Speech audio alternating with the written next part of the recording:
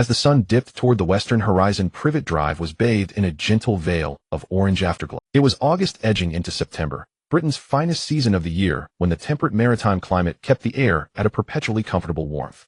The abundant sunlight not only rendered the lush greenery on both sides of Privet Drive even more vividly verdant, but also granted the boys license to spend their entire days romping wildly up and down the street. The moment they spotted the bicycle at the distant corner riding toward them against the light, the children clustered around Dudley, scattered at once like startled birds and fleeing beasts. At this hour, the only one who would be coming home was that other people's child. Of these few streets, the great bogeyman in the children's hearts, Harry Potter, Dudley's most formidable backing. In the tales spun by Dudley, who had proclaimed himself Harry's agent and king of the children, that dark overlord rode out every day on his bicycle to hunt down local thugs, and each night slept with his enemies' severed heads as his pillow. For this figure, who was absent from their childish world, yet whose reputation loomed large over it, the children could only cradle a mingled terror and curiosity. Watching his little underlings disperse, Dudley's fat cheeks compressed his eyes, two black buttons, into something even smaller as they disappeared within his beaming grin. The chubby boy waited at the door, smiling. Ever since his cousin had casually dismantled the four limbs of a big kid who tried to block his way and extort cigarettes and booze money, Dudley had completely prostrated himself at Harry's feet. Especially after acquiring such a locally infamous patron, the intoxicating pleasure of bullying others under borrowed authority was beyond description. The boy on the slightly shabby bicycle dismounted near the front gate, fished a stack of books out of the basket, and tucked them under his arm, then strode straight into the yard. Dudley immediately and wordlessly grabbed the abandoned handlebars, puffing out his chest in pride as he followed into the little courtyard, trailed by children sneaking reverent glances at the infamous overlord. Children, especially those of this age with little to occupy them, instinctively revered violence, partly out of a primal admiration for strength and partly because their parents' rough methods of discipline had taught them to. To them, violence was the deterrence bestowed by authority within their own ranks. That same violence became the emblem of authority itself. Adults, however, feared more the violence concealed beneath a veneer of civility, the sort of obvious privilege that could shatter a teenager's limbs without so much as attracting the police to the door. Harry Potter halted before the door. Dudley trotted to park the bicycle securely, then scurried back to his cousin's side and hurriedly opened the front door for him. The doorbell was jostled, and in the lamplit room beyond it chimed a few crisp notes. Petunia, busy cooking in the kitchen, immediately poked her head out. Expecting to see her precious son, she instead first caught sight of a round-faced, adorably featured boy whose face uncannily resembled that of her arrogant, coarse brother-in-law. Yet his eyes were not the same. Their color was her sister's shade of green, that much was true, but when you met his gaze you saw only your own reflection in them, the stare of a top predator appraising its prey. She had once merely thought the boy cold and distant until a trip to the zoo where by chance she locked eyes with a lion. Only then did she realize exactly what Harry's gaze resembled. "Harry, I made an apple pie with not too much sugar. Dinner will be ready very soon," Petunia murmured, lowering her head slightly as she carefully sought to communicate with him. Thank you," he replied with his usual cool detachment. Harry hung his coat casually on the rack, then turned to look at Dudley, who had already waddled from the back of the hall to the front. "Any letters for me?" Dudley instantly spun to the side table, rifling through the stack of envelopes in search of those bearing Harry's name. "Yes, 3 letters," Dudley said. His plump, radish-like fingers first wiped themselves on his clothes before he carefully extracted the 3 envelopes addressed to Harry and offered them up with both hands. Harry's gaze moved over Dudley's face, cuffs, and fingers. Only after confirming there were no signs of poison or curses did he accept the letters. "Harrier." Vernon, who had been sitting on the sofa reading the newspaper, called out softly to the boy just as he was about to go upstairs. Yet when Harry's eyes turned toward him once more, the man who nearly filled every inch of sofa space still could not help but give a betraying shudder. "Those 2 stocks you mentioned really did go up. We're planning to go to the zoo tomorrow. Are you coming?" "I have an appointment tomorrow. No need to set aside lunch for me. And lastly, have fun." Only when the boy had completely disappeared from their sight did the 3 downstairs finally release a long collective, "Dudley, forget it." Vernon had wanted to admonish his son that such fawning was unnecessary, but the memory of that gaze made him swallow the rest of his words. It was not, he told himself, that he was afraid of Harry. Rather, in the past 2 years, every stock in fund that Harry had casually pointed him toward had risen. There had been tiny losses, yes, but overall the gains almost amounted to an extra income equal to his salary. What he truly feared was losing money, falling out with Harry, and thereby letting a walking god of wealth slip. Back in his room, Harry placed the letters and books on the desk, then almost by habit raised his right index finger toward the sky, preparing to cast a detection spell on the 3 envelopes. Yet in the end, only a faint spark of fire surfaced at his fingertip. This world had no weave of magic. Thus, spellcasting had become extraordinarily difficult. 10 years ago, driven by a profane experiment, he had been forced to exile himself with a high-level banishment spell to escape divine punishment landing here. Since then, the distinguished Red Tower high-ranking wizard Harry Potter had succeeded in casting only 3 spells, one of them merely a cantrip, Flash.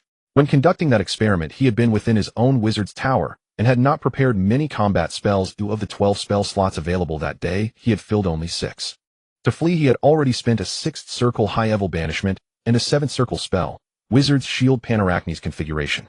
After arriving here as an infant, he had at the age of 3 managed to use the last high-level spell in his slots, Detection, to determine what abnormal state afflicted him, and what forsaken backwater he had ended up in, one so wretched that not even a magic weave had been established. The 5th circle human indication spell in his slots had been spent dealing with local law enforcers who came because he had injured someone.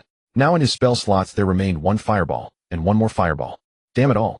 How could a Red Tower wizard of his stature fall into that same bizarre cognitive trap of fixating on fireball once he reached higher levels?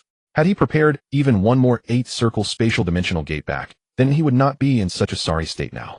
Harry's room was on the 2nd floor, the largest bedroom in the entire house.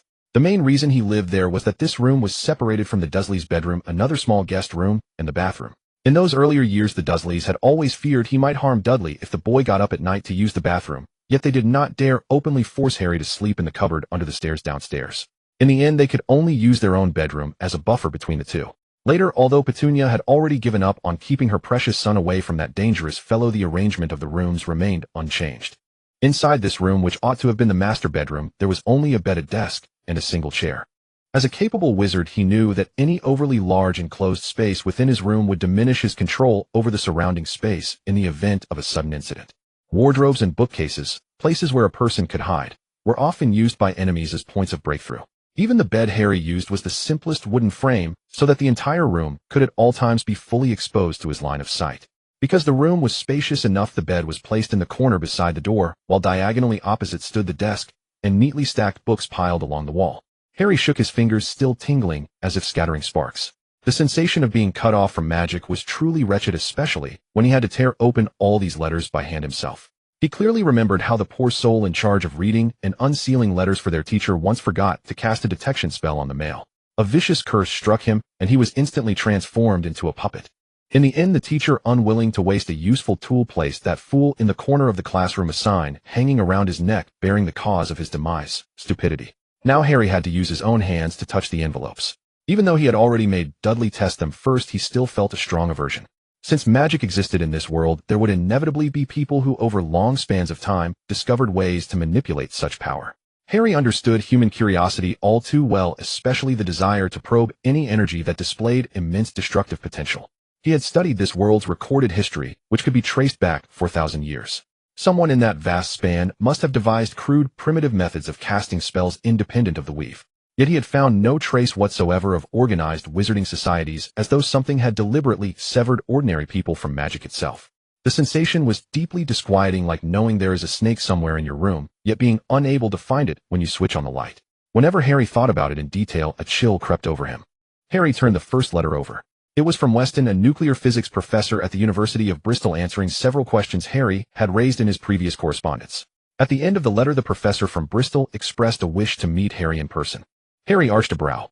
A meeting was out of the question. He had been corresponding under the guise of a local high school physics teacher, a 57-year-old bald man who could easily have been the professor's son. If that physics teacher had been in a particular hurry to start a family, Harry mused, he could almost have passed for the man's grandson. The boy considered for a moment, then slowly pressed his fingertip against the ink sac of his fountain pen, watching blue ink spread through the rubber reservoir. He pulled a sheet of paper from the side and began to write his reply. No. 4. Privet Drive, Bristol, July 23, Tuesday. Dear Viscount Weston, it is an honor to receive your favor, yet I must once again apologize for declining this meeting, as you already know. As a strictly cloistered girls' school, Bristol College of Arts and Sciences imposes rather severe time constraints on its staff, especially those teaching key subjects. When those girls are free to enjoy their holidays, I must still be buried beneath piles of their error-ridden assignments. I am sorry to be complaining to you here, yet I must still respectfully decline this meeting. However, I trust that we shall have the opportunity to meet one day, Viscount.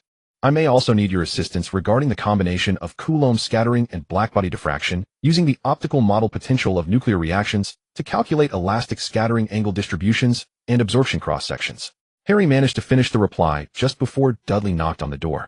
The crucial part lay in the latter paragraphs, where he had carefully organized and presented the questions that had troubled him recently.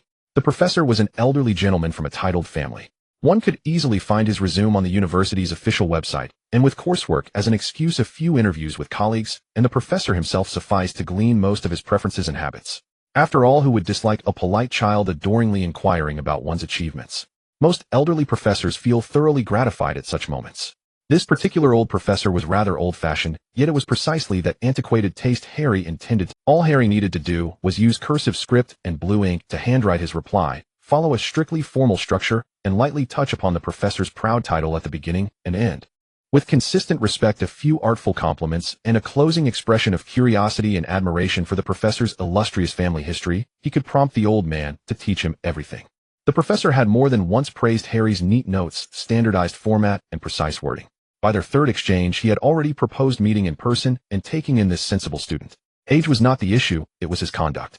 As the professor looked at those other students' scrawled handwriting, reliance on typewriters, mangled grammar, and complete ignorance of format, this young correspondent's letters grew ever more pleasing to the eye. "Dinner's ready," cousin Dudley called, lightly tapping twice on the door.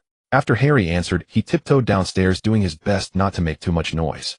Harry found a suitable stamp from a box at his side, fixed it in place, and sealed the envelope. Finally, he struck a match to light a small candle, holding a tiny copper spoon over the flame to melt a short segment of sealing wax. He then finished the seal, a flourish with no practical function, yet one that would make the old professor's mind erupt with delight and prompt him to toss a heap of other students' letters into the fire in favor of reading Harry's first. Harry turned his head toward the mirror on the desk. The boy reflected there had short hair and a lightning-shaped scar. He touched the scar. There should be a soul hidden within it, yet he had no way of using magic, otherwise he would long since have unleashed a soul burst to clear out the tenant lodged there. Fortunately, that tenant had not tried to seize control of his body or influence him. Otherwise, Harry would have been forced to use the weighted tool in his pen holder to perform a crude frontal lobotomy on himself. As a wizard of the Red Tower, even if he were reduced to idiocy, he would never permit anyone to wrest his body. Harry tapped the mirror lightly with his finger, and in an instant its surface was replaced by a page. This was the result of what could only be called his half-failed casting of a seventh circle advanced detection spell. Because it was entangled with the curse of Alice Spider Goddess and then disrupted by chaotic time-space currents, the spell, which should have ended the moment it delivered its findings, now displayed abnormal behavior. To be honest, had this occurred on any day 10 years ago, Harry would have been overjoyed to attempt reproducing the anomaly, using it as grounds to greedily swallow research funding from the Red Tower. But now, with a divine curse upon him and a body-sharing guest already in residence, he wanted no further aberrant spells. It had to be because he had once used a fragment of the statue of the God of Mages to prop up a table leg that his luck had soured so badly. "Damn God of Mages," Harry muttered under his breath. In the mirror, the page quickly solidified, very much like those displays used by mercenary guilds to assess the abilities of their hirelings. Name: Harry Potter. Age 10. Abnormal state: divine punishment, sacred enemy. You are unable to properly learn any spells other than the 3 unforgivable curses. Any attempt at study will yield only casting techniques related to the 3 unforgivable curses, and your progress in learning them will be extremely arduous. Spell status: LV 178,100. LV 165,100. LV 174,100. Fireball LV 4, 189, 710, 0000. Mage Hand Degraded Version Harry Potter Original LV 0, 110. Simple Detection Degraded Version Harry Potter Original LV 0, 210. The 3 question marks were almost certainly the so-called 3 unforgivable curses. For the first time, Harry realized there were people who could not use the spells they themselves had designed, and that the unfortunate soul in question was him. Though both theory and experiment were sound, every time he tried to cast a spell his consciousness would involuntarily blur, drifting toward irrelevant knowledge. Valuable as that knowledge was, it severely disrupted his casting. It was worthy of Alice Spider Goddess, this foul deity who ruled the underworld, whose dark drow followers served her dominion over revenge, torment, pleasure, and lust. The curse was vicious enough. If he died without ever discovering those 3 unforgivable curses, it would be nearly impossible for him to return to the prime world within his lifetime. Most insidious of all, this so-called curse was not purely negative. In reality, it resembled a constrained bargain, for he did gain knowledge from it. That prevented a straightforward removal through high-ear divine spells meant to cleanse malice, or 9th circle forbidden magic designed to dispel negative conditions. The only complete solutions Harry could think of, aside from killing Alice outright, were to use 10th circle wish magic, or else attempt somehow to circumvent the curse entirely. Still, he had to admit he had learned something new about how curses could be crafted. Considering the possibility that he might never find a way to break it in this lifetime, Harry was forced to turn his gaze toward the goblin-like technology mastered by mortals in this world, such as nuclear power. He sought to discover some indirect path to salvation through it, though he knew the chance of success was just as slim. The apple pie looked incredibly tempting, its flaky crust puffing up with steam, and Petunia had even taken the care to trim its edges, adorning them with a circle of blueberries and strawberries. Dudley swallowed nervously, but considering the need to respect his greatest support, the boy could only attempt to divert his gaze to the wooden bird clock hanging on the wall while licking his thick upper lip. At last Harry descended the stairs and Vernon set down his newspaper, taking a seat at the dining table. As Aunt Petunia placed a thick layer cake on the table, wearing her baking gloves, Dudley finally managed to transfer a slice of apple pie onto his plate with a knife and fork. Harry pressed the back of the knife with his index finger, gently pushing it to glide across the soft surface of the pie before using the fork to bring the cut pieces to his mouth. The body he had previously adjusted through biological experiments and spells had been completely destroyed in the turmoil of time and space, though he was well aware that reminiscing about that past body was somewhat meaningless. But now the daily necessities of eating, excreting, cleaning, and sleeping were far too troublesome.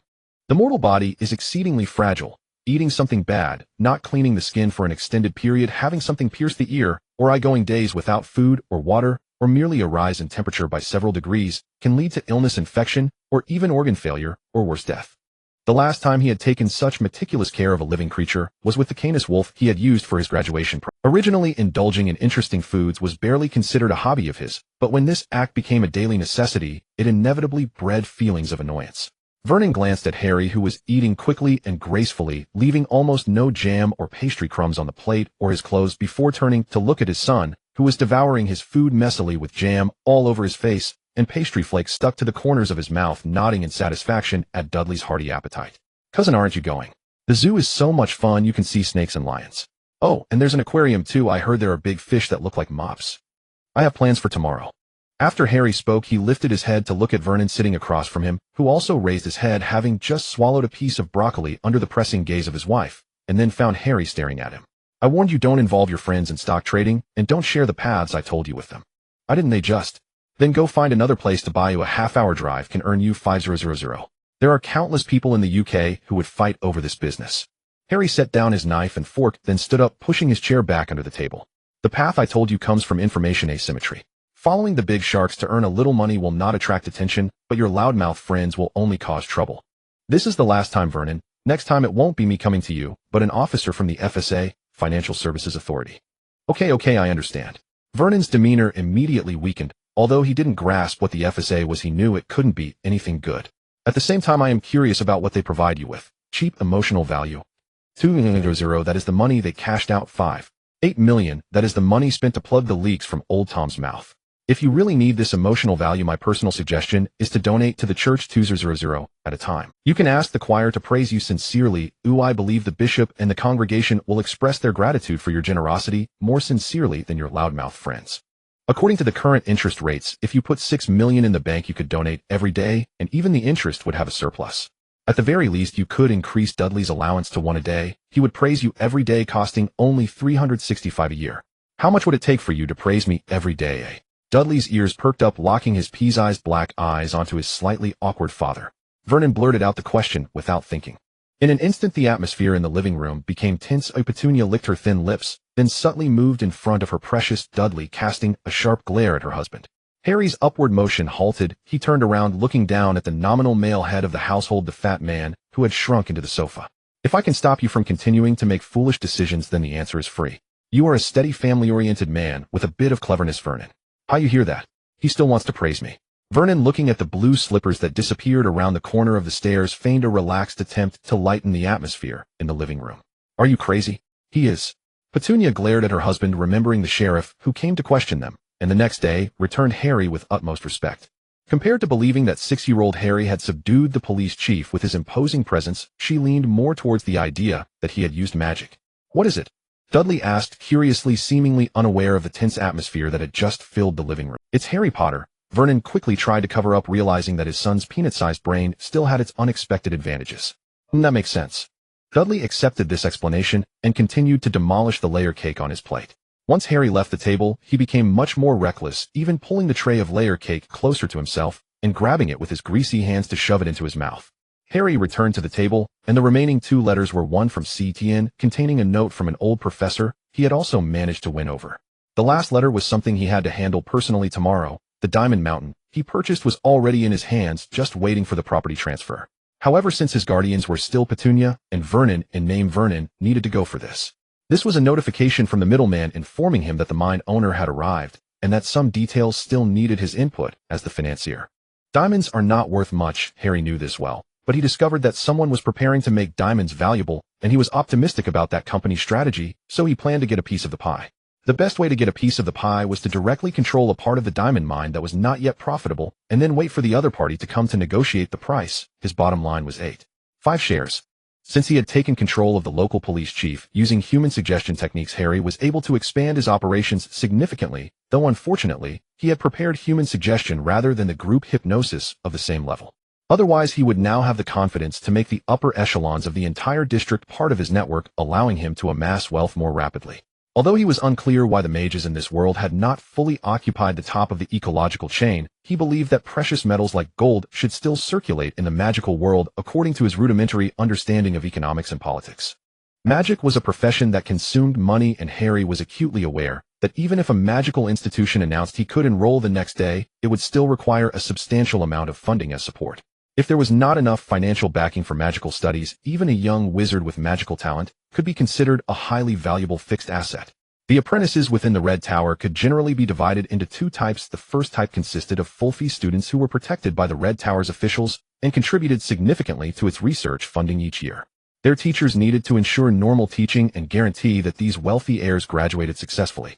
The second type accounted for 90% of the apprentices like Harry Potter, who were essentially the private property of their teachers. The Red Tower only required teachers to produce at least one officially recognized wizard passing the basic exams every 50 years. Aside from that, there were no other constraints, not even a moral one. Apprentices were considered personal belongings of their teachers, a fact universally acknowledged within the Red Tower. In fact, some rather unscrupulous teachers would hold back those apprentices who could take the qualification exams, releasing only one who was nearing death or lacked talent every 50 years to meet the quota. This was tacitly tolerated within the Red Tower, and conversely the Red Tower also supported apprentices killing their teachers. Even further back, this was the most advocated graduation method by the Red Tower. However, as the organization expanded, it faced some extreme wizards, which led to a gradual standardization within the Red Tower. Yet after killing their teacher, inheriting all their property and social connections became a tacit rule, allowing teachers to enslave their apprentices. Harry Potter was the son of a farmer and the 5th child in a not-so-fluent farming family, with 2 older brothers and 2 sisters who were sent off as brides just after their first menstruation. Below him were a pair of twins sold to traffickers, and it could be imagined that his father clearly could not afford the enrollment fee equivalent to that of a gold bar of his size. Thus it was only natural that he was sold to the trafficker, who tested his magical talent for the price of 1 lice-bite silver coin. What allowed Harry Potter to laugh out loud later was that the trafficker eventually sold him to his mentor for the price of 17 glory gold coins. Thinking of that rude man being deceived in such a manner made him chuckle, even if the subject of his amusement included himself as a commodity. If it weren't for his outstanding learning ability and research talent as the property of his teacher, he would have soon been consumed in a failed experiment or a successful one. After all, even within the Red Tower, his teacher was renowned for having a high turnover of apprentices. The other party would even find themselves having to spend money to buy young wizards with magical talent from the Scattered Tower after only a few months of receiving their share of apprentices from the Red Tower Council. Among all the apprentices of his teacher, Harry Potter could definitely be considered the most innocent and straightforward. Fearing that he would be schemed against by his peers as soon as he stepped out, his teacher had specifically arranged a position for him as a court wizard in a decayed little kingdom to tide him over the initial period. He had always relied on his talent, which was so strong that even his teacher was reluctant to treat him merely as a... At this moment, however, Harry had lost the ability to create and cast magic. Even if knowledge had entered his mind, a wizard unable to cast spells was as useless as a gun with a doused fire or a bow with a snapped string. This immense insecurity led him to start hoarding funds and assets in advance. The portion for Vernon was just a drop in the bucket. Spending a little money could reduce many minor troubles and save a lot of energy, making it a surefire business. If Vernon remained oblivious, then an accident might also be an option. After all, he would not end up in an orphanage. Accompanied by the chief, Harry met the mine owner, with the chief handling the negotiations, while Harry only needed to confirm the details. Before noon, he successfully acquired the diamond mine located in Africa, and the French businessman left satisfied. For him, quickly selling this undeveloped mine that required constant financial support was an exceedingly wise. Returning home with the agreement, Harry found himself lagging behind the Dursleys, who appeared slightly fatigued from their day at the zoo. Aunt Petunia, rare for her, had not cooked herself, and had chosen to order dinner after a long day. With Dudley soon reaching school age, Aunt Petunia was very eager to ask Harry about his plans. Not to mention, if Harry could attend the same school as Dudley and keep an eye on her precious son, he would surely have a wonderful child. However, it was clear that Harry had his own plans, such as relying on a certain stern old professor to enter university at the age of 15, but before that he was still determined to continue raising funds while searching for traces of wizards, striving to pay for his enrollment fee on his own and enjoy the experience of being a full-fee student. The night ended with Dudley snoring, and by the time the sun rotated back to the western hemisphere, Petunia had already risen early to prepare breakfast for the family in the steaming kitchen. As a full-time housewife, her day was evidently fulfilling, yet equally dull. By the time Vernon came downstairs, Harry was already seated at the dining table looking at a white book in his hands, while Dudley was still tangled up with blankets and pillows in his bedroom. When Vernon passed by, he heard the sound of snoring. Yesterday his little Dudley had exhausted himself, so sleeping in was. As Vernon walked past Harry, he paused, intentionally stretching his non-existent neck to see what this kid was reading, as he had always wanted to learn about his stock trading methods. Additionally, he had always doubted Harry's claims of information disparity in channels. If there truly were such channels, why was it that he as a company executive had not accessed them yet? Harry could. If he could learn Harry's stock trading techniques, he would be able to establish his own business. Then he could dictate everything. Good morning, Mr. Vernon, with a good sense of fashion. Harry noticed the sneaky Vernon, closed his book, and pondered for a moment, diligently executing the agreement from yesterday. Haha, good morning, Harry. Vernon indeed saw what was inside the book, which was a series of mathematical symbols accompanied by large blocks of characters that were completely blurred for him due to his mild nearsightedness. It matched his understanding of economics. Those economic analysts and companies worked in a similar way, frequently consulting large volumes on their desks before quoting extensively in front of the boss. He also planned to consult a few colleagues for advice to see if he could learn some rudimentary stock trading skills. To alleviate the embarrassment of being caught peeking, Vernon volunteered to go outside and check for any mail. Harry, there's a letter for you, As Vernon rubbed open a crumpled piece of stationery, he spotted an unstamped letter caught within. Moi. Harry turned his head in confusion, seemingly questioning why Vernon paused, and then he saw the letter bearing an H composed of a lion, an eagle, a badger, and a snake, along with the words magic above it. Harry quickly shifted his gaze to the wall clock shaped like a woodpecker, forcing himself to quickly forget while burying what he had just seen deep into his memory. What was meant to come had arrived. This was the most dangerous and passive situation, being cornered at home by people from the Magical Academy. He had originally planned to use gold to see if he could buy up some down-and-out wizard apprentices, then verify which wizard organization offered the best value. However, if he was cornered by others, not only would his options greatly diminish, but he would also be likely to encounter organizations like the Red Tower that did not adhere to the rules of magic. Number 4, Privet Drive. Oh, first floor, Mr. Harry Potter, here is your letter, Harry. Dudley seemed to be activated by the rich aroma of breakfast wafting from the kitchen. As he tiptoed into the dining room, he noticed Harry staring blankly at the woodpecker clock, and his father holding a stack of letters, looking puzzled. Curious, Dudley poked his head out, and with his keen eyesight he immediately spotted the brightly colored letter clutched in his father's hand. Just as Dudley was about to take a look at the colorful cartoon-like symbol on the letter, his father pressed it down under other. Dudley's curiosity was instantly piqued as he caught sight of the strangely detailed address on it. Eager to uncover what his father was hiding, he immediately shouted at Harry. Dudley had an inkling that his father feared his cousin, and he thought that if he told his cousin that his father was hiding his letter, his cousin would definitely come demanding it. At that point, his father would undoubtedly be too afraid to refuse allowing Dudley to see what it was. Feeling proud of his cleverness, Dudley noticed his cousin's face stiffen, reminiscent of the expression he had when he accidentally dropped a cabinet on his cousin's toe years ago. Realizing something was off, Dudley immediately shrank back, hurriedly sitting at the table and digging into a jar of jam, spreading it all over his slice of bread. Hearing Dudley's overly dutiful comments, Harry's lips twitched as he abandoned the thought of sneaking away to book a. Since they could pinpoint his exact location, simply running away would be futile and might even provoke the wizard sent to summon him. After all, no one enjoys a little wizard who complicates their job with added intensity and difficulty. Most of the wizards in charge of recruitment for the Red Tower were apprentices and students. These two would not show any leniency toward incoming students just because they were also lost souls. On the contrary, releasing the negative emotions from teachers onto these powerless, violent children was the greatest pleasure for every recruitment officer. This is troublesome, Harry sighed, then rubbed his temples. Harry, your letter. Vernon glanced at his dutiful son and could only take out the letter, carefully placing it on the table. Harry directly pressed the letter down with a book and then walked over to the house phone. Send all the gold from Vault 187 to number 4, Privet Drive, immediately. It's urgent. After giving his instructions on the phone, Harry returned to the book. He felt like he was trapping a cockroach under a glass wanting to get rid of it, but afraid that opening the glass would result in the disgusting creature flying right at him. Aren't you going to take a look? Aunt Petunia had also come into the dining room looking at the letter pressed under the book with a complicated expression. It seems you know something, so it does exist, right?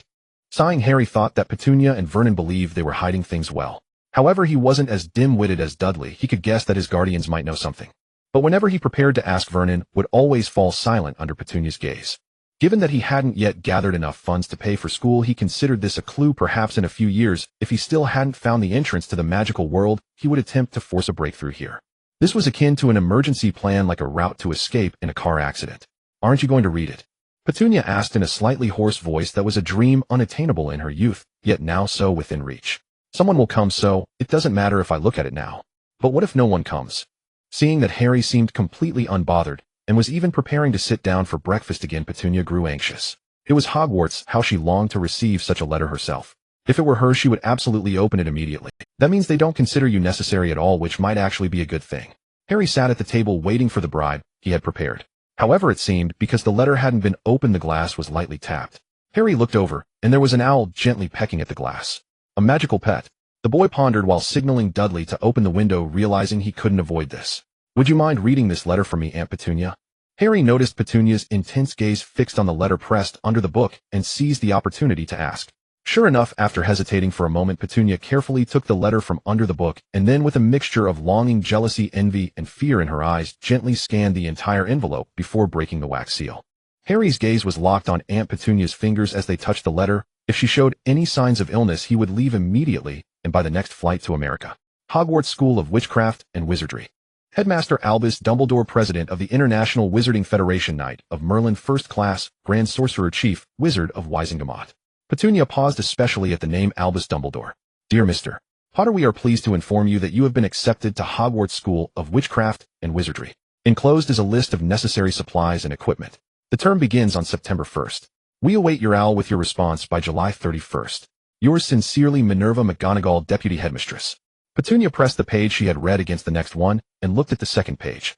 Uniform first-year students require 1 black robe, 3 plain black work robes, 1 black pointed hat for day, wear 1 pair of protective gloves made of dragon hide or similar materials, 1 black winter cloak with silver fastenings. Please note all students' clothing must bear name tags. Textbooks. After reading a long passage, Petunia glanced at Harry, who was sitting silently, without a discernible expression. Continue until it's finished. All students must prepare the following books: The Standard Book of Spells Grade 1, by Miranda Goshawk, A History of Magic, by Bathilda Bagshot, Magical Theory, by Adalbert Waffling, A Beginner's Guide to Transfiguration, by Emmerich Switch, 1000 Magical Herbs and Fungi, by Phillida Spore, Magical Drafts and Potions, by Arsenius Jigger, Fantastic Beasts, and Where to Find Them, by Newt Scamander. The Dark Arts, A Guide to Self-Protection, by Quentin Trimble. It seems it will cost quite a bit, Vernon muttered, but before he could finish he was locked in the gazes of both his wife and Harry, retreating back into his sofa. A knock echoed at the door. Hogwarts representative arrived even before Harry's golden moment. Harry rose and approached the threshold, where a man stood like a caged beast. Thick shaggy hair veiled his face, and his bulging muscles could have crushed 3 Vernons with a single palm strike. Oh, Harry, haven't introduced myself yet. I'm Rubius Hagrid, keeper of the Forbidden Forest at Hogwarts. The giant bent low, barely squeezing his massive frame through the doorway. His broad torso struck and shattered the white doorframe with a dull crack. His gaze paused on Harry's forehead, especially upon that lightning-shaped scar stark against his pale skin. I trust you've received your acceptance letter, and I'm delighted you didn't tear it up or toss it into the fire. Professor Dumbledore even said. Apologies, let's keep this brief. Hagrid carefully ducked beneath the hanging lamp, shifting his hulking form within the cramped room before turning to Vernon and Petunia Dudley, who swallowed audibly in unison. I noticed the letter makes no mention of tuition, Harry remarked, glancing at the wall clock. The bank officials should be arriving soon. He hoped at least that wizards also used gold as their standard currency. Oh, Hogwarts never charges tuition. It's entirely free. Of course, books and other essentials require a modest sum, but don't worry about that, Harry. Hagrid turned playfully toward Harry and winked. Harry's eyes flickered between Aunt Petunia and the giant. Then for now he let the tuition question rest. So, any questions about magic? Hagrid drew out his pink umbrella and asked eagerly. He'd volunteered for this task. Originally, Professor McGonagall was to collect Harry, while Hagrid himself had merely been assigned to fetch a parcel from Gringotts. But he'd longed to meet Harry, especially after McGonagall once lamented that the Dursleys were the most appalling Muggle couple she'd ever encountered. No, we'd rather not, Petunia interjected hastily. Harry nodded in silent agreement. What a pity. Hagrid sighed, retracting his little umbrella. He'd yearned for a chance to cast something, even just a whisper of magic. Ever since they'd snapped his wand, every spell he attempted had to be performed furtively in shadows. Right then, Harry, we'll need to make your purchases now. You've read the supply list in your letter, haven't you? Minutes later, emerging from the underground train, Harry finally laid eyes upon Diagon Alley, the very place Hagrid had mentioned repeatedly en route. The boy swept his gaze across the street and swiftly fixed upon a dilapidated, weathered building. Well-dressed office workers passed it without a glance, oblivious to its faint, lingering odor, an enchantment surely belonging to some obscure school of charm work. No wonder he'd failed to detect magic before. The flaw wasn't in himself, but in those he'd hired. Those private investigators must have been what Hagrid called Muggles, individuals with negligible magical sensitivity. Same as always, Hagrid. The giant pushed open the narrow, crooked door, whereupon the tavern's bustling clamor ceased instantly. No, I'm on official Hogwarts business. Hagrid waved off the barkeep, who'd begun rising from behind his grimy counter to greet his longtime patron. Harry's eyes swept the interior. Unobtrusively dim, fractured light filtered down through warped ceiling planks, thin as willow twigs, skimming over tightly packed shadow-draped tables and chairs. The barkeep's shout drew nearly every patron's attention, until they recognized Hagrid, keeper of the Forbidden Forest, trusted confidant of Albus Dumbledore, and promptly looked away. Only one wizened old wizard raised his tankard in quiet salute, a tribute offered by a seasoned drinker to a familiar face. Harry deliberately avoided meeting the witches' and wizards' gazes. Judging by their disheveled appearance and ragged attire, he dismissed any possibility they belonged to the lawful good alignment. Any lawful good spellcaster would meticulously tend their appearance, not necessarily with opulence, but always with immaculate order. For once, Harry found himself exhaling inwardly in relief. What if moments later someone cast an alignment detection charm and discovered he was a lawful evil brat who'd wandered through the wrong door?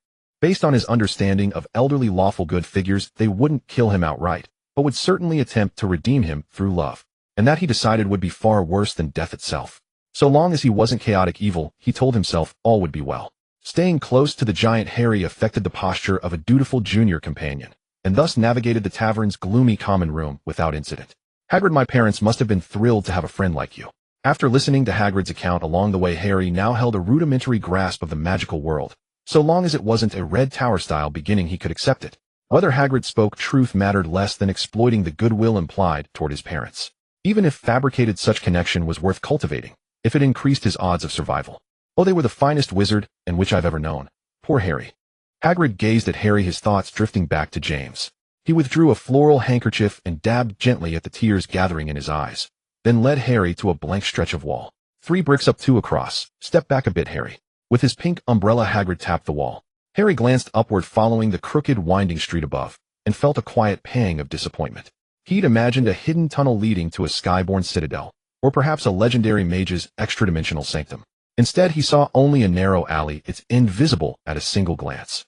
Harry sidestepped the flustered apprentice, clutching a writhing stack of animated objects, and deftly avoided a dented cauldron rolling past his foot. After visiting Gringotts with Hagrid, Harry set aside 2 concerns his reluctant relatives appeared capable of offering tangible support, particularly the bookshelf tucked discreetly in the corner where he'd glimpsed patent titles that he suspected was the most valuable treasure in the entire vault.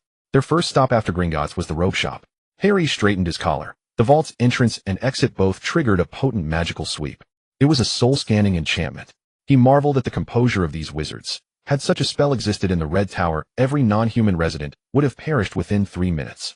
Having attempted to resist the spell's resonance, Harry now felt lightheaded and unsteady. Only through minor non-magical techniques borrowed from charm work did he manage to suppress the raw primal force attempting to bore into his mind. After leaving Gringotts, the first stop was Madame Malkin's Robes for All Occasions, a small shop with relatively bright windows, where several Victorian-era garments were displayed on mannequin-like wooden figures striking poses.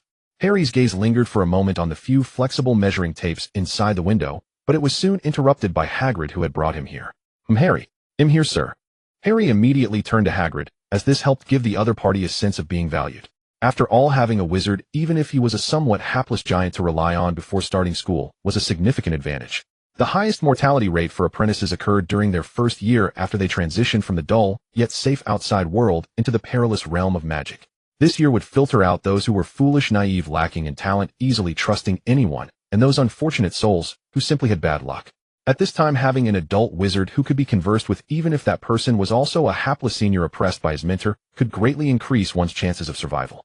According to Hagrid, Harry's parents were supposed to be connected to a significant figure in the current British wizarding community, yet Harry could not help but feel a degree of skepticism towards the giant's claim of him being a descendant of heroes.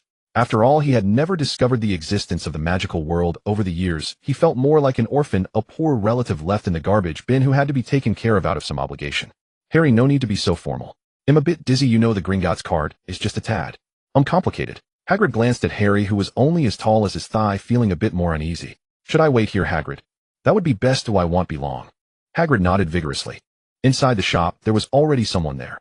A tall boy with golden hair who was currently conversing with Madame Malkin. Harry stood quietly in a position where both could see him, ensuring they knew he was waiting. Usually passers-by were silenced just because they had practiced their stealth too well. He had also silenced a few mischievous peers during his apprenticeship, due to his then insensitive senses. In fact, as conspirators, they often hated such troublesome matters. After all, murder would leave traces. The best way to protect oneself was to announce one's arrival, maintaining a distance that allowed them time to finish their private conversations. That must be a new student coming in. After exchanging a few words with Madame Malkin, the tall boy took 2 bags from her. May I ask, are you Harry Potter? As the tall boy was about to pass by Harry, his previously gentle smile suddenly faltered, and he looked at the scar on Harry's forehead with confusion, then asked, slightly astonished. I am indeed Harry Potter, but I'm not sure if I'm the Harry Potter you're looking for. That should be you. I am Cedric, a third-year student from Hufflepuff, which makes me your senior. No need to be so formal, Harry, you're making me feel a bit embarrassed. As Madame Malkin had just finished measuring with those flexible tapes, and the sewing machine behind her was still working hard, Hagrid was already standing outside the window. Hagrid cheerfully held up 2 ice cream cones sprinkled with colorful candies. When Harry stepped outside with the bags, the giant naturally took the bags from his hands, suggesting that the relationship with his parents was indeed quite close. Such small actions were hard to perform so naturally. Harry instinctively raised his right index finger, but quickly stopped himself from unleashing his probing magic. It was pointless. If Hagrid intended to feed him something, even if he successfully cast the spell to detect it, it would be of no use. Sweet, a bit cloying, but the cream flavor is relatively smooth. I would give it a 2 out of 10. Your birthday is July 31st, right, Harry? It's a pity that your birthday is still a bit away. Hagrid looked at Harry's slightly curved green eyes and gently patted the boy's short hair. The boy's understanding was somewhat heart-wrenching, which was one of the few times he disagreed with Dumbledore's decisions. Let me think then. Well, buy your wand. It's the most important asset for a wizard. Harry, do you remember what else we need to buy? Hagrid scratched his messy hair. He hadn't brought the list from the letter when he came out. As the one responsible for welcoming new students for the first time, Hagrid was somewhat unsure about what things should be bought. Harry paused, confirming that Hagrid was genuinely asking, and pretended to recall the details. A cauldron, small potion bottles, a telescope, and probably a brass scale. Not far from Madame Malkin's was Ollivander's the wand shop. An old man with pale hair entered their view, riding a sliding ladder after hearing the doorbell. The old man pushed up the glasses perched on his nose, and as if confirming something, gasped and jumped down from the ladder, striding towards Harry. I remember how your mother looked when she first came here. It feels like it was just a short while ago. Then Mr. Potter, your dominant hand. Using a soft tape like Madame Malkin's to measure Harry's stature, Ollivander scrutinized Harry again with his silver-gray eyes. Try this one. Ollivander pulled out a gray wand from nearby. A wand of ash wood with a dragon heartstring core. It serves those with a firm purpose and who are willing to sacrifice something for that purpose. Well, it seems it doesn't quite like you. Ollivander looked at the sparks flickering from the wand, snatched the wand from Harry. Now this one, a wand with a phoenix feather, as the core is suitable for those possessing wisdom far beyond their peers and who are willing to remain humble. Ollivander swiftly took the wand that was emitting a faint orange fire ring from around it, then began to delve deeper into the pile of wands, muttering something that Harry thought sounded somewhat like Hebrew. Blackthorn. Ollivander placed a wand in front of Harry, his gaze lingering on Harry's cheek for a moment. That's a wand only dark wizards would use. Hagrid behind them exclaimed, his eyebrows nearly jumping up. Aurors use them as well. To my knowledge, at least a dozen Aurors have purchased Blackthorn wands from me, big guy. Ollivander's eyes were fixed on Hagrid, who was standing outside, afraid of bumping his head against the door. Try this one. Hawthorn wood with a phoenix feather core. Harry, your mother used precisely this kind of wand. Mr. Ollivander watched the wand's persistent lack of resonance, his brow furrowing as he sifted through decades of memory, searching for some overlooked detail. Very well, discerning young sir. Perhaps this will suit you better. Hollywood also with a phoenix feather core. Ollivander retrieved a wand from the highest shelf, brushed off a fine layer of dust, and handed Harry the slender wooden rod, tenderly wrapped in fragile scraps of parchment. This wand shares its core with he who must not be named. Well, it appears unsuitable too. Ollivander sighed deeply. Only one wand remained, and with it a chilling revelation he'd just unearthed. You would 11 inches, notably rigid with a dragon heartstring core. It chooses those marked by ambition, intellect, and innate talent. most often purebloods, especially those renowned for dueling prowess. Harry took the wand. Its tip flickered faintly. Then, as if answering an unspoken command, scattered boxes rose one by one, hovering silently around the boy like devoted acolytes. Ollivander watched them depart with a conflicted expression. The last known wielder of you had been singularly extraordinary, especially now that the boy who would be savior bore a dragon heartstring core. For centuries, the Ollivander family had steadfastly employed only three core materials: dragon heartstring, phoenix feather, and unicorn hair, a triad chosen not for mystique, but for unparalleled stability and sustainable supply. Beyond Ollivander, Britain itself harbored other wand makers, some capable on rare inspiration of crafting one or two wands rivaling Ollivander's finest. Yet such creations rarely reappeared, not due to flaw, but to scarcity of empirical data. Without vast archives of matched wanded wielder records, their craft remained rudimentary, yielding wands fit only for basic use. Even a snapped Ollivander wand proved safer and more stable than most imitations. Those shoddy artifacts suited only desperate dark wizards performing one-off illicit deeds or werewolf sorcerers lingering at society's fringes. Through generations of meticulous craftsmanship, the Ollivanders had discerned correlations between wand materials and wizardly temperament. You carried inherent inclinations. Phoenix feather, by contrast, remained comparatively neutral. Most wizards who chose you paired it with unicorn hair, not dragon heartstring. For the latter spoke with far greater urgency, a stark, unmistakable declaration. After a pause, the old man resolved to remain silent. Whomever rose to power all required Ollivander wands, and their survival depended upon absolute, unwavering neutrality. Even at the height of He Who Must Not Be Named's terror, Ollivander supplied flawless wands impartially, to both the Order of the Phoenix and the Death Eaters alike. After purchasing his textbooks, Harry selected Hogwarts: A History, and under Hagrid's quietly reverent gaze tucked the hefty volume into his already overstuffed trunk. Hagrid escorted Harry back to number 4 Privet Drive. Though Harry insisted he could walk alone, even the famously easygoing giant knew better than to entrust a 10-year-old laden with parcels to navigate home unaided. Harry, remember, September 1st, King's Cross Station. Hagrid drew the ticket from his pocket and handed it over. Harry examined it closely. Sir, pardon me, but his platform 9 3/4 meant literally, in, yes, just the pillar. You know the one. Walk straight at it, facing the direction the train departs. Hagrid paused, recalling how long it had been since he'd last stood on that platform. To be precise, he'd ridden the Hogwarts Express only a handful of times, his own wand having been snapped in his 3rd year, followed by a semi-exile to the edge of the Forbidden Forest. Still, the ingenious entrance remained vivid in his memory. When Harry returned laden with luggage, the living room light at number 4 Privet Drive was still burning. Vernon visibly exhaled in relief upon seeing the boy delivered safely by Hagrid. He set down the air rifle he'd been holding and cautiously parted the white curtain just enough to peer out. A fleshy bulbous head emerging like a colossal durian perched atop a tart. Harry, what exactly is this? Vernon asked, watching with quiet astonishment as Harry bid farewell to the shaggy giant with genuine warmth, only to pivot instantly into his usual detached demeanor upon turning back indoors. Before Vernon could cry out in awe at this masterful feat of emotional whiplash, he hastily pointed toward 3 gleaming metal briefcases tucked into the corner. Ah, just gold. No need for it now. Someone will collect it tomorrow. Harry stifled a yawn. His body was still in its tender developing years, human childhood, fragile and perpetually drowsy. There was no virtue in resisting nature's gentle pull. He passed the book-laden trunk to Vernon, who stood momentarily stunned by Harry's startling candor, then hoisted the smaller case containing his remaining belongings and bounded up the stairs. What is this? Why is it so heavy?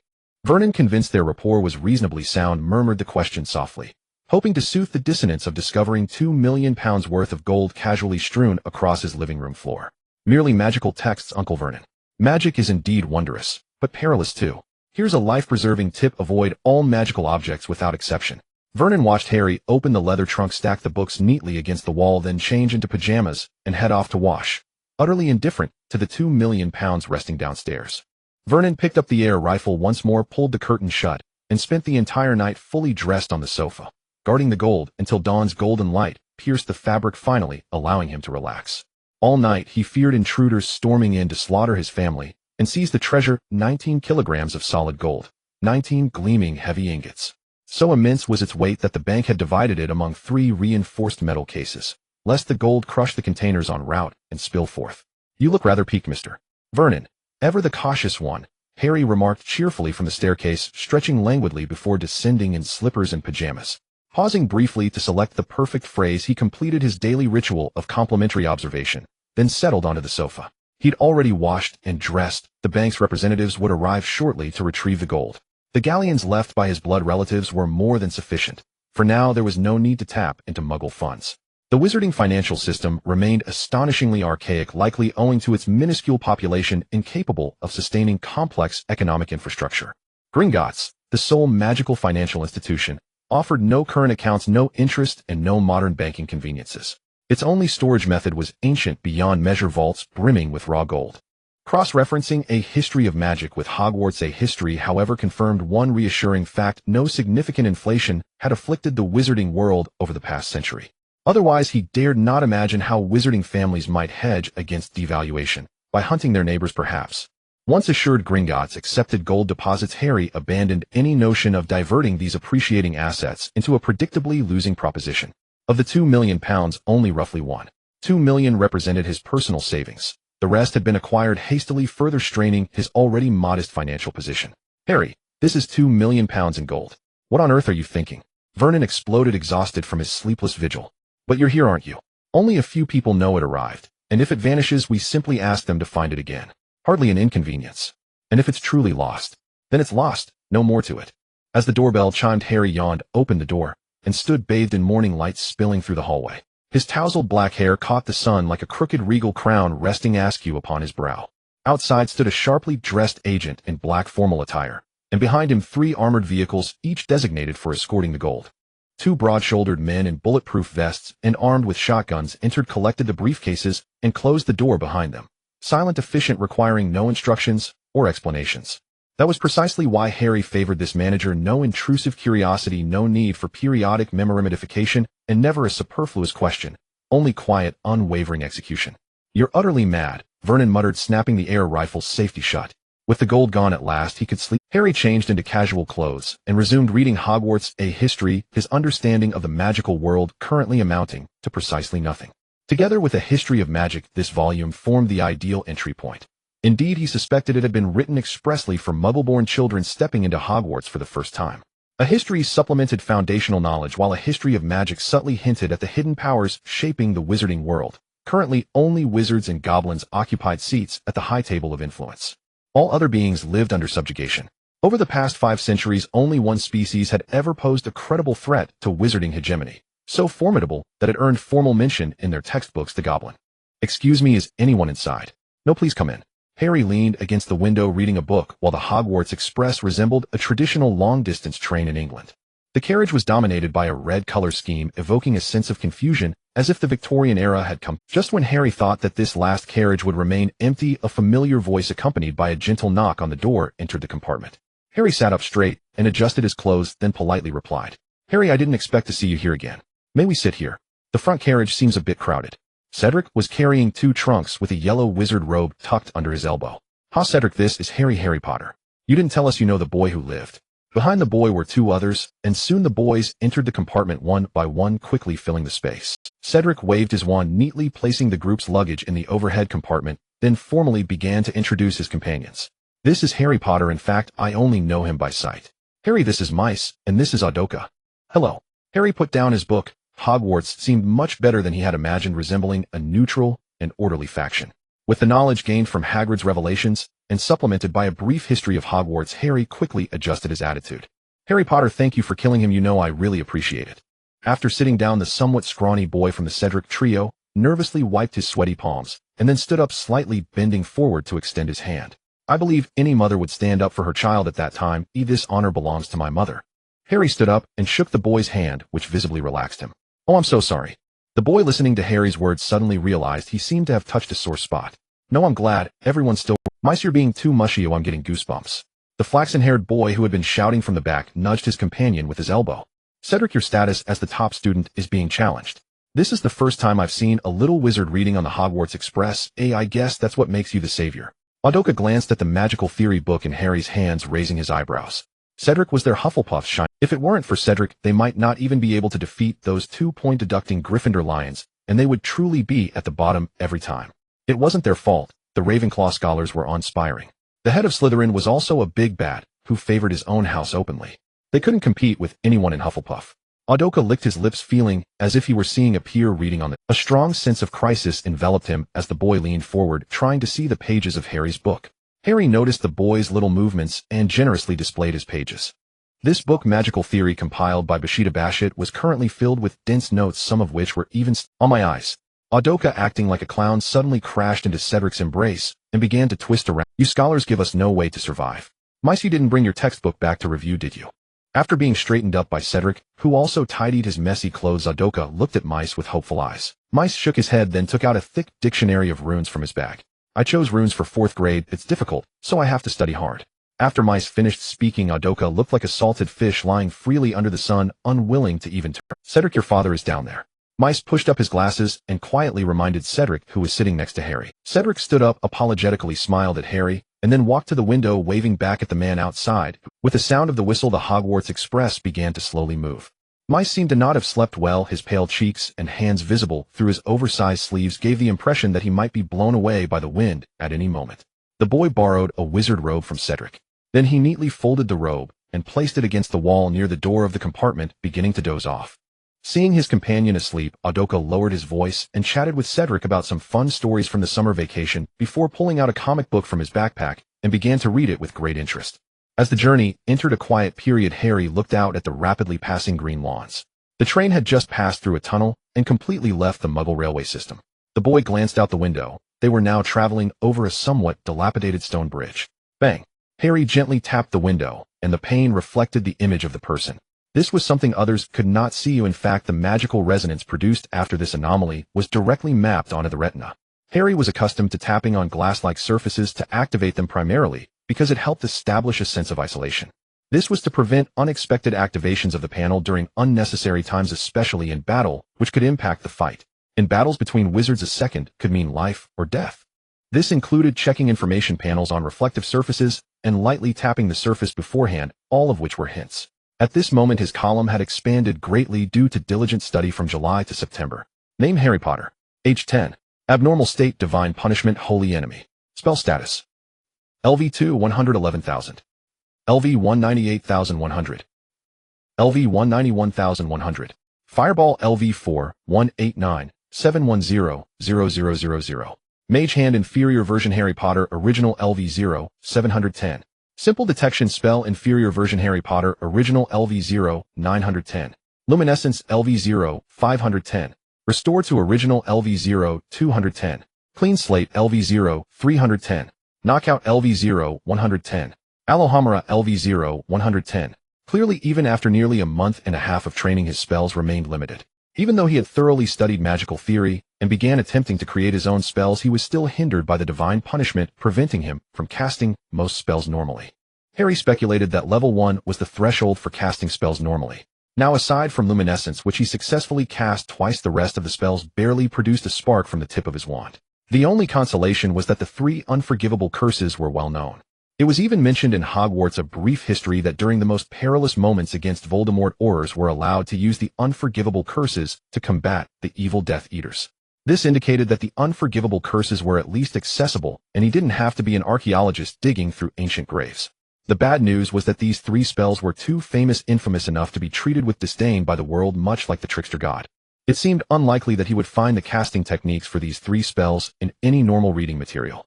In the quiet train compartment, only the gentle breathing of Missy remained, and the boy appeared truly exhausted. Even on the somewhat bumpy train, he slept soundly. The sliding door of the compartment was gently knocked on as the journey reached its halfway point. Missy, who had dozed off, rubbed his eyes and stretched before sitting up. Standing outside the door was a vendor pushing a small black cart, which dressed in a yellow robe and floral sleeve. They'll have some birdie bots, every flavor beans, 2 pumpkin pasties, and a cauldron cake, thank you. Cedric took out a small bag from his pocket, counted the coins, and handed them to the vendor pushing the cart. Eat something. I also brought hot pumpkin juice. There's still some time before the sorting ceremony. Cedric adjusted Missy, who looked a bit pale, and handed him a pumpkin pasty. You haven't been sleeping for several nights again, have you? Odo seemed quite familiar with Misa's peculiar sleeping habits. He leaned in a little closer to examine Misa's dark circles. Not exactly, you know how it is. When I get busy, I might forget to eat. Most of the people at home are in the lab, and before I know it, it just happens that way. Thank you, Cedric. I feel much better now. Missy took small bites of the pumpkin pasty, which had a crispy outer shell and a warm, flowing sweet pumpkin filling.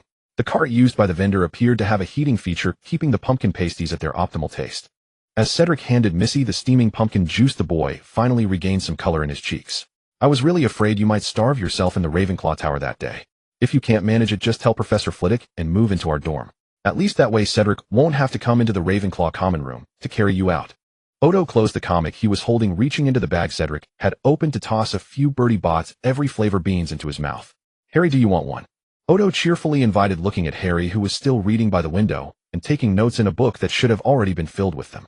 Harry glanced at the bag of colorful Bertie Bott's every flavor beans. Thanks. He picked out a gray bean roughly the size of a green bean. With the spell of simple detection activated, a blue light flickered around the Bertie Bott's bean as Harry confidently tossed it into his mouth. Non-toxic, with a licorice flavor, slightly sweet, and with an aftertaste. Harry stowed his wand back in his clothes. Judging by his guess, his simple detection had likely reached level 1 just now. He had long suspected that it would upgrade around this time, having invested a great deal of effort into the simple detection. Not only did he reference similar cases from standard spells, beginner, and magical theory, but he also practiced daily, improving his spellcasting with feedback. It seemed that the previous targets he had used were all non-magical items, which hindered the execution of certain key processes. The Bertie Bott's every flavor beans he was now identifying contained some magical components, which finally allowed the struggling basic identification spell to reach level 1. At last, Harry no longer needed to run around naked in the dangerous magical world. You won't have any fun like that. The joy of Bertie Bott's is that you never know what flavor the next one will be. Odo watched Harry cast that small spell. Although surprised that he had used a non-verbal spell, he quickly pinpointed the key issue. Oh, Merlin's pink holy stockings, this one is a cauldron cake flavor.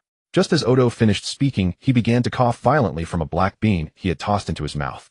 Was that a non-verbal spell?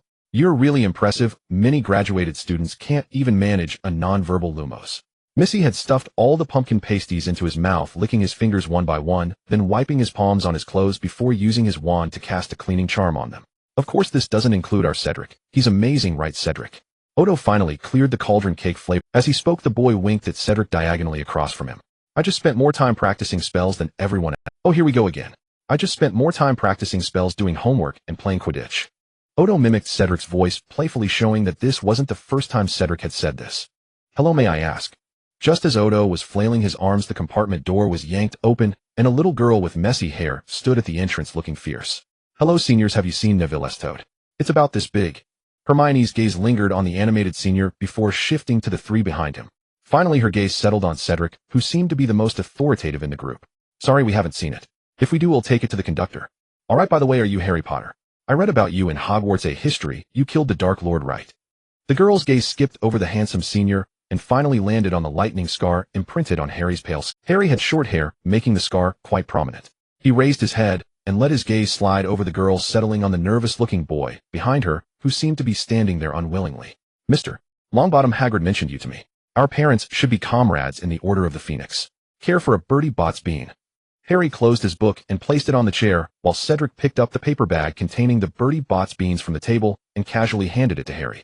Harry grabbed a few from inside, performed a check with his wand, then picked out a red one and a blue one to hand to Neville. These are raspberry and blueberry flavors. Looks like I have decent luck. If you need anything, feel free to come to me. I'm also a new student this year. After handing the Bertie Bott's beans to Neville, Harry turned to the girl with the fluffy hair standing at the door. If there's no other Harry Potter among this year's new students, then it must be me. What should I call you? As Harry extended his hand, he gazed into the girl's eyes, sensing that her search for the toad was merely an excuse, and he quickly aimed to identify the person he needed to pay attention to this semester. It seemed Hogwarts was not as simple as portrayed in Hogwarts A History. Indeed, a high-level player had arrived. He first conversed with Neville to undermine this opponent's righteousness. Didn't she say she was helping Neville find a toad? Then he would continue to build connections. After all, he had already learned from his conversation with Hagrid that Neville Longbottom, the son of his parents' comrade in the Order, would also be enrolling this year. According to records in Hogwarts A History, there are usually no more than 50 little wizards enrolling each year, making it unlikely for duplicates to occur. Even if there were duplicates, it wouldn't matter. He brought up the most renowned legendary wizard in the British magical world, Albus Dumbledore's confidant, the Order of the Phoenix.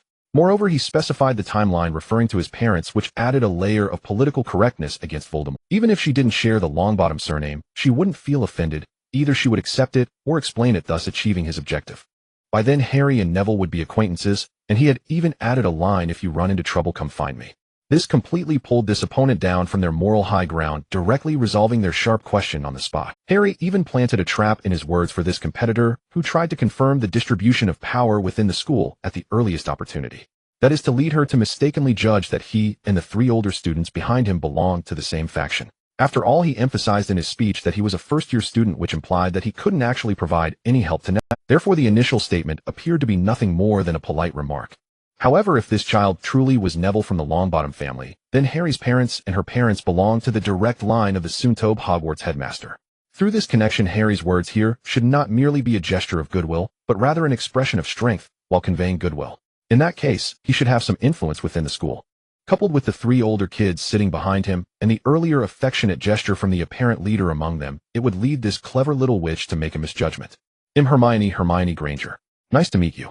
Hermione looked a bit surprised at the boy in front of her, not expecting someone to care for Neville like this. Most of the children she passed in the compartments earlier either pretended to help her search, or simply ignored her altogether, or even told her to go away. After shaking hands with Harry, she quickly withdrew her palm. Watching Hermione gradually walk away, the boy frowned. This was a worthy opponent to ponder. Though she may not be as calculating as his older brothers and sisters, she still counted as a fine wizard produced by the Red Tower. I bet she will definitely be sorted into Gryffindor. Aodoga shrugged, looking at the closed door of the room, and said, "That's just how little lions are, but it's not all bad. At least they are a bit better than Slytherin. Those guys are always tinkering with who knows what." Suddenly Aodoga seemed to remember something, focusing his gaze on Harry, who had returned to his seat. "Harry, which house do you want to join?" "I don't know, but is this something we can choose? I didn't see any introduction about the sorting ceremony in the book." Harry tilted his head in curiosity. You've asked the right person. The sorting ceremony actually involves challenging a giant troll, and then the heads of each house will sort students based on their performance at the scene. Aodoga seized the opportunity to tease the overly mature-looking boy, immediately launching into an animated. He even rolled up his sleeves to show Harry the noticeably paler and more grotesque scar on his arm. Harry listened earnestly, seeming to genuinely believe what the other was saying. "Aodoga, if he cries, I'm not responsible for comforting him." Cedric listened to his companion's increasingly exaggerated descriptions, even beginning to fabricate the death of some Slytherin student during the sorting ceremony, and he promptly stopped his friend from running his mouth. "Harry, don't worry too much, but allow me to keep you in suspense. After all, anticipating the sorting ceremony is part of the complete experience, and we are almost there." Cedric glanced at the faint lights glowing in the distance. That was the station of Hogwarts, and after that they would need to transfer to other means of transportation to reach Hogwarts Castle. "Well then, see you inside the castle." Cedric waved his hand to Harry as a brief farewell. At the station, some impatient young wizards had already rushed off the train, while older students were bustling towards it. Beside the train, Hagrid, who looked like a giant barrel silhouetted against the dark lamp posts, was holding a lantern that looked a bit small in his hand, calling out loudly, "First-year wizards, come over here. No need to bring your luggage, just come over, and make sure you have your robes on." Hagrid spotted Harry, who had come down from the train a bit late, perhaps due to the lightning-shaped scar on his forehead. Harry nodded slightly, and responded appropriately to Hagrid's welcoming gesture. Around him, some young wizards were hurriedly returning to the train compartment to drop off their luggage. But most were still chattering with their peers. It was evident that the first-year wizards had quickly formed their small circles of friends during this brief journey. Harry quickly scanned everyone here, including the older students who were walking up the slope after disembarking the train. Although the girl named Hermione had immediately come to mind, she was likely determining her own small circle and assessing the already established groups around her. However, her methods were too crude, and with that it was not difficult to quickly discern who was close to whom based on everyone's dispersal. Cedric and Aodoga were both from Hufflepuff, their robes black with yellow trim adorned with the house emblem, and Misa was a senior from Ravenclaw, seemingly in her 4th year rather than her 3rd, which was somewhat unexpected. Slytherin was mainly divided into 3 major groups, with almost no one drifting on the outskirts. The Ravenclaw group was quite loose, and some Ravenclaws were even walking alongside Slytherins. Gryffindor mostly consisted of small groups, with many students mingling from the other 3 houses, but most were with Hufflepuff and a few from Ravenclaw, while Slytherin had the least. Hufflepuff, with the largest number, was the most peculiar house. They had the most members and a highly fluid, and this was very interesting. Cedric should have some prestige among the Hufflepuffs, as most of them were gathered around him and another senior witch. Among the younger wizards, the distribution of groups was even looser, with 2 individuals needing attention. One was Hermione, still dragging Neville around and asking questions, while the other was a blonde boy with a slick-back hairstyle who had already begun to gather people. Harry watched Hagrid, who was almost finished taking attendance, and turned his gaze to the blonde boy. Perfect, he noticed Harry, especially the scar on his forehead. Now he didn't need to approach. The one who initiated the conversation would be at a disadvantage, so he needed to position himself advantageously before the first topic began. Looking at the boy, he seemed to belong to the local magical community's offspring. No more than 4 people on each boat, Hagrid called out loudly, pointing at a row of small boats docked at the little port.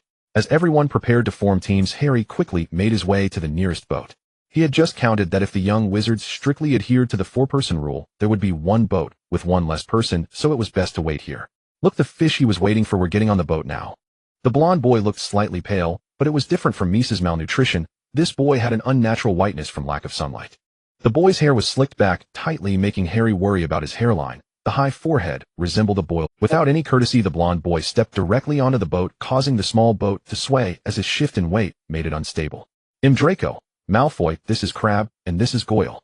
The boy quickly grabbed the muscular arm of the boy behind him to prevent himself from falling into the water. Harry Potter. Harry stood up and shook the boy's hand before quickly sitting back down. The small boat glided over the water at Hagrid's call. Oh, by now the sky had completely darkened, the moon hanging in the sky, casting shadows into the similarly inky black lake below. Harry sat at the bow of the boat listening to Malfoy expound on how superior his family's lineage was with an air of entitlement. Behind them, Goyle and Crabbe were struggling with the oars, which felt somewhat heavy for them. After passing under the low rock wall that made them lower their heads, the castle came into view. This boy named Draco was just a spoiled child. Harry suspected that befriending him was merely a task assigned, but this was good news. At least on the surface, his identity as the savior was still useful. It was just uncertain how the Order of the Phoenix and the Ministry of Magic would view this identity. It was worth calculating how to convert it into usable resources. If a reputation isn't actively capitalized on, it merely remains a hollow title. This was knowledge imparted to him by his teacher, and Harry deeply resonated with it. Professor McGonagall stood beside the chair, adjusted the sorting hat, and then loudly called out the next young wizard's name, Harry Potter. Harry could feel all eyes around him instantly focused on him.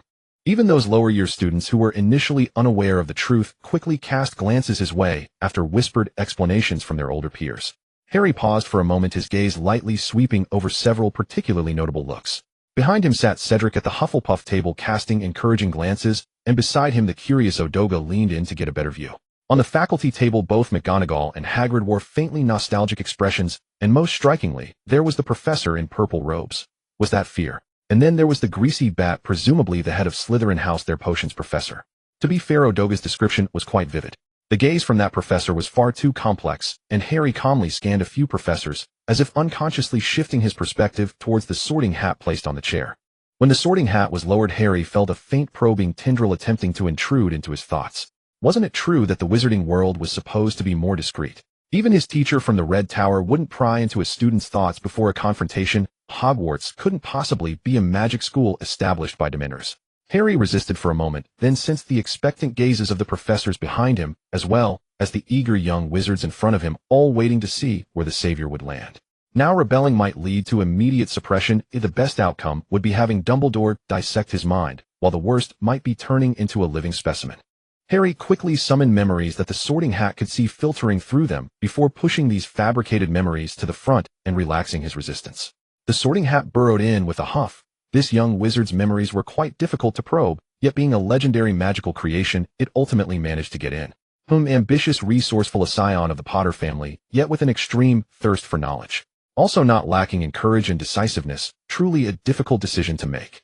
The sorting hat fiddled with the shallow memories of Harry, who had to remain vigilant against its probing tendrils reaching. If it really saw his deeper memories, given the lawful environment maintained by the current White Lord, he would most likely end up in the Azkaban rehabilitation program. Once again, Harry silently thanked the author of Hogwarts: A History. He quickly recalled the current power dynamics in the magical world. He had originally thought Hogwarts would be the White Lord's private domain.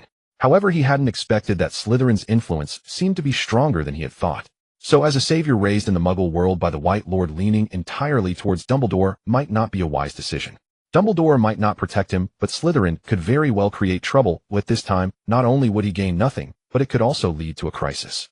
Then what about neutrality? Harry glanced around, and suddenly noticed how numerous the Hufflepuff students were. With that he declared, "All right, Hufflepuff." The sorting hat shouted loudly. The young wizards below paused for a moment, and then a cheer erupted from the Hufflepuff badgers located behind. "I told you it would work, so you must strike first," Odoga exclaimed as he hugged Cedric beside him. Harry did not cheer. He immediately looked towards the elder seated at the main table, awaiting the decision of the one who could truly make decisions here. The elder's half-moon glasses obscured his eyes, yet he seemed to notice Harry looking at him, gently raising his glass. Harry then found himself enveloped in the embrace of the badgers amidst their boisterous cheers. As Harry navigated the overly jubilant badgers, his gaze locked onto the side, where he had exchanged a glance with Dumbledore. A sharp sensation pricked him. That was a form of soul extraction, but not from Dumbledore, rather from the nearby greasy bat. "Welcome," Cedric said with a smile, patting the space next to him, while Odoga joyfully gave Harry a big hug. The Badgers quickly settled down after Harry took his seat, but the surrounding students occasionally glanced at the savior sitting beside Cedric. The sorting ceremony soon concluded and Albus Dumbledore, sitting at the head table, stood up. As he pressed his hands down, the previously bustling crowd in the Great Hall fell silent. Harry did not feel any magical influence at play. Either the Elder's reputation was indeed high, or his magic proficiency had reached an unattainable level. Whichever it was, he was a person worth noting. "Welcome everyone to Hogwarts for a new school year. Before we begin the feast, I would like to say a few words. That is fools, crybabies, dregs, twist. Thank you all." The young wizards around began to cheer and clap. Harry, though not quite understanding what that meant, clapped along with everyone in a symbolic gesture. That should be in English, but why was there no logic? Was it a spell, or was it hinting at something? As Harry pondered this, Dumbledore sat back down, gently tapping his goblet, and a sumptuous feast appeared on the lawn. Harry lightly tapped his plate with his wand under the table, then declined the whole roasted pig that Odoga offered, instead taking a piece of roast beef with his knife and fork. The dinner was lavish, but it was always hard to maintain cleanliness and decorum when dining with a bunch of 11, and the two kids beside him were eating with abandon. Watching them grab the fries stuck in the jar with their greasy hands, Harry silently abandoned the thought of joining them. Harry once again felt that peculiar and complicated gaze. When he looked up, he saw the black bat watching him. Strangely, at the moment their eyes met, the potions professor's expression relaxed. Harry made a note of this potion as his gaze prepared to return to the dining table. Just as he passed over the professor in purple robes, he suddenly felt a sensation on his forehead. That was the tenant. Harry immediately gripped the knife and swiftly launched a soul assault. As the veins bulged at the temples of the boy, the restless tenant seemed to be stunned by this desperate retaliation, retreating weakly back to its wound and ceasing its agitation. "Harry, are you okay?" Cedric, who had been quietly chatting with an older student beside him, turned around and saw Harry's temples bulging with flower-patterned veins. "Thank you, I feel fine. I might have caught a chill after getting off the train," Harry replied, maintaining a calm facade as he sipped the steaming pumpkin juice in front of him. Across from him sat young Master Malfoy, who was being haunted by a ghost covered in blood. Harry raised his goblet to greet him. Although Malfoy had just been displeased that the savior had not come to Slytherin. Seeing Harry greet him, and noticing the attention from the older student beside him, he instantly cast aside his, "Do you know Harry Potter?" "Of course, we're great friends," Malfoy replied, proudly lifting his nose and mimicking his father's mannerisms while socializing with the older students. The dinner quickly came to an end, and Albus once again showcased his extraordinary charisma. At the moment when the opponent's palm came down, Harry focused all his attention, yet still failed to detect even the slightest hint of magical power. What a terrifying presence, Harry silently marveled. The last time he encountered someone who could command attention without magic, solely relying on their charisma, was that tragic writer's archbishop. He was a man marked with a red warning level by the Red Tower. His very existence was a source of extreme contagion and destruction, and one careless moment could lead to someone being swayed. The Red Tower had only one countermeasure against that person: to kill him on sight, without allowing him a single opportunity to speak. Dumbledore saw the children looking at him, earnestly smiled with satisfaction, and then lightly pointed his wand at his, "Oh, now that everyone is well, I would like to say a few words. At the beginning of the new semester, I must remind you all of a few important matters. First-year students, please note that the forest area on school grounds is off-limits to any student. Our senior classmates should also remember this well." Harry keenly noticed that Dumbledore's gaze swept towards Gryffindor, especially towards the two tall boys. It seemed he had found the troublemakers and pranksters of Hogwarts. Usually such individuals either blended in well with their peers or had family connections. They could be selectively engaged. Those who habitually tested the rules often possessed some insider information. Furthermore, Mr. Filch, the caretaker, also asked me to remind everyone not to cast spells in the corridors during breaks. The tryouts for the Quidditch team will take place in the second week of this semester. Anyone interested in joining the house team should contact Ms. Hooch. The main point here is that spells cannot be cast in the corridors. Harry quickly identified the source of this warning as the old man standing at the entrance. The man was presumably the caretaker. When he momentarily glanced at Harry, Harry politely nodded to him and then refocused on Dumbledore. "Finally, I must inform you all that anyone who does not wish to encounter unexpected accidents and painful deaths should refrain from entering the corridor on the right side of the 4th floor. Now, before everyone retires for the night, let us sing the school song together." With the somewhat reluctant professors and the exuberant voices of the surrounding Badgers, the entire hall was filled with a cacophony of sound. Finally, the gathering concluded, and the Badgers began to head towards their common room under the guidance of the prefect. As he was leaving, Harry paused for a moment, waiting for the Slytherin snakes to pass by, seemingly to solidify his acquaintance with the savior. "What a pity! I originally thought we would be entering Slytherin together." Malfoy maintained his haughty demeanor, wanting to say something, yet not wishing to reveal that he had only come over to prove he knew Harry. The Sorting Hat must have its reasons, Harry replied coolly, while gesturing with his palm to indicate to the others that he was fine. It's too old but must have made a mistake. You are pureblood, Harry. We should unite under pureblood. Draco, I don't care about the house. It's like leaving home. You and your parents are still family. We are still friends, aren't we? Harry habitually began to use familial analogies to quickly close the gap. Sure enough, Malfoy happily returned to the Slytherin group. Harry, I must remind you that the Malfoy family was one of the pure-blood families that supported the Dark Lord. Odoja did not seem particularly fond of the little blonde Malfoy, and after Harry returned to the embrace of the Badgers, he hesitated for a moment before reminding Harry. In his view, the little Malfoy was as annoying as his father looking down on others with impure intentions. Thank you for your reminder, Odoja, but that is a matter for our forefathers. I believe he wants to be friends with me, but I will— Harry smiled with his green eyes, causing the older students surrounding the savior to nearly burst with pink hearts in their eyes. Sigh, you are just too kind, Harry. Odoja could only sigh upon hearing Harry's words. The Badgers' dormitory was nestled among a cluster of wooden barrels, and the prefect called the first-year Badgers forward, seriously demonstrating to them how to open the entrance to the Hufflepuff common room. By tapping the lid of the barrel in accordance with Helga Hufflepuff's rhythm, the lid would automatically rotate open, while a wrong knock would result in being sprayed with vinegar. Following the seniors, Harry entered the tunnel. After descending a few meters, he found himself in a small corridor situated half underground. Then came a staircase leading upwards with yellow light intermingled with green, giving one a sense of peace reminiscent of an afternoon in the woods. As Harry passed through the lower area, he glanced at both sides, and indeed spotted sealed drainage outlets. Clearly this was also a defensive measure. Merely sealing this area with water would guard against most gas attacks. This was the simplest physical defense facility. Sometimes physical structures impervious to magic proved more effective in extreme situations. If he were responsible for designing this defense structure, he would also place another set of nozzles above, utilizing a potion that was insoluble in water to vaporize and fill the entire passageway, corroding incoming intruders into heaps of skeletons. Finally, by forcing water upwards, most intruders could be exterminated, and then a maze could be set up at the entrance combined with Hogwarts' inherent anti-disapparition capabilities, allowing batches of intruders to be eliminated. It seemed this Hufflepuff was indeed kindred spirits. Entering Hufflepuff was undoubtedly a very correct. Hufflepuff had 3-person dormitories, and after Harry exchanged glances with his 2 roommates, he began to sort through his belongings. Hi Harry, I'm Alton. Nice to meet you. The 2 students who entered with Harry, like most Badgers, regarded the famous savior with a mix of admiration and fear. Especially for Alton, whose family were all Muggles, it was even more so. He timidly reached out his hand. Harry set down his book, then put on a warm and friendly smile, shaking the boy's hand.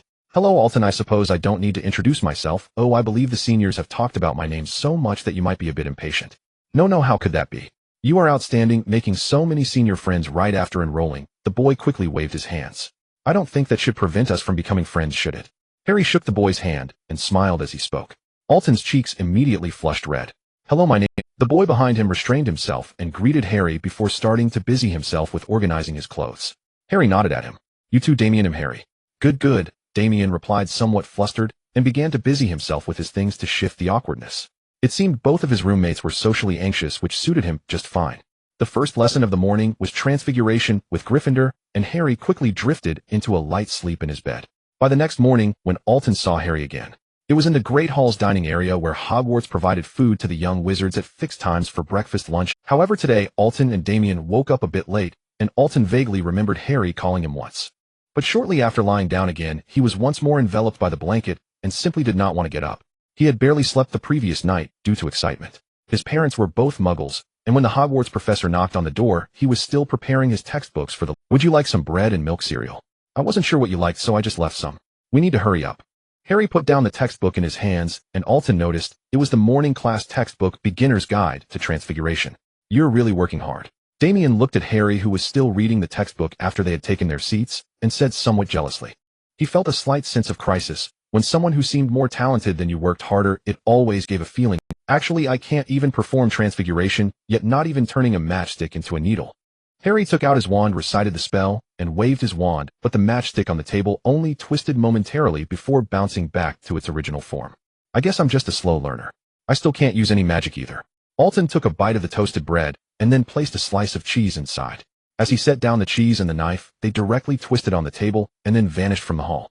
This signaled the end of breakfast time. Fortunately, Harry had served out the bread and milk oats, otherwise Damien and Alton would have gone hungry on their first morning.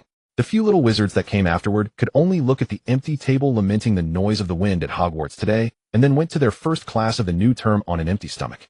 Excuse me, could you tell me which way to the Transfiguration classroom?" As Harry glanced at the time and closed the textbook preparing to leave with his two roommates who were still stuffing their mouths with bread, a Gryffindor lion rushed into the increasingly empty hall. At this moment people in the hall had begun to leave in succession, and the newcomer approached their table amidst the bustling crowd. Upon seeing the completely empty tabletop, his eyes nearly popped out. Unfortunately, time waits for no one. Without resolving the food issue, the boy quickly thought of the class problem. He hadn't brought his textbook and had also forgotten the classroom's location. Moreover, he had heard from his brothers that the staircases at Hogwarts were constantly changing. If a young wizard did not walk to the correct place, he would easily get lost in the castle. Then a few years later, he might be found in some corner of the castle, turned into a dried corpse, and ultimately become a ghost within the castle. Or he could be thrown down the stairs, falling to the lowest level of the castle and being smashed to bits. Fred and George had vividly described this to him. Whenever a young wizard was smashed to bits, the caretaker Filch would use a fork to pick up the large bones to feed his cat, then dispose of the mush. Ron did not want to be smashed to bits, nor did he want to starve to death and become a ghost in this castle. After all, then, he wouldn't even be able to eat human food and would have to stay in school for the rest of his life, though nothing could be more terrifying than that. As he watched the older students casually group together and disappear into one passage after another in the hall, Ron began to imagine how sad his mother would be if their owl returned home, carrying his body, turned to mush. His father might use his official status to make an exception to retrieve his bones. He did not want to be eaten by a cat. At this moment, he saw a few peers in the crowd, especially a little wizard from Hufflepuff, and Ron immediately rushed over. "You are Ron Weasley, who started this year. We should be in the same class." Harry looked at the red-haired boy. Red hair was one of the characteristics of the Weasley family, a family known for its large number of members and its opposition to pure blood for nearly 60 years. According to the division of factions, they should be aligned under Dumbledore, along with the Longbottom family and the Potter family, as he had learned from his last conversation with Hagrid. The Weasley family should be the ones Albus infiltrated the Ministry of Magic with, while the Potter family likely served as the financial white gloves, and the Longbottom family was probably their personal enforcers. "Harry," young Master Malfoy's voice pierced through the crowd before he even appeared, his sharp tone cutting through the red hair. I could smell the stench of the Weasley family's poverty from far away. "Why are you with him?" Malfoy approached Harry with his followers, looking quite aggressive. Harry caught a glimpse of his two roommates from the corner of his eye. Damien seemed to be considering whether to step back, while Alton had already taken 2 steps back. But that was normal. After all, they had only known each other for less than a day, and he still had time to teach them. "I just happened to be taking class with them, so I brought them along. It's no trouble at all. I remember your first class is potions, right? I've heard Professor Snape is very strict, so be careful not to be late. See you in herbology this afternoon." "Of course, he is my godfather." "That's Malfoy. You're really close with him," Ron said, following the three of them, watching the two in front of them making cheese-filled toasted bread with a licking lip. To alleviate the difficulties at his mouth and the howling in his stomach, the boy could only shift his gaze to the boy leading. Upon seeing the lightning-shaped scar on his forehead, he suddenly realized that the boy in front of him was none other than the boy who lived Harry Potter. "I prefer to call him Draco. It's just making friends." "Why does it matter what his surname is, right, Mr. Weasley?" Harry bypassed the staircase and glanced upwards. Although taking a quick left turn would be faster, the staircase above was stirring restlessly. For safety's sake, it was better to go left, at least this way he wouldn't be teased by the castle. His two roommates were blindly following him, while Mr. Weasley was completely lost. "That's not what I meant, it's just that he seems hard to get along with." Ron hurriedly waved his hand. He was indeed angry at Malfoy for referring to his family, so he hadn't noticed that he had brought his temper into the conversation about this new friend. "Here we are, Ron. I'm someone who likes to make friends, so now we are friends, right, Ron?" "Of course." Ron quickly grasped Harry's hand, then took small steps to the Gryffindor seats. Because they had arrived late, the 4 of them could only sit in the front row. "Huff, it seems we haven't arrived too late. Professor McGonagall hasn't arrived yet." Ron shifted uncomfortably in his seat. Beside him sat a little girl with messy hair. It didn't seem like they were late, but rather like they had specifically taken the front seats to facilitate listening to the lecture. Harry's gaze locked onto the cat perched on the teacher's desk, and upon seeing the cat look back at him with an almost human expression, he confirmed his suspicion. The bell for class rang just as the few of them settled down, and to Ron's astonishment, the cat jumped off the desk and transformed into a lady wearing a long black robe. Professor McGonagall." Ron covered his mouth, realizing his earlier comments had likely been overheard. "Mr. Weasley, Mr. Potter, and these 2 young gentlemen, I hope you can arrive a bit earlier next time. Previewing lessons before class is a virtue." After saying this, McGonagall did not pursue the matter of their late entrance further, but turned towards the lectern. Transfiguration is one of the most commonly used spells among wizards, with traces in magical history that can be traced back to ancient Egyptian pyramids over 4,200 years ago. As McGonagall spoke, she returned to the elevated lectern and waved her wand, gently tapping the brown desk. And under Harry's gaze, the brown desk began to twitch and transform, and in just a few seconds it completely turned into a fat pig. The classroom erupted in gasps while puzzled Ron and Alton cast wide-eyed inquisitive looks around. Pigs have a high magical resistance, and Professor McGonagall is one of the legally registered animagi of the— Harry quietly explained to his roommate who had missed the earlier information while glancing at Professor McGonagall, who seemed pleased that her students were intrigued. Professor McGonagall nodded at Harry, acknowledging his compliment. Now can anyone tell me what the rules governing transfiguration are called? Yes, Miss Granger. McGonagall nodded at Hermione, who sat beside Ron, her hand raised high and straight. Ron stared in shock at this girl from his own house. What rules of transfiguration? There are actually rules. It is the Gamp's law of elemental transfiguration, which states that what is transformed must exist in the natural world, cannot be magical items, and cannot create food, but can reshape existing food to a certain extent. Complete and accurate Gryffindor earns 3 points. A slight smile finally appeared on McGonagall's taut cheeks. Oh, ever since the Weasley twins entered Gryffindor, the house had spent many years at the bottom of the House Cup standings. I hope you can remember these 2 rules, and I must warn every wizard attempting to practice transfiguration that it is extremely dangerous, especially when it involves human transformation. Now for the next question: who knows what dangers might arise from incorrect human transformation? Harry glanced at Hermione, who raised her hand again, and he raised his hand too. Although there are no tangible rewards in the House Cup, earning points can quickly establish one's standing in Hufflepuff, especially when someone is in competition with oneself. Leading the team to victory under such external pressure is truly the best way to build a team. Mr. Potter. McGonagall nodded at Harry, who had also raised his hand. To be honest, she had originally thought Harry would be sorted into Gryffindor, considering that both James and Lily were graduates of that house. But children generally follow their parents. Still, Hufflepuff is good as its environment is gentler. I hope this child can feel a bit of warmth like home. The 5-legged beast, also known as the moke, is characterized by its thick reddish-brown fur covering its entire body, with its mouth in the center and 5 deformed human limbs at the end. It is a carnivorous creature with a very strong appetite for humans, thus classified by the Ministry of Magic as a XXXX level dangerous magical creature. It was first discovered on the island of Delco, the northernmost part of England, which has now been sealed off by the Ministry of Magic. They are the result of failed human transformations. Well done. Hufflepuff earns 5 points. McGonagall clapped her hands happily, and a line of little matches flew in front of each young wizard. Practical exercises play an important role in transfiguration practice. One of this year's assessments is to turn a match into a silver needle. I believe this won't be difficult for diligent young wizards who take their studies seriously. After finishing her words, McGonagall, who had been humming, walked from the lectern to the door, trying to bite the hem of a Hufflepuff wizard's robe, turning back into the desk. The desk gracefully bowed to everyone before dancing back to the lectern. Professor McGonagall picked up a match and gently waved her wand. As the wand fell, the match quickly transformed into a silver needle. Try a few more times. Visualize in detail what you wish to transform in your mind, and wave your wand confidently. You must believe in the power of your magic. As Professor McGonagall signaled everyone to begin, the young wizards, eager to become masters of transfiguration, quickly sprang into action. Only Harry quietly pulled out his notebook and found the page detailing transfiguration. The boy read seriously, as if he were rigorously and devoutly filling his only spell slot during his apprenticeship. Just as McGonagall turned her head from Hermione to remind Harry that practice was more important than theory at this beginner stage, she noticed the neat handwriting in his notebook. Outsiders watched the excitement, while experts looked for the subtleties. McGonagall immediately recognized that Harry had thoroughly read the entire Beginner's Guide to Transfiguration, and had also seriously studied theories of magic. The level of rigor displayed in his quest for knowledge was rarely seen, even among some 5th and 6th year students. After all, most students believe that once they can cast a spell, everything is good. And indeed, the assessments for transfiguration and charms focus more on practical skills than on theory. Few are willing to seriously study the tedious and monotonous theory. Such diligent young wizards are rare. McGonagall stopped her original intention to stop Harry, and patiently stood by, waiting and waiting, but Harry still did not begin casting spells. In the end, it seemed she thought that perhaps her presence was making the child too nervous. McGonagall began to patrol the classroom, occasionally guiding the young wizards who were making mistakes in their movements and techniques. Huff, I feel like we are being watched. I only heard that Professor Snape was strict. I didn't expect Professor McGonagall. Alton, seeing Professor McGonagall walk away, immediately whispered his complaints to Harry. Sorry for dragging you. Damien paused, then lowered his head and whispered an apology, fully aware that if it weren't for them waiting for him, Harry would have been on time without a hitch. Professor McGonagall quietly stood behind Harry, ensuring he wouldn't notice her, closely observing this boy who had survived against all odds.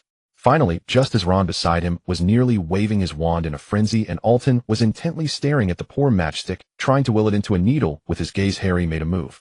Harry placed his notebook on the table, then gripped his wand with a perfect hold. McGonagall was certain he must have studied it extensively.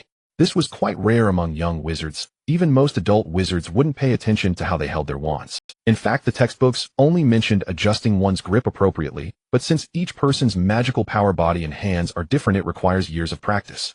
Most spellcasters had not yet reached the level where they needed to refine their spellcasting techniques with such meticulous detail. Very good, steady and decisive, quick and slow, then aim at the target. McGonagall watched Harry's wand, and when the tip finally paused not far from the matchstick, this self-proclaimed expert in transfiguration looked quizzically at the stubborn little match on the table. Perhaps Harry wasn't preparing to cast a spell, but was just experimenting. McGonagall pondered silently.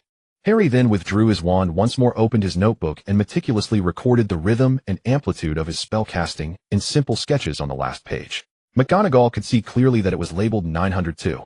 This was nearly 1,000 records of spellcasting. If the data was accurate, Harry could certainly be considered the top spellcaster of his grade. Perhaps he was just practicing, McGonagall convinced herself, then earnestly awaited Harry's next attempt. Very good, hold it steady, yes, continue, steady and decisive, aim at the target, imagine what the change will look like. McGonagall couldn't help but mutter softly, yet the matchstick remained unmoved, as if nothing had happened. Harry, stay focused, believe in yourself, and trust your wand. Finally, unable to contain herself any longer, McGonagall approached Harry and began to instruct him. Harry nodded seriously, then opened his notebook again to fill in the records of this attempt. McGonagall, looking at the notebook that was almost filled to the brim, became even more convinced of her assessment. Harry might just be someone who had spent too long living in the Muggle world, making him less accepting of such supernatural matters. She felt that with a bit more confidence, Harry could reach the level of a 3rd or 4th year wizard. Harry waved his wand again, and this time McGonagall noticed that he had subtly altered his spellcasting technique. Each time he was progressing at a visibly rapid pace. Once again the wand was aimed at the matchstick, and finally the match began to transform. McGonagall felt this transformation took too long. The match gradually developed a silvery surface, and then there was nothing more. Moi. McGonagall made a sound of confusion. It shouldn't be like this, or was it the matchstick's fault? The professor picked up the half-transformed matchstick that Harry had created, gently stroked its surface, and then drew out her own wand. Professor? Harry looked up and quietly asked, quickly correcting his parameters after recording the spellcast. He noted the rhythm of the spell, the casting technique, and the amount of magical energy used, all based on the habits he had developed during his past studies of magic. Later he could use statistics to analyze the data. This was the true essence of what was recorded in a wizard's spellbook. Otherwise it would merely be spellcasting techniques and incantations. How could it possibly fill several pages even after being compressed and encrypted? This vast amount of data was a guide to using magical energy created by each wizard according to their own body. Furthermore, it needed to be retested under different magical conditions before being compiled into a much larger table. Perhaps it's the matchstick's fault. Hey, let me get you a new one. McGonagall pinched the half-transformed matchstick, took a new one from the front, and placed it on Harry's desk. Then she pointed her wand at the new matchstick, and it transformed successfully, adorned with exquisite patterns. McGonagall turned her head and saw Harry still busy recording and practicing. The matchstick had not changed at all, and was even inferior to the new one. McGonagall felt something was amiss, perhaps Harry wasn't good at transfiguration. With a hint of worry, she returned to the podium. Finally, before the class ended, Harry successfully handed in another new half-finished silver needle. Meanwhile, Hermione became the only young witch to successfully transform a complete silver needle, once again earning 5 points for Gryffindor. McGonagall called out to Harry, who was packing up his desk just before the young wizards left. You all go ahead, I'll be there shortly. Just save a spot for me. Harry waved his hand, signaling Ron, Alton, and Damien, who were waiting at the door, to go on ahead. Staying behind after class was not very common, but it wasn't unheard of. Generally, being kept after class was a good thing, as teachers wouldn't waste their precious time on trivial matters. Harry, the transfiguration spell isn't necessarily required. Perhaps you just haven't grasped the knack yet, don't doubt yourself. Even Dumbledore has types of magic he isn't proficient in. McGonagall, holding the silver needle that Harry had transformed, comforted him after taking his notebook. She believed there was something Harry had overlooked which was preventing him from casting spells properly. McGonagall planned to go back and carefully study Harry's notes, hoping to identify his issues. After all, Harry was certainly not a dud, otherwise he wouldn't have made it on a Hogwarts list of accepted students. The only explanation left was that he had not yet figured something out. McGonagall had seen this kind of student before, but most of them did not work as hard as Harry. Harry looked at the notebook confiscated by the professor and quietly stepped back. The situation was beyond his control. Even though it was the result of half a month's labor, he had to swallow his frustration in the face of authority. Fortunately, he had already established several spell models in his notebook in the dormitory, so he had only lost some raw. Harry, I think I succeeded. In the bustling Great Hall at noon, voices were already rising in excitement. As the hero who had earned 5 points for Hufflepuff on the very first day, Harry Potter received a warm welcome from badgers of all ages. Harry declined several invitations from older students and finally sat next to Ron and Alton, who were chatting. Alton, still immersed in the excitement of the first magic class that morning, eagerly showed off his finished product to Harry. Harry took the silver needle that Alton had transformed, recorded the fluctuations, and sincerely congratulated him. Congratulations. It was merely a coincidence. I can't do it now, and it's too late. If I could have finished it in class, I might have earned 5 points for the house.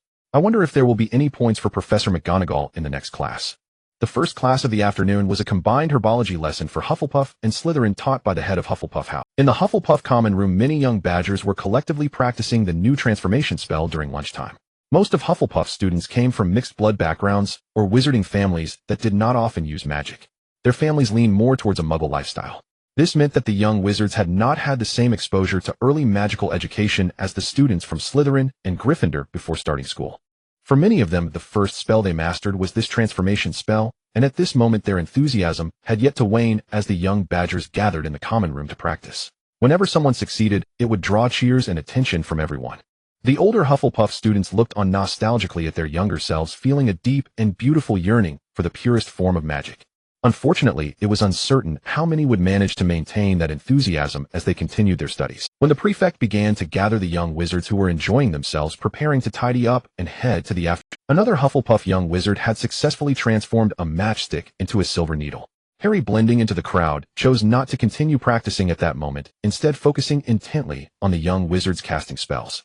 Collecting other samples also aided in spellcasting, especially those extreme samples, as each extreme sample represented an endpoint of a particular direction. The book only recorded the most suitable methods for casting the modern transformation spell, but did not detail the evolution of the spell itself.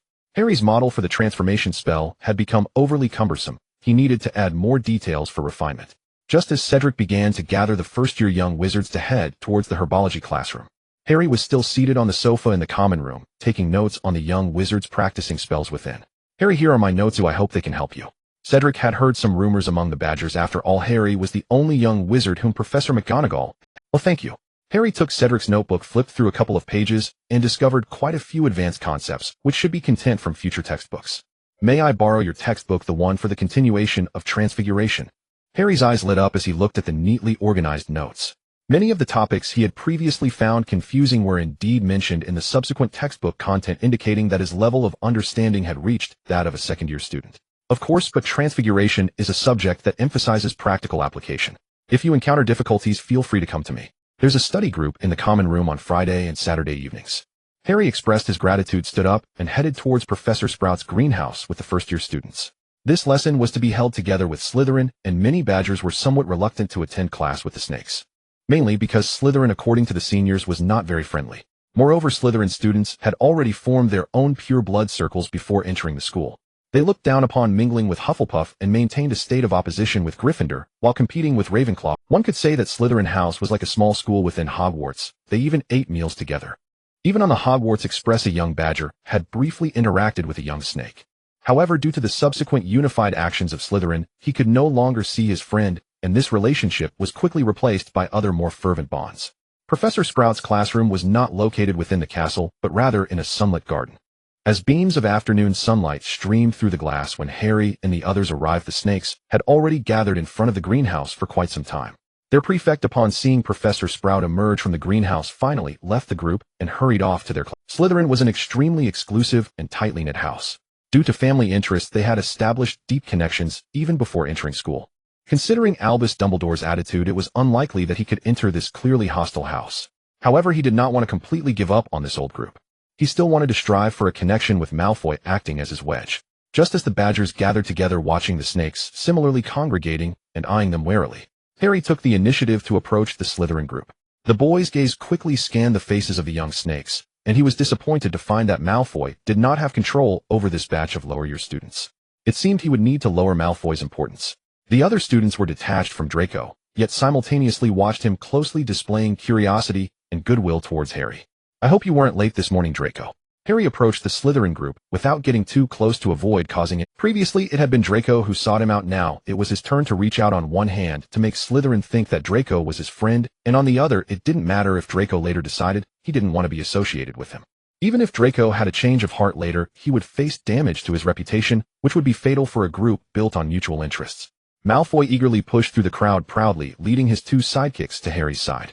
Of course not, besides Professor Snape is my godfather. Harry quickly noted the disapproving glances from a few behind him, then led Draco towards Professor Sprout, who had already opened the door to the greenhouse. The young Badgers looked at the apparent relationship between the Savior and the Snakes, feeling a slight easing of their inner tension. Indeed, the Savior was the Savior. He had friends everywhere. He seemed to remember that he had brought a little lion to class in the morning. The herbology lesson passed quickly, without Hermione's eager answering. Harry successfully earned Hufflepuff 3 points, and managed to give Draco a small reminder that helped him gain one as well. As Draco was leaving, he even made a point to push his two little followers to squeeze past a few young wizards from Slytherin, leading Harry to the front of the line. Professor Sprout watched the steadily rising points for the house, her eyes nearly curving into crescent shapes. Only a few upper-year Hufflepuff students occasionally earned points, and the house's Quidditch team was not competitive compared to Slytherin and Gryffindor. Moreover, they were not as proactive in answering questions as Slytherin and Ravenclaw, which meant that every year Hufflepuff could only aim to secure 4th place, striving for 3rd. With Harry this year, perhaps they could even contend for 2nd place. If one had to choose the professor most disliked by the Hufflepuff, Severus Snape would surely be on the list. He had a reputation, or more accurately a notorious one, much like when Harry was in Diagon Alley. It's just that one wonders how much of that notoriety is actually true. For Harry, although he excelled in potion making and alchemy, if he could select a subject to skip during his apprenticeship, he would undoubtedly choose potions without hesitation, for even a moment's doubt would be a sign of not valuing his own life. The reason is simple: his mentor at the Red Tower excelled in 2 areas: biological modification and potion brew. As for this legendary mage, a chaotic neutral figure, he had a lethal little habit of making his apprentices test. This is because even when using mortal slaves or humanoid creatures with magical abilities, there remains a difference compared to those who possess magical energy. Moreover, his teacher happened to be someone who placed great importance on his own reputation. Thus, whenever a potion was finalized, and after all the initial testing phases were completed, a lucky volunteer would be randomly selected to try it. The teacher's experiments were extremely rigorous, but he was overwhelmed by the sheer number of potions being finalized. Almost every apprentice had tested potions. Harry had witnessed instances where a single vial caused a surge of magical energy, splattering its contents throughout the laboratory. He had also seen others dissolve into a pool of blood-red substance after drinking, as well as those who appeared fine at first, but later experienced a gradual decline in magical levels. He had tried it himself more than once. It was only after he showcased his remarkable talent in potion making that his teacher designated him as a high-value asset, thus sparing him from this popular lottery. Harry looked at the Badgers nearby, who were also struggling to breathe under the pressure of the impending Snape class. At least he felt he wasn't alone in his discomfort, which lifted his spirits considerably. Today their potion class was held together with Ravenclaw, who were obviously more favored by the Hufflepuff students than in their seats. The divide between the two houses wasn't as pronounced as it had been with Slytherin. As the last few solitary Ravenclaw students were pushed to the front, the rear door suddenly burst open. With a swoosh, a black figure clad in a flowing cloak glided through the slightly narrow corridor. The students seated on either side could almost feel the edge of the cloak brushing against their cheeks. Snape waved his wand, and the potion cauldron placed on the desk began to stir faintly. The green liquid bubbled slightly, releasing a dry, bitter aroma that filled the cramped space. Harry swallowed hard as memories of the dead assaulted him once more. His teacher's laboratory was just like this, dry, dark, and imbued with a grave-like chill. He couldn't tell if it was just his imagination, but he felt as if Snape was particularly interested in his eyes. He wondered if there was magic in the wizarding world capable of reshaping limbs that, otherwise going blind, would significantly hinder his experiments. He had read Hogwarts, a history, and some other historical materials. The boy judged that in the past century the only student known to have died was Myrtle, but he did not rule out cases that were not reported. Thus it was evident that Hogwarts was quite safe. At the Red Tower, surviving a decade as an apprentice was considered a high survival rate. He shouldn't be pulled over to test potions, right? He wondered if he could seek help from Dumbledore if that happened. After all, he was a descendant of heroes, and he could imagine shouting to the Daily Prophet, "My parents bled for the Order of the Phoenix. The Potter family served Dumbledore." Snape finally withdrew his gaze. Although Lily's eyes rested upon James's face, which irritated him, at least he was not in Gryffindor. Hufflepuff was just fine as long as he wasn't in Gryffindor. It wasn't too bad. Since you don't need to foolishly wave your wands here, many of you won't believe this is magic. Snape paused, scanning the faces of the Eagle and Badger students before lingering significantly on Harry and his surrounding friends. I do not expect you to truly comprehend the beauty of a cauldron simmering, gently releasing fragrant vapors.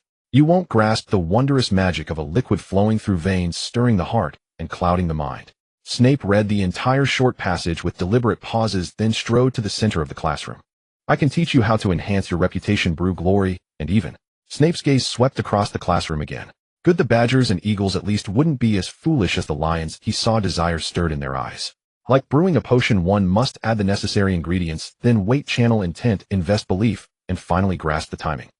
To prevent death, but there is one requirement: you must not be the kind of fools I often encounter. Snape turned again, gliding up to the high podium, pressing down on it, as if exerting all his strength through those pale hands. Potter. Harry froze. It had been a long time since anyone had called him that. Those unfamiliar with him usually referred to him as the boy who lived, or Harry Potter. Or perhaps simply Harry among those who knew him better, or just Hay among friends. Sometimes he doubted that his new acquaintances even remembered his name. What would happen if I added powdered daffodil root to an infusion of mugwort? The elixir of life, to be precise, should be the 6th version, improved by Elris Mandam. If you were to find a piece of Dunkstone, where would you look for it? In a goat's stomach, of course, but only when needed for its detoxifying properties. In fact, Dunkstone is a general term for fecal calculi, which can appear in the stomach and digestive tract of most animals. Food remnants, husks, wood chips, sand, and metal shavings can accumulate over time and eventually turn into dunk. Potter, I only asked you to find a piece of Dunkstone. There's no need to flaunt your superficial knowledge here. Sit down. Snape ultimately did not deduct points, which was quite unscientific, not to mention unmagical. What are you still doing? Knowledge won't run to your heads by itself. Write it down. Snape continued to spew venom, using his dark eyes perched on his hooked nose to skin every place that the first potion class involved making a simple remedy for boils, a recipe Harry had seen in Felicitas Porpington's magical potions and elixirs. However, it was evident that Snape had made some minor upgrades to the recipe. Harry quickly weighed the dried nettle, dividing it into 2 portions before picking up the nearby snake fong to begin crushing it. Minutes later, Snape crossed over the eagles and badgers, coming to stand behind Harry, watching as the boy skillfully added the powders and pastes into the cauldron. For a moment, Snape seemed to be transported back to his student days, but he was quickly pulled back by the sight of Harry's profile, which resembled James. If it were Lily, that would indeed be a beautiful dream, but if James was also in it, forget it. He didn't want to dream about that. Snape stood quietly behind Harry, like Professor McGonagall, silently exerting his presence over the surrounding badgers. Harry first prepared the dried nettle and licorice root that needed to go in first, followed by some silver powder and about 0.06 ounces of animal fat. Once the fat was evenly spread over the base, Harry placed the cauldron over the fire. As the flames heated, Snape's gaze shifted towards the trembling gorillas around them. Harry's technique was clean and precise. He couldn't find any faults. Once the fire stabilized, Harry began grinding the snake fong, while setting aside the porcupine quills for later use. Not finding any issues with Harry, Snape shifted his attention to Alton nearby. Alton was a child who had never touched a potion before. His only prior experience with similar activities had been playing in the mud. At this moment, the boy was completely flustered, struggling to grind the snake teeth, while watching Harry's bubbling cauldron, feeling his adrenaline spike. They were sitting in the front row. Just as he was about to turn to check on his classmates' progress behind him, he was locked in by those cold, damp eyes. The boy instantly shrank his neck like a frightened chick. Harry finished grinding the snake fong, poured the white powder into a small dish, and then went to Alton's side, taking the cauldron that was already heated off the flame. First, add the base, starting from the second line on the blackboard, the first period after the second paragraph on page 16 of the book. Harry placed the already heated cauldron directly on the empty stand in front of him, then swapped it for a cooled cauldron to give the bewildered Alton. Crush the snake fong with a hammer first, then grind it. Harry reminded his desk mate while gently scooping a bit of snake fong powder with a small spoon, weighing it carefully before tossing it into the bubbling cauldron. Snape's eyes narrowed. This step required very precise control over the amount of snake fong powder. Generally, young wizards were required to use scales, which was the most time-consuming step for most, but Harry skipped it. Snape did not stop him. A precise measurement would be needed when adding porcupine quills later. He would see then if Harry was just lucky or truly skilled. Harry completed the potion, making within 12 minutes of the lesson starting. As the boy removed the cauldron from the fire and waited for the bubbles to settle, he casually grabbed a few porcupine quills. He weighed them, and then tossed the hard gray-black quills directly into the potion, watching as its color slowly transformed from thick gray to clear blue. Snape approached Harry, leaning in to smell the potion gently. He quickly determined that this batch of potion was it was rare for a young wizard to achieve such results on their first attempt. It required talent, and Lily had that talent. Snape watched Harry, who did not stop his movements, and began preparing the next potion without interrupting him, but instead glided back. As Snape left, Harry could hear several quiet gasps around him, evidently from the young wizards who had been under pressure from this potion's professor. Harry thought this potion's professor was quite decent, at least not requiring the new young witches and wizards to test potions. After all, this was a staple of their laboratory experiments, guessing how many would die on the first try. Typically, the stakes involved helping the other party bear a punishment or processing a batch of data. The knowledge here felt truly cheap. It was Harry's only impression left just on the pages of their textbooks. At the Red Tower, some potion recipes, no matter how simple, required apprentices to exchange their labor for knowledge. Even among blood relatives, knowledge was conveyed through transactions rather than direct teaching or giving. The only free knowledge they could obtain was limited to what they absolutely needed to know to facilitate their experiments. Harry heard the sound of a cauldron exploding behind him. Evidently, another young wizard had not added the base and had placed the cauldron over the flame to dry roast. Those who had not previewed the experimental process could only take it step by step. Often they either frantically made a mess of their tables or got stuck at some step and couldn't proceed. Snape was extinguishing fires everywhere, while Harry managed to use this quiet time to place the second potion he had completed according to the textbook on the table. It seems Mr. Potter has insights into my brewing techniques. I remember I made it very clear to brew a potion according to the steps on the blackboard. Snape looked at the potion Harry had brewed a second time, which had some gray particles that hadn't been neutralized. Teacher, I'm curious, what impact does the order of adding the snake fang have on the final potion? Oh, and what is the answer, Mr. Potter? Snape looked at Potter once again, seeing that uncomfortable figure in him, an attention-seeking brat. Adding the snake fang later allows the previous base to react more fully, thus reducing impurities in the final product, making the potion more presentable. Very well for Mr. Potter's showboating. 3 points to Gryffindor. Hufflepuff. That's really unfair. You clearly brewed the potion, and I say he's just targeting you. Finally, the young wizards endured a class where Snape had spewed venom, and after class the Hufflepuff badgers gathered together to head toward the dining hall. Snape had assigned an exceptionally long homework assignment, even exceeding the combined requirements of Professor Sprout and Professor McGonagall. Fortunately, there was only a flying class tomorrow, giving the badgers time to tackle these 3 assignments that began to dampen their curiosity about magic. Hello, madam. May I ask if the library has collected papers published by the professors and journals? Madame Pants adjusted her gold-rimmed glasses and looked up and down at the little fellow who was hardly taller than the table in front of her. You too young, sir. All the papers collected by the Hogwarts library are in the lower cabinets of Area G9. However, I must remind you that the professor's papers may be a bit too advanced for a young wizard of your age. The textbooks and supplementary reading materials are in Area A17. Harry thanked her and walked towards Area A17, then quickly turned after disappearing from Madame Pants's sight, heading to the very back of the old G9 area. Along the way, the number of young wizards sitting beside the bookshelves dwindled, and by the time he reached the back near Area G, there were no students in sight.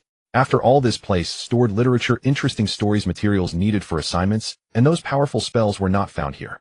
Dust covered the gaps of the books, and the smell of ink here had become unusually strong due to the lack of G7 or G8, and finally G9 were Harry's targets. An open wooden shelf leaning against the stone wall behind it. Stacks of journals bound with ropes were piled here haphazardly, and it looked like no one had taken the time to organize them properly. Harry rummaged through the recent stacks of papers. These were papers from the past 2 years, and there was even one from... Harry quickly found what he was looking for, the papers by Professor McGonagall and Professor Sprout. Unfortunately, Professor Snape had not published any papers in the recent journals, or rather Harry did not intend to waste too much time organizing these messy magazines. He merely wanted to find the writing format of several professors' papers, as he had borrowed assignments from some upperclassmen. Then amidst their strange smiles, he discovered that the formats of these upperclassmen were indeed quite peculiar. In the end, Harry decided to find the formats of the professor's papers himself, which would ensure he wouldn't make a mistake. These seemingly cumbersome tasks yielded great benefits. He found the article published by Professor McGonagall in the relevant journal in less than half an hour. He didn't need to comprehend the content on it. A simple glance at the structure was enough, and he would copy the general outline. By the time Harry left the library, Madame Pants adjusted her glasses again. To be honest, most of the little wizards who came here on the second day of school were older students preparing for this year's exams. She had only seen 2 first-year little wizards who came to the library on the first 2 days, and one of them was a girl with me. However, this little badger was too impatient, leaving the library after just an hour. But it didn't matter, as long as the little wizards did not make a ruckus in the library, that was fine. This afternoon was the first flying class, and Harry had confirmed from the book that Quidditch was a sport widely popular in the magical world. It was just like football in the Muggle world, even having its own world-class competitions. The little badgers would have this class together with Ravenclaw, and the children hurriedly finished their lunch. After filling their stomachs, they crowded outside to the green lawn, and Harry's exceptional ability to earn points had already made him a central figure among the little badgers. The afternoon temperature had dropped considerably compared to 2 or 3 o'clock. However, there had been no rain at Hogwarts for 3 days, and the dry environment gave the entire lawn a parched atmosphere. Before the children arrived at the lawn in a playful manner, Professor Hooch had already placed the flying brooms on the ground. As Professor Hooch clapped her hands to signal everyone to stand by the brooms, Harry looked at the broom at his feet, which seemed poorly maintained, and heard a complaint from a little badger from a wizarding family behind him. "This is really old. The broom we use for ghouls in my basement is newer than this one." Ghouls, are they those grayish-white humanoid creatures that eat human corpses? As soon as the little badger from the wizarding family spoke, it captured the curiosity of the surrounding little wizards. "No, they don't eat people. That is a prejudice from Muggles. Well, maybe some of them, when extremely hungry, would sneak into graveyards to steal some corpses. But I assure you ghouls are quite friendly. They just eat some kitchen scraps. Jack even helps us tend our fields." "All right, children, settle down." Professor Hooch clapped her hands. This was the first class held entirely outdoors, and it was a flying class, which meant flying. As Professor Hooch clapped her hands, the badgers and eagles immediately quieted down. Professor Hooch sighed in relief. Hufflepuff and Ravenclaw were easier to manage, while Gryffindor and Slytherin were quite stubborn. Wednesday was Gryffindor's flying class, and just thinking about it made her scalp tingle. She had to ensure the children's safety while teaching those completely inexperienced little wizards to use flying brooms in less than 20 classes. This was not an easy task. "All right, children, flying brooms are dangerous, and this is something I must emphasize to you before the class begins. If anyone violates my instructions during the class, I will deduct points from your house, and also prohibit him or her from attending the next flying class." Professor Hooch watched as the eager little wizards finally shifted their gazes from the brooms at their feet back to her, continuing her explanation. "When I say start, you will say up to the broom, and you must be firm about it, just like casting a spell. Then everyone waits for my next command, and no one is allowed to take off on their own. All right, now let's begin." Harry looked at the broom at his feet. He felt this might be quite difficult for him. He had struggled all day yesterday, and only managed to barely get his transfiguration to appear on the panel. Yesterday he looked at his panel, and felt that if this continued, his 3 unforgivable curses might reach level 4 or 5, before he even learned any spells. What kind of ridiculous unforgivable curse body was this? He needed to maintain the identity of the savior, so that when he eventually used the unforgivable curse, he might still have some leeway. "Up," Harry whispered to the broom, but of course it did not respond at all. "Dumbledore, Harry has a problem. He might be an Aunoi type of Muggle."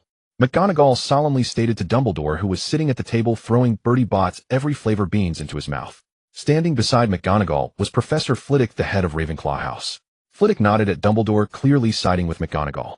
"Minerva, the possibility of an Aunoi type of Muggle occurring is 1 in 1,000, and it is easily misjudged." Dumbledore placed the Bertie Bott's every flavor beans into a jar and solemnly gestured to McGonagall to take a seat. "These matters cannot be clarified at once. Let's sit down and talk. Albus, he shows no foundational issues, and Flitwick has observed him in class. His spellcasting skills should not be failing. The only explanation left is that he is an Aunoi type of Muggle." McGonagall placed Harry's notebooks, 2 in total, on the desk in the headmaster's office, causing the previously meditating portraits of past headmasters to open their eyes. "Albus, the last time you let a werewolf in was one thing, but now you've actually taken a Muggle as a student." One female headmaster who had been listening immediately protested, loudly scolding, while waking up the other portraits of headmasters. "Goodness, Albus has admitted a Muggle into Hogwarts. That is a typical Aunoi type of Muggle. She won't erupt, and to be precise, she shouldn't even be classified as a Muggle." The headmasters below were unable to close their eyes due to the sharp whistle-like cry, as if the sound had a physical presence that blew off their hats adorned with bright feathers. Oh, what a poor little creature, denying his own magic out of doubt that he is not a wizard. Many of the awakened headmasters were wizards familiar with the Aunoi type of Muggle. As several friends and the headmistress who initially shouted clarified the situation, a witch who was able to provide a way out gave Albus a meaningful look and began to observe from the sidelines. "I actually think he has great talent in potions," Snape added from the side. "Unable to cast spells, that's even better. At least he won't become a crude gorilla like someone else due to the power of the—" "But Harry is—" McGonagall started, and the room fell silent. "McGonagall, it is too early to draw conclusions. This is only the first week. Even if Harry is an Aunoi type of Muggle, the records show that many have recovered after treatment." Dumbledore reassured the fuming McGonagall. Moreover, McGonagall, for most Aunoi type Muggles, the most dangerous thing is that they completely believe they are Muggles. From my perspective, Harry possesses an extraordinary determination and curiosity about magic. Even if he is an Aunoi type of Muggle, what does it matter? Hard work can compensate for most deficiencies in talent. Excuse me, what exactly is an Aunoi type of Muggle? Finally, Quirrell, who had been quietly listening in the corner during this high-level Hogwarts meeting weekly, asked, feeling out of place.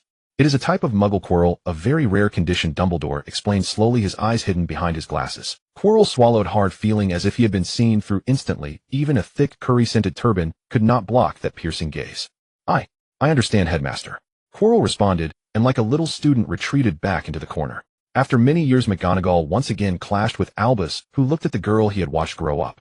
Their last conflict was over his decision to place Harry at number 4 Privet Drive. The argument was ultimately calmed by Professor Sprout, the head of Hufflepuff House, who suggested continued observation and that several professors take turns giving Harry extra lessons to closely investigate his true situation. McGonagall finally chose to end the debate and took the cowering Quirrell with her as they left. As everyone departed in turn, Snape returned to the headmaster's office after the other professors had left.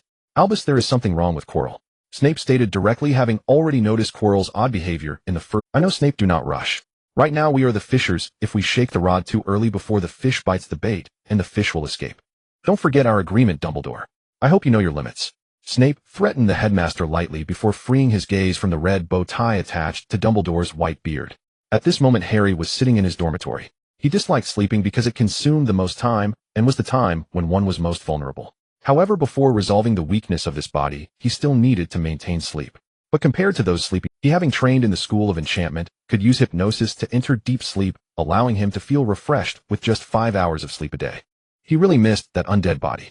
While reminiscing, Harry completed his data preparation for the day. Tomorrow was Saturday. Hogwarts was really daring to teach, so he dared to truly learn. Even Professor Quirrell was genuine, but he felt just as eerie as Snape. However, Harry soon relaxed. After all, this was a school of magic, wasn't it? Having a few teachers with ulterior motives was simply standard configuration, even if the owner here was a kind and lawful legendary white wizard. Harry tapped the window. With the seniors, professors, and library at Hogwarts, his learning pace had significantly. Harry gently touched the mirror where the boy inside smiled slightly. Name: Harry Potter. Age: 11. Abnormal state: Muggle. Punishment: Divine Enemy. Spell status: LV2 211,000, LV 198,100, LV 191,100. Fireball spell: LV4 189 710 0000. Mage Hand. Deteriorated version Harry Potter original: LV0 710. Simple detection spell: deteriorated version Harry Potter original: LV1 100. Lumos: LV0 510. Restoration: LV0 210. Cleanse: LV0 310. Stupefy: LV0 110. Alhambra: LV0 110. Transfiguration spell: LV0 310. Levitation spell: LV0 110. He has now grasped a bit of the rules of this panel. For every non-unforgivable curse spell he obtains, it will provide 10 points towards the 3 unforgivable curses. Harry, this is so unfair. I bet it was Snape who reported me. Adoga angrily slammed the notice onto the table. It was delivered by Draco. Draco had secretly read the content of the letter before coming over, and after arriving, he could only pityingly pat Harry on the shoulder. Then he told his friend in Hufflepuff that he would ask his godfather for leniency when he returned. Harry unfolded the paper, which still carried a faint scent of potion ingredients. Harry Potter, due to your poor performance in charms and transfiguration classes, the school's higher-ups have decided that every evening after the last class, until exactly 10 o'clock, you must go to the corresponding professor's office for remedial classes. Head of Slytherin, Master of Potions, Severus Snape. Is this really happening? Harry's first thought was this, but immediately the boy furrowed his brow along with the nearby badgers, wondering if there was some kind of conspiracy. When someone offers excessive kindness, it's either deceit or theft. However, he also couldn't refuse. It was a delightful annoyance. Why hadn't he done this for himself when he was in the Red Tower? Harry, I don't think it's a bad thing. After all, the headmaster is involved. Don't put too much pressure on yourself. Cedric flipped the note over. On the back was a schedule passionately written by Snape. On it, Harry saw not only Snape, but also McGonagall, Flitwick, Quirrell, the headmaster, and Dumbledore. Oh my, 1 day off in a week. It would be better to let me die. Adoga looked at the schedule and fell back, holding his head. It's a blessing in disguise. If it's misfortune, you can't escape it. Harry tucked the schedule into his notebook and looked at the badgers arriving one after another.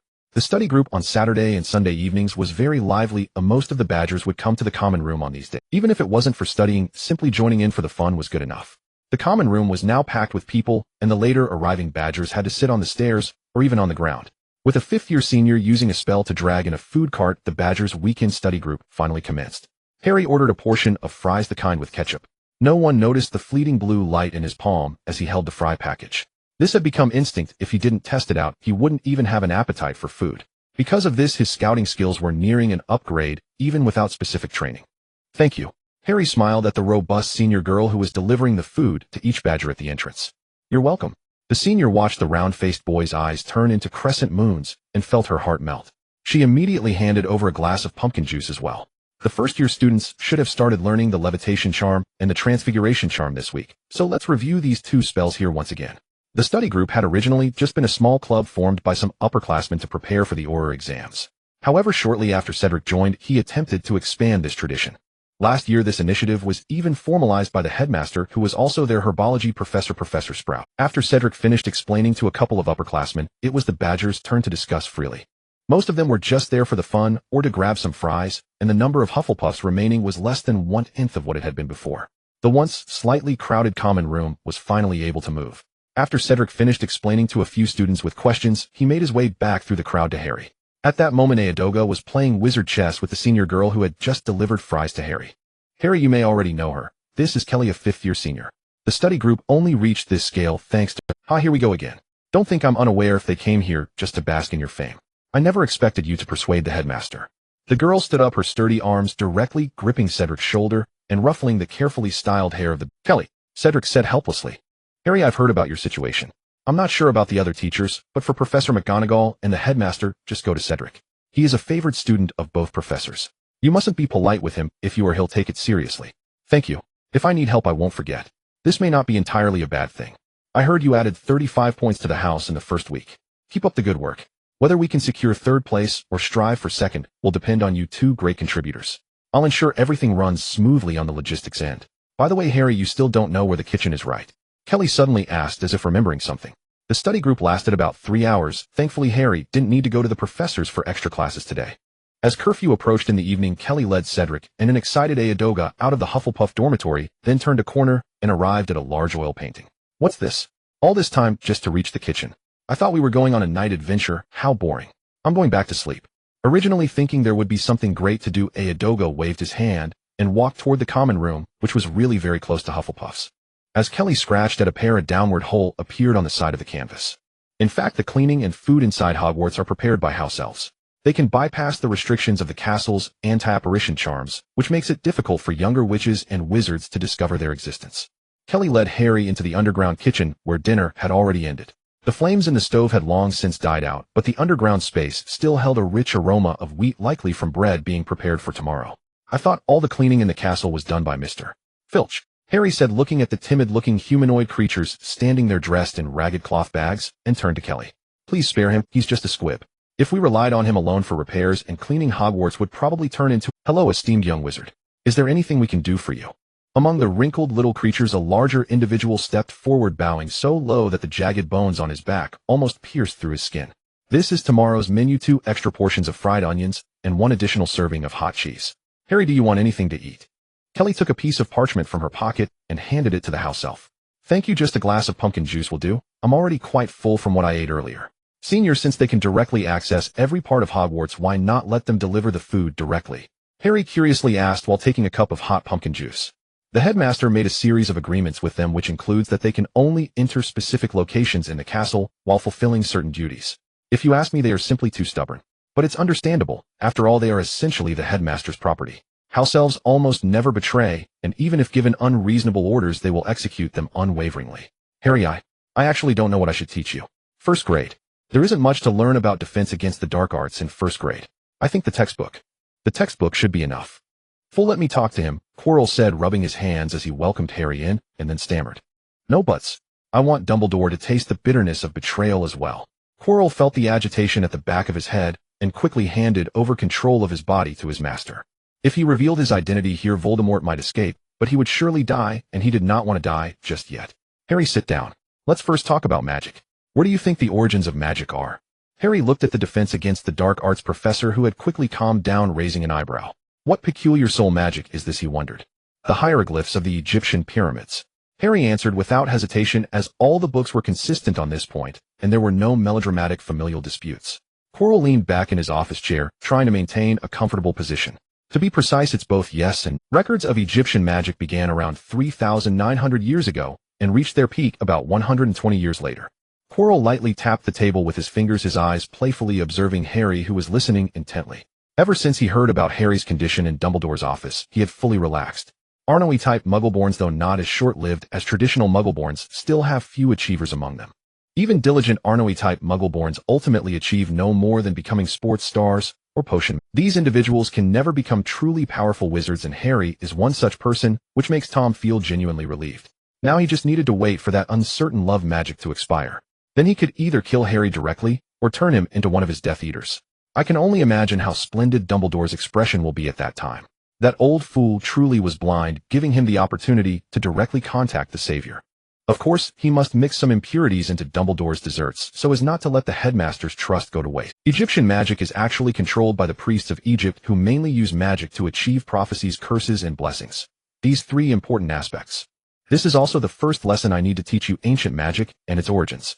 Most modern magic is derived from ancient magic, such as the three unforgivable curses. Tom waited for a moment, slightly surprised that he did not see too intense a reaction from Harry. However, the hint of confusion and hesitation in those green eyes was still keenly captured by Tom. Yes, even though some records indicate that the three unforgivable curses originated from the three brothers, the truth is that I found records of these marvelous curses in ancient Egyptian artifacts. Of course, this does not mean that the three brothers plagiarized the wisdom of the ancient Egyptians or that they necessarily gained all their inspiration from them. What I want to tell you is that the vast majority of the creativity in modern magic comes from ancient magic. Quirrell stood up, approached a slightly shabby wall, and took a book from the bookshelf to place on the table. What separates them is a very important thing: your wand, and the so-called civilization stipulated by the Ministry of... This book contains some interesting little facts which I believe can inspire you further. Of course, if you have any other questions, you can always come to find me. Quirrell Professor's candid knowledge transfer made Harry almost think he was the other party's forgotten illegitimate child. No, being an illegitimate child felt too close. He might as well be a shard of the other party. Is it really okay to start tracing back curses and dismantling them from the source? As Harry was about to push the door open at the end of a lesson filled with Quirrell's personal motives, Tom, possessing Quirrell, suddenly called out to the boy who had half a foot out of the office. Harry, whether you like it or not, you are the boy who lived. To Dumbledore, you are a means to counter the mysterious man. You must have realized something was off about you, right? It's a special kind of illness. The headmaster asked us to keep it a secret from you, but I believe you are a mature adult who needs to understand your responsibilities. You need power, Harry, and the power is hidden there. Quirrell nodded at the book in Harry's hands, then quietly watched Harry leave the office. His craving to be a teacher was thoroughly satisfied here, unlike teaching those curly-haired baboons, all of whom were incredibly foolish. Sometimes he even wanted to use Avada Kedavra to send those idiots to their next life. If it's a half-blood, that's perfect. If it's pure blood, then it's helping pure bloods optimize their lineage. In the first lesson, Tom wasn't prepared to be too blatant. After a few more, he would see the longing for power in that child's eyes, and that desire could allow him to gradually control the savior. I truly look forward to the moment when that child raises his wand at the headmaster, and the marvelous green beam shoots out from the tip of his wand, then striking that damned old man down, bringing down that stale aura and old era together into the mundane world. Harry returned to the office with the textbook from Quirrell and opened it in the dormitory. This is a relatively basic magic book, mainly containing some harmful, but not lethal spells such as those that can break fingers, curse someone to be constipated, or make one's eyeballs pop out. The few spells that seemed capable of causing fatal harm were also only briefly mentioned. Finally, here Harry saw the full names of the three unforgivable curses, but unfortunately, there were still no details on how to cast them. The 3 question marks on his panel remained unchanged, indicating that he was still unable to use the magic he was theoretically best at. Just as Professor Quirrell had said, after spending an entire night reading the entire textbook, Harry immediately realized what the so-called civilization was about. It was the divide between ancient and modern magic, a compromise and choice made by predecessors between power and convenience. Many of the spells within did not use wands as mediums. Instead, they primarily relied on the blood of living beings after death or the corpses of certain deceased entities as the basis for casting. This method made each casting extremely troublesome and required a long time for preparation. Harry is an academic prodigy, a fact evident to all. Even though some annoying Slytherin snakes and Gryffindor lions often spread rumors that Harry is a fool when it comes to casting spells. He is dubbed the so-called dumb hero, but the Badgers don't care. They admire this savior boy immensely. After all, who wouldn't like a boy who can score high marks for the house and is gentle and humorous? The last person who was as outstanding as him was Cedric, who is now the shining emblem for the Badgers. So whenever someone brings up Harry's spellcasting issues, the Badgers would retort with one line: Harry's assignments are all. This is an exceptionally difficult achievement. Currently, the first-year young wizards have 6 subjects requiring assignments: herbology, astronomy, charms, potions, transfiguration, and history of magic. Among the first-year young wizards, there are indeed some who can achieve excellent grades in 1 or 2 subjects.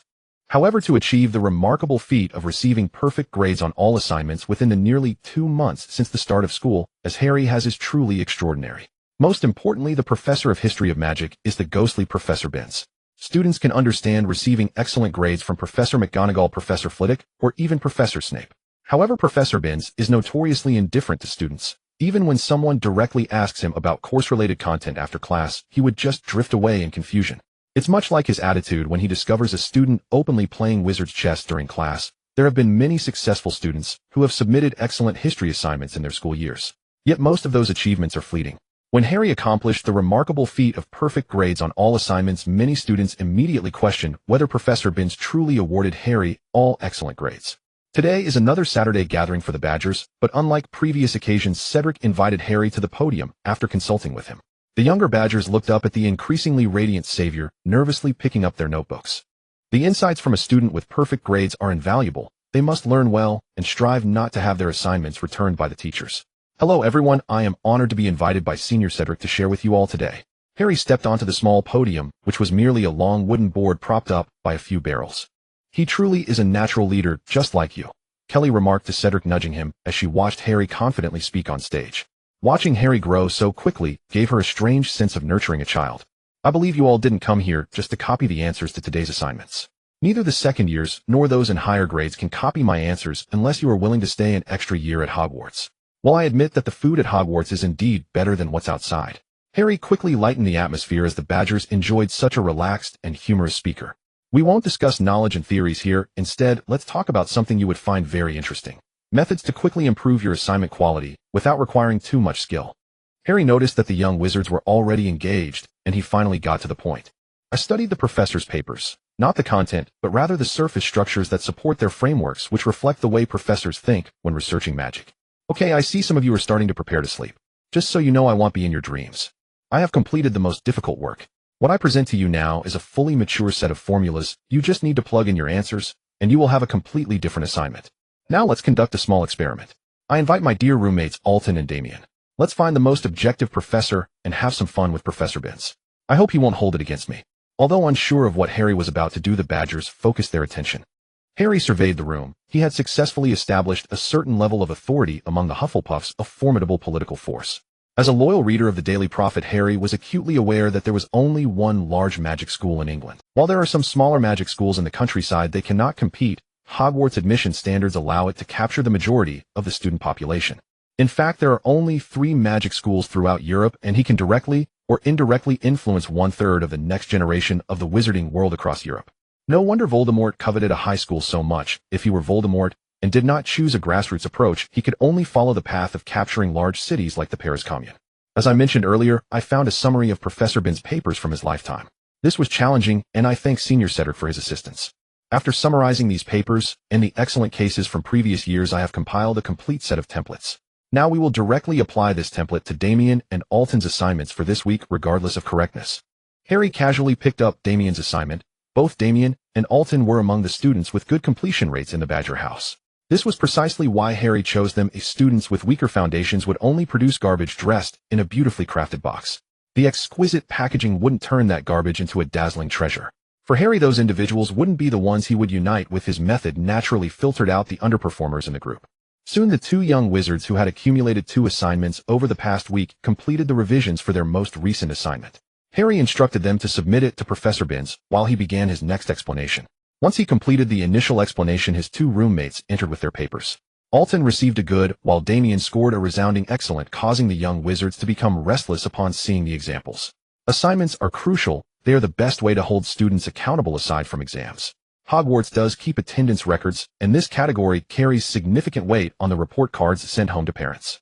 By the time Harry's sharing session concluded, he began to lead the crowd of young wizards surrounding him to hang the displayed templates in the most prominent spot in the common room. Each Badger can obtain ready-made templates here, eliminating the concern of having their assignments returned due to form. Professor Snape has evidently become more haggard these days. In fact, had it not been for Harry spending every Friday with this potions professor, he might not have noticed Snape's weariness. After all, he was already quite scruffy. The black cloak seemed to have been cleaned only in a haphazard manner, if at all. His greasy hair was almost matting. Harry recalled that his family had some shampoo, and he thought he could even send a box to the professor. Professor Snape preferred to stay in his potions workshop. Unless necessary, he would not leave this place at all, with the potions classroom and his office both situated here. This could be considered a dream space for every reclusive individual who everything needed was within reach without having to step outside. Harry looked up at Snape, whose dark circles under his eyes had intensified, and abandoned his plan to offer a word of concern. If it were McGonagall, Sprout, Flitwick, or even Quirrell, he could win their favor in this manner. Except for Professor Snape, the others' feelings towards him were truly unpredictable. Sometimes they would patiently explain things directly, teaching him numerous potions they had modified. At times they would even impart some techniques that could be considered unique secrets. However, there were also moments when they would suddenly turn cold, making him sit on a small stool to deal with slugs in a corner covered in cobwebs. But it was understandable. After all, Snape was a master of potions. Being forced to waste precious time with someone, especially under the orders of the headmaster, would inevitably lead to some displeasure. Ultimately, this displeasure could not be vented towards the headmaster, so it was only natural that it would be directed at himself. It was just being a punching bag. As long as he could learn these potion-making skills, it would all be worth it. Compared to Snape, his teacher at the Red Tower was like a radiant being, constantly exuding divine light and kindness. Harry, I recall telling you to add the sunflower seeds first.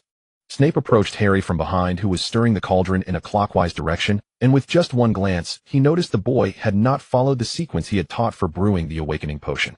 Yes, Professor, I added a portion of dried devil's snare to the base and replaced the third edition of mint leaves with the roots of the sunflower. Harry truthfully informed Snape of his adjustments, and after confirming that the potion was beginning to react, he stood at attention and took out his modified potion recipe from his pocket.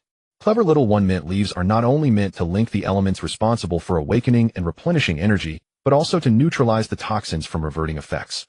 Snape spat out his venomous words. Though Harry was learning quickly, it seemed to him that he was only barely qualified to join the advanced class. To say he could stand on his own was perhaps too early. My. Snape squinted. The potion did not turn pure black as he had expected, emitting an unpleasant stench, but instead began to turn a deep blue. Snape leaned in closer, carefully scrutinizing with his cold, sharp gaze, then wafted a small amount of the potion towards his nose. He was engulfed in confusion and even glanced at the used ingredients on the table. For a moment he suspected that Harry had intentionally brewed the potion according to the original recipe to gain praise, then disguised it as his own modification. Professor, I added devil's snare to the base because I saw a potion called the shielding potion in the textbook you provided, which used a similar method to neutralize toxins. Organize your potion recipe and submit it to me tomorrow. Snape fell silent. He stared at the pot slowly bubbling with the blue concoction, gently dipping his finger along the edge of the cauldron to sample a bit of the potion. Harry's modification merely reduced costs slightly. After all, he ultimately used devil's snare, which was not cheaper than the mint leaves he saved. However, Harry's version could avoid a certain level of resistance, essentially providing a new avenue for wizards who had long used the awakening potion. This would generate a certain economic value, especially with him a master of potions as a channel.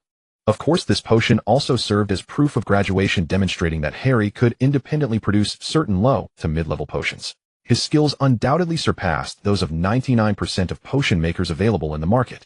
If any of Snape's other students achieved this level, he would offer them some of his channels. Currently, there were only 3 little wizards who could achieve this before graduation.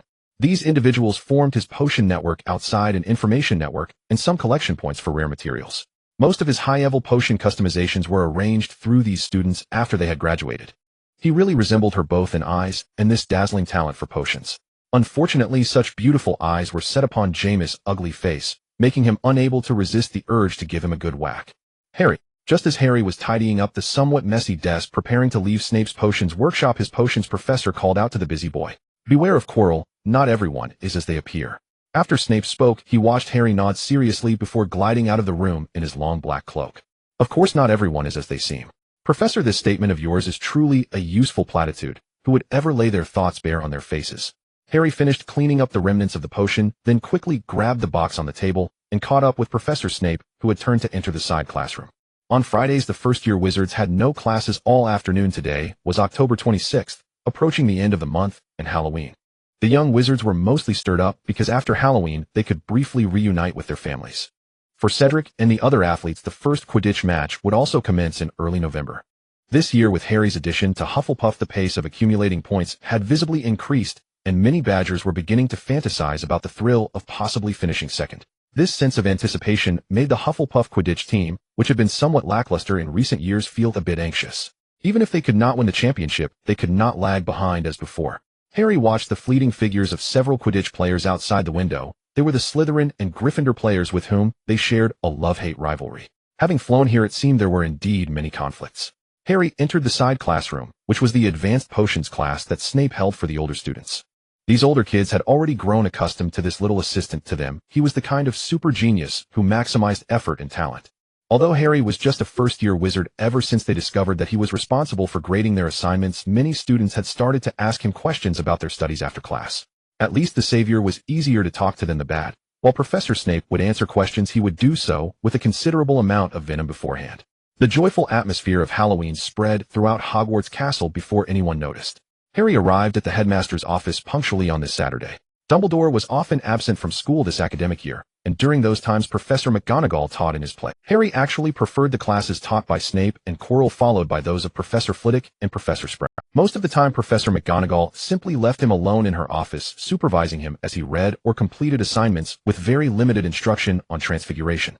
However, it was understandable, as the deputy headmistress of Hogwarts and effectively the acting headmaster Professor McGonagall had far heavier responsibilities than the other professors. Most of the time, he couldn't see Professor McGonagall in the office.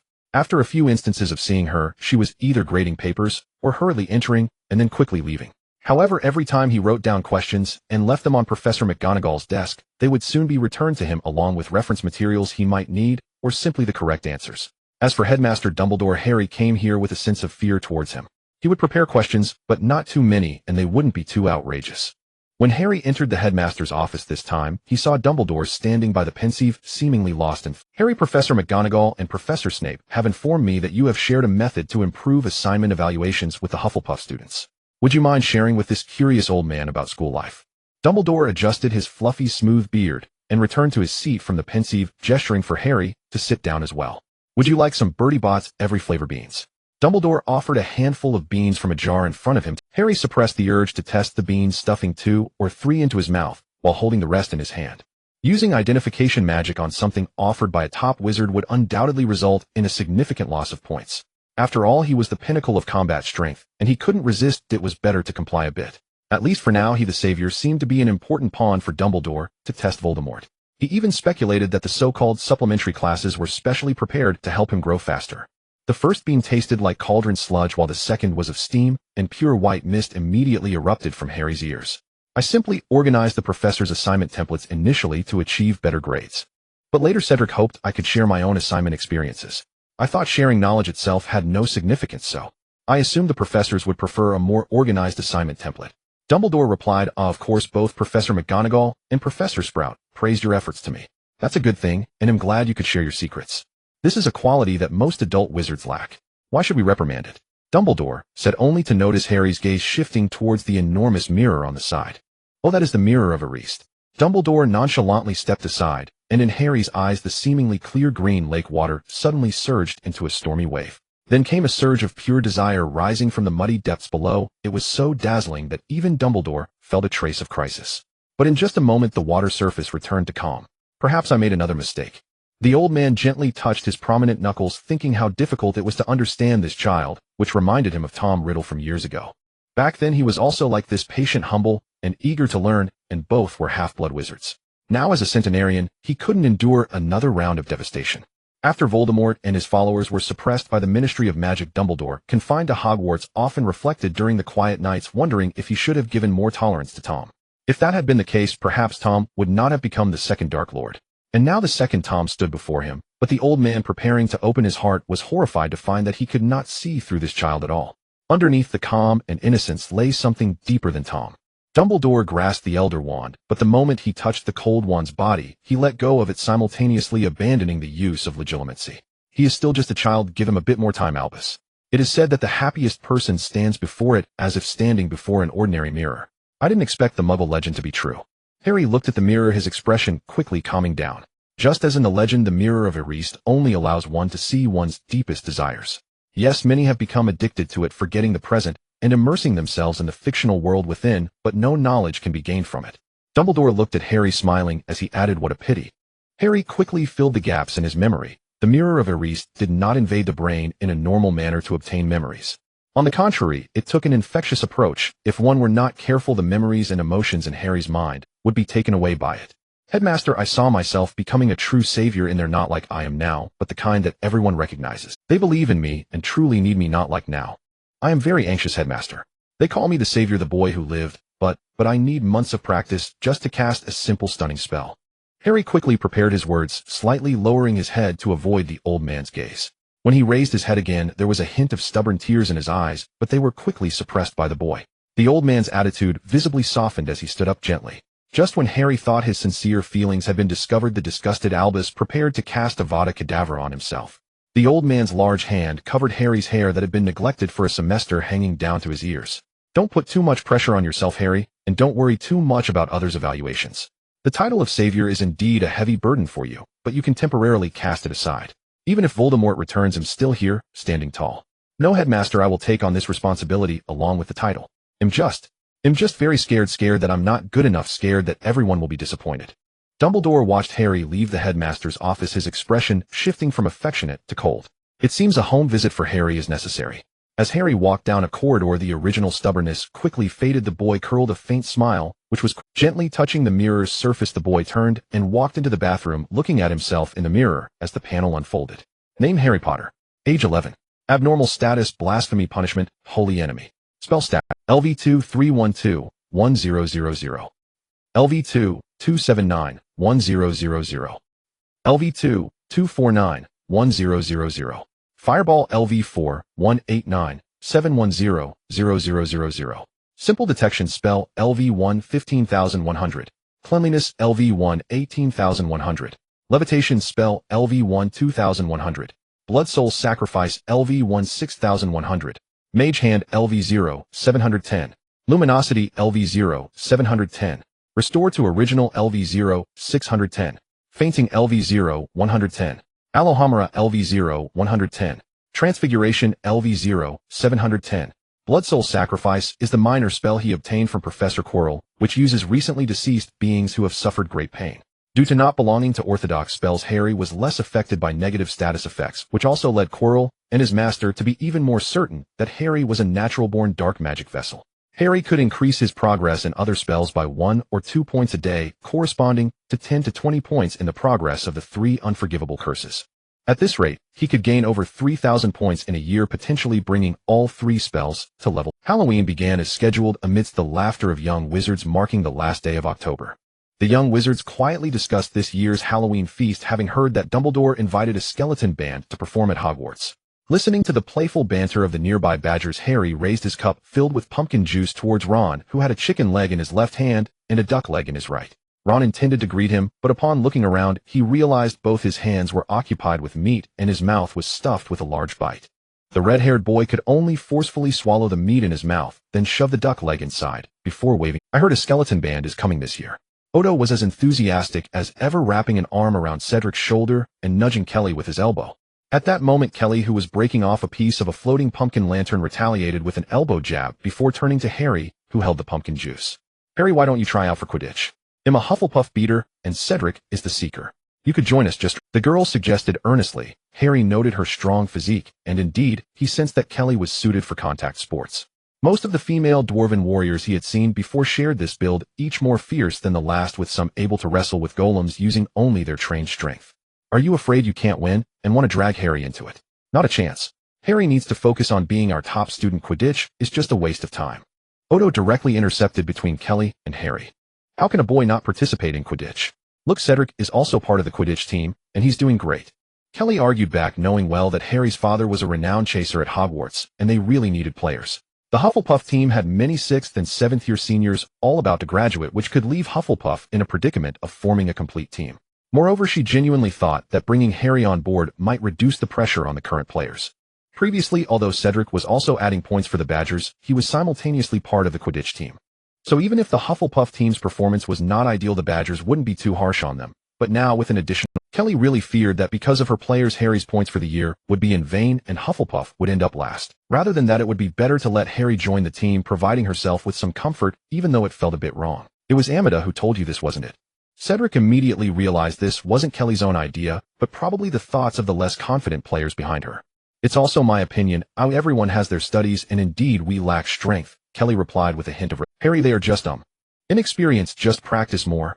Odo chimed in, shrugging as he cut in on Cedric's overly polite and often vague words. It's okay, the house cup isn't just my house cup, it's Hufflepuff's. They'll do my best, and you all should too. What if we come last? We earned it ourselves, it's everyone's achievement, right? Plus we can certainly compare ourselves. By the way, how many points did we have last year? 278 points. Slytherin was first with 458 points. Cedric replied, somewhat sheepishly, feeling awkward discussing this in front of the younger students. Now we have 217 points. If we can aim for 320 points by the end of the term, that would be a victory, Kelly continued. But Harry, won't you really give it a try? She looked at Harry and patted his shoulder seriously, making a promise. Are you discussing Quidditch? Do I need to excuse myself? Suddenly, the ailing Missy floated next to the group, startling Alton, who was diligently eating his popcorn. Ding! Ding! As Dumbledore at the head table tapped his cup, the noise in the great hall quickly subsided. Whether ghosts or young wizards, they all turned their gaze in unison towards the greatest wizard of the century. Happy Halloween. Now I believe you don't want to continue listening to this old fool ramble now. Let the feast begin. With Dumbledore's command, a lavish banquet filled the long table. Just as Harry picked up a sausage with his knife and fork, he saw the fat friar floating out from under the table. When he saw the fat friar again, the latter was hurriedly floating in alongside the bloodied Baron. There's a young dragon outside Hogwarts. The fat friar hurriedly passed by the ghost band that was originally playing, making them visibly displeased. However, the fat friar had no time to apologize or care about the impact. The dragon outside was simply too outrageous. A dragon. Professor McGonagall turned her gaze towards Hagrid, who was seated at the staff table, his expression clearly tense. Before Professor McGonagall could process the shocking news of a dragon wreaking havoc at Hogwarts, Professor Quirrell, who had been absent until now, suddenly burst through the great hall doors, shouting that a troll had invaded the dungeon, before fainting weakly to the ground. A troll.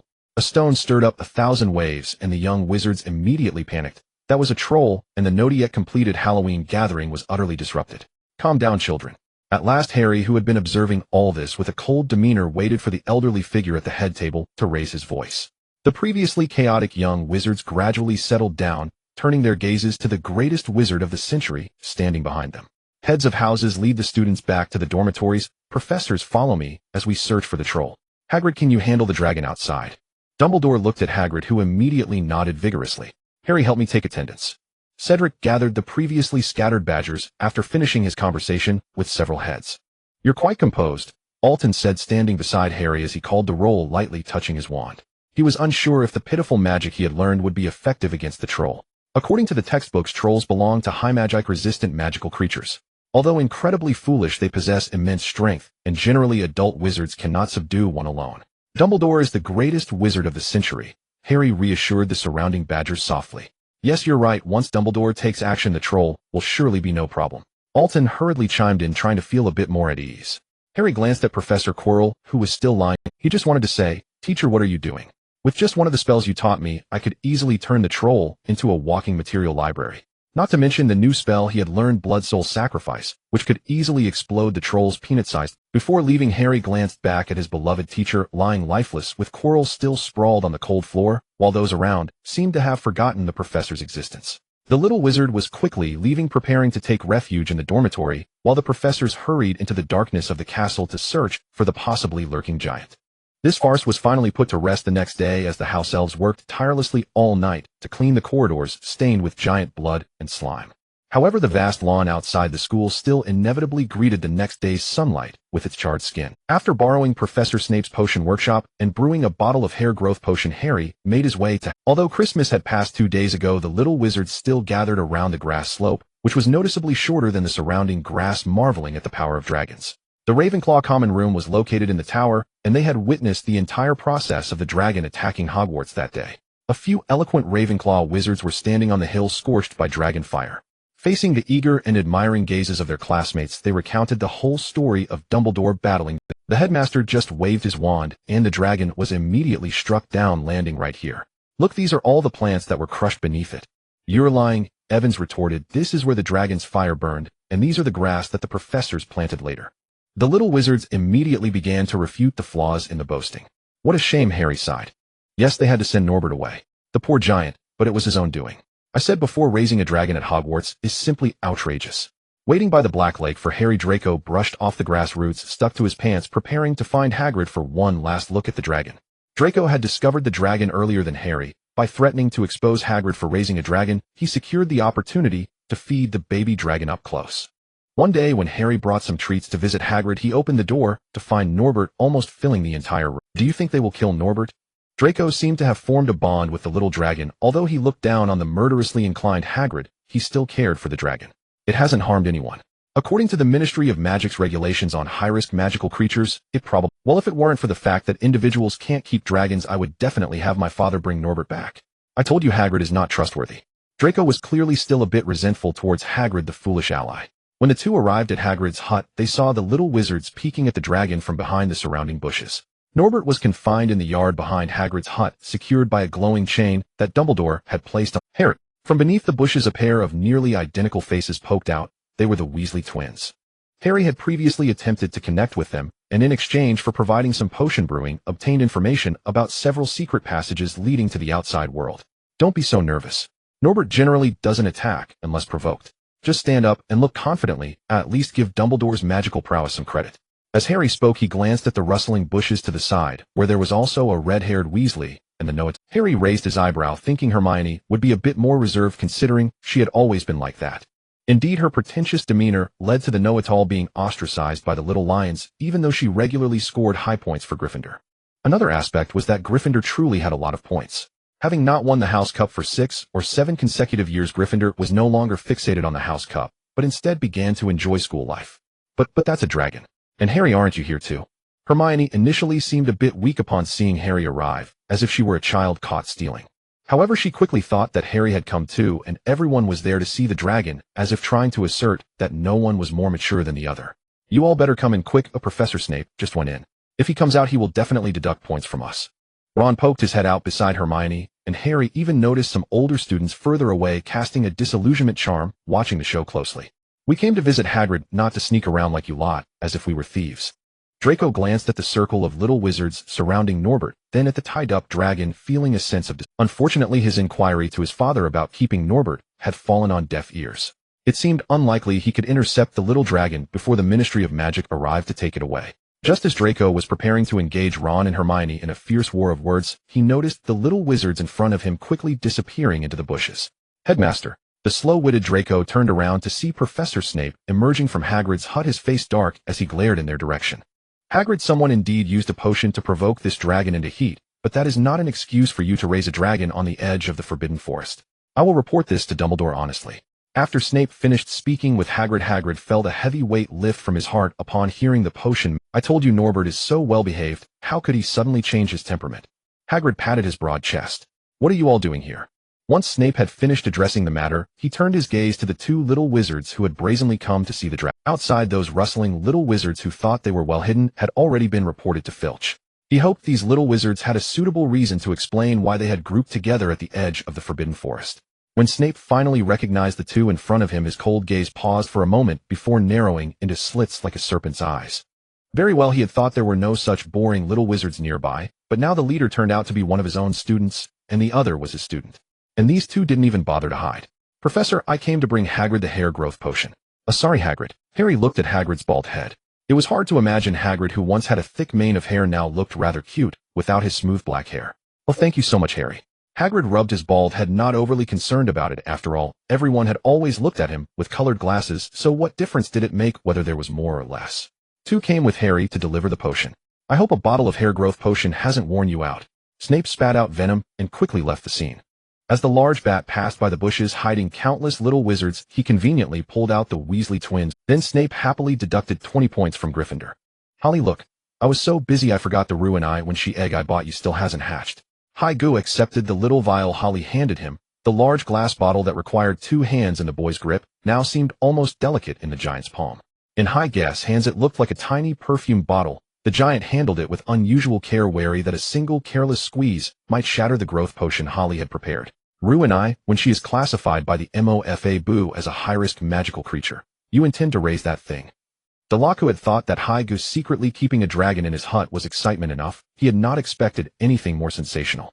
It's no big deal. The Ruin Eye, when she doesn't fly, and it grows far more slowly than a dragon. They'll let it loose in the Jinlin during the holidays. Haigu can feed it a few chunks of meat. Who in their right mind would wander the Jinlin, right, Delacour? Holly and Delacour stepped into the hut. No matter how many times he came, Holly could not help marveling at Haigu. The place brimmed with half-grown magical creatures and plants. Some of them even appeared on the MOFA bus band trade list. After his first visit, Holly resolved to remain on good terms with Haigu. He was, after all, an indispensable supplier of raw materials. Holly toyed with a few Lei Niao feathers hanging by the side window. There really shouldn't be Lei Niao in the Jinlin. Those were a gift from an old friend tucked inside a letter. I thought they'd look nicer hung up. Holly, if you like them, take them. They'd make serviceable bookmarks. They're primary ingredients for a paralysis draft. I remember a rather wicked branch of MOFA that combined with bones can craft an implement capable of altering the weather. Holly did not refuse. He undid the knot Haigu had tied and slipped the 2 lowest Lei Niao feathers in. Haigu, the healing potion you asked for will take a little longer. Which magical creature was wounded? Why must it work on highly magic-resistant beings? Holly moved to the center of the hut where Haigu had made a small nest for Nuabo. Sadly, Nuabo had not long enjoyed it before growing, so large the little shelter could hardly contain him. Someone attacked a Du Jiaosho in the Jinlen. Oh, I shouldn't be telling you this. Dangbuli Duo made me promise to keep it secret. Alright, then don't ask me about it again. A Du Jiaosho? Could someone be trying to prolong their life? Killing a Du Jiaosho and drinking its blood can indeed preserve life for selfish ends, but it will curse the one who does it. Holly paused, struck by the word curse. Suddenly, he had a suspect in mind. Could he blackmail them with this? But he reconsidered. Though the sum might be tempting, dear Chi Luo was no weakling in battle. Holly suspected the professor was exceedingly skilled with the Sand of Buku Raosu curses. He had even noticed in recent assignments that the professor was subtly guiding him toward the Sand of Buku Raosu curse. Yet Holly dared not outright ask if Chi Luo would teach him a Wa de Soming. First, he feared appearing too eager, and thus alarming the professor. Second, he was unsure whether Chi Luo's instruction in Hei Mofa bore hidden motives, or had been sanctioned by Dangbuli Duo. After all, it was Dangbuli Duo who had proposed the extra tutoring. The schedule itself had been conveyed to him by De La Ku, at CNEI Pu's behest. But persuading professors one by one to stoop and give lessons to a lowly young wizard from a family with little influence, that sort of sway was beyond CNEI Pu's reach. If CNEI Pu truly possessed such clout, he would not merely be head of C Lai Te Lin, he would be the headmaster of Hua Guizi. Holly was not certain whether this was another of Dangbuli Duo's tests, besides he found himself oddly reluctant to lose Chi Luo. After all, a teacher willing to flout rules and instruct him in copious lethal Hei Mofa was likely a rare solitary thing at present. If he pressed too hard and severed that avenue, he would have nowhere left to turn, not even a place to cry. Holly had heard that the defense against the Dark Arts chair at Hua Guizi had been cursed by Fu Dmo. Whoever took the post ended up dead or maimed within a year. He planned to extract as much as he could from Chi Luo, and then at terms tentatively broached the subject of those unforgivable curses. He had rehearsed his reasons that he sought power to oppose Fu Dmo, and therefore wished to learn a Wa de Soming. Or he could claim he wanted to help Na Wei with his parents' plight, and thus needed to learn a heart-piercing Bonarending curse. The rationale fit, for he had kept a deliberately distant but persistent relationship with Na Wei. Since he had taken the memory orb from De La Ku and given him a face-saving exit, Na Wei's side was half won. The excuse was plausible. Even if Dangbuli Duo suspected him, he doubted the headmaster would strike down a student ostensibly trying to help a classmate with a killing curse. Oh no, Holly, don't keep guessing. Haigu clapped a hand to his mouth in distress, now without the disguise of his once lush beard. At present he resembled a great barrel crowned by a solitary salted egg. Very well, I was merely curious. If it is a Du Jiaosho, many steps could be spared. I had assumed you intended the ingredient for some other creature. Holly trailed off ambiguously. Haigu, sensing the danger of the topic, quickly steered the conversation away. Let's first have a look at your Ruinai when she egg. It actually arrived 2 weeks ago, but I've been tied up with Nuabo. Oh, poor Nuabo. Its nature wasn't evil, it was merely used. The one who used it was truly rotten. Haigu dragged a chest from beneath the bed and opened it to reveal an eggshell nestled in straw, its surface etched with delicate patterns. Holly gingerly touched the shell with his finger. Even through the casing, he could feel the unique stir of the Ruinai when she bears 3 souls in one body. When Holly read that description, he determined he must obtain one for study. See, it's beautiful. At Haige's instruction, Holly covered himself and the Ruinai when she egg with a blanket of worked hide, then produced a flickering light. As the light shimmered beneath the dim blanket, Holly clearly saw a small snake taking shape inside its 3 heads, distinct and unmistakable. Indeed. I'm off. Haigu, you didn't feed Nuabo today, did you? Delaka glanced at the snake egg. He still found dragons the more interesting creatures. Delaku received Haige's affirmative nod, hoisted a large bucket of meat, and salivating at the sight of the iron tub, left the hut. He watched Fei Erchi, who had already reached the scene, and begun rounding up the young wizards, and nodded with satisfaction. This was his dragon. How could he allow those mudbloods to watch it as they pleased?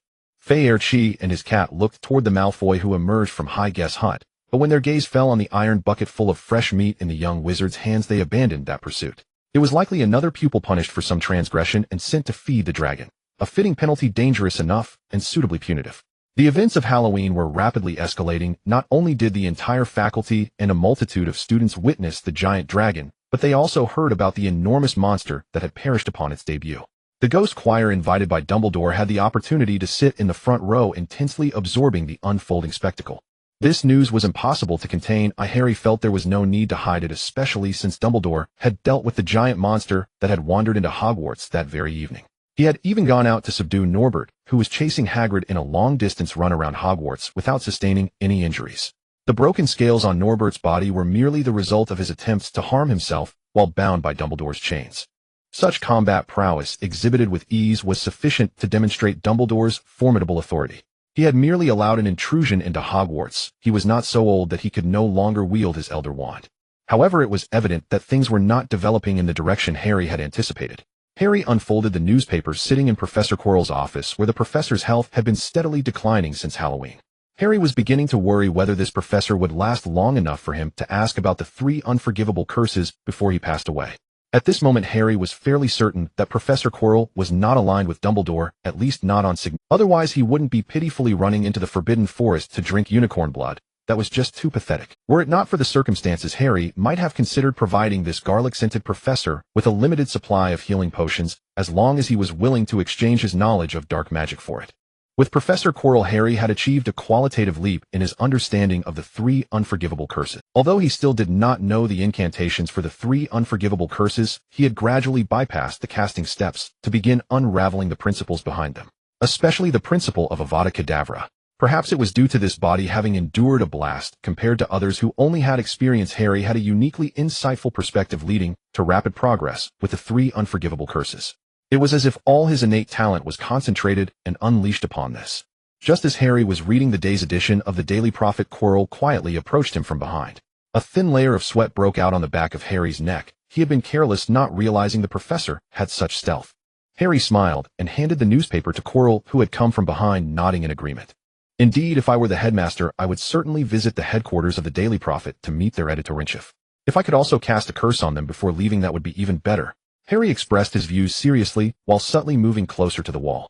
Just moments ago, Quirrell had stirred the heart that had dulled over nearly a decade of being under his control, causing it to race once more. The Muggle world and Hogwarts were far too safe. So safe that he began to feel smug about the meager power he possessed, even taking delight in Dumbledore's weaknesses and kindness. Attempting to slack off while indulging under the other's nose, Harry chuckled to himself in the shadows before returning to his previous demeanor, gentle and refined. However, Voldemort, lurking behind Quirrell, could see clearly through this facade. There was a wolf cub hidden beneath human skin, seemingly activated by himself. Voldemort was almost ready to beat drums and sing. He had already led Harry astray. The next moment would be Dumbledore's turn to suffer. After all, Harry was just a mere anomalotype, posing no threat to him. He was very confident in his own strength, although he was simultaneously cautious and sensitive. That was only concerning opponents who were equal to him. The reason Harry could become someone he could regard as an equal was fundamentally because Dumbledore had helped Harry to hide. Now Tom appreciated Harry's character. However, he did not hold high hopes for Harry's strength. The teachings of these past few days had made Voldemort acutely aware that while Harry's learning ability was strong, his spellcasting was always hindered by some inexplicable force. This was the most typical symptom of anomaly type. Initially skeptical, Voldemort was now certain that Harry was indeed an anomaly type. And a wizard who cannot use magic, no matter how adept they are in theory or potions, can never become a Dark Lord nor pose any threat to his position. Standing at the pinnacle of the European magical world, Voldemort understood that the essence of the magical realm was the subservience of interest to power. As the supreme ruler, lacking power equated to having nothing. He had once killed all who attempted to capture him, which is why the Ministry of Magic had dared not confront him directly before Dumbledore's arrival. They only dared to collect the corpses of those who had died and toll the death knell. Now Harry was the best candidate, posing no threat to him, while providing ample trouble for the hypocritical and cowardly Dumbledore. If Harry were sensible, he wouldn't mind sparing his life, using it to demonstrate his magnanimity after his victory. Of course, the main issue now was that he needed to obtain the Philosopher's Stone as quickly as possible. Quirrell, that fool, had repeatedly botched his tasks, and his frail body and low spellcasting ability were also significant hindrances. He could already feel that with each use of Quirrell's body, he was slowly marching towards inevitable death. Having lost a physical body once, he no longer wished to return to that state of a wandering soul. Quirrell sat contentedly behind his desk, crossing his hands and propping up his pale face, which was wrapped in a heavy turban. Harry looked at the black vines creeping up Quirrell's nose. This confirmed it was indeed Professor Quirrell, who had consumed unicorn blood, and he was now gravely ill. However, Harry was still very curious about what could compel a master of magic to risk death to obtain. Was it supreme knowledge? If that were the case, he wondered if Professor Quirrell would be interested in sharing it with him. If not, perhaps he could consider ambushing this beloved former mentor of his. He had already made significant progress with the Avada Kedavra curse, having studied the dark magic textbook Quirrell provided, advancing by nearly 300 points. What Quirrell was now desperately seeking with his life must be something even more precious. Harry's heart felt as if it were being playfully clawed at by a kitten, curious and itchy. He ultimately managed to control his desires, recognizing the need for restraint during inappropriate moments, reserving bold attempts for when the situation called for it. After realizing that the seeds he had planted had grown, Chilo began to prepare for his grand plan. With the help of the giant and that fool Hagrid, he had secured an opportunity to catch a glimpse of the protective enchantments Dumbledore had set up for the Philosopher's Stone during Halloween. He was already certain that Dumbledore had placed the Philosopher's Stone on the 4th floor, with the first obstacle being a cursed, three-headed dog raised by that fool Hagrid, which could be safely passed with music. The second challenge, the Devil's Snare, was not difficult, and the third was a chessboard set up by McGonagall, but he had broken the pieces the last time he entered. McGonagall should have already replaced the original defenses, while the fourth challenge involved Snape's potions, and the last was a magical mirror. Voldemort had touched that mirror, and the Philosopher's Stone was within it. Moreover, until now Dumbledore had not moved the mirror. He had coated the edge of the mirror with a kind of magical dust that was extremely difficult to detect. If Dumbledore were to move the mirror, he would inevitably become tainted by that dust, and once the Philosopher's Stone was possessed, it would emit a faint order fluctuation. Even if Dumbledore discovered that someone had intruded into the chamber, he still chose to leave the Philosopher's Stone inside. This was the kind of disgusting arrogance that his master exhibited. Chilo nervously poured a small vial of liquid that looked like flowing metal into his mouth. A thick iron taste instantly filled his entire mouth, and then the liquid began to burrow towards Chilo's stomach like a living creature with its own consciousness. Chilo slightly pulled apart his thin white shirt and saw his reflection in the mirror, where black lines were spreading from his heart to the surface of his entire body. Now he looked like a porcelain figure that had been broken and hastily patched together with black tape. "Master, has Dumbledore discovered us?" Chilo asked softly. As the limits of this body approached, Voldemort no longer cared about Chilo's life or death, and Chilo seemed to realize this. However, the prolonged torment and the aura of fear that Voldemort exuded made him unwilling to resist, let alone surrender to Dumbledore. Yet deep down, Chilo still held a glimmer of hope. For instance, after Voldemort obtained the Philosopher's Stone, he might, for the sake of his own body, use that alpowerful stone to repair this broken shell of his. Of course, you clumsy fool, breaking McGonagall's chess setup must have alerted Dumbledore to something unusual. He must have already discovered us, so we need to speed things up. Chilo felt a flicker of joy on his face as he heard Voldemort was finally ready to act.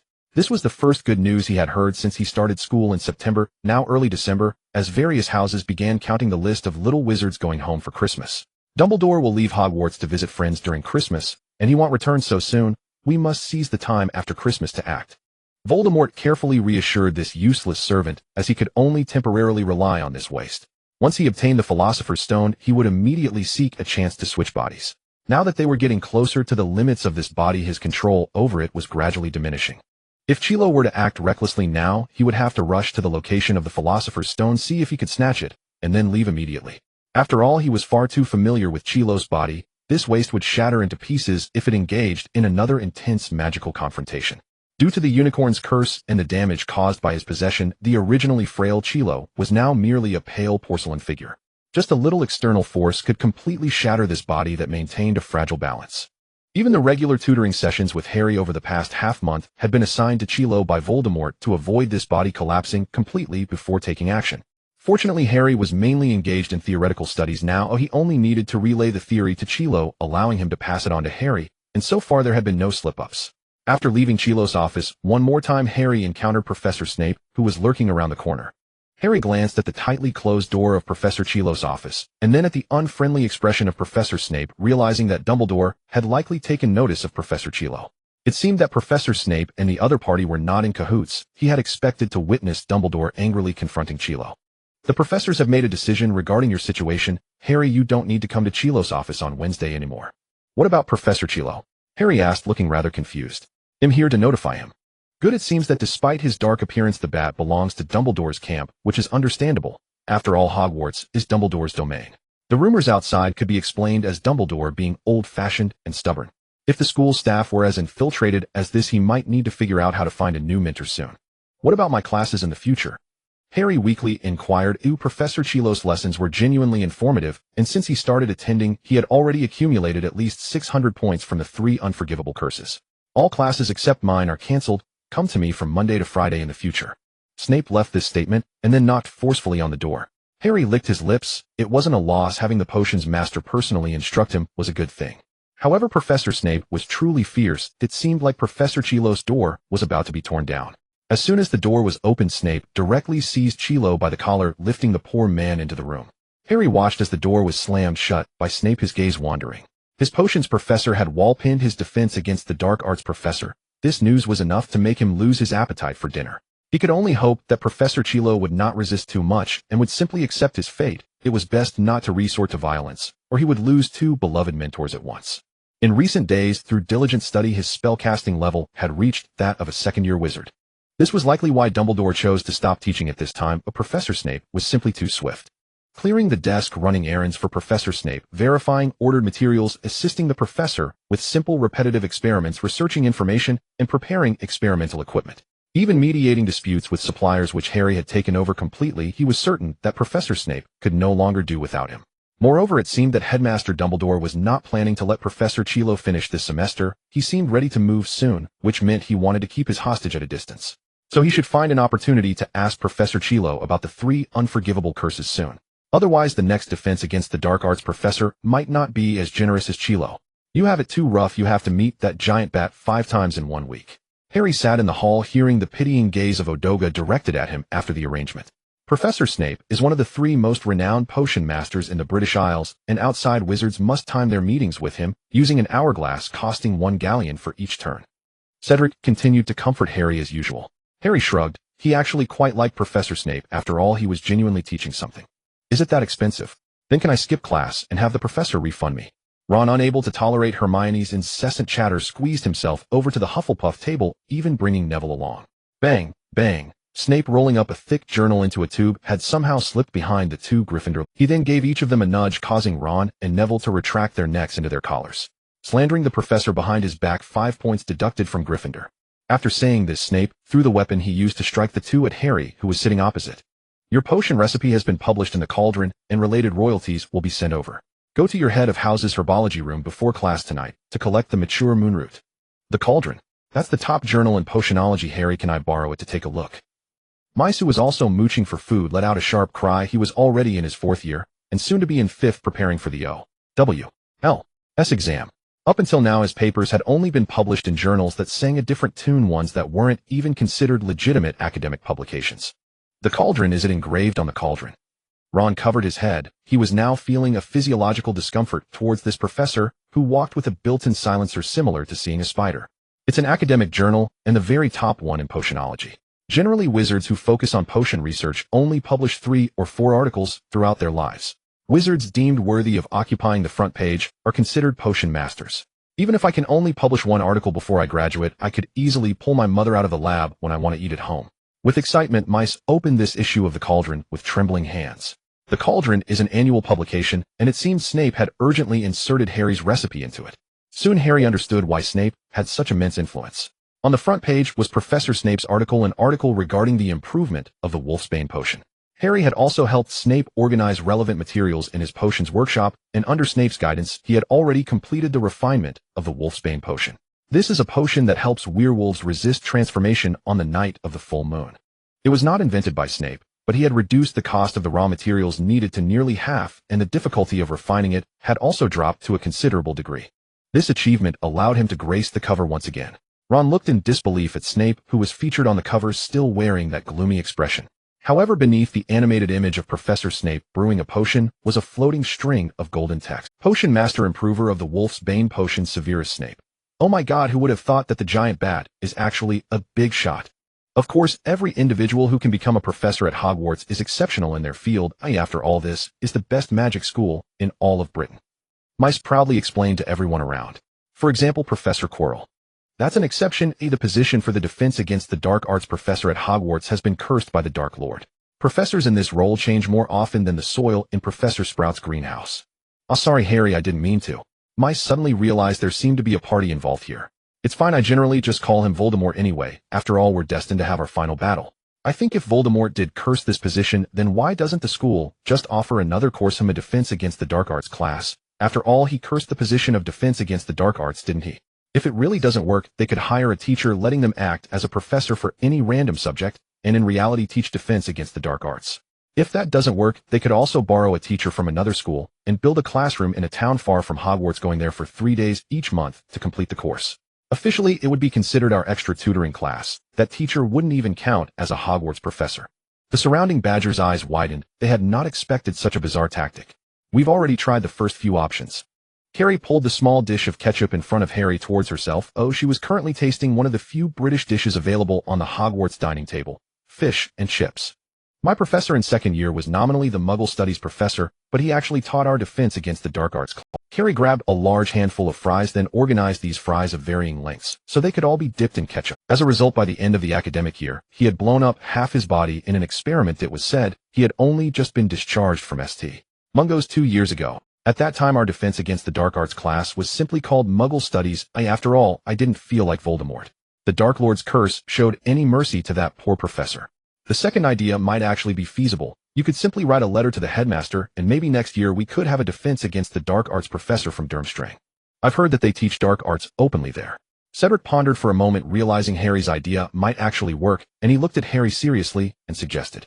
Carrie stuffed the fries into her mouth and bit down hard, as Ron looked on in shock at her storm-like eating style. I found your name, Harry. Mice finally pulled the conversation back on track, which was about to veer off into who knows. He excitedly opened the thick issue of the Cauldron, showing everyone a page that prominently featured a potion recipe, which was Harry's improved awakening potion. The boy took the journal from Mise's hands and glanced at it, only to find that it only contained the changed materials and general principles. The most important brewing method was not included. Though this was of little use, as there were simply too many capable potion masters in the wizarding world, improving a potion was evidently less convenient than cracking someone else's potion. Harry's royalties from this improvement would only be considerable for these 2 years. After that, they would likely dwindle to nearly nothing. If one wanted to reach the level of the Potter family's shampoo, they would need a certain level of control over the production organization. Patents can only guarantee that after you find the producer and manage to beat them, you can legally collect royalties, but it won't send valuable orders from the Ministry of Magic to help you find people or supervise them in paying royalties. Today is just another ordinary day, January 1st, the first Tuesday after Christmas. The little wizards who could already go home have mostly set off, and Hogwarts is gradually becoming quieter. Professor Flitwick is lighting up the twinkling little stars on the Christmas tree, while silver bells sway among the branches. Harry wonders why Hogwarts, being a wizarding school, celebrates the holiday of Jesus' birth. Perhaps it's just a matter of adapting to local customs. The little wizards who stayed behind have already begun preparing for this year's Christmas, with some receiving gift packages from their parents during this morning's outpost. Harry sits in the library, which appears a bit desolate due to the absence of many students, dipping his quill into the... At this moment, Hogwarts is filled with the festive atmosphere, while the library remains as tranquil as ever. After all, even if Madame Pants allowed the little wizards to decorate here, very few would be willing to spruce up the library during the holidays. Harry looks at Cedric, who has come over, and sets his quill and inkpot on the corner of the table. This is his little nook where his belongings won't get lost. Harry, I didn't expect that you like me wouldn't go home for Christmas. Cedric lightly teased, patting Harry on the shoulder. The Dursleys are fine, at least there's no lack of food or clothing. But once I go back, I can't use magic anymore. I think I prefer it here a bit more. Harry pauses for a moment. They have now reached the corridor outside the library. Someone has slipped out from behind him, and Harry immediately feels a focus of attention locked onto him. It is Professor Quirrell, and it is the soul that Quirrell is in charge of. The hair on the back of Harry's neck stands. He can feel Quirrell's gaze completely fixed on him. Harry, could you help me move some assignments to my office? Quirrell inquires with a smile, though the tone is clearly conveying an order. Harry's eyes flicker as he turns, glancing past the worn castle walls before calmly meeting Quirrell's gaze. As he suspected, this person is Quirrell's main soul, composed and oppressive. He did not expect the other side to take action now, but it seems there were signs. After all, when Snape began to prevent him from continuing in Quirrell's class, it was already indicated that Dumbledore was preparing to take action against Quirrell. Additionally, Quirrell had started skipping classes in mid-November, and during that time many of Harry's assignments were graded by that fragment of Quirrell. Although the other side seemed to think that all of this would be hard to discern, Harry still managed to glean this crucial information from the tone of their statements. Quirrell's main soul should be a dominant wizard, precise and resolute in his descriptions of magic, rarely using vague terms like about. Even when he does use them, it is in terms of more or less. However, the fragment of his soul is a crybaby, hesitant and unlikely to achieve great things. Clearly, Professor Quirrell is suffering from some form of magical corruption, which forces him to use unicorn blood to extend his life. Harry feels that Dumbledore is rather sadistic, dangling this enemy dark wizard along seemingly to test something. Even knowing it is him, Dumbledore does not close in. He is slowly diminishing this dark wizard's life force, leading him to inevitable death. It seems that he has been taken as a hostage by the other side, but it's understandable. After all, compared to other little wizards, his value to Dumbledore is greater. Harry watches as Quirrell's slightly raised sleeve reveals the wand he is holding. He estimates that a sneak attack would not succeed. After spending these months together, Harry is unsure about Quirrell's defenses against dark magic. But he is very clear that Quirrell's dark magic must be strong. Resisting here would be meaningless. He would be directly taken down by the other side's curse. All right, Professor. Cedric, please help me return the textbooks. I'll be right back. Harry hands Cedric the notebook and textbooks he was holding and waves goodbye. Cedric watches the two of them walk away, awkwardly tucking the textbooks under his arm and slowly walking toward the Hufflepuff common room. As his foot steps onto the stone tiles at the corner, Cedric begins to run. Harry never calls him by his last name, nor would he call him Senior. Moreover, he also sees Quirrell's slightly raised sleeve, which can only be a wand. Under no circumstances should a professor point a wand at a student. That Professor Quirrell is problematic, so who should he seek help from now? Cedric suddenly catches sight of the notebook in his hand. When Harry handed these notebooks to him, he had switched the order, and now the topmost one is Transfiguration. Yes, Professor McGonagall, she must be there. Cedric runs towards Professor McGonagall's office without looking back. He went to notify Harry, but it will take some time for Dumbledore to come and save you. During this time, you can only stay with. Voldemort walks alongside Harry in the corridor, but lags half a step behind, as if he is merely a professor casually chatting with a student. My pleasure, Professor. I'm starting to like you more. Voldemort brings Harry to the entrance on the 4th floor. Harry remembers that this is a place Dumbledore emphasized not to approach at the start of the term. He didn't expect that what Quirrell wanted was right here. It seems a bit too direct. However, upon further thought, Harry finds this arrangement quite suitable. After such a warning, the people who come excluding the adventurous little lions will all be suspects. Moreover, this effectively prevents little wizards from getting hurt. After all, this is a school. Dumbledore's setup is just like bait, limiting the conflict to this place.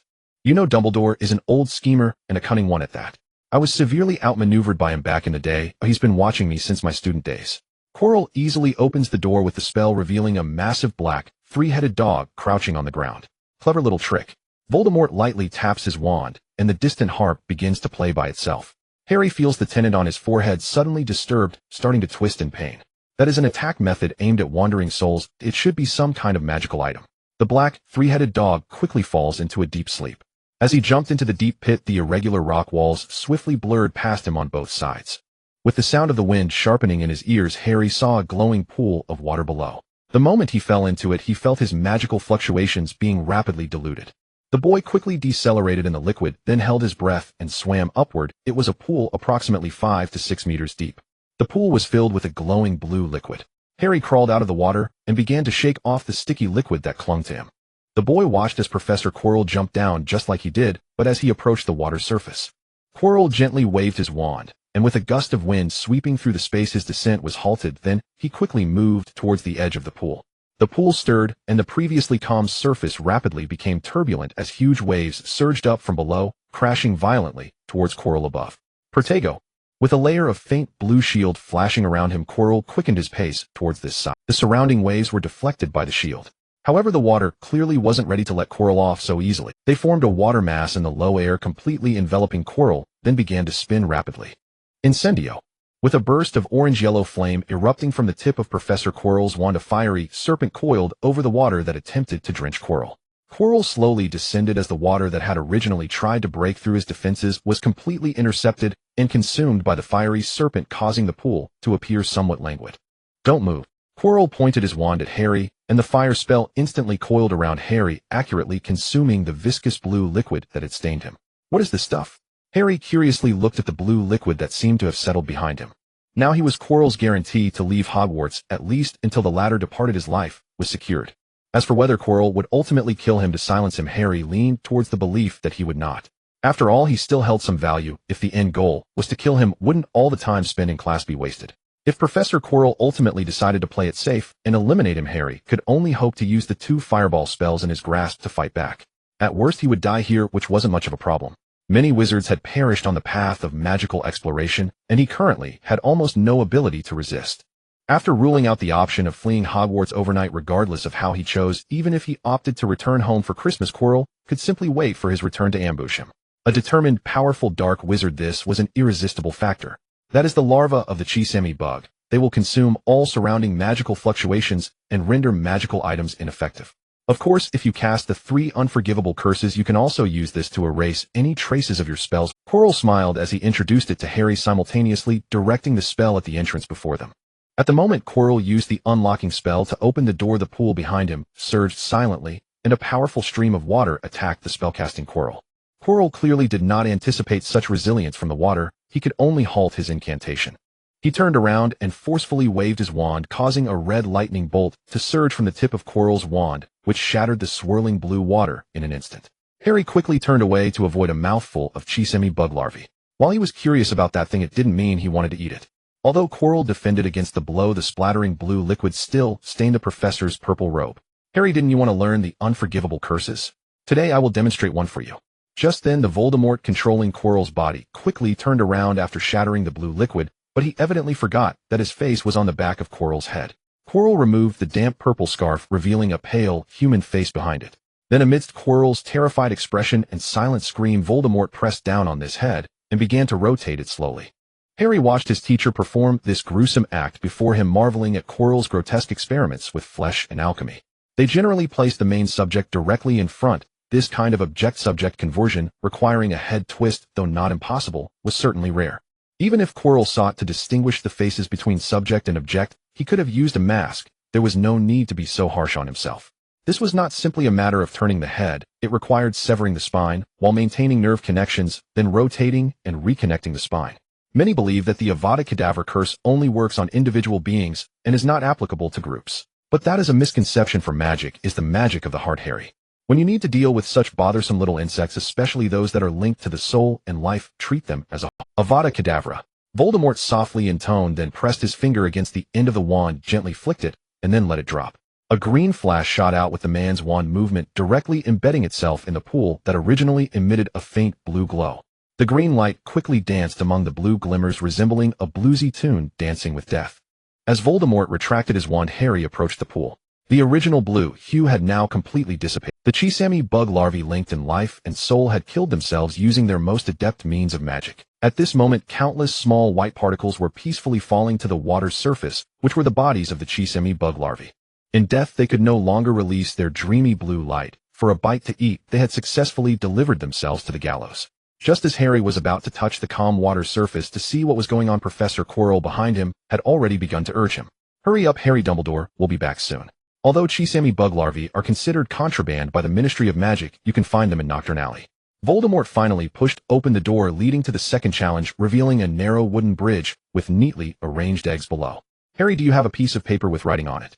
Quirrell instructed Harry to come to the front while asking. "I think I do." Harry rummaged through his pocket and handed a piece of paper to Quirrell. Quirrell did not take it, but waved his wand, causing the draft paper with several lines of writing to fold into a paper airplane that flew towards the opposite shore. The previously quiet black eggs below suddenly began to tremble, and then these eggs were hatched. Harry saw clearly that they were not eggs at all, but some black mice curled up. These mice locked their gaze on the low-flying paper airplane, quickly forming a cluster, then stacking up and charging upwards. Just as the paper airplane was about to land on the opposite side, they ripped it to shreds.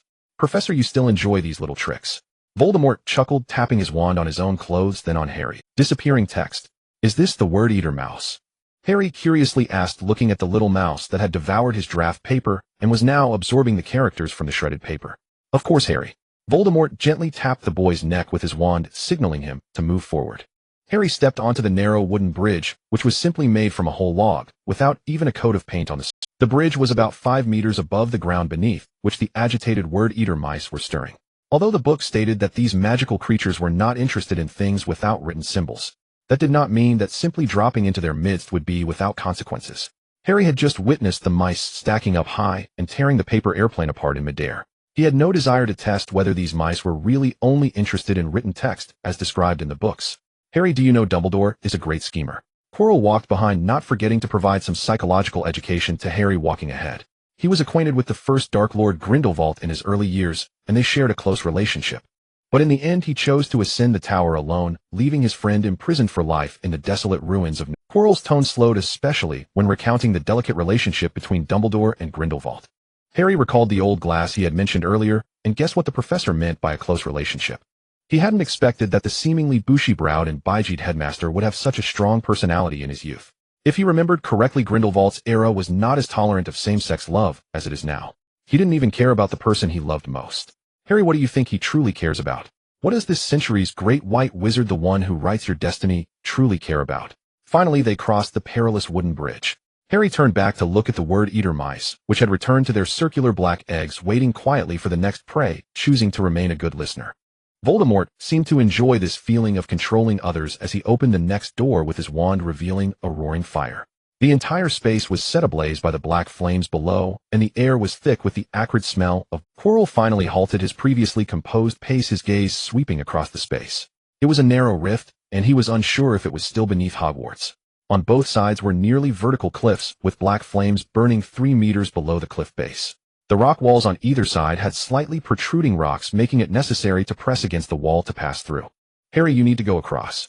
Voldemort gently tapped Harry's head with his wand and commanded him unambiguously, "Rest assured, these flames are not real. They are mere illusions meant to ignite the soul and pose little harm." Quirrell pressed his wand against Harry's nape. The situation was more favorable for him, and Harry shifted his body, seemingly preparing to move forward from the left side.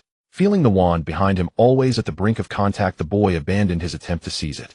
The professor clearly was not using this wand for the first time in battle. At such close range, he dared not gamble on whether his hand speed or Professor Quirrell's spellcasting speed was faster. If Professor Quirrell's wand wavered or fluctuated in distance, it would indicate that his attention was not focused on the wand at that moment. Then Harry would unhesitatingly bend down and turn to use his elbow to snatch the wand from Quirrell. A wizard without a wand would likely lose their combat effectiveness, and afterward, he could find a way to knock Quirrell into this deep pit. "Harry, be careful to protect your head when you fall. That way you might only break a leg, and after a few months of rest you'll be fine." Quirrell, watching Harry begin to climb, offered this thoughtful advice. At this moment, Harry started to draw close to the rock wall, gripping the protruding stones with his palms, and slowly moving forward with his toes pushing against the raised parts below. He could almost feel the immense heat radiating from behind him, a result of the flames. Though his body was indeed unharmed, Harry felt as if his soul was being slowly heated. If it truly was as Quirrell said, and he felt he would need to protect his head and keep it as far from the flames as possible. Otherwise, if the soul in his head were to be melted, even if he were rescued back at St. Mungo's, it would likely not be a pleasant experience. Harry pressed against the rock wall, moving cautiously. The protruding stones beneath his feet appeared rather unstable, while the sharp edges in his hands constantly threatened to cut his palms. As the boy advanced, he finally reached the first corner. There, the originally parallel contact points beneath his feet had crumbled, and the only support left was a narrow gap, where he could barely stand on one foot. Voldemort watched Harry with regret. There had to be someone to pass through here, and he had no desire to merge with Quirrell. So he could only let Harry go. If Harry accidentally died here, he would have to find a way to escape on his own. He wondered if the vanishing cabinet left at Hogwarts could still be used. Previously, to avoid the surveillance of Dumbledore and the ever-present ghosts and portraits within Hogwarts, he had no opportunity to test whether the vanishing cabinet could still transport him to the dark magic shop in Nocturne Alley. Quirrell watched the boy, who seemed to have paused in place, and waved his wand, completely severing the path Harry had. Red lightning tore through the 3-meter-long rock wall, the fragile wall crumbling into the flames, causing the fire that had only reached his feet to rise to waist height. Harry still did not move. As Quirrell grew impatient, preparing to cast a spell to knock this dawdler directly into the deep pit. As he was about to cross the flames to disable the mechanism in the center, Harry suddenly leaped up, moving along the rock wall like a gecko above the flames. With a quick shift of his center of gravity, Harry grabbed hold of a ledge above with his arm. Then, propelled by the speed of his jump, he swung onto the landing platform on the opposite side. Quirrell withdrew his wand. The most dangerous part was over, and the mechanism was in the center. Next, Harry only needed to move slowly along the rock wall to close the mechanism, and the flames below would extinguish on their own. As the boy hooked the circular dial with his 3 fingers and turned it, the flames below began to diminish gradually. Eventually, the flames were reduced to a thin layer covering the black stones on the ground, and with a click, the mechanism returned to its lowest point. Harry did not withdraw his fingers, but quietly waited for Professor Quirrell to enter. Unsure if he could use this mechanism to kill him, Harry hesitated for a moment before slowly pulling his fingers away. The flames had little stagnation. Even if he fell, he could endure the burning pain to reach the other side.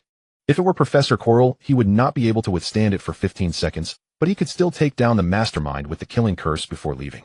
Besides, he was now entirely prone against the rock wall, with very narrow paths for moving forward or backward. Even staying here was quite difficult, let alone casting spells and resistance or dodging the incoming killing curse. It seemed he would have to continue waiting, hoping the next challenge would not be so hot. The scorching from the soul had already made Harry break into a thin sweat. After Quirrell used Transfiguration to link the stones beneath Harry's feet to the other side, the boy immediately took off his robe, dampened by sweat. After rolling it up, he wiped his face and draped it over his arm. Quirrell still wore that smile, seemingly undeterred by the previous threats that might have damaged his relationship with Harry. "We're almost there, Harry." Quirrell continued to walk behind. Although he did not believe a young wizard could retaliate against him with magic, certain mechanisms might be triggered. Now that someone could scout the path for him, why should he bear the brunt of danger himself? Harry, we are of the same kind, ambitious, with a thirst for magic, self-important, and possessing talents that match our aspirations. Quirrell gently tapped the door lock, and they left the canyon, filled with flames. Finally, a circular space that curved downwards appeared here. Below the surrounding Roman Corinthian columns, blue flames burned quietly in each of the braziers. The faint glow emitted by the flames cast mottled shadows on the lavish floral decorations above the columns. They had indeed arrived. Voldemort saw the mirror at the very bottom, covered by a whole piece of canvas, and now that they were here, he was no longer in such a hurry. The man finally moved past Harry for the first time, exposing his back to the boy after entering this place. Harry's wand was now gripped in his right hand, and his right hand was covered by a robe stained with the blue liquid of the Gringotts leech larvae. Due to the property of the residual liquid absorbing magical fluctuations, the waves generated by Harry gripping the wand were not detected by Voldemort, who was slowly walking toward the mirror. Voldemort stopped in front of the mirror covered with coarse linen, then suddenly turned to look at Harry, who was hesitating at the entrance. Harry had already gripped his wand, and was even beginning to silently recite the incantation for the killing curse in his mind. Just give him 3 more seconds, and the shrieking spell would strike Voldemort's frail body directly. Harry, let me tell you what Dumbledore cares about. He cares about order, about the ridiculous order of Muggles and humans. When those in power do not actively seize the authority that should belong to their power, the originally stable structure will become unbalanced, just like the current wizarding world. Harry, an aging lion, will be wary of all young lions that could threaten his reign. Even those little lions with potential will be restricted and monitored. Dumbledore imprisoned his lover, establishing this hypocritical order, and anyone who might subvert it would be. It was me before, and soon it will be you. Voldemort stood beside the mirror, beckoning Harry to come closer. Help me lift the veil that shrouds the truth. Voldemort gently stepped aside, as if the cloth covering the Irius mirror were not a somewhat coarse linen, but rather the curtain of a new era's stage. Harry silently stepped forward, rolling his clothes under his arm, before casually tossing them aside, next to the mirror, just before Voldemort's gaze noticed what he was holding. Mr. Voldemort, I had expected your entrance to be more grand. I didn't anticipate our first honest meeting would occur in such a narrow and cramped place. Harry approached the mirror, gently gripping the curtain with his fingers, then looked at Voldemort. All the suffering from my childhood was caused by you. Are you so at ease with me holding something that could determine your future? Harry lightly tugged at the cover, shaking off the dust that had accumulated on it. Harry, it was Dumbledore who adopted you, and it was he who guided me. The prophecy was conveyed to me by Snape, yes, your potions professor. To strengthen this indication, he specifically enhanced the protection around your home rather than that of another child born in late July. Longbottom, Neville Longbottom. Harry, do you know why? Because the Longbottom family is Dumbledore's direct line, while you are merely a destitute pureblood with no influence. Both the Longbottoms and Dumbledore are purebloods, while you and I alike are half-bloods. Voldemort gently pointed his wand at the mirror covered with cloth as one corner began to slowly unfold. It was supposed to be Neville the Longbottom family who would die, not you, Harry. After that, guess what Dumbledore chose? To send you into the Muggle world to be raised by a pair of Muggles. The Potter family has branches in Germany. Once a distant uncle of yours wanted to adopt you, but Dumbledore refused. You are merely a tool for him, just like I am. A puppet swaying under Dumbledore's delicate strings. Why should puppets harm each other? Harry lowered his head indifferently, then gently pulled down the curtain, stepping aside to pick up his robe that had been soiled by the dust on the ground. Looking at the Hufflepuff badge above, he fell into contemplation. Harry, stop deceiving yourself. You and I are of the... Come look, this is the Irius mirror, which faithfully reflects what you care about. Can you find Dumbledore in it? Voldemort whispered in Harry's ear, as Harry possessed an exceptional talent for potions, just as his potions master seemed to be rather unmanageable. For the sake of the future, whether to plan a spy beside Dumbledore, or to secure a stable and reliable potion supply during wartime, this is a good move. You yearn for power, and power will make you a target for Dumbledore's vigilance. Ultimately, like me, he will imprison you just as he did with Grindelwald. And you are an Arnoid type, silently capable of grasping theory, but unable to cast spells. How will you face a dark arts master? Dumbledore does not even need to use the killing curse. Just the soul-extracting and soul-stealing spells can turn you into his puppet. Just like Severus Snape now. He is the informant revealing to Dumbledore the existence of the Chosen One prophecy, yet now this culprit teaches at Hogwarts. And that dutiful one, your father's friend, a crucial member of the Order of the Phoenix who swore to protect your Uncle Lupin, has been abandoned to quietly rot in the dark corners of the magical world simply for being a werewolf. Voldemort quietly observed the changes in Harry's expression, from confusion to doubt, then a flicker of disbelief, and finally to numbness and resolution. It wasn't until he mentioned Snape that Harry's beautiful green eyes suddenly contracted. Tell me, what did you see in there? Voldemort placed his hands on Harry's shoulders, for the master of the spell no longer regarded it as a threat. Quirrell's palm did not burn through the clothes. I exist eternally alone, no longer governed by the fear of aging.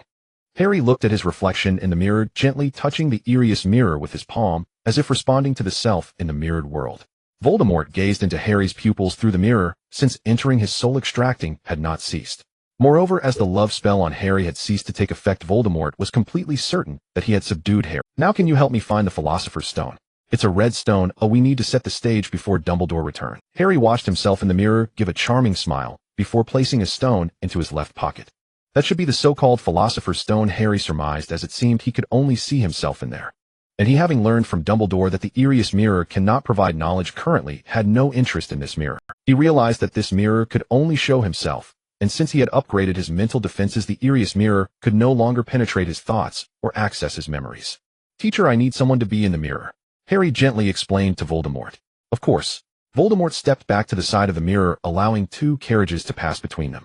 Under Voldemort's watchful gaze, Harry looked into his pocket, clutched his robe, and reached into a dazzling stone, refracted vibrant light under the surrounding blue flames. It throbbed in Harry's hand like a heart pulsating strongly once, twice. Voldemort's gaze was fixed on that stone. It was the key to immortality for Nicholas Flamel, and also his hope for restoring his physical form. Harry flattened his palm, while Voldemort slightly raised his wand. The Philosopher's Stone hovered slowly into the air under their mutual gaze, then glided toward Voldemort, trailing shimmering light in its wake.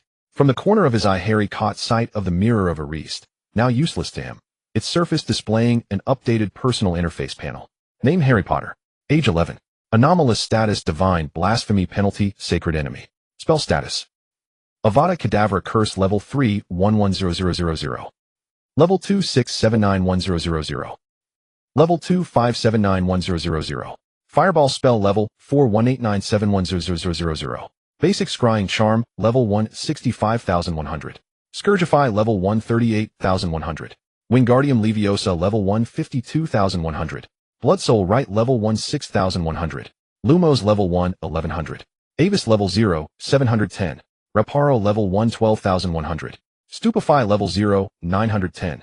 Alohomora Level 0 110. Transfiguration Charm Level 1 17100. Harry gripped his wand, concealed within his robes, and pointed it steadily at Voldemort, a faint smile playing upon his lips as he silently recited the incantation for Avada Kedavra. Voldemort, utterly entranced by the radiant crimson gem, never anticipated it. This so-called nomage-born obscurial, who struggled for half a term to master even basic dark arts, could pose any threat to him. He had confirmed countless times that Harry no longer harbored hostility toward him. At present, Dumbledore, whose return remained unpredictable, was the sole figure Voldemort deemed worthy of caution. The emerald bolt shrieked across the chamber, cleaving the air above the Philosopher's Stone. Only when Voldemort glimpsed its faint green reflection flickering within the red gem did he grasp what had transpired. He instantly severed the incantation he was weaving. The stone, deprived of magical support, plummeted toward the floor. Simultaneously, Voldemort slashed his wand forward, a second viridian beam lancing straight at Harry. A curse cast by an apprentice. Though he could not fathom why Harry knew this notoriously difficult spell, one no sane wizard would ever teach. Yet that uncertainty did not impede his judgment. The curse posed negligible danger, merely a novice's casting. Even if struck, he would suffer little more than a trickle of blood from his nose. Now, kill Harry. Let Quirrell take the fall and seize the stone without delay. Harry watched the incoming emerald ray without breaking his own incantation. His casting was faster, his initiative decisive. A caster's death nullified the spell's potency outright. It was like 2 duelists thrusting blades. So long as his blade pierced first, it mattered not if the opponent's tip grazed his eyelid. The viridian lightning traversed the short distance at last, striking Voldemort's robed purple-clad form. Harry watched the opposing curse begin to unravel midair, and a genuine quiet smile lifted the corners of his mouth. It seemed he had finally graduated. Dear Professor Voldemort, hope you enjoyed your Red Tower graduation gift. Voldemort felt his fragile body slipping beyond command. The Dark Lord unleashed a shrill, desperate cry, raw with disbelief and terror. Then the ruined corpse began to disintegrate, starting from the bare ashen skull, crumbling upward into fine gray fragments. Harry stepped forward, calmly, palm outstretched. The crimson stone descended smoothly from the air and settled into his waiting hand, his wand still aimed unwaveringly at the rapidly dissipating professor. Some spells activated only upon death, or during its onset. His fireball spell was already coiled. Well done, Harry. We shall meet again. Both Quirrell's and Voldemort's souls were violently torn from that shattered vessel by Harry's Avada Kedavra. Harry watched Professor Quirrell's soul struggle desperately to separate itself from the terrified, coalescing mass of Voldemort's spirit, and leveled his wand once more. He wondered whether Avada Kedavra could strike a soul twice. A flash of viridian light flared in Harry's cold emerald eyes. Watching the curse pass cleanly through the spectre and gouge a crater into the distant stone pillar, he frowned. Was he truly powerless to stop it? Voldemort, startled by this audacious attempt to strike his very soul, had clearly been shaken.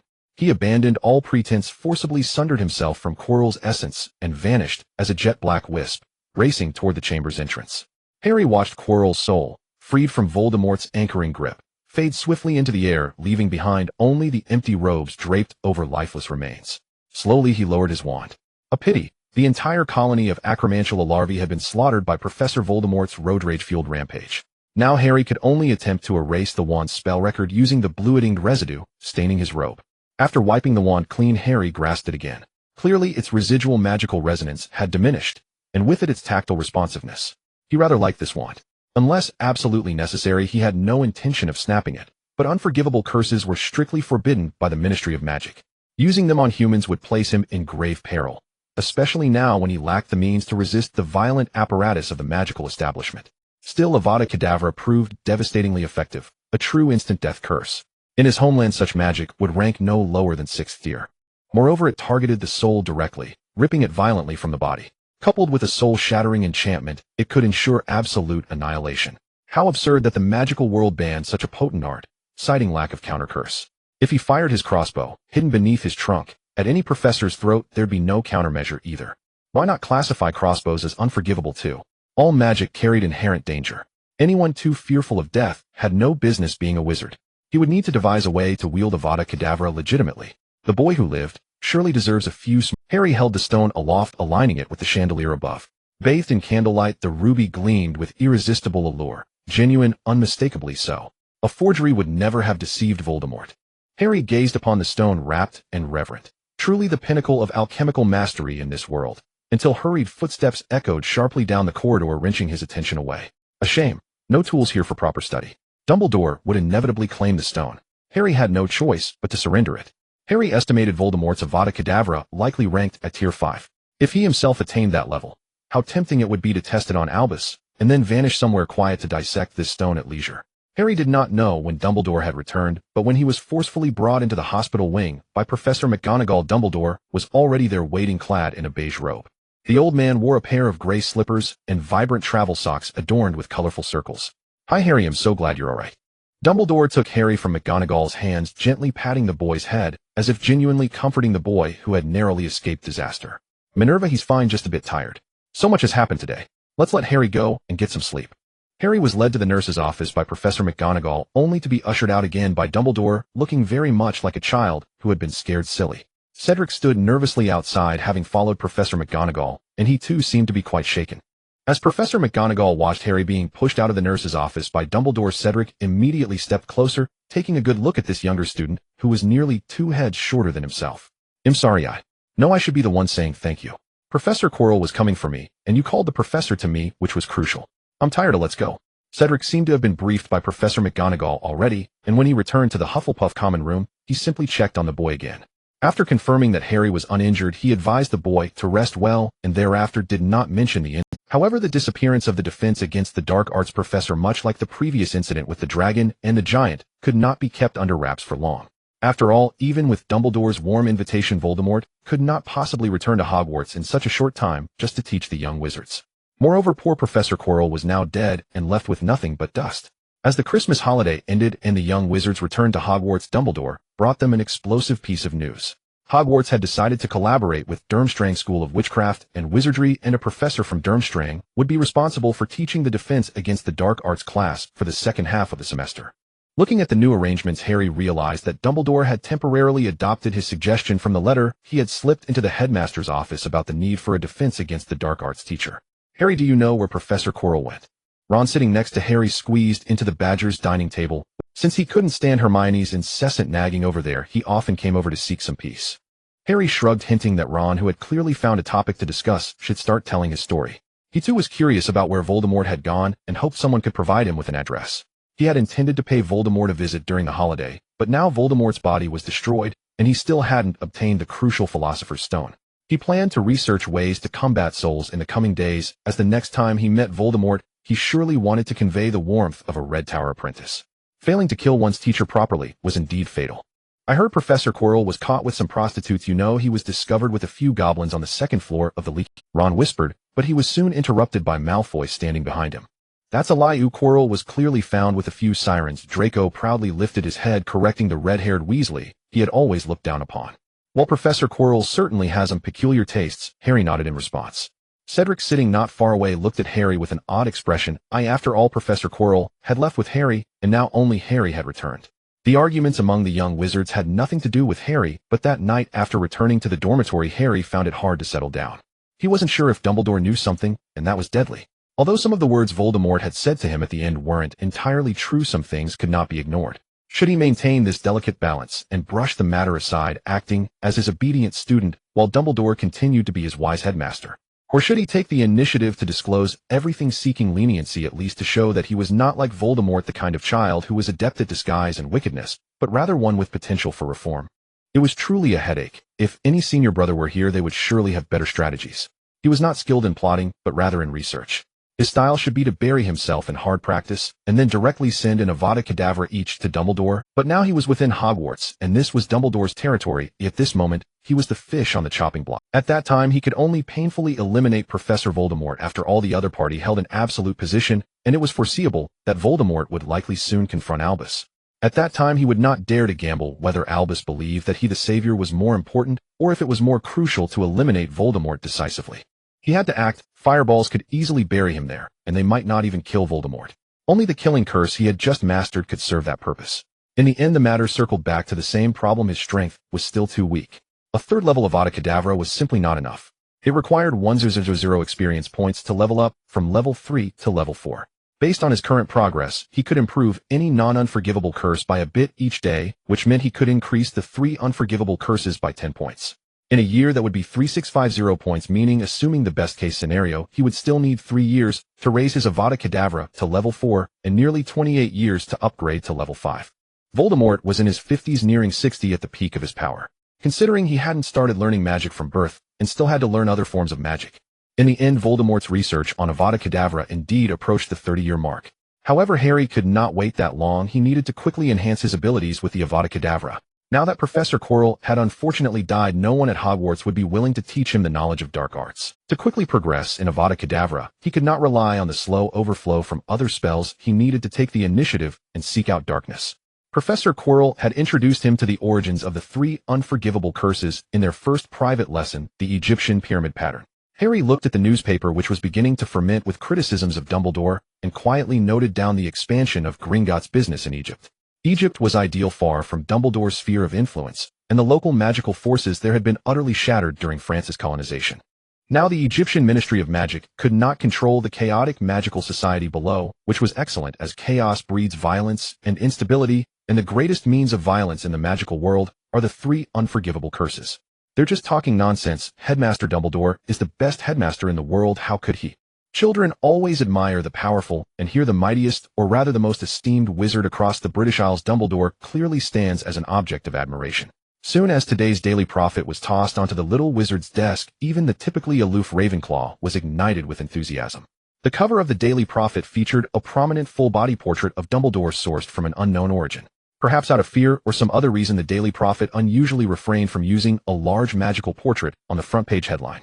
In the image, Dumbledore, now with white hair, stood in the middle of the frame, resembling a prisoner about to be locked away behind iron bars. In large black font below, it stated that the Hogwarts staff, along with the current headmaster Albus Dumbledore, had committed a grave error in their duties. Not only did an adult dragon breach Hogwarts borders on Halloween, but a giant also appeared within the school grounds, recently coming within 50 meters of the students. Harry recalled the position at the time. This statement seemed accurate. The giant was on the ground floor, while they were in the Great Hall. If the giant was indeed close enough to the position beneath the hall, then it was certainly only 50 meters away. It was merely 50 meters in a vertical direction. The Daily Prophet nearly openly questioned whether Dumbledore had grown too old, and if he could still teach at Hogwarts. Was Hogwarts still safe for the little wizards? The article even subtly mentioned at the end that there was a murderer among the Hogwarts staff, along with a former Death Eater. Harry had to admit that the article was quite artistic. There were lies, but none were severe, merely relatively artistic expressions. Harry specifically noted the author of this article, Rita Skeeter, the Daily Prophet's star reporter. This person could potentially be controlled later, serving as a useful tool.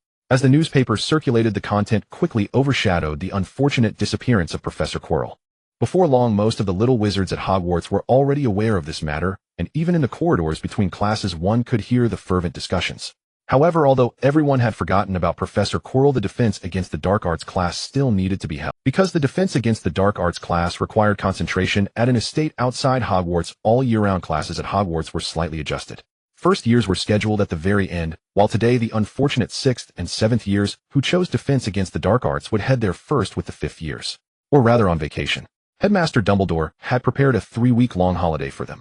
This way the defense against the dark arts professor from Durmstrang would not be considered as teaching Hogwarts defense against the dark arts class. He was merely an enthusiastic individual, a host of a guest house, providing free lodging for some little wizards on vacation while offering negligible instruction. Although they were studying the defense against the dark arts, who could say he was the defense against the dark arts professor at Hogwarts?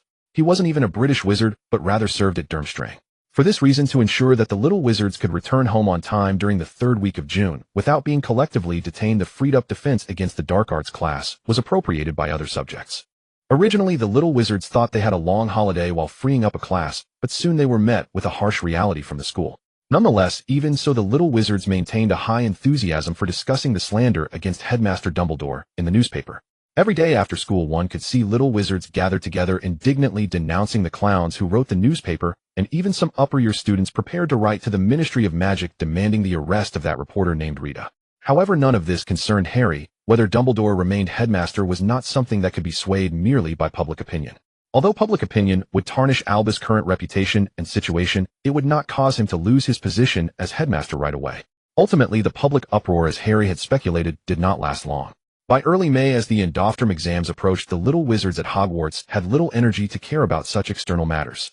Exams were the only thing they needed to pay attention to, and the originally empty library and common room had gradually filled up since mid-April.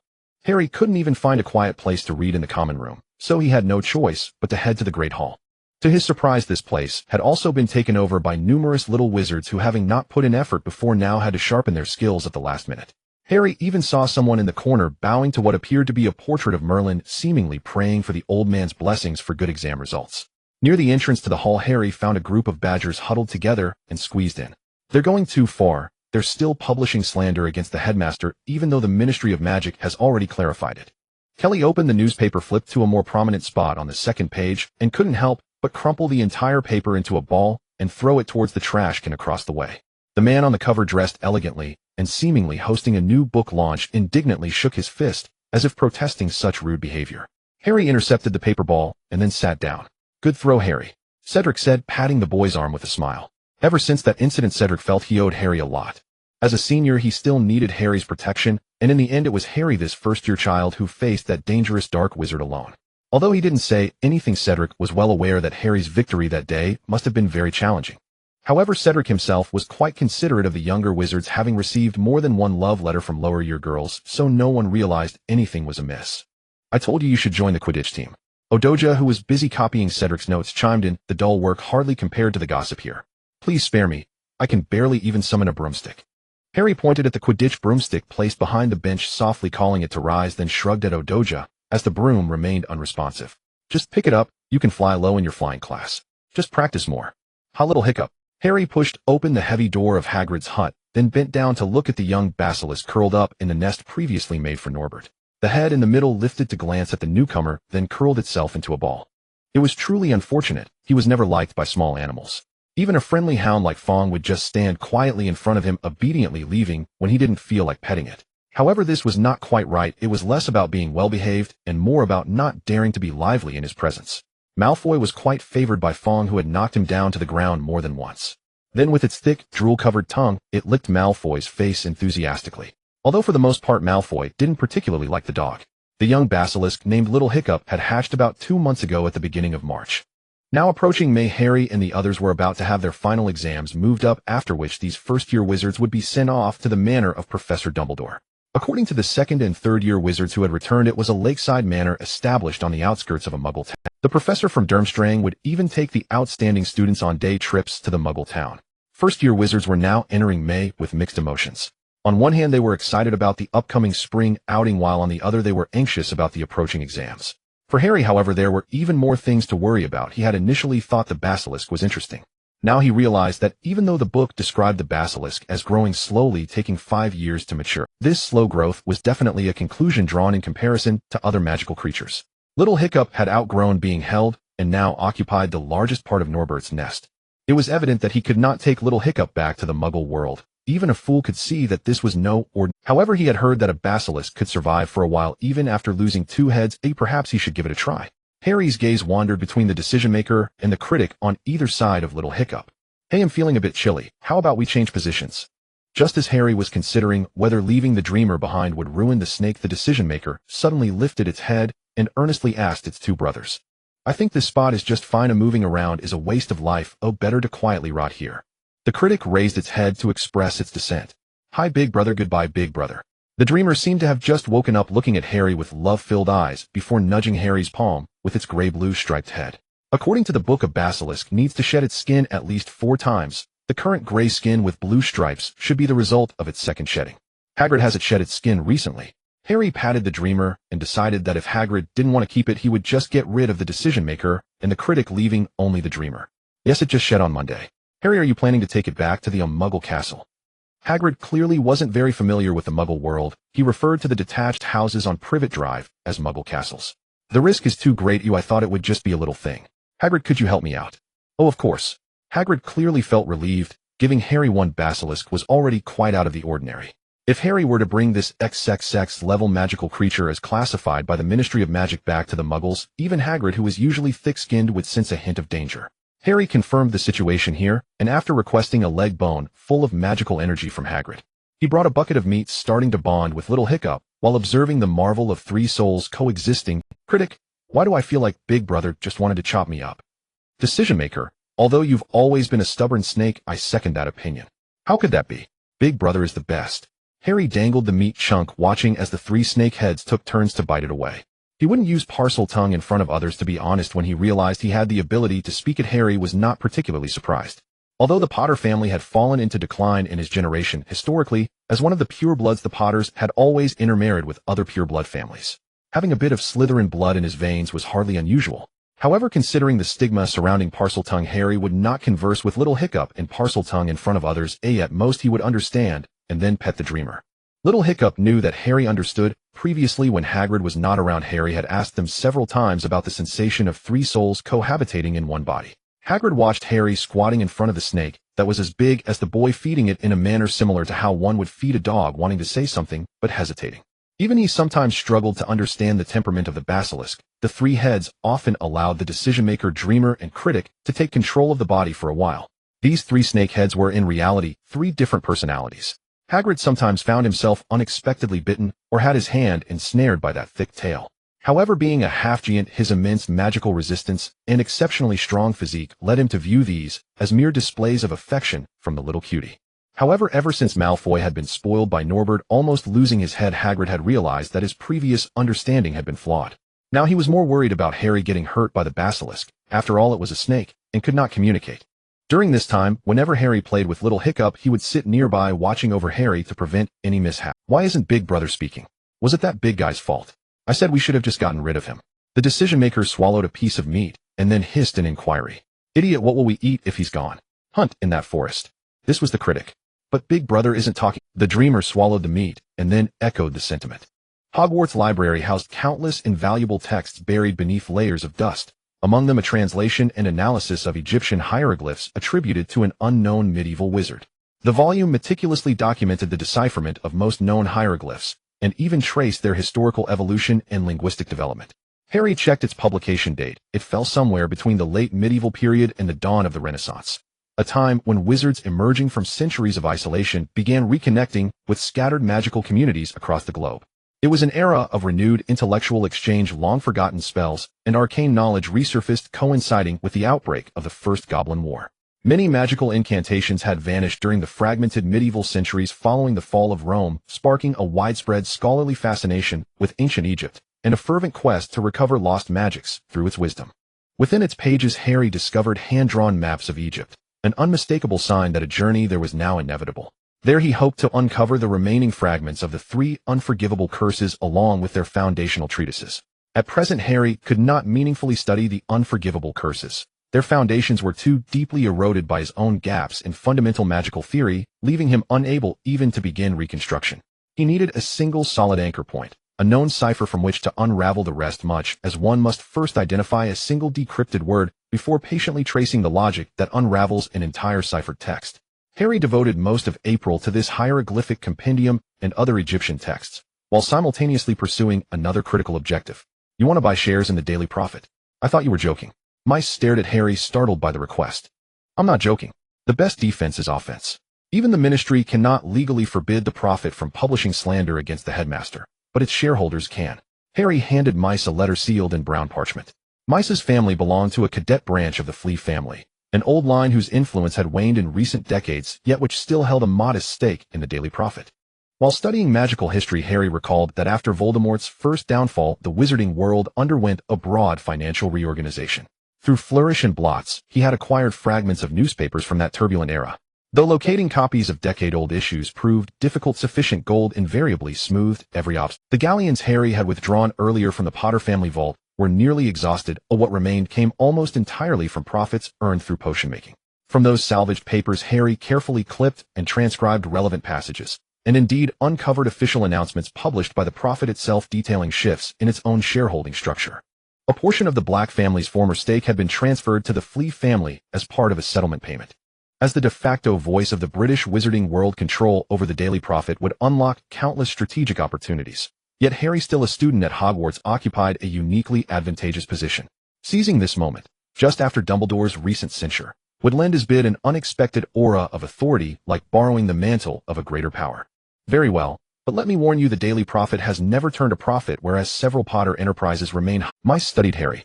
Though his branch of the Flea family lacked the vast holdings of its German, mainline conversations among his elders had given him insight into deeper currents of magical finance.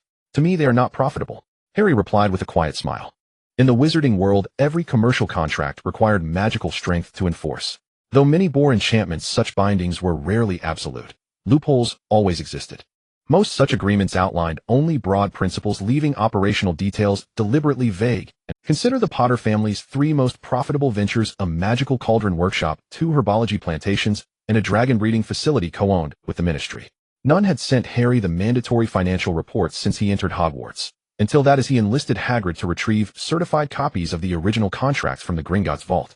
Only after Harry dispatched formal demands, addressed directly to each enterprise's current managers using the contractual addresses, did replies finally arrive. Their excuse: they claimed ignorance of Harry's coming of age, and of his status as a fully capable wizard, not a squib. Harry merely shrugged. He could hardly administer an Avada Kedavra to each of them on principle. With no adult wizard left in the British branch of the Potter family to assert oversight, Harry could not yet hold these stewards accountable for decades of opaque fund management. Reviewing their purported dividends, Harry strongly suspected they had been siphoned from this year's earnings alone. Not a pittance perhaps, but barely more than symbolic. Even these nominal payments, he knew, contained considerable inflation. He cared little for the wealth itself, but he needed capital, and this was the most immediately accessible source. The dragon breeding facility, being semi-statter and operated with relative integrity, and could remain. The cauldron workshop, built on technical equity, was also worth retaining, as should funds run low, he could simply collect in person. Even the ministry could not declare such action illegal. It was quite literally a legally sanctioned form of extraction. Through Snape's extensive potion trade network, Harry identified the organization currently manufacturing those cauldrons, and confirmed it remained financially robust. The 2 plantations, however, were precisely the assets Harry intended to offer in exchange. With agriculture, concealment ran deep, manipulation was effortless, documentation easily falsified.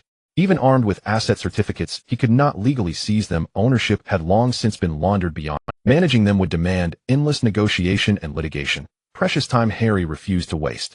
These plantations, therefore, made ideal barter objects. Having secured Mice's cooperation, Harry next leveraged his enduring friendship with Neville Longbottom to discreetly convey his interest in an asset swap to the Longbottom family. Finally, every borrowed mantle required a credible foundation, so Harry selected a recently graduated alumnus to serve as that structural support.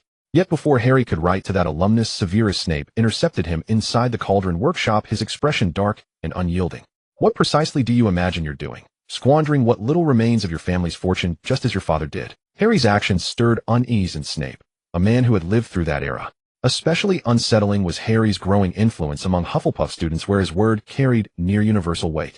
It evoked a chilling sense of déjà vu, brilliant, handsome half-blood, beloved by professors and peers alike, forging alliances since his very first year.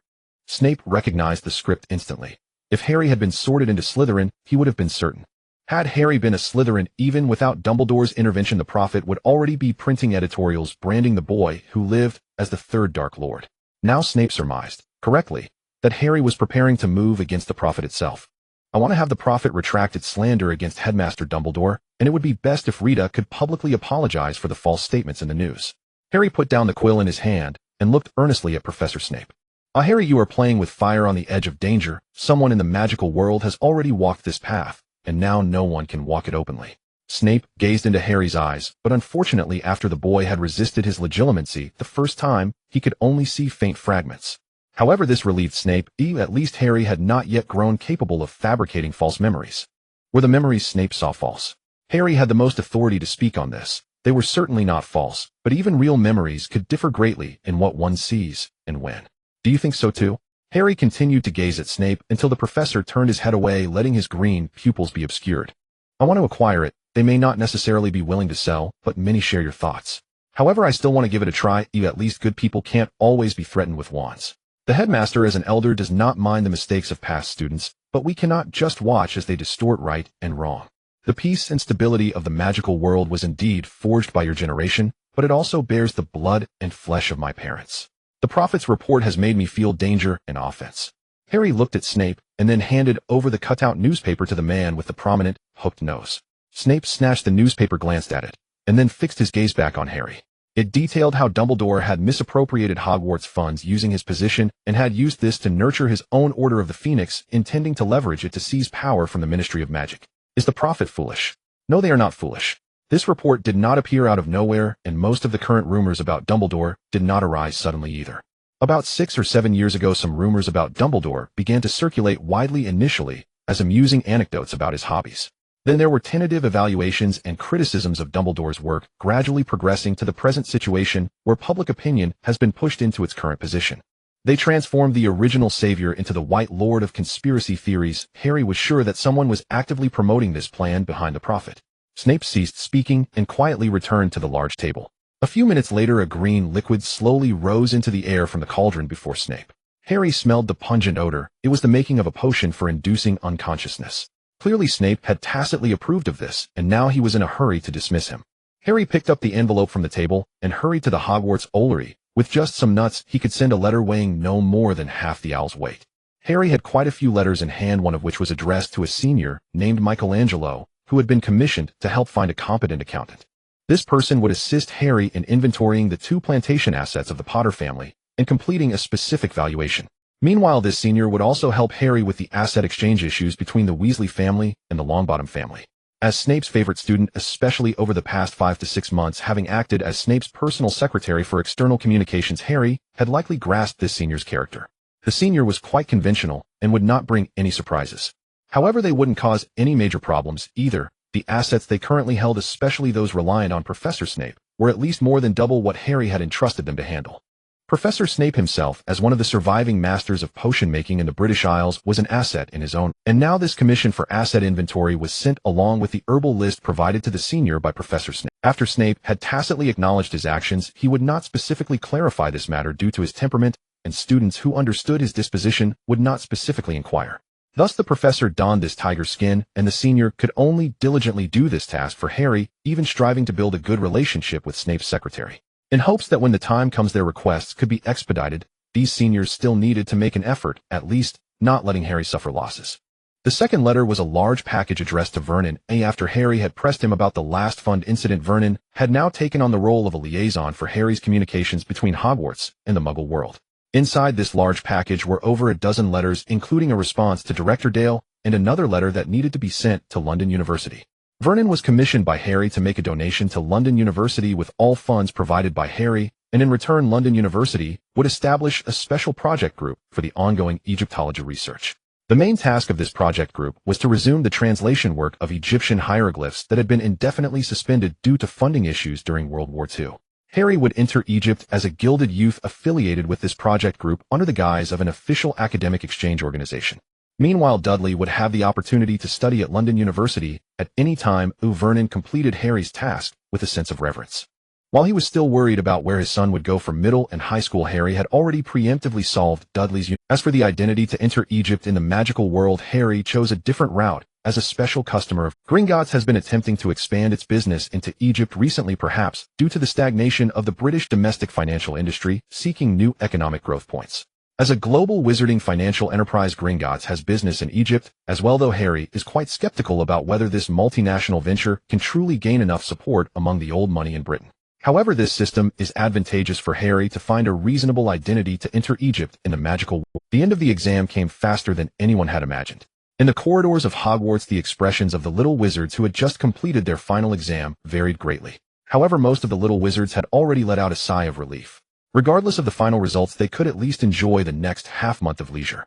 With no homework assigned by the professors, they could leave the Hogwarts castle, which had gone from a place of curiosity to one that felt rather tiresome, and visit the manor outside. For the third question, I think I should choose C. Oh, spare me. We've finished the exam, it's all over now. Let me have. But Ron, you've already finished, your grades can't be changed. What's the difference between hearing it now and later? Hermione quickened her pace, somewhat disapproving of Ron's escapist attitude as she advised him. Exactly, there's no difference. So please, can I just enjoy a grand funeral in a few days? Do as you please. Hermione pouted, releasing her grip on Ron's clothes, and walked silently among the group of little wizards. Harry, what about my choice of D?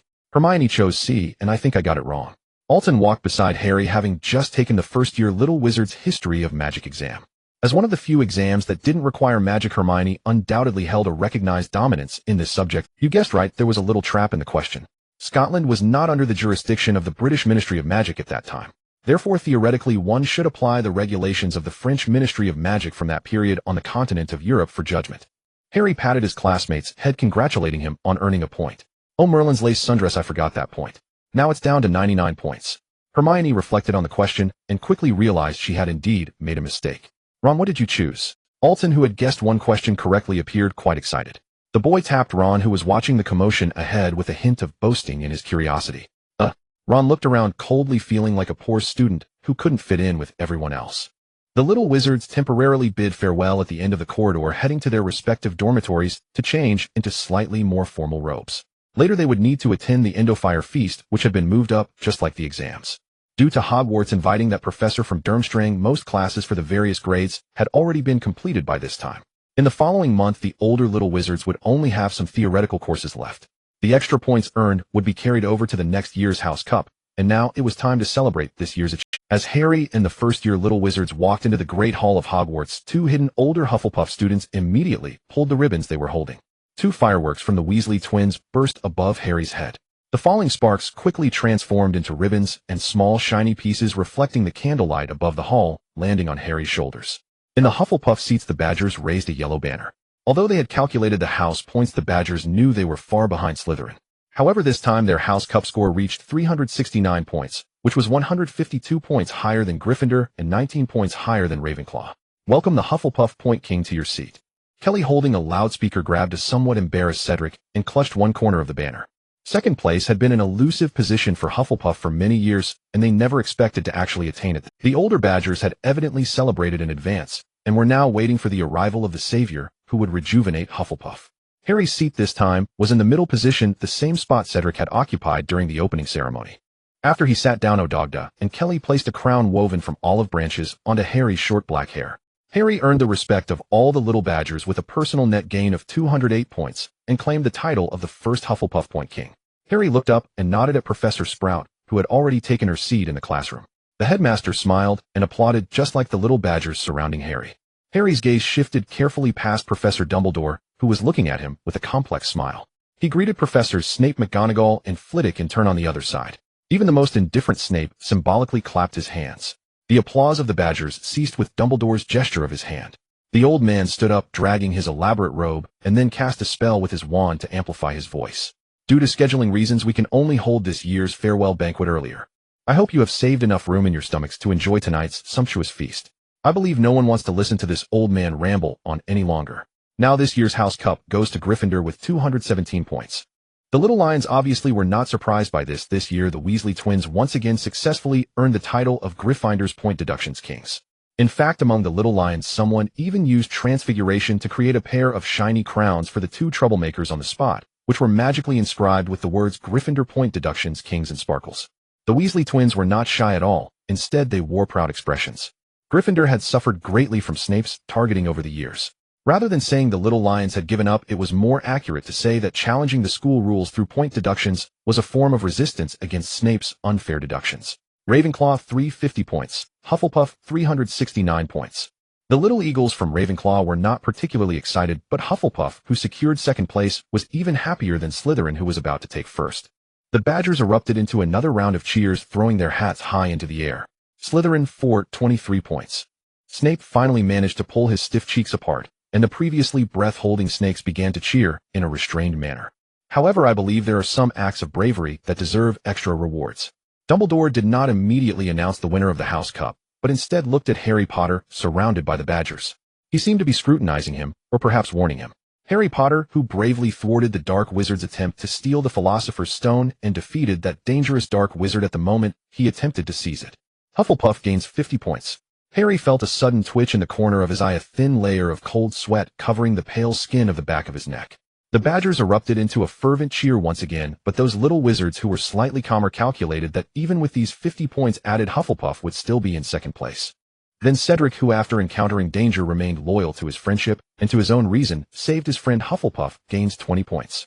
With a gentle wave of Dumbledore's hand, the green banners hanging high on both sides swiftly shook and transformed, changing from the image of Slytherin to the yellow of Hufflepuff. After cheering twice, the Badgers suddenly felt dazed. They looked at the yellow banners around them, exchanging glances of disbelief. After a brief moment of suppression, a cheer erupted that almost lifted the entire hall. The Badgers tossed both Harry and Cedric into the air, and after several rounds they finally calmed down from this immense excitement. Hufflepuff had not won the House Cup for nearly 25 years, and this joy even moved Professor Sprout, who had not been informed of Dumbledore's point-adding preparations, to stand up in excitement. Things were much quieter on the Slytherin side. Dumbledore's sudden point addition drew some hostile glances from many towards Harry. Fortunately, Harry had already found his collaborator among the Slytherins, as Draco politely nodded towards Harry. Befriending the Savior was a no-los business, at least for now. As a vested interest, he could not afford to show disdain for the other party. Harry was finally set down by the Badgers, and the Ravenclaw and Gryffindor tables began to applaud. Although they did not win the House Cup, as long as Slytherin did not win, it felt just as good as winning the House Cup. After exchanging a glance with Dumbledore, Harry quickly shifted his gaze away. Dumbledore truly lived up to the title of a top strategist, as described by Professor Voldemort. Using this final announcement to divide Hogwarts into two camps, Harry was certain this was the headmaster's warning to him. The other party was warning him not to choose the wrong side, not to stand too close to Slytherin. It was now certain that Dumbledore had witnessed the entire process of him using the unforgivable curse to kill Voldemort. He hoped it was not too late to admit his mistakes now. At midnight, Harry achieved the feat of night wandering for the first time, casually shutting the vinegar barrel behind him as he strolled through the corridors of Hogwarts. He had long memorized the entire map of Hogwarts, able to retrace almost every visible path and most of the hidden trails without needing a map. Unfortunately, the boy still hadn't found time to learn the disillusionment charm. Otherwise, he wouldn't have to worry so much about Filch and his Sharpied cat. Harry yawned, feeling a bit drowsy despite having maintained a regular sleep schedule. He arrived at the staircase and waited quietly. Soon a rustling sound came from the second-floor staircase, followed by the distinct sound of footsteps and swaying. It was Filch. Harry calculated the man's speed and then descended to the second floor. After Filch went to find another night wanderer from Gryffindor, Harry returned to the second floor and made his way to the outside of the headmaster's office. "I seek the headmaster." The statue scrutinized Harry before moving aside, revealing a straight corridor. At the end of the corridor was the headmaster's office, adorned with portraits of past headmasters. Harry scanned the room and found one of his ancestors on the side. However, the ancestor who would normally chat with him when he came for classes now had his eyes firmly shut, offering neither hints nor criticism. Some of the headmasters had already put on their pajamas, most of them with their eyes closed, yet Harry still felt several pairs of eyes locked onto him. "Harry, I believe it is already past curfew. Hufflepuff loses 5 points for your transgression." Dumbledore was also dressed in pajamas, and Harry noticed the erased mirror that had been shifted into the headmaster's office, still only showing his own reflection. After all, it was merely a piece of junk, at least in his eyes. Anything that couldn't help the Red Tower wizards advance in knowledge or seek greater power was just a toy, hardly worth much. After finishing the reprimand, the old man pulled out a handful of Bertie Bott's every flavor beans from the candy jar and handed them to Harry. Harry accepted the beans, a blue light shimmering in his hand. Since he had already been discovered, continuing to pretend would only arouse more suspicion from this wary old man. What flavors are those? Dumbledore immediately recognized it as some sort of detection spell. He did not inquire about the spell itself, but curiously asked about the flavors of the beans. One is soda flavor, one is bogey flavor along with 3 lemon flavors and 2 chocolate flavors. Harry opened his palm and Dumbledore casually picked one from Harry's hand. The old man's eyebrows twitched as he consumed the bogey-flavored one. With a 1 in 7 chance would he still not land a good flavor. Dumbledore settled back into his seat with a look of relief, then waved his wand, causing the desk in front of him to tremble. The office supplies and papers piled on the desk were neatly stored away, while the dessert box that the old man had set beside him was now spread out on the tabletop. Tea or coffee? Black tea. Harry continued the conversation as expected by the old man. Have you been wronged, or are you facing difficulties in your studies or life? Dumbledore added a lethal amount of sugar into the teapot before brewing a cup for Harry. I feel I do not deserve the points you give me. At that time I used the unforgivable curse against Voldemort, which is how— Harry held the teacup in his hands, lowering his head like a child who had made a mistake. Harry, that's truly unfortunate. Are you sure you used the unforgivable curse against Voldemort? Dumbledore's demeanor suddenly turned serious. Harry reinforced his mental barriers, but surprisingly did not experience any intrusion. Yes, Professor, that's precisely what troubles me. While I am glad to have fought against Voldemort, and even killed him, I did use the unforgivable curse, which is still against humanity. I regret to inform you, Harry, that I must contact the Ministry of Magic to have you arrested. Your academic journey ends here until Wisengamot completes its judgment of you. At last Harry felt a slight sting, as it was evident that Dumbledore's methods were far more sophisticated than Snape's. He used external pressure to break down the other's psychological defenses, then employed legilimency to obtain. Ordinary young wizards in such situations would inevitably panic, and thus their damaged memory barriers would easily allow Dumbledore to glimpse what he hoped to see like Harry's true thoughts.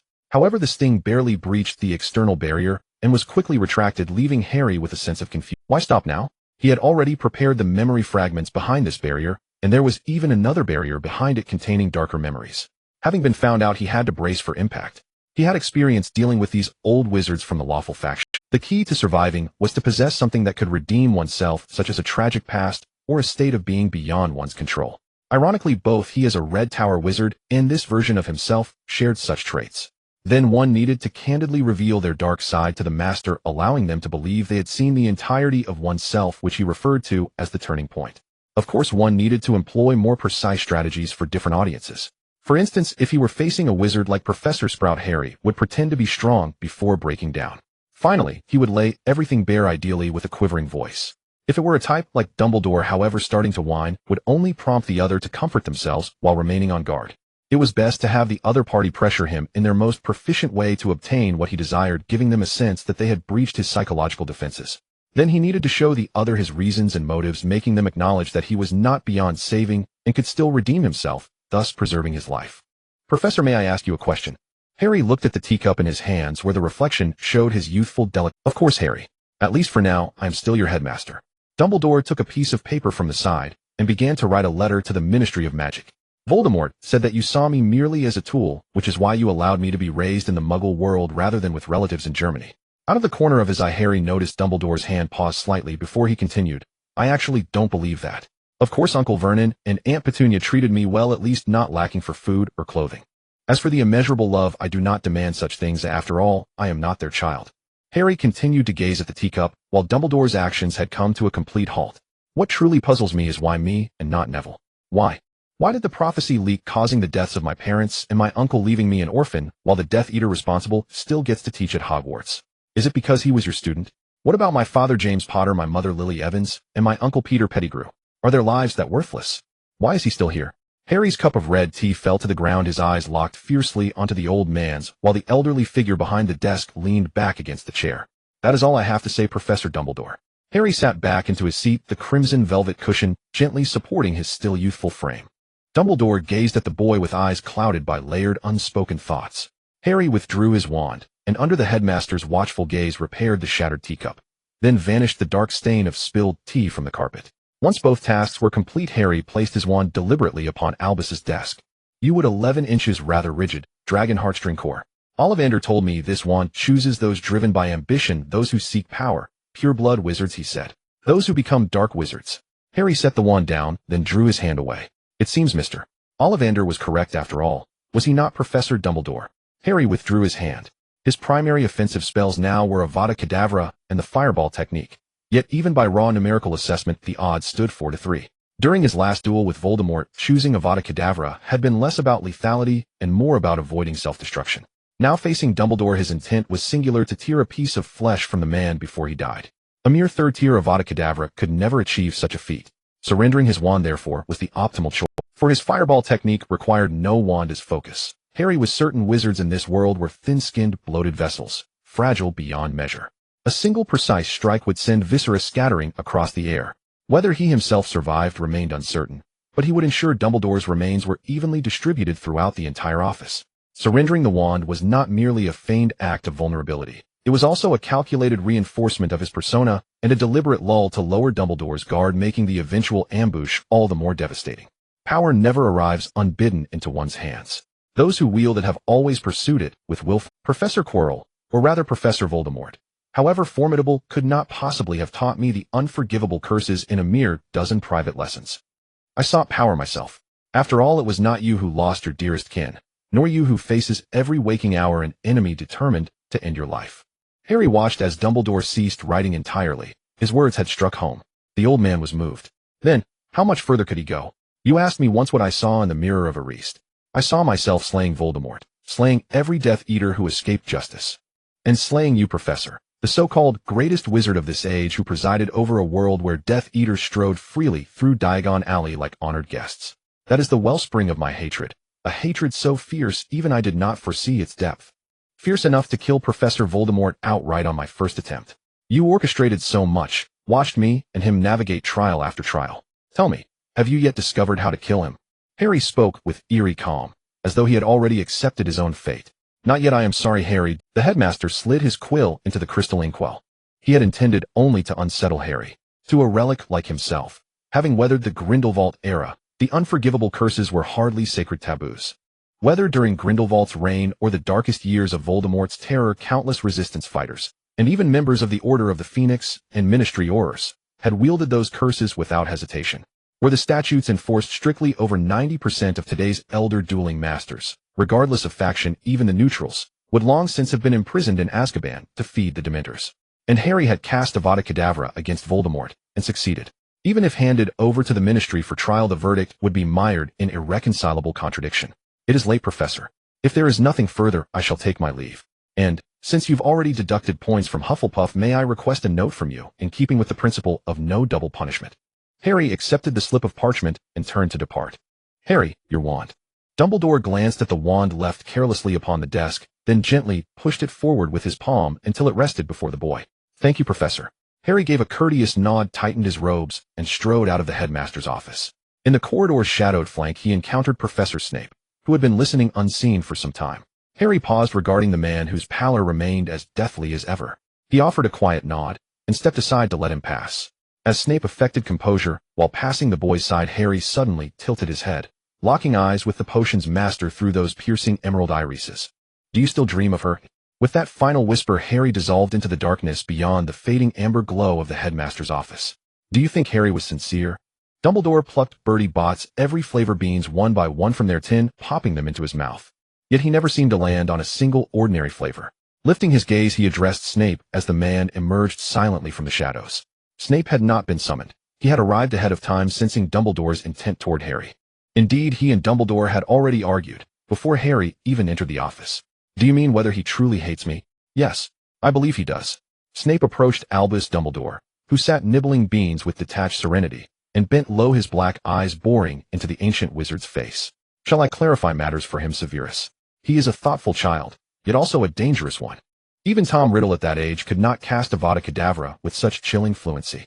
No need. If he kills me, it is what I deserve. Just as should he kill you, it would be yours as well. Snape enunciated each word with glacial precision. Outside, beneath the moon's silver clarity, Harry allowed himself a quiet assessment. He had, temporarily, passed this trial. A modest 70 points. For improvisation perhaps, emotional resonance adequate, but judgment flawed. Had he confessed immediately after dispatching Voldemort, it might have been far more effective. Drawing upon fragmented confessions from Hagrid, those bottled truths passed down like heirlooms, Harry intuited a profound unspoken bond between Snape and his biological mother. It recalled the look in Snape's eyes during their very first class. Evidence surely that their fathers had known. Harry still kept that first question jotted in his notebook: what results when powdered asphodel is added to an infusion of wormwood? A draught of living death, simple, undeniable. Yet symbolism ran deeper. Asphodel signifies love, the wormwood sorrow. Together with the draught of living death, the layers of meaning multiplied exponentially. Finally, considering Snape's protected status under Dumbledore, and Voldemort's own admission that Snape had betrayed the prophecy, Harry had already composed in his mind a sweeping tragic drama of the previous generation. The Hogwarts Express once again packed the first-year wizards onto the train, waiting for them to finish their defense against the dark arts class at the Hogwarts branch this semester. First-year wizards would no longer be required to return to Hogwarts. Instead, they could leave via Floo Powder or take the Hogwarts Express back to King's Cross Station. The young wizards gathered once again in the red carriage, but this time Harry's compartment was nearly filled to capacity with first-year students. Even with Alton and the others occupying the entire compartment, there were still young wizards coming over to pay visit. It wasn't until the plump lady who served as both attendant and vendor came over to usher the gathered young wizards back to their seats that the corridor of the Hogwarts Express was finally clear for the vendor pushing the snack cart. "You must be Harry Potter. Congratulations on winning the House Cup." The vendor looked into the compartment that had been visited by badgers, lions, eagles, and even a few snakes. Sure enough, he found a boy with short black hair and a lightning-shaped scar on his forehead inside. "Thank you, man." Harry nodded with a smile, while the badgers occupying the space around him puffed their chests up with pride. "Hufflepuff hasn't won the House Cup in quite a while. Have you eaten? Are you hungry? Here, have some candy, but don't tell them I gave it to you." The vendor placed a full armload of candies on the table in the compartment. "Thank you, ma'am. Well, accept your generosity. I guess she's also a Hufflepuff, Harry. Seriously, you are now the great hero of all Hufflepuffs." Alton opened a chocolate frog, revealing a card featuring Dumbledore fiddling with the pom-pom on his sleeping cap. Everyone contributed a lot. This time we added points at the last moment, though otherwise we would still have a considerable gap with Slytherin. We need to keep up the effort next semester. The train passed lakes, forests, and lawns, and after more than 2 hours as noon's sun began to shift its position, the Hogwarts Express finally arrived at their destination. It was a mansion located on the edge of a vast lake with red stone bricks and dark tiles, exuding a solemn and weighty sense of history. Harry was surrounded by the badgers as he got off the train and looked back, where he could indeed see a Muggle town nestled at the foot of the mountains. The main building of the mansion consisted of 3 five-story structures with Gothic-style spires, and on the side, there was a 2-story stable covered in evergreen ivy. "There's even a horse farm here." A young wizard from the Muggle world pointed to the side, where a few colts were laid. Harry stepped away from the train, looking down to see that there were indeed tracks which stretched from the mountains behind out to the forest in the direction of the train's head. Accompanying the young wizards were 8 senior students. Most of them were outstanding graduates who had completed their exams and took on this task to secure a chance to stay at school. "Hello everyone, I am your defense against the dark arts professor for the next month. I believe many of the seniors returning have given you some hints." In the forest behind, a black horse jumped over a fence that was half the height of a person, landing steadily in front of the young wizards. On the horse was a man wearing a cowboy hat who switched the reins to one hand and then took off his hat. Under the hat was a man with a brown beard who had blue eyes and a straight nose that separated the deep-set eye sockets on either side. "Now move along, kids. You can collect your luggage later, but hurry to grab your rooms." The professor, holding the reins, tapped the leather saddlebag on the side of the black horse with his hat, and with a rustling sound, countless keys burst free from the bag. They flew through the open doors into the 3 villas situated within the estate. "What are you still standing there for? While they are all single rooms, those facing the lakeview are few. Move along, head for your desired rooms." The professor waved his hat vigorously at the young wizards, who seemed a bit unaccustomed to this teaching style. The first to react were the lions and snakes. The snakes understood what was happening in an instant and started running. The lions, not to be outdone, began to sprint across the lawn, with a few of them even shedding their obstructive robes as they ran and tossing them onto the damp grass. The once orderly line of young wizards immediately fell into chaos, and the originally neat lawn was trampled into a mess by the young wizards. The professor seemed not the slightest bit worried about the young wizards getting hurt or the disheveled lawn. He whistled loudly behind them while describing the best of the rooms.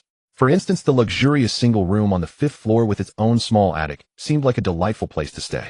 Harry led the badgers and rushed ahead, as this professor's teaching style resembled that of his own teacher.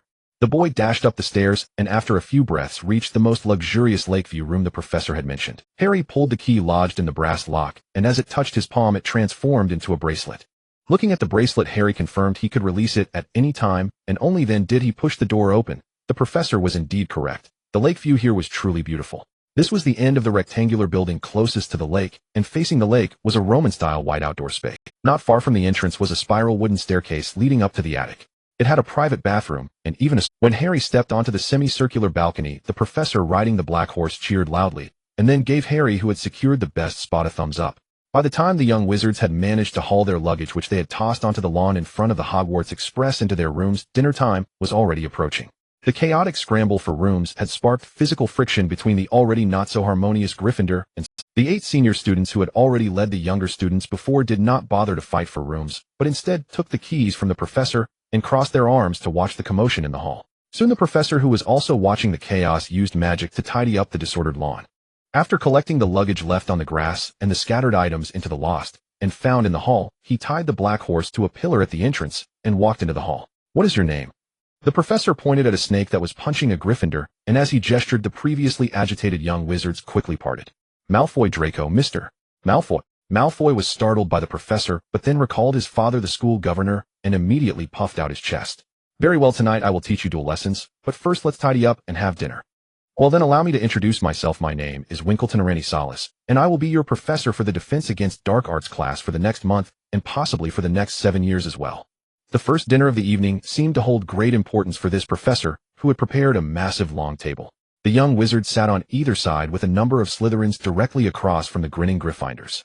On the long table were lit candles and a simple, yet seemingly sumptuous spread of food under the dim lighting. "Enjoy your dinner tonight. For every meal thereafter, I shall poison the food as a demonstration of edutainment, for I always relish giving you a hint of tension." The professor gently crossed his utensils, signaling everyone to begin. Harry's blue aura did not escape the professor's notice. He smiled at Harry before starting to tear into his steak. Just as Harry was about to stop the surrounding badgers from stuffing their mouths with food, he met the professor's gaze. All right, the professor was warning him with those blue eyes that he was aware of the situation. Harry could only sigh and then look around to see if his companions had any awareness. He tapped the candlestick in front of him with his wand, acquiring a brass knife, and began to cut his steak. Malfoy across the table immediately caught on. He spat out the meat in his mouth and transformed the candlestick before him into his utensils, just like Harry did. Due to the dim lighting and the peculiar table, only a few young wizards around noticed Harry's action, including a couple of badgers and Malfoy, who began to mimic Harry's movements. Malfoy, having been educated in some of the darker aspects of wizardry, clearly understood why Harry did this. The few badgers next to Harry simply thought that there must be a good reason behind his actions. "Oh my God, I'm bleeding from the nose, Professor. Am I going to die in?" Ron, sitting not far opposite Harry, was munching on meat until he detected a metallic taste in his mouth, realizing something was amiss. The boy looked up to see Hermione, who wore a face of disdain, yet was also bleeding slightly from her nose. Upon noticing the rapidly dimming lights ahead, Hermione tightened her grip on her wand and ceased eating. Soon the young wizards began to notice the problem, and the entire dining hall erupted into chaos, yet no one stood up. Harry glanced at Hermione, who had a bit of blood on her nose, confirming that this was likely some kind of special curse. The main content of the curse was to implant the inability to leave the dining table, while the nosebleed was likely just an added effect. "It seems someone has already discovered the issue. I only said the food was not poisoned, but I never claimed the utensils were clean. The young wizards with nosebleeds would have to endure. The antidote is in the dessert." "So you must be Harry Potter then." Hufflepuff gains 10 points. The Slytherin young wizard was also alert. "I awarded 2 points to your house." And the student in the back from Gryffindor, "What is your name?" "Hermione Granger, Professor." Hermione raised her hand. She had not been completely restricted by the curse, as she had stopped eating quickly after taking a bit, thus only struggling a little to stand up. "Very good, I award you 3 points for your quick thinking." The professor clapped his hands, and the lights brightened, completely revealing an artificial sun overhead, making the entire room feel like daylight. "Unfortunately, Ravenclaw needs to strive harder. This is my first lesson for you. Always remain vigilant, and carry that vigilance to your grave. Many great wizards have stumbled in unexpectedly foolish places. As far as I know, there are those who have died from poisons they could not antidote, and others who attempted to apparate to the North Pole only to perish in their failed attempts due to the cold. There are also potion masters in their workshops who simply forgot that the elixir of life evaporates and carelessly neglected to cap it promptly after brewing. Then they starved to death in their own workshops." The professor tapped the table again, and desserts finally appeared in the center, though many young wizards still looked at him with suspicion. "This time it's serious. I am your professor, one of the few adult wizards you can trust, for if any of you should unfortunately die, your headmaster would ensure my demise as well." The young wizards stuffed their mouths with egg tarts and small cakes, their nosebleeds finally stopping, and they could leave the table. "Next time I hope you remember to check your food before eating in a strange place."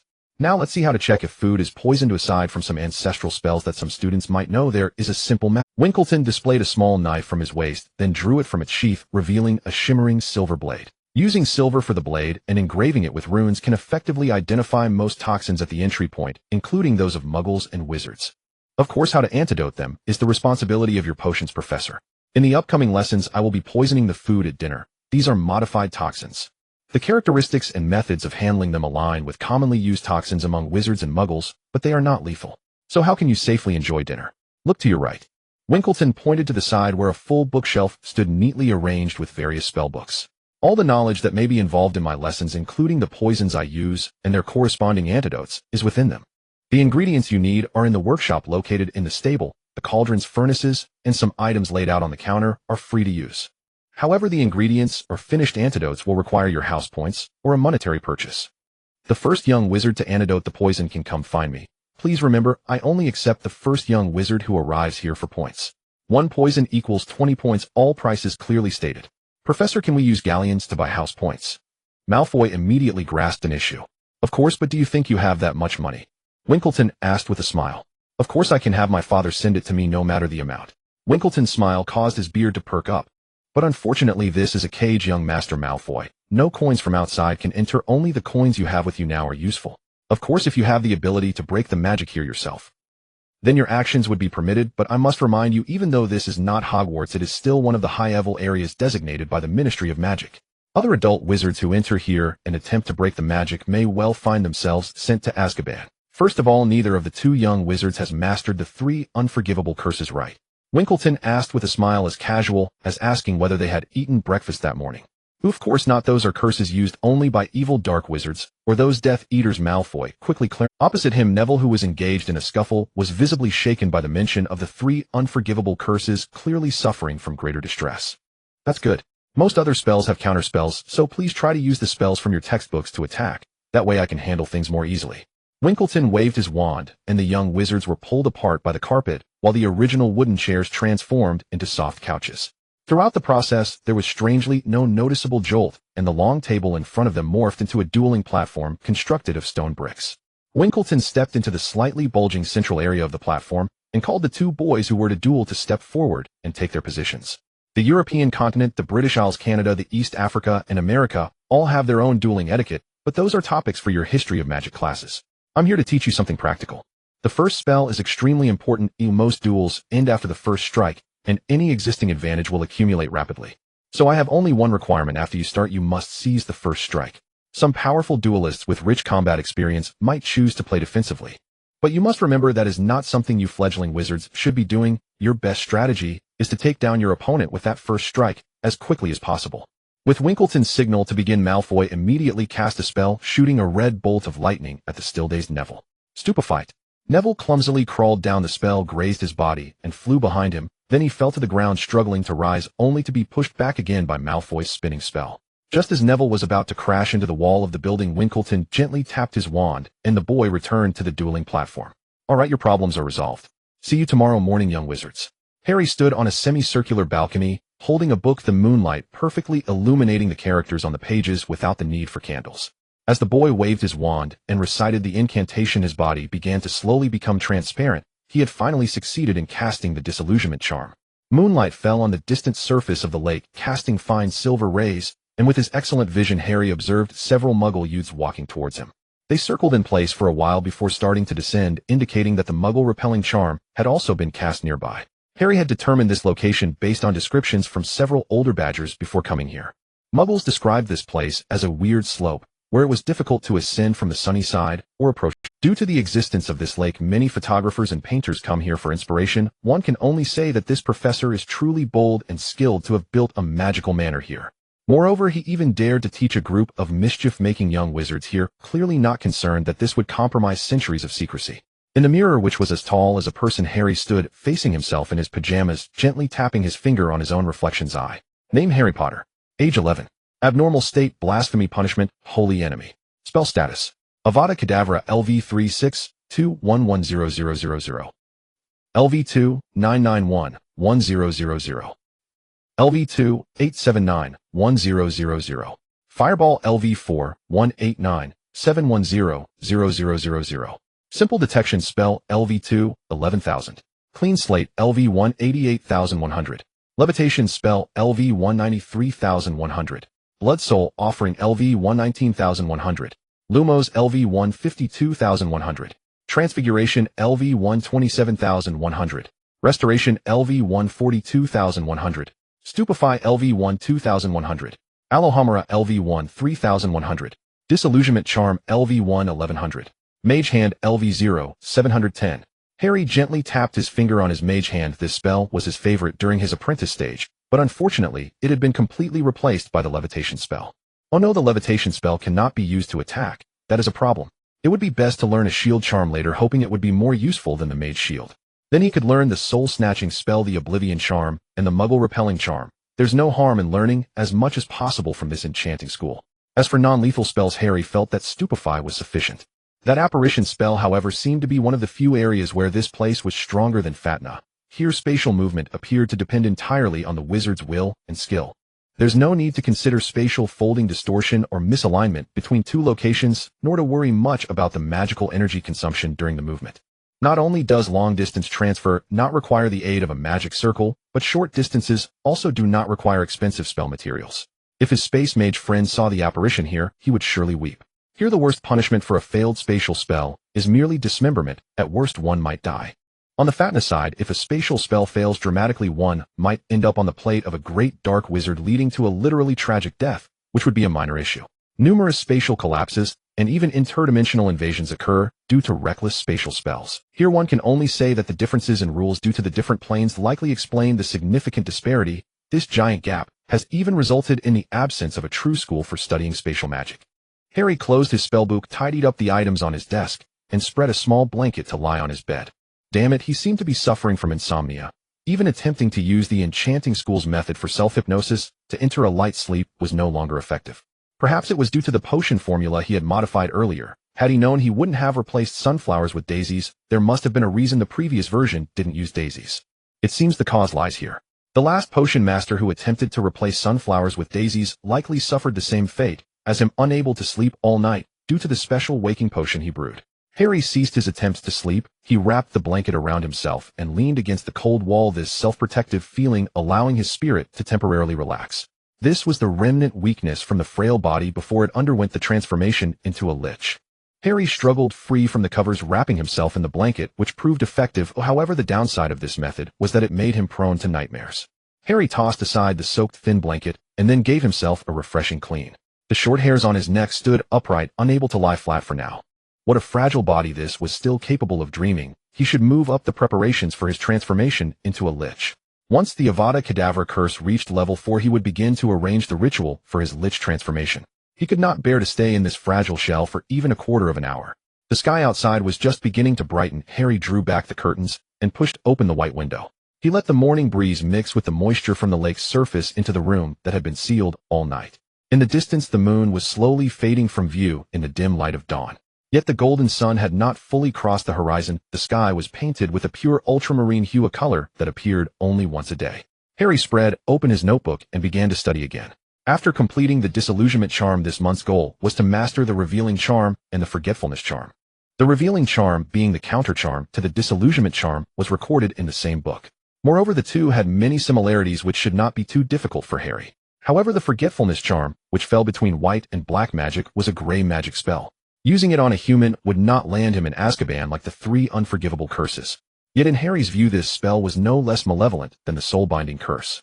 When pushed to its limits, it could alter memories or even implant certain suggestions into a person. If used properly, it could even become a legal version of the soul-binding curse, if not for the curse he was under, the sacred enemy. Harry would absolutely not choose to learn the soul-binding curse, which could easily be misinterpreted as belonging to a dark wizard. Instead, he opted to learn the forgetfulness charm. Around 7 in the morning, Winkleton stood on the green grass below, ringing a bell. There must have been some kind of spell on it, Harry guessed, as the loud sound echoed through all the rooms of the buildings. On the lawn below was the long dining table that had been in the hall yesterday. As the white of the skyline gradually began to be tinged with gold, the professor's house elf had already prepared breakfast. Harry habitually covered his hand with blue magic before touching the food, and indeed breakfast had not been poisoned. From this point, it seemed that the professor kept his word. I'm glad no one is sleeping in, and don't look at your textbooks. Your previous defense against the dark arts professor was most of the knowledge you need to acquire from the textbooks has already entered your little brains. Today we will learn some fun. How many of you can swim? Of course, knowing the water avoidance charm is also acceptable. The professor nodded at the table, and after collecting the breakfast along with the table into the room, turned to look at the young wizards. The weather was just right today. Clouds would begin to cover the mountains in the morning, and at this moment wisps of thin clouds had started to appear in the blue sky. Soon the entire mountain, including the vast natural lake, would be shrouded in heavy rain, and those muggles who liked to come this way would probably not continue ascending in such weather. Winkleton could use magic to disperse the rain and clouds above the lake, providing the young wizards with a natural swim. He had prepared the potions for rescuing drowning individuals, ensuring that as long as they were pulled out within 3 minutes of drowning, there would be no problem. He had also checked the lake below, removing any water plants and magical creatures that could cause drowning, and now it was time to get this group of landlubbers into the water. Harry looked around, and then raised his hand. "This is not good. Ew, I don't need you to swim as fast as a shark, but at least try not to panic and drown yourself underwater after falling in." A wizard killed by water could easily make it to the entertainment section of the Daily Prophet. Let me count. Slytherin gets 3 points, Hufflepuff 4 points, Gryffindor 2 points, and Ravenclaw 5 points. The young wizards were escorted down the slightly muddy mountain path by their older classmates. This area had not yet been industrially polluted, as it had belonged to a wizarding family since the 18th century who had cast Muggle-repelling charms around. The efficacy of this magic still effectively repelled any Muggles wanting to approach. Harry had noticed this place before entering Hogwarts, but at that time, he was merely a child from the Muggle world. Harry could only inquire through letters and phone calls. Evidently, the effect of the Muggle-repelling charm was still. Harry had not found any strong evidence, however this did give him an idea. Perhaps those so-called paranormal event zones he had dismissed back then really did contain something. The development of the British Isles was quite advanced, with no completely uninhabited areas. Most wizarding families' estates and territories were even close to Muggle villages and towns before the secrecy laws took effect. In fact, some wizards themselves were lords of certain Muggle towns, and the entire town had to pay taxes to these wizards, or the wizarding families occupying those locations provided magical services to the royal family, which was almost an open secret before the witch hunts. Even during the peak years of the witch hunts, those powerful wizarding families were still undisturbed. They not only had magic, but also their own private soldiers. Even the king and the church would testify on their behalf, proving that these genuine wizards were faithful lambs of God. Harry speculated that it was during that time that wizards established the tradition of celebrating Christmas and Halloween. After all, they were God's people, not those evil wizards who gained power through deals with demons. The clothes of the young wizards were transformed into swimsuits by their respective older classmates, and Harry finally realized why each house needed to have one male and one female senior. It was for this purpose. Harry refused the suggestion from the Hufflepuff senior to turn his robe into swim trunks. Instead, he took off his boots and sat down under the clear sky opened by the professor's weather magic, pulling out a book to continue reading. He could swim and also knew the water avoidance charm. If worse came to worst, he had the Gilswort to rely on, so he would not be killed by the water. "You really are diligent." The male Hufflepuff senior turned several young wizards' robes into swim trunks, and then got back on shore. He used cleaning magic to dry the water from his robe and boots, looking at Harry, who was sitting cross-legged on the grass reading, and couldn't help but exclaim, "It's not about schoolwork. I'm just really interested in the revealing charm. This is a place rumored to be inhabited by fairies, and my name is Daisy, a university student. Since childhood, I have been able to see things that others cannot, such as the wizards flying over the fields at night on their, for instance, a deep blue creature shimmering with sparkling light and fluttering translucent wings. In high school, I once used a broken mop handle to stab one of them, after which the others scattered in panic. However, when the police arrived, they couldn't see the bright corpse that had been there, or rather in the blink of an eye, the originally flustered officers fell silent. And the little monster that had just been surrounded by a crowd and was struggling on the ground completely vanished. The only evidence that all of this had ever happened was the white marks I had forcefully scratched into the floor tiles. Having been sent to a psychiatric hospital in elementary school, I knew very well that at that time I could only use the excuse of jokes shared with classmates to send the adults away. Oh, no one would believe me. They wouldn't even believe the version of myself from a few minutes ago. After entering university, with more free time, I chose to work part-time while studying. I then used my saved living expenses and a bit of money earned from part-time jobs to fund my search for places where strange incidents had occurred. I do not belong to this ordinary world, I am quite certain of that. This world has another more splendid side of which I am also quite certain. And now, looking at the heavy rain that enveloped the entire peak, completely covering the natural lake known as Grandma's Tears, I knew it was time to set off. The muddy road, the raincoat being pelted by raindrops, and the slippery surface all declared the mysterious. Pressing on, Daisy turned on his headlamp. The uphill path was transformed into a flowing stream of muddy water by the rain, which grew heavier, even breaking nearby fragile branches. The boy used his arm to fend off the branches falling onto him, then lowered his body to prevent being swept away by the overly generous wind and rain. His staff sought a landing point as he advanced once again. At this moment, Daisy's toes, wrapped in mountaineering shoes and thick socks, could feel the impact and stickiness of the muddy water rushing past. Daisy breathed lightly. Even in clear weather, climbing such a peak requires a certain amount of strength. This natural terrain eliminates those with insufficient willpower, while the heavy rain expels those without talent. With multiple encounters of the mysterious Dace's intuition was becoming more pronounced. It was as if the surface of a balloon being inflated was becoming lighter and thinner. The boy leaned against the upward-growing tree, replenishing some moisture before pulling out dried fruit from his pocket to eat. He was almost there. Within the range illuminated by the headlamp, a private territory marker made of wire and wooden stakes soon appeared. Dacei pressed past the thorny fence with his gloved hands and resolutely crossed the barbed wire. In an instant, the heavy rain in the sky vanished. The boy looked up in surprise, removing the hood of his raincoat that obstructed his view as raindrops slid down the creases of his coat, wetting the dry leaves and twigs. Here it felt as though it was another world.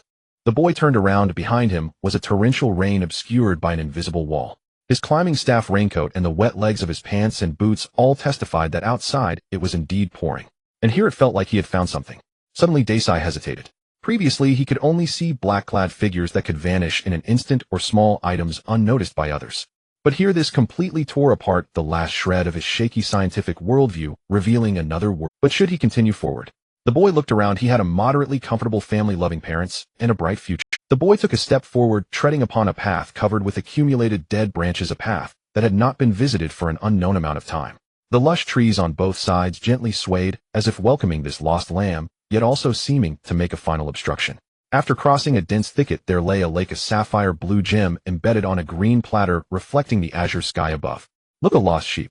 Dacei looked over to see a boy sitting barefoot on a tree stump, who shifted his gaze from an old book in his hands. Those green pupils radiated an unparalleled color, stunning as the blue glimmering lake behind him. Is that an elf? Just as Dacei wanted to step forward to take a closer look at the boy, who seemed to blend into the painting, a shadow in black blocked his way. It was the suddenly appeared man in black, and it seemed that he had truly found the right place. A Muggle-born mute, how troublesome it is to encounter such a rare occurrence. The man had a scruffy beard, wore a cowboy hat, and dressed in a gray vest with a blue lining resembling a bartender. How about giving him a memory-erasing spell? I happen to be practicing this incantation. Professor, if needed, I am willing to assist. The elf-like boy jumped down from the tree stump and approached the bartender-like man. The boy tilted his head, seemingly sizing up this lost lamb. You wouldn't want to only attend classes in the classroom afterwards, would you, Harry? The professor of defense against the dark arts stroked his scruffy beard, and it was evident that his soul-sucking spell had been activated. Dacei Swen, due to your reckless actions, we have no choice but to detain you. The professor waved his wand, and a sparkling handcuff was imprinted on the boy's wrist. Immediately Dacei fell into a daze, the world seeming to flip upside down as the space twisted and was filled with a purple hue. An extremely ugly, emaciated creature appeared beside him, and as it grabbed his hand, the world completely twisted and spun. When he landed again, he found himself in a dark stable. Professor, if possible, I would like to borrow your potion workshop and need to purchase some materials here as well. Oh, Snape's little assistant, your waking potion is quite good. The professor smiled and stroked his chin, neither affirming nor denying. I would like to concoct an alchemical item, hoping to gain permission to use the workshop after each day's classes are completed. In that case, every 3 days a draft of living death, ensuring that the little friend remains in a state of deep sleep, will serve as rent. All right, Professor, but I want to remind you that the Muggle world is very sensitive to missing persons, especially those missing for over a month. You don't need to worry about that. What you need to worry about is Harry. You are now my accomplice. Professor Winkleton smiled and vanished with a disapparition. This place is located at the border, and no one noticed the small incident that had just occurred. You're awake. It's time to take your medicine. In a haze, Dashi saw a boy approaching him, slowly holding a bottle of... It was that beautiful elven boy with short black hair and green eyes. The boy's fingers were icy cold, his fingertips slightly raised, smooth and rounded as they pried open Dax's mouth unconsciously. The slightly bitter potion flowed down Dax's throat, and he quickly fell back into a state of semi-conscious. Directly administering the life-and-death water to a mute could cause them to fall into eternal slumber. To fulfill the professor's task, Harry chose to dilute it. To reduce the dosage. He kept this lost lamb in a constant state of semi-consciousness, which not only minimized the use of medicinal materials, but also perfectly completed the task. The professor's task was to ensure this lost lamb did not cause any trouble during the month and remained in the back room of the workshop. To achieve this, Harry had to enter the professor's private workshop just a wall away from the Owl Tower. To save time, Harry brought his bedding along, ensuring he could maintain cleanliness as a wizard. The weather in England in May was still acceptable, even for sleeping in a barn. Harry pushed 2 long tables together and spread his bedding over them. A few days ago, Harry was still attending Defense Against the Dark Arts class, but when he discovered that this professor accepted private tutoring, he proactively approached him. After completing an initial assessment, Harry spent 3 days finishing the course prepared by the professor, after which the professor tacitly allowed the boy to immerse himself in the workshop. Although the Badgers regretted that Harry could not continue leading them, they understood that he must have his reasons for doing so. After being forcibly administered the potion for the 3rd time, Dashi felt he could maintain some clarity of thought in the final minutes. Where am I? Who am I? What am I supposed to do? Dax's brain began to boot up slowly as he watched the boy place the empty potion bottle on the table across from him, then pick up a carving knife and a piece of bone. His thoughts scattered once again. Harry sat down and took out the highly magical thigh bone he received from Hagrid. He now lacked an attacking means other than the unforgivable curse, and entering Egypt would certainly require some form of self-defense. Although he was quite adept at using Avada Kedavra, he couldn't rely on it all the time. At the very least, he couldn't cast it just because he encountered an enemy. He was the savior and couldn't be mistaken for a deranged dark wizard, at least not until he had fully exploited the benefits of that identity. Now he would begin practicing a spell capable at most of raising one spell to level 1 or barely lifting a fallen one to level 2. This would allow him to dominate among first-year wizards, but in Egypt, where dark wizards were rampant, it was still a bit forced to ensure his safety. In that case, let's create an alchemical tool, as that was his strong suit. The failure to cast spells was due to being distracted by various factors at the moment he was about to cast. However, making an alchemical tool was not subject to such limitations. The only downside was that it required a lot of money and a bit of luck. Placing the magical thigh bone into the prepared green liquid, Harry used a long brush with a funnel at the end to slowly draw a formation around the burning cauldron on the ground. As the mercury-based liquid soaked into the runes on the ground, the cauldron, which had only been bubbling occasionally, began to boil violently. Thick green liquid splattered everywhere as Harry stood at a distance, using the levitation charm to add fragments of Snake Fang's flint and serpent skin into the cauldron. As the liquid inside the cauldron began to dry up and turn into a paste-like consistency, the formation on the ground was completely destroyed by the splattering liquid. Harry looked up at the owl perched on the beam above. This was the stable he had seen earlier, overrun with ivy. In the middle of the stable was an odd tower, the Owl Tower. On either side of the tower, 2 elongated buildings were arranged at an obtuse angle, with one side facing the main building of the estate at less than 180 degrees. These 2 elongated buildings were evidently extensions made later. The semicircular stone wall of the Owl Tower formed one wall of these 2 structures. At the junction of the roofs of the Owl Tower and these 2 elongated buildings, a beam derived from the Owl Tower connected the 3 structures into a hole. Above the beam connecting the tower and the side buildings, there was a hole that a person could not pass through. Some owls would come through here to get some fresh air. The owls that came daily previously were different, and sometimes they would come in pairs. However, when that professor seemed to realize that Harry had become aware of his surveillance and did not stop it, only this yellow owl came. It seemed Dumbledore still did not trust him, but that was understandable. If he were Dumbledore, Harry should have died in the confrontation with Voldemort. Harry wouldn't even allow the Death Eaters with a criminal record to live. He would use his strong reputation at that time to eliminate all those who opposed him in the magical world. But it was evident that Dumbledore was not Harry. Even if everyone regarded him as a Dark Lord, he was still a White Dark Lord. Harry directly let the professor watch him demonstrating all he had learned to put the other party completely at ease. Other things could be concealed, but when making alchemical tools, one's knowledge system could be clearly observed. Harry could hide, but if he could ensure the concealment of his magical knowledge, even while making such alchemical tools, then he would need to hide no more. He could just walk up to Dumbledore, Voldemort, and anyone who dared to say no to him, and cast Avada Kedavra, then simply watch the ending animation. Harry looked up at the owl, which awkwardly turned its head away. He chuckled softly, and then used tongs to fish the bone out of the thick green liquid. With the immersion, the large bone had completely softened by now. Harry carefully ensured that the layer of green liquid covering the bone did not separate from it, and quickly placed the bone along with the liquid into a mold made of clay. As the jelly-like bone liquid was carefully poured into the inlet left at the top of the mold by Harry. At the moment the liquid began to overflow, Harry quickly inserted the wand core made from the Thunderbird feather. Dashi once again felt himself slowly waking up from a haze. This time he finally saw the place where he was before that elfin boy prepared the potion. This was a somewhat old stable with walls made of a mix of stone bricks and wooden panels. He was currently sitting on a reclining chair, completely devoid of any strength. Suddenly, an overwhelming sense of fear swept through the boy's entire mind. He couldn't possibly be a specimen for a human experiment, could he? "I'm sorry, Mom and Dad, it seems I might be embarking on a long journey." The commotion from Dashi did not attract Harry's attention. The boy was still diligently crafting the utensils. It was a soil mold bound by delicate chains. As Harry struck the mold open, a spark of lightning flickered from within as the surface soil was peeled away. Harry turned to glance outside. It was midnight, and today's lessons had been completed while a thin layer of dark clouds had gathered in the sky without him noticing. Just like last time when the lost lamb had wandered in here after a week of waiting, Harry finally awaited the necessary. The boy peeled away a small opening from one side of the mold and left the room with another black obsidian slab tied to a wooden stick. On the obtuse angle structure of the owl room away from the main building, Harry had already cleared a patch of ground. The clearing was made up of stones, colored pigments, animal bones, a mercury base, and a circular altar covered in. Harry took off his shoes, wearing only a plain robe, and slowly walked into the center of the altar. He was also part of this ritual, representing the bridge used to communicate with the earth and sky. If he did not participate, he would be unable to use the alchemical tools formed later, as there was a certain probability of being struck by his own attacks each time he used them.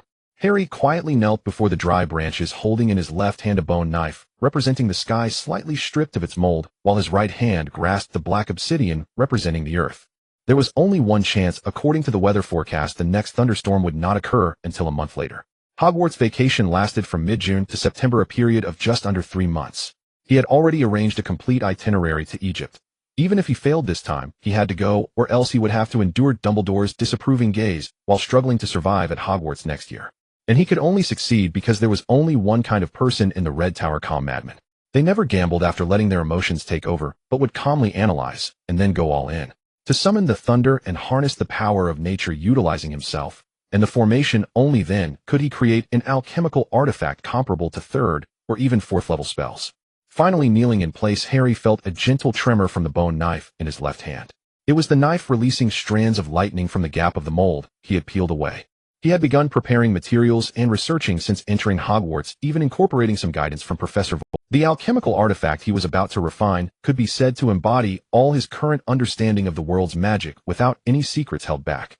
On one hand, it was a major exam for himself, on the other hand, it was to completely dispel Dumbledore's worries. Letting the other party grasp his bottom line would ensure that his journey in Egypt would not be overly monitored.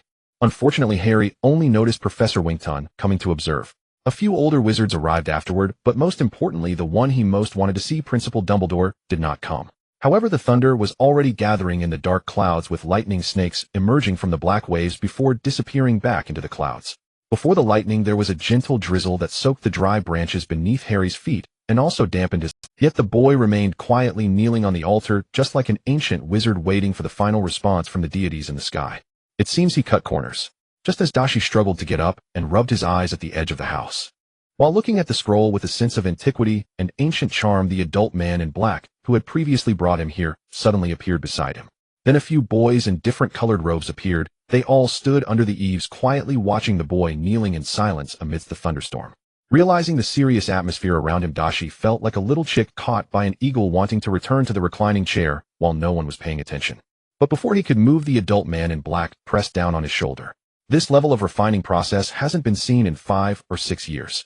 Today's wizards are all about being small and clever, advancing in details and innovation. This pure summoning of natural power, borrowing great strength to challenge higher-level forces in alchemy, reminds me of the golden age of saints 50 years ago. Professor, should we restrict his movements first? This dummy might cause trouble. A young man in a yellow robe stood beside the professor. Dashi watched the other approach, pulling out a small stick and pointing it at him. Moi. The wizard in the yellow robe with the stick seemed to grunt in confusion. He has drained all the magic power from the surroundings, artificially creating a funnel, and that is the highest point of magic power. It's normal that you cannot cast spells now. Even if you could, it's best not to unless you're prepared to be struck by lightning. One must say, no wonder he is the savior. I'm starting to envy Dumbledore now. The thunder in the sky fell silent again as Winkton began to gather strength, and Harry, who no longer had the energy to discern his surroundings, slowly opened his eyes. The thunder that had gathered in the sky for a week finally tore apart the dark sky under the pressure of the torrential rain. Accompanied by white lightning, Harry suddenly stood up, the objects on either side parting, as if it were the prelude to an ancient sacrificial dance. As the thunder dragon descended, the surrounding stones activated in an instant, the lightning splitting above the boy's head and falling into the bone knife and black obsidian on either side. Harry slowly raised the two items, sparkling with lightning, bending slightly at the waist for a moment before bringing them together above his head. The massive roar of the two lightning strikes sounded consecutively. The first was the natural great power, and the second was the miracle created by man. The scattered light was absorbed by the now activated stones surrounding him, and even the dry branches on the ground began to dry out rapidly. Harry's lips curled slightly upwards. The most dangerous part of summoning the lightning had been completed. The boy lifted his head to gaze at the sky from which lightning was continuously being drawn and began the forging. He had to complete the sculpting of the two semi-finished pieces in his hand before the lightning in the sky was completely. Otherwise, if these two objects exploded, he estimated he would ascend to the heavens along with the Owl Tower. The bone dagger collided with the obsidian, accompanied by Harry's movements adapted from ancient sacrificial dances amidst the raindrops as bolts of lightning clashed in the air and then scattered. Part of the energy was utilized by Harry to carve the two vessels in his hands, while the remaining energy dissipated, absorbed by the formation arranged around him. The stones of varying sizes surrounding Harry were linked by streaks of white light that emanated outward like waves transmitting energy. As the immense energy was transmitted downward, the once moist leaves beneath the boy's bare feet began to dry. The center of the obsidian slab in Harry's hand began to thin gradually, allowing him, positioned at the heart of the formation, to see the might of the thunder above. The boy continued his sacrificial dance, the decorative sashes on his plain robe billowing, while the edges began to char from the refinement of the lightning. His time was running out. Both the thunder in the sky and the body on the ground, as well as the formation beneath his feet, were approaching their limits. Harry completed the sacrificial movements once more, with lightning rapidly gathering around him. However, this time he did not immediately proceed to the next cycle, releasing the excess lightning into the surrounding formation, but slowly halted his movements, then bowed slightly once again beneath the thunder. Wington tightened his grip on his wand as a senior dark arts professor from Durmstrang. Based on his experience, he determined that the moment of conclusion was near, and it was also the most dangerous time. Once Harry was exhausted, he would immediately cast a protective spell over the boy. After all, this was a 5-ounce Felix Felicis potion specially supplied by the potion master Severus Snape. This moment required careful judgment. A miscalculation could lead to the alchemical creation Harry was crafting failing completely, and at the very least, it would turn his Owl Tower to ashes. He could only ensure the protection of the surrounding young wizards, and even the astonished bystander watching the performance would be vaporized on the spot. If he were late, he hoped Snape and Dumbledore would understand his explanation. The lightning on the clouds gathered once more, with a menacing lightning snake leaping out from the folds of the clouds, a straight bolt shooting down towards the people on the ground. Harry took a deep breath. The stones used to bear the excess energy were all raised high, the formation's limit reached, and he could no longer shift pressure downward. Then complete the refining and shatter them. As the last bit of mold enveloping the blade of the bone dagger was torn apart by the lightning-forged chisel, the two alchemical creations were finally completed. Before the final bolt of lightning, Harry struck the two creations together above his head one last time. As the thunder resonated with the sky, the lightning paused on the ground. Just as Wington had tightened his wand, pointing the tip towards Harry, the lightning that had paused on the ground began to be slowly absorbed. With the white ropes of lightning pulling the stones towards the sky, gradually weakening, they then fell to the ground. Ultimately, the lightning in the sky did not kill this ant daring to seize the power of the heavens. From the two creations in Harry's hands, lightning was born from the completely shattered center of the obsidian, gathering on this tuning fork-like creation and shooting straight into the clouds above. With the end of the second rumble of thunder, the clouds in the sky were utterly shattered by this powerful energy, dissipating alongside the raindrops and surrounding darkness into vapor. Harry stepped out from the burning dry leaves, his robe sleeves and the lower part of his trousers completely torn apart by fire and lightning.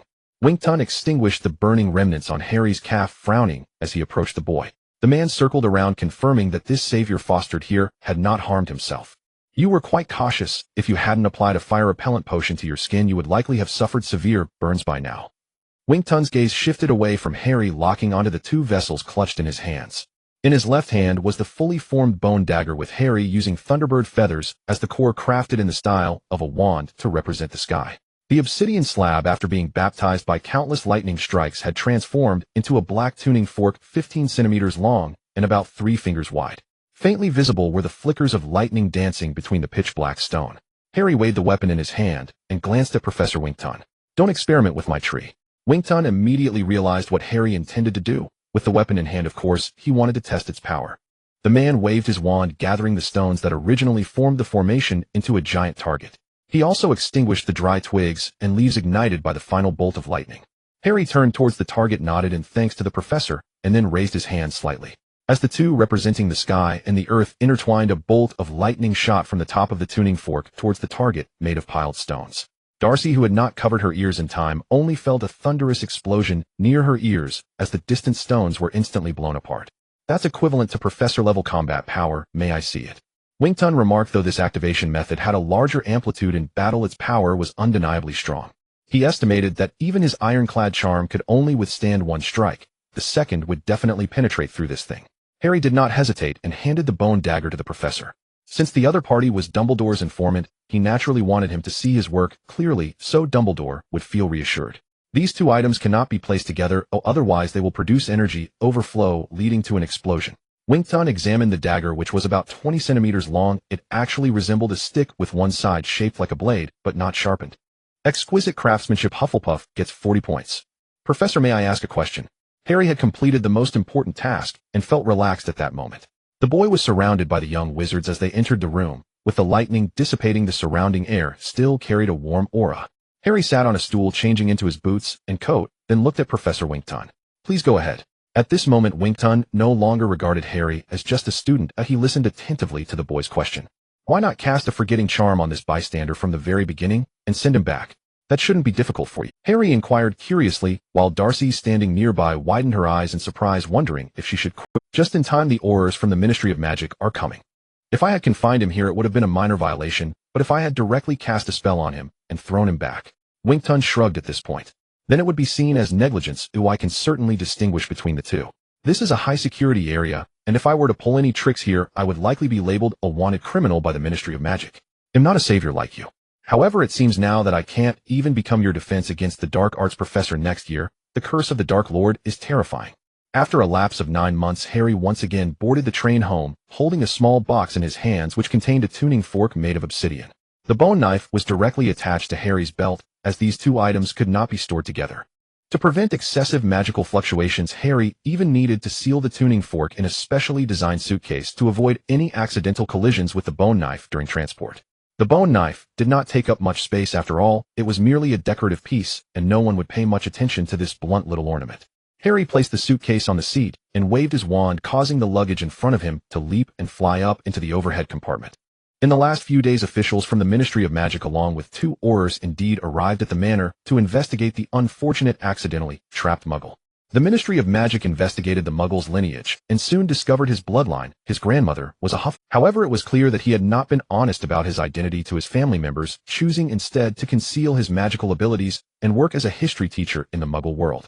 After learning about the trouble his grandson had caused the elderly, which was brought here by an Auror who had returned, Harry then witnessed an awkward reunion between the young man named Darcy and his grandmother. In the end, his grandmother could only lead the boy, who kept looking back away from this place. However, due to the presence of a wizard relative in the family, Darcy ultimately did not have his memory erased. As Winkton had previously anticipated, the young wizard's final lessons were strictly confined to a fixed range.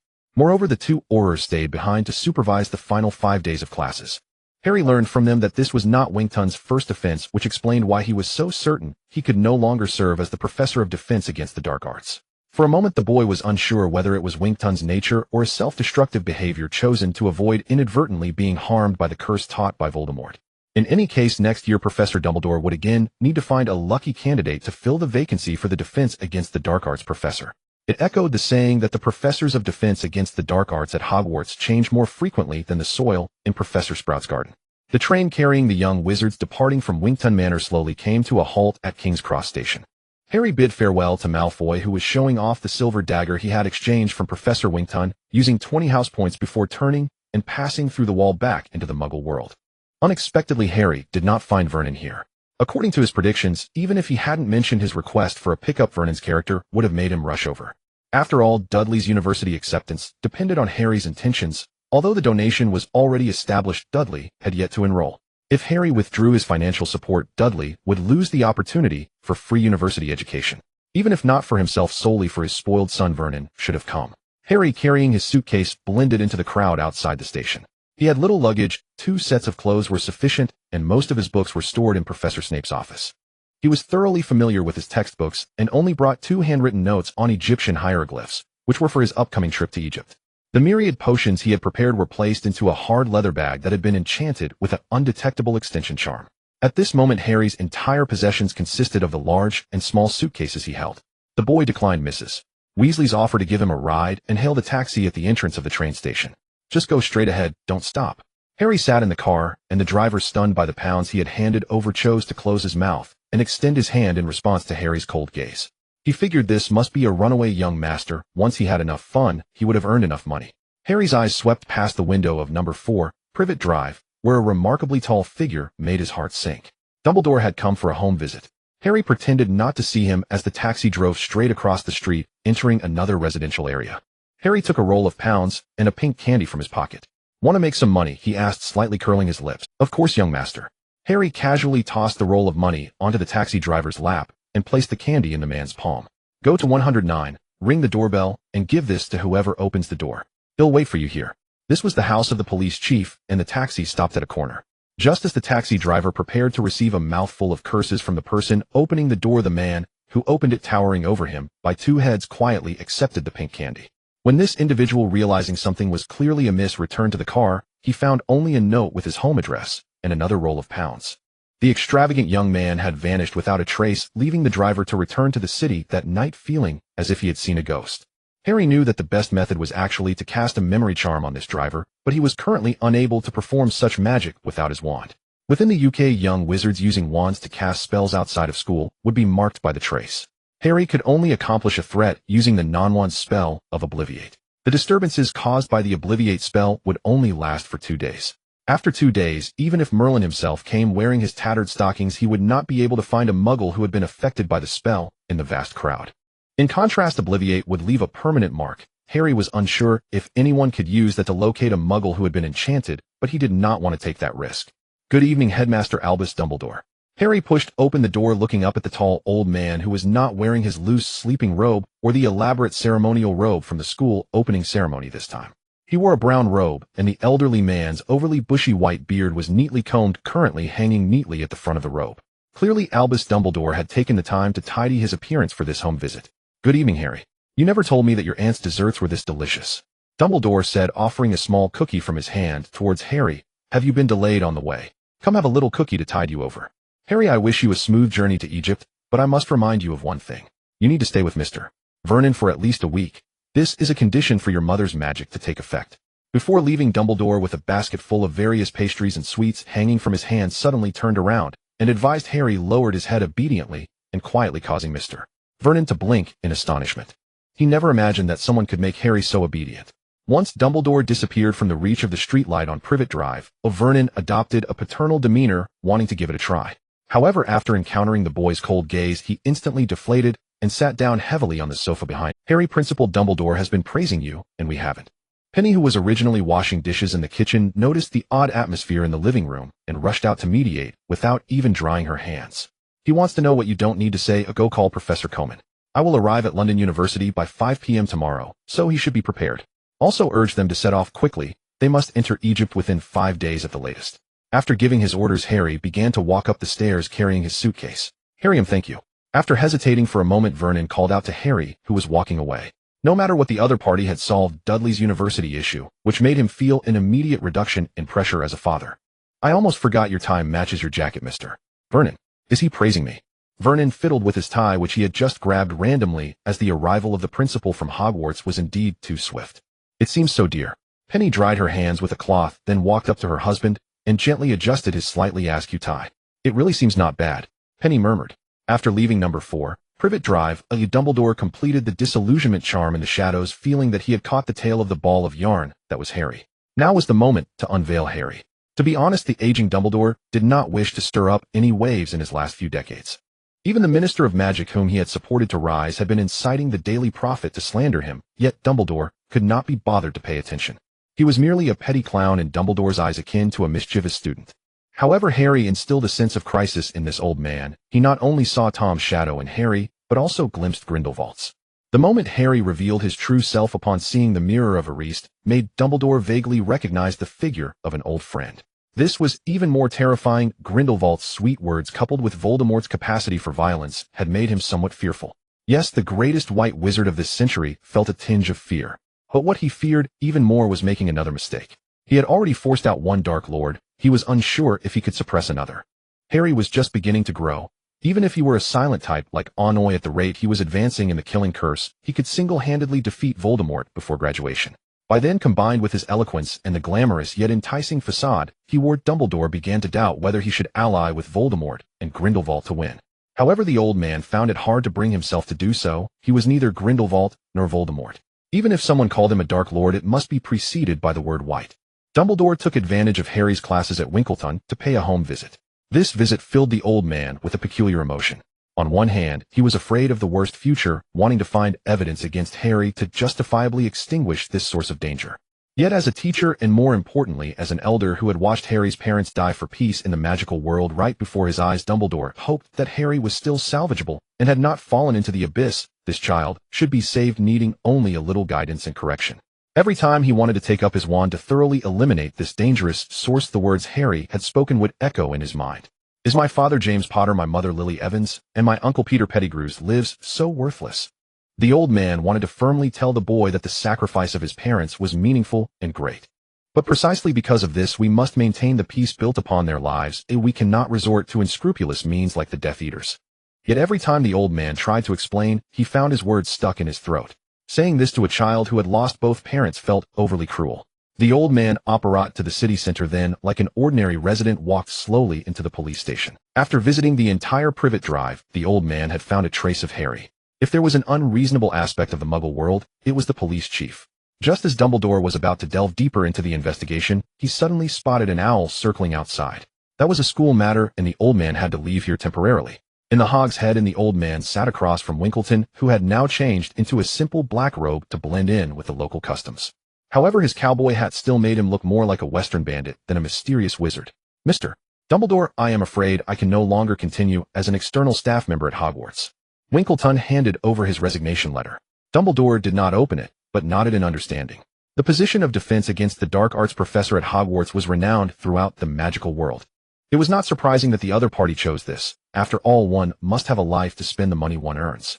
To be honest, Principal, I personally believe his knowledge system is sound. Although there are traces of some dark magic knowledge according to Durmstrang's standards, it could be considered restrained. His main knowledge system is still very orthodox and academic, being particularly fond of the ritual usage in classical magic, but that is not a big deal. Winkleton handed Dumbledore a fragment of his extracted memory. Blue dots of light twisted and turned within the small glass vial, showcasing all his memories regarding Harry. Dumbledore placed a small vial of potion that resembled flowing gold on the table, nodded, and then left. However, 2 days later, when Dumbledore returned to the police station, he could only see that police chief in the morgue. There were no signs of magical manipulation on him, but could this really just be a coincidence? The robust man who nearly filled the entire morgue had died from alcohol poisoning. There was no doubt about it. Everyone knew he had started drinking heavily after his divorce 3 years ago. However, given the timing, it was hard not to make Dumbledore suspect Harry this better just be an accident. Harry did not bring much luggage, or rather, he did not even open his trunk at the Dursleys, only handling what needed to be managed in the Muggle world. After having breakfast here, he hurried off to London University. Hello, Professor Coleman. After this public lecture on the history of the ancient city walls of the continent, concluded a boy sitting at the back, crossed over the students who were heading out. The boy carried a small suitcase in one hand with a notebook tucked under his arm, and his green eyes caught the attention of the teaching assistant Dudley from a distance. This lecture was open to all students, and theoretically outsiders could also attend as auditors. Of course, those who usually came here to soak in the cultural atmosphere mostly just took a couple of photos in their iconic park, at most fighting with students for restroom and cafeteria access. Then those who believed they had been culturally enriched by London University would happily leave with the university's meals in their stomachs and a few photos. Listening to 2 45-minute lectures in the classroom was, to be honest, a bit challenging for some students sitting. As the few students surrounding the professor dispersed, Harry stepped forward and extended his hand. Is this Draco? Mr. Dudley mentioned you to me. As a professor researching Egyptian culture, Coleman actually received very little funding. The era of Egyptian enthusiasm in Europe has long passed, and scholars like him, who researched ancient cultures with almost no output, could hardly secure any institutional funding. Therefore, when that generous gentleman splurged, it made this old professor value it so much. With this money, he could take a team to Egypt again. Even though there were many Egyptian artifacts in the British Museum, some heavyweight parts could only be seen locally. After all, temples and pyramids were too large, the vessels of that time could not hold them, so they could only choose to bring back some smaller artifacts to decorate their facade. As for the generous gentleman's request to have his son enrolled, and to add one more person to the team going to Egypt, it was too easy to fulfill. Coleman had already prepared to send his top disciple to act as the child's guide, offering him a perfect preparation for an Egyptian cultural tour. However, he did not expect that before he was ready, the other party began to urge him. The professor thought that the other party assumed they were taking the money without doing anything, just as he intended to report on the work that had been done. The gentleman directly informed him that the child who needed to depart with them had already arrived at London University. This startled the professor. The child seemed like a big shot, but in reality, he was still a big shot. If anything were to happen, it would be difficult to secure funding afterward. When can we depart? Harry refused the professor's offer to carry his suitcase, and asked again. Mr. Dudley said 5 days later, but it's indeed a bit tight, given that the security situation there is not good. Oh, we need to arrange for security forces and accommodation. We already have people going over, but the specific departure time still needs. Departing in 6 days. Here is my identification. Harry handed the identification to the teaching assistant standing nearby. You should advise your uncle who archaeology cannot be rushed. The assistant took the identification Harry handed over and glanced at it. Indeed, he was merely a dropout who hadn't even finished elementary school, a young master, trying to pave the way with money. He could already imagine that the other party would likely request co-authorship upon returning, using this as a stepping stone into academia. By the time he came of age, he could easily secure a teaching position, while the hard work would be done by researchers like him. How could this not make him feel imbalanced? However, the other party was sent by a big financier, someone he could not afford to offend. He just hoped this kid would be a bit more tactful. He decided to donate an additional 250. Oh, can we leave? Harry's gaze fixed on the old man. The old man's eyes lit up at this, but then looked at Harry doubtfully. After all, Harry was just a child, making it hard for anyone to believe such a large donation was promised by him. Can we leave? Harry asked again, feeling a bit anxious due to Dumbledore's pressure. Going to Egypt and mastering his 3 unforgivable curses was a must. Yes, but the donation. The professor said cautiously, fearing that raising his voice would scare away this big donor. Do you have a phone? Harry connected to Vernon's phone in the teacher's office, and then handed the receiver to the professor. Really? The professor received a positive response, and felt that the money was flying everywhere. We will depart in 5 days. Dudleyman, go tell Gurdon to book tickets for 5 days later, and get everything sorted. Mr. Dudley, do you have a place to stay? Any dormitory will do, it's only 5 days. Please help me contact the British Museum. A professor, you should know someone, or I want to see the artifacts inside, especially those not on public display. Of course, Dudleyman, you help Mr. Dudley settle, and then call your senior sister to have her show Harry around for these 5 days. The professor rubbed his hands as he left the classroom. With money, many plans could be realized.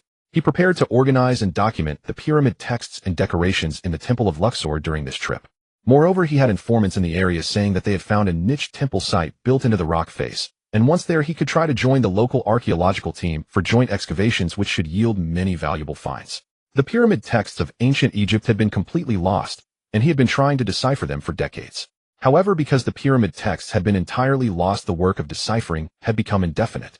Everyone was waiting for the first character to be deciphered. Oh, as long as even one character was confirmed, the subsequent deciphering work could commence.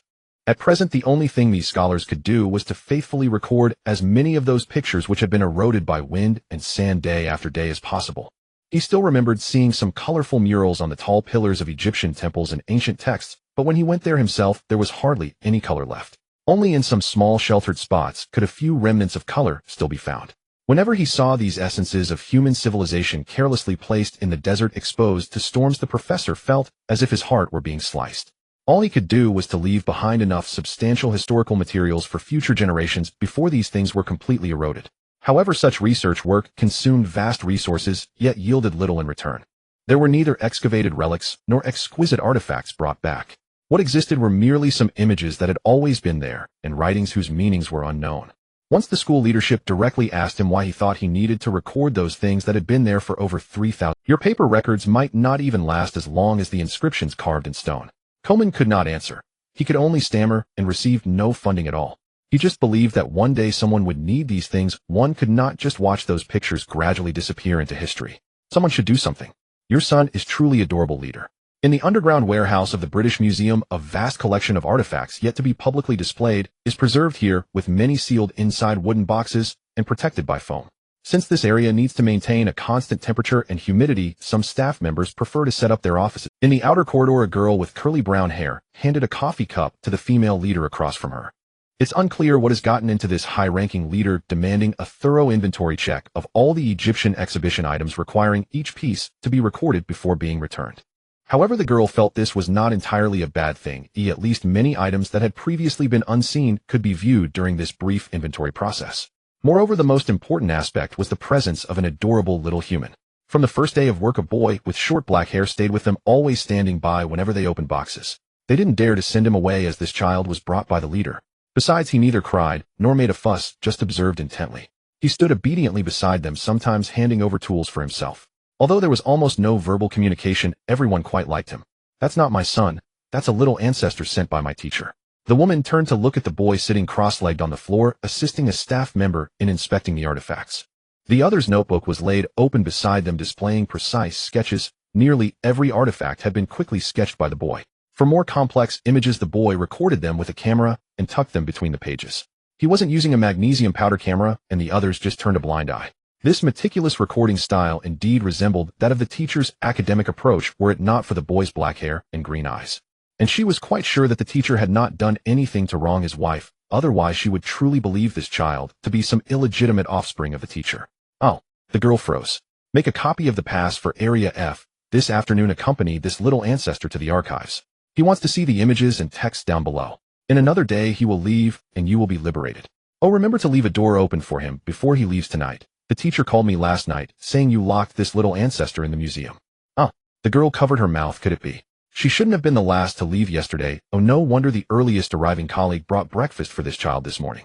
He spent the whole night in the Egyptian section of the museum, and was finally discovered by security, who reported it to the teacher, and then the teacher told me. If you all had even 1/5 of his enthusiasm, you wouldn't still be finishing an inventory of just one sec. Heeman is considered a semi-authority in Egyptian studies within the UK. His teacher after World War II was stationed in Egypt to build the Egyptian Museum, and was among those who stole artifacts from the museum for the homeland. He had many friends and connections in Egypt, which was why Harry chose this old man. He had money while the other had connections. He needed to investigate the potential 3 unforgivable curse inscriptions recorded on the pyramids in Egypt. At the same time, he also needed to scour the ghost markets in Egypt for items. The old man had been in this business for so long that he naturally had his own connections. Harry needed someone to help him manage trivial matters in the Muggle world. Money, in fact, wasn't too important. After all, if this stuff isn't used, it's of no use at all. He remembered a joke his senior told him. An empowered adventurer and a wealthy adventurer found themselves trapped in a deep pit, and then the empowered adventurer became wealthy. Harry closed his notebook. For lunch today, he was mooching off the museum staff's work meal. The person responsible for fetching the work meals rolled a small cart wrapped in aluminum foil to deliver the boxed lunch. When handing over Harry's portion, they also included a yogurt as a bonus. Thank you. Harry inserted his pen into the side of the notebook and accepted the meal. In the afternoon, he planned to check out the archives of the British Museum, where there were still some documents for reference. Through these days of intensive observation and the so-called research results sent to Vernon by the old professor earlier, Harry had roughly pinpointed the areas he needed. Now he just needed to secure his identity as a wizard in Egypt, as Gringotts was urging everyone to engage in cross-bank financial settlements. Harry speculated that they had observed the operations of Muggle world banks, and were preparing to let the money in their vaults circulate like Muggles. However, the old money in the wizarding world clearly showed little interest in this. They preferred to keep their galleons safe. Even proposals from house elves managing the vaults would be regarded by these old money as ugly, greedy, and stingy little creatures wanting to pocket their wealth. Recently, Harry had noticed more than one piece of news in the Daily Prophet about pure-blood wizards attacking house. And this is the identity Harry prepared for himself in the wizarding world, an old money willing to incorporate the money in the vaults into the fledgling financial system of Gringotts. Long before, with Professor Winkleton, Harry had contacted Gringotts, and the Goblin group within Gringotts that wanted to reform took this very seriously. In exchange for assisting him in completing the liquidation of the Potter family's 2 plantation assets, Harry agreed to transfer 1 row galleons from the Potter family vault into the main vault of Gringotts. And he indicated that he would be going to Egypt for consumption soon. Thus, the Egyptian branch of Gringotts received 3 urgent owl letters from headquarters instructing them to ensure the most elite Cursebreakers receptionists and security personnel were dispatched to protect this old money's personal and property safety in Egypt. This matter concerns Gringotts' major strategy for a period of time ahead. This time, they are cooperating not only with the Savior, but also with a member of the Potter family from the Sacred Blood family. If this really succeeds, it would serve as an excellent advertisement, propelling Gringotts to a new level of prosperity. The entire senior goblin staff at the Egyptian branch had been reorganized by a team of special envoys from headquarters a full month ago. They were required to ensure that this distinguished person had a pleasant, comfortable, and safe time in Egypt. Using money to pave the way, even before Harry arrived in Egypt, he had already rolled out the red carpet for his goals. His time was precious. Wherever he could use money to smooth the way, he would do so, avoiding many unnecessary, and the rest would be major troubles which he was accustomed to dealing with by directly smashing all of the others' teeth with. On June 21st, at 1:00 a.m. at London's Heathrow Airport, Harry and Professor Coman, along with 5 others, were quietly waiting here. The group consisted of Professor Coman, his 4 disciples, and an old friend of the professor. Listening to the conversation between Professor Coman and the other party, it seemed to be an adventurer familiar with the river regions of Cairo, Egypt. This adventurer, whose temples were already graying, but whose arm muscles were still more robust than those of several young team members wearing glasses, was clearly one of the reasons for Professor Coman's confidence in entering Cairo. The current situation in Egypt is not good. Its domestic political environment is deteriorating rapidly, and due to the lingering effects of colonialism, social security is also lacking. Although the military is still stable, it must confront armed rebellions from Islamic extremists. The only somewhat redeeming factor is that amidst the wave of globalization, the Egyptian government has temporarily gained some economic benefits by compromising national food security. The security situation there is not good. Although successive Egyptian governments have been trying to control civilian gun ownership, Egypt has not yet fully banned firearms. Once they land, a security guard from a local security company will be responsible for their safety. Professor Coleman clearly did not want to become easy prey for local gang leaders as soon as he landed, which is why he specifically invited this old friend. This so-called adventurer runs an artifact smuggling business from Egypt to Europe and also moonlights as a smuggler and a small arms dealer. It can be said that he is one of the largest smugglers in Egypt, while the old professor has secured an official identity. They are temporarily affiliated with the EU diplomatic system, and in case of any issues they can seek help from the consulate of NATO countries. If Harry were to handle these matters himself, it wouldn't be impossible, but it would certainly cost more, and he would be easily seen as a target. It's quite possible that as soon as he lands, those who have been friendly toward him domestically might attempt to kidnap him. However, this matter, handled by a professor with some reputation in Egyptology across Europe, only cost less than £500,000. Harry just needs to focus on doing his own job. If any trouble arises, the legitimate side will notify the local consulate, while the underworld will consult this adventurer for local tribal and gang matters. He only needs to speak and the troubles will resolve themselves. They are traveling to Cairo on the private plane of this adventurer, Mr. Kingston. Soon a staff member approached Mr. Kingston, who was quietly reading a newspaper, to inform him of the specific departure time of the plane. Kingston, this is the child I told you about. You must take good care of him. Professor Coleman walked up to a staff member in customs uniform and signed his name on the document. Of course, but I must warn you, there are limits to everything. Child, after we land, I will send someone to you. If you encounter any issues, consult him. If you disregard his advice and get into trouble, no one can save you. Kingston watched the professor finish signing and waved his hand as several young men in casual clothes pushed a cart into the VIP lounge. The cart was filled with military green plastic boxes, yet both the professor and Kingston seemed to ignore them. Even the students of Professor Coleman, who were sampling the lounge's sweets, acted as though they saw nothing. Harry smiled knowingly. It seemed this was the deal between Professor Coleman and Kingston, which explained why the local kingpin Kingston would seek the help of a seemingly impoverished professor. Professor Coleman possesses official EU credentials, and as he leads an archaeological team, he inevitably needs to carry some specialized equipment. Moreover, the security checks in this VIP lounge are not stringent, allowing Kingston to seamlessly associate these contraband items with Professor Coleman's team, transporting them to Egypt without risk. This is also why Kingston needed to come in person, and why he allowed Professor Coleman to use his private plane. Harry initially thought that Mr. Kingston's so-called private plane was a small propeller aircraft mainly for transporting people with some personal cargo. However, he never expected that they would be greeted by an An-22 heavy transport aircraft, which seemed a bit excessive. Harry turned to look at Professor Coleman, but the professor showed no concern about this overly large private plane. The plainclothes personnel with crew cuts began pushing the boxes into the aircraft cabin. At this moment, a portion of the cargo had already been neatly arranged inside the cabin. Harry speculated that these items were the less contraband portions, while the items that required Mr. Kingston's direct supervision for loading onto the plane were the more significant ones. Soon Kingston's people covered the boxes in the cabin with waterproof cloth, and then in front of the customs personnel affixed a Red Cross emblem on top.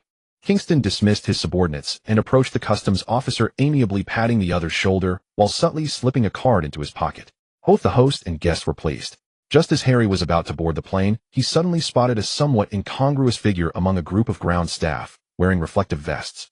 It was an elderly man with neatly combed white hair dressed in a brown robe. He wore a soft hat and was quietly watching the boy amidst the crowd. It was Professor Dumbledore. Harry immediately recognized this legendary wizard of the century, the greatest white wizard who had defeated 2 dark wizards. The boy took off his hat, pressed it against his chest, and held his other hand behind his back, gripping his wand, slightly bowing as he awaited the elder's response. The elder ultimately said nothing, merely watching as the boy and the others boarded the Muggle plane, which then slowly ascended, leaving him as a small white. Harry settled into his seat in the cabin. The middle of the cabin was already filled with cargo, leaving only 2 rows of seats along the walls for everyone. Through the plane's window, Harry gazed at the disappearing figure of Albus Dumbledore below. The old man exerted a tremendous pressure on him. Even at his peak, Harry did not feel confident that he could defeat this elder in a direct confrontation within this idealistic magical world. While the magic here seems similar in many ways to that on the other side of the Red Tower, it is fundamentally different. There is no such thing as seeking understanding. A magic like mathematics is something you either grasp or you do not. Even if his teacher came here, they would not be able to exert their full strength immediately. Although there seem to be some similarities, the fundamentals are actually different. This makes some of the magic here seem incredible to them, such as spatial magic and the magic of the enchantment school. Conversely, some of their magic appears equally astounding to the wizards here, such as the soul box and the nearly eternal life after lichenification. Harry gently caressed the small suitcase beside him, inside of which lay his most important bargaining chip. The police chief had handled this matter clumsily, but there was no other choice. Who would have known that the human directive spell and soul-snatching spell were so similar? He could not gamble on whether Dumbledore would notice his human directive spell, or whether he would listen to his explanation that his human directive spell was not a soul-snatching spell. Harry had no interest in explaining to the judge of Wisengamot why he would use such an evil spell before even starting school. He confessed to Albus that the premise for using Avada Kedavra against Voldemort was that the other party was Voldemort. Moreover, his mother had perished at his hands, and most importantly, it was Voldemort disguised as Quirrell that Albus had placed beside him. You bear an undeniable responsibility for my corruption. Of course, most importantly, Harry was certain that Albus would not dare hand him over to Wisengamot. How would the Ministry of Magic judge after handing Harry over? The Savior used an unforgivable curse against the Dark Lord. Most importantly, who would believe that a first-year wizard like him could use an unforgivable curse? At that time, the fibers on Harry were devoured by the slime of the Chisperful larvae, and his wand had also been wiped with the slime of the Chisperful larvae. The only evidence the Ministry of Magic could obtain was Dumbledore's word. Harry was certain that the internal factions of the Ministry, which had always been at odds with Albus, would fight tooth and nail to protect him. The worst outcome was actually being forced to drop out. This was why he chose to be honest earlier. He was sure that Albus would not take the law into his own hands, and the Ministry could not strictly enforce the law against him for various reasons. But the current situation was completely different. His use of an unforgivable curse against Voldemort was for revenge, and revenge inherently carried a sense of justice, especially since the victim was someone as heinous as Voldemort. At this moment, using a human directive spell similar to an unforgivable curse against the police chief was for personal gain, which inherently lacked justification.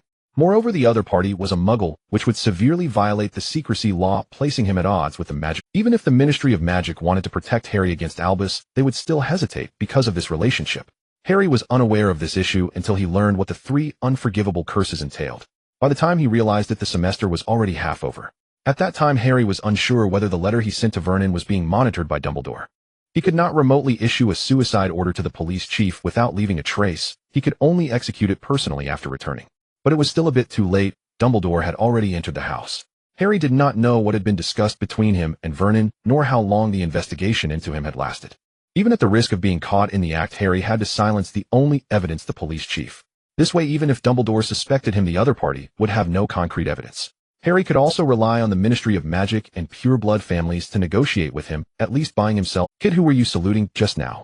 Kingston stepped forward to discuss precautions with the pilot before returning. With nothing to do, he turned his gaze to the boy, who looked like a good child.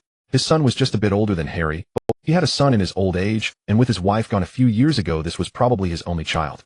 He couldn't bear to discipline him, and now that little rascal made him worry about his own reputation. Now seeing well-behaved children from other families was a rarity. Say goodbye to an elder. Harry put down the notebook in his hand, which recorded his findings at the British Museum. Much of the hieroglyphs and wall decorations were mythological tales or praises of the pharaoh's great deeds. The few useful items were the historical photographs archived in the British Museum, which contained faithful records of some texts and images from inside the pyramids. Some of these were ineffective magical curses, and Harry had deciphered parts that were similar to unforgivable curses. However, this was not enough. He needed something more systematic. Hopefully, after landing, he could find more knowledge since he had already spent the money. Can you handle a gun? Kingston grinned, revealing a mouthful of broken teeth. The man casually selected one from the cargo box that had been placed there from the start, then undid the strap, opened the lid, and took out a black handgun.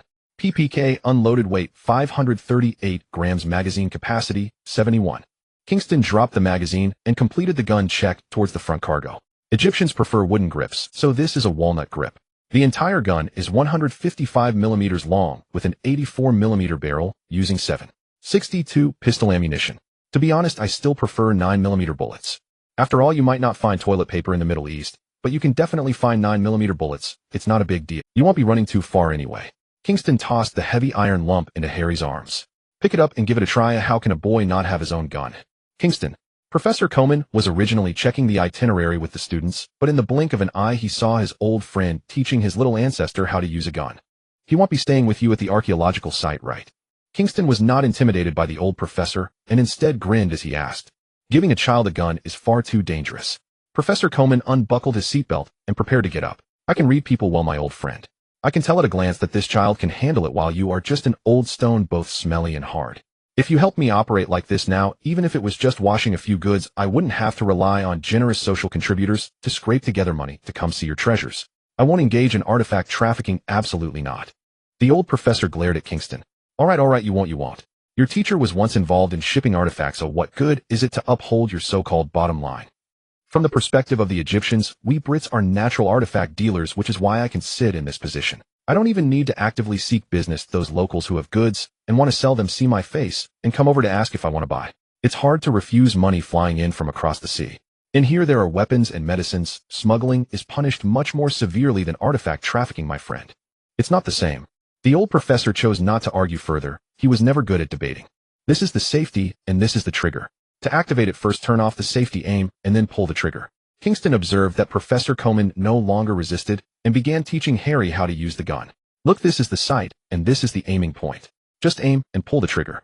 Those with talent can hit without practice, while those without talent can only rely on sheer ammunition. However, judging by your appearance, you probably won't need to live like someone like me in this lifetime wielding such a thing. After going down, find me to get bullets from the person I called for you. After playing around, remember to disassemble the gun before returning and throw it into the Nile River. The rifling inside the barrel needs to be erased with a brush. You can come find me for that. Kingston watched as Harry fumbled with the firearm before taking the handgun back, quickly disassembling it, and during this time, he even let Harry play with the barrel. Who doesn't like to show off in front of children, especially when this kid is quite to his taste? Harry took the handgun, recalled Kingston's steps, and swiftly disassembled the firearm, reassembling it right under the twitching eyelids of the other party. Kingston widened his eyes, pulling Harry's palm over and exploring the gaps between the boy's thumb and index finger, as well as the sides of his index finger with his rough hands. Coleman, I really like this kid. He's simply a natural-born hustler. Just look at his memory and dexterity. His uncle funded me this amount all at once. Professor Coleman gestured, and upon seeing the somewhat disappointed expression of his partner, sat back down with satisfaction. So he is a little rich kid, my apologies. To be able to produce this much at once, and it seems he is only doing it for the sake of interest, conservatively estimating his wealth should be in the tens of millions. This kid has better luck than me. He probably won't need to live dangerously in this life. Kingston reluctantly released Harry's palm and tightened the waterproof cloth in front of him. Kid, do you want to see the big guy? After a moment of frustration, Kingston perked up again, and he genuinely liked this child. The man opened the rain cover and revealed the box he had brought. L96A1 military grade with a 660mm barrel. The empty gun weighs 6,500 grams, using 6,251 sniper bullets. In the hands of an experienced sniper, this can blow the head of any mammal at a distance of 1,000 meters. Kingston. Coleman stumbled in shock. He did not expect his old friend to be this reckless. Don't be so tense. This is a shipment ordered by the Egyptian intelligence agency. I can be considered to be living off the royal grain now, my brother. What's your name, kid? Draco Dudley, sir. Harry maintained a calm facade while lying. In fact, this wasn't entirely a lie, as he did change his surname in the Muggle world to Dudley. This only required a simple procedure at the Civil Affairs Bureau, and Harry himself didn't even need to be present. Just having Mr. Vernon, the actual guardian, make a trip was enough. As for why Harry wanted to change his name to Draco Dudley, that was something Mr. Dudley didn't need to know. He only needed to know that it would allow him to continue making money.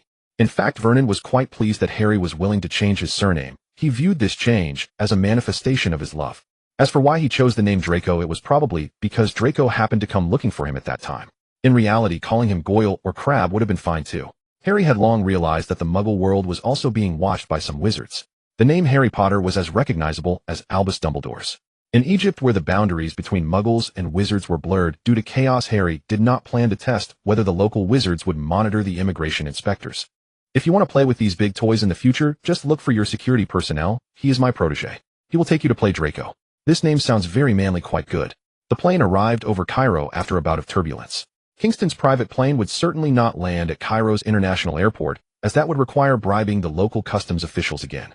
The more convenient approach is to use connections and land at a private airport.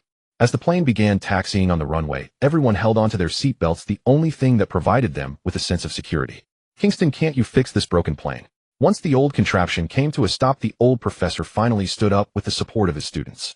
If it weren't for the fact that the other party could provide him with local protection and conveniences, he wouldn't have come to suffer and ride this broken plane. I've arranged accommodation for you in an apartment in the center of Cairo. The top 3 floors have been booked.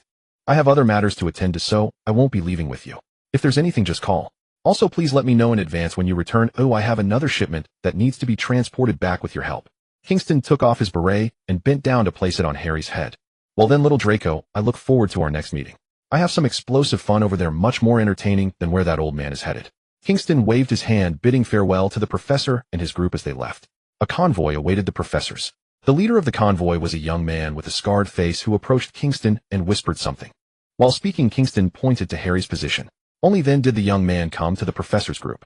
As he waved his hand, several soldiers wearing bulletproof vests began to take over everyone's luggage and place it in the cars behind. Cars has the security situation in Cairo deteriorated to this extent. The professor obviously knew this young man, squeezing his arm before getting into the middle jeep. It's always good to be careful, Professor. Cockham has already told me about your itinerary. The areas you are going to are still relatively safe.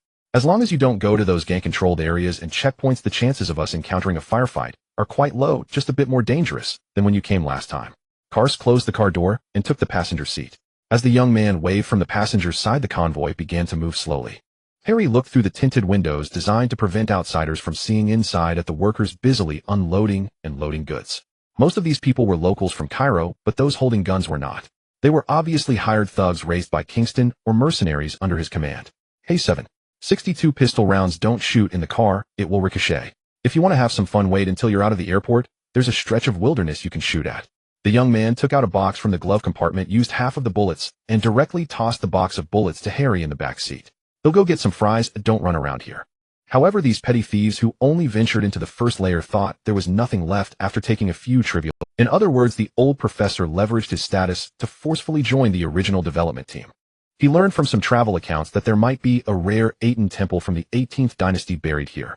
Such temples generally lack roofs, with the most distinctive feature being the stone platforms adorned with paintings. In essence, it was a belief system created by the ruling pharaoh Akhenaten to counter the increasingly uncontrollable power of the Ammonius temple. This type of temple, along with its murals, is extremely rare both within Egypt and globally. Moreover, after Akhenaten's death, subsequent pharaohs reached some political compromises with the Ammonius temple. These temples, which thrived briefly due to policies during certain periods, were hardly built again afterward. Upon learning that an Aten temple might be excavated there, Professor Coleman immediately altered his itinerary. The elderly man took his team and a group of bodyguards to the site, while the Suniverse Cars volunteered to take care. Harry had looked over the professor's reference materials confirming the existence of an Aten temple. He estimated that the professor would find something, but not too much. In reality, it was an altar used for sacrifices. Due to geological activity, only fragments of Professor Coleman might find something among the sands, but the broken platforms held little historical value. Unlike the murals of the Ammonius temples that have been preserved to this day, he could only wish the professor good luck. Harry and Kars traversed the chaotic streets of Egypt early in the morning. The streets possessed a unique charm in their chaos. Much like the cities of the Drow elves, extreme chaos can also form a kind of extreme order. Harry enjoyed the feeling of mingling within the tumult. However, Kars clearly disliked it. He didn't let Harry out of the car, nor did he allow him to lower the window. They arrived directly at the National Museum located in Cairo, the capital of Egypt, which was bustling with tourists along with many local pickpockets and human traffickers. As is well known, people with fair skin represent wealth here, making them good targets for both theft and kidnapping. Once inside, Harry was held up in the first floor hall for more than half an hour. Harry looked through the display cases one by one, sometimes even crouching down to quickly jot down notes. Kars looked at the characters above, which seemed familiar yet foreign. They were probably in German or another language, as he only spoke English, French, and Arabic. Although they had eaten some local flatbread and chickpea fritters in the morning, Kars, being a grown man, felt his stomach protesting after standing with Harry for nearly an hour. The young man turned his head and glanced at a vendor selling fries outside, swallowing hard. Scanning the area to ensure no suspicious individuals were around, he patted the boy who was diligently taking notes, and after receiving an affirmative response, he quickly went over there. It would be better to be out in the sun at a construction site. The youth suddenly had a déjà vu of accompanying his sister shopping, where they could spend ages in one store. Although they all looked the same, he couldn't tell what the boy was actually looking at. But as the accompanying personnel, he could only. Harry's gaze chased the symbols above. The archaeologists who once stole artifacts from Egypt had no discernment. They failed to recover any truly significant items. There are genuine artifacts on the sarcophagi of several pharaohs, with part of them elaborating on the essence of the soul, while others extol death. These items are absolutely forbidden in the current magical world, even in Germany, which is relatively lenient towards dark magic, especially at Durmstrang. At least Harry had not seen any of them in the restricted section of Hogwarts, where he held Professor Quirrell's restricted reading list. Knowing he was being watched by Dumbledore, Harry couldn't inquire about these items at the dark magic shop. However, he was in Egypt now, and Dumbledore's reach wasn't that long. How should I address you? Ryan, Mr. Potter. I would like to visit the local wizard gathering place in Egypt in 7 days.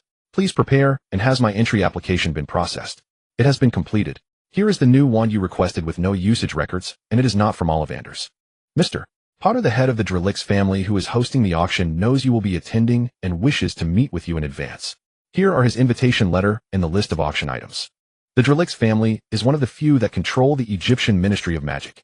Harry plans to attend the auction as a smokescreen, which is their core business. After all, he was carrying a vault of 120 galleons, making it perfectly normal for the local power brokers to want a piece of the action. If he hadn't had Gringotts behind him, they might not have been so polite in inviting him. He'll call you if anything comes up. Thank you for your hard work. The supervisor instructed me to remind you that the Egyptian authorities are urging families to choose sides. Please be cautious and avoid getting caught in the whirlpool. Thank him for me. Harry tossed the money pouch at the man who felt its heavy weight in his palm and respectfully disappeared into the shadow. The Egyptian National Museum is renowned worldwide for the quality and value of its collections, as well as its rudimentary preservation of the artifacts. Many items at the British Museum require reservations to view, and some can only be seen through the identity of an old professor, while here, they are simply covered by glass cases. Some stone sculptures can even be touched by hand. Recently, Harry saw a local tour guide explaining the significance of these artifacts to foreign tourists, while touching an important relic right in front of a warning sign that read "Do not touch." A large number of artifacts have not been organized in a timely manner. They were hastily excavated, then simply labeled with a possibly handwritten note, and finally placed here. Every moment, this ancient land is unearthing relics from thousands of years ago, while many modern artifacts are even rejected by the museum. These relics are mostly collected by local racketeers and sold to private collectors in Europe who have a taste for. Harry finally reached the second floor before sunset, looking at the artifacts piled haphazardly under the stairs, feeling an impulse to pack them all up and take them home for a closer look. It seems that his father from the Red Tower with the bloodline of the Highland Jycals shares the same temperament as the pure-blood wizards of the British Isles. But it doesn't matter. The essence of the Red Tower is that it is a massive tribe engaged in ongoing external aggression, occupation, enslavement, and then continuing this cycle is its nature. Once it stops, the Red Tower will collapse in an instant. Even if it possesses hundreds of affiliated worlds, its bandit bloodline seems to exist solely for the Red Tower. Cold, efficient, calm, and rational. This is the truest portrayal of all the wizards of the Red Tower. That rude biological father, perpetually trapped in poverty, could only afford to gamble with his children to meet the demands of gambling and drug debts, brought him the coldness and efficiency of the Highland Jycals. And his mother, a Seninian, whose limbs were severed and merely used as a breeding machine, brought him the most precious qualities of the Seninians, born liars, thieves, con artists, and fraudsters: calmness and rationality. His siblings often told him, still in swaddling clothes, that he was neither as irritable as his father, nor as silent and cold as his mother, destined to become a priest of the Lord of Dawn. Even the local priests of the Lord of Dawn told him he did not seem like a child from that filthy place, saying he was different from the bloodline flowing within him. How laughable! He is the most typical one, having inherited the essence of both. This has made him the only official mage of the Red Tower after the fall of that land on that blood-soaked earth. The security gets worse after dark. Oh, let's call it a day, said Carls, patting Harry on the shoulder. At this moment, there were hardly any visitors left in the museum. Most remaining are local pickpockets and thugs who will soon start paying tribute to the gang leaders of the museum. This is the prerequisite for them to survive here. Whether they succeeded today or not, they must pay, and the tribute amount is fixed each day. Of course, if you steal a big catch, you must give the gang leader an extra red envelope, otherwise he will turn you in for the official rewards and accolades.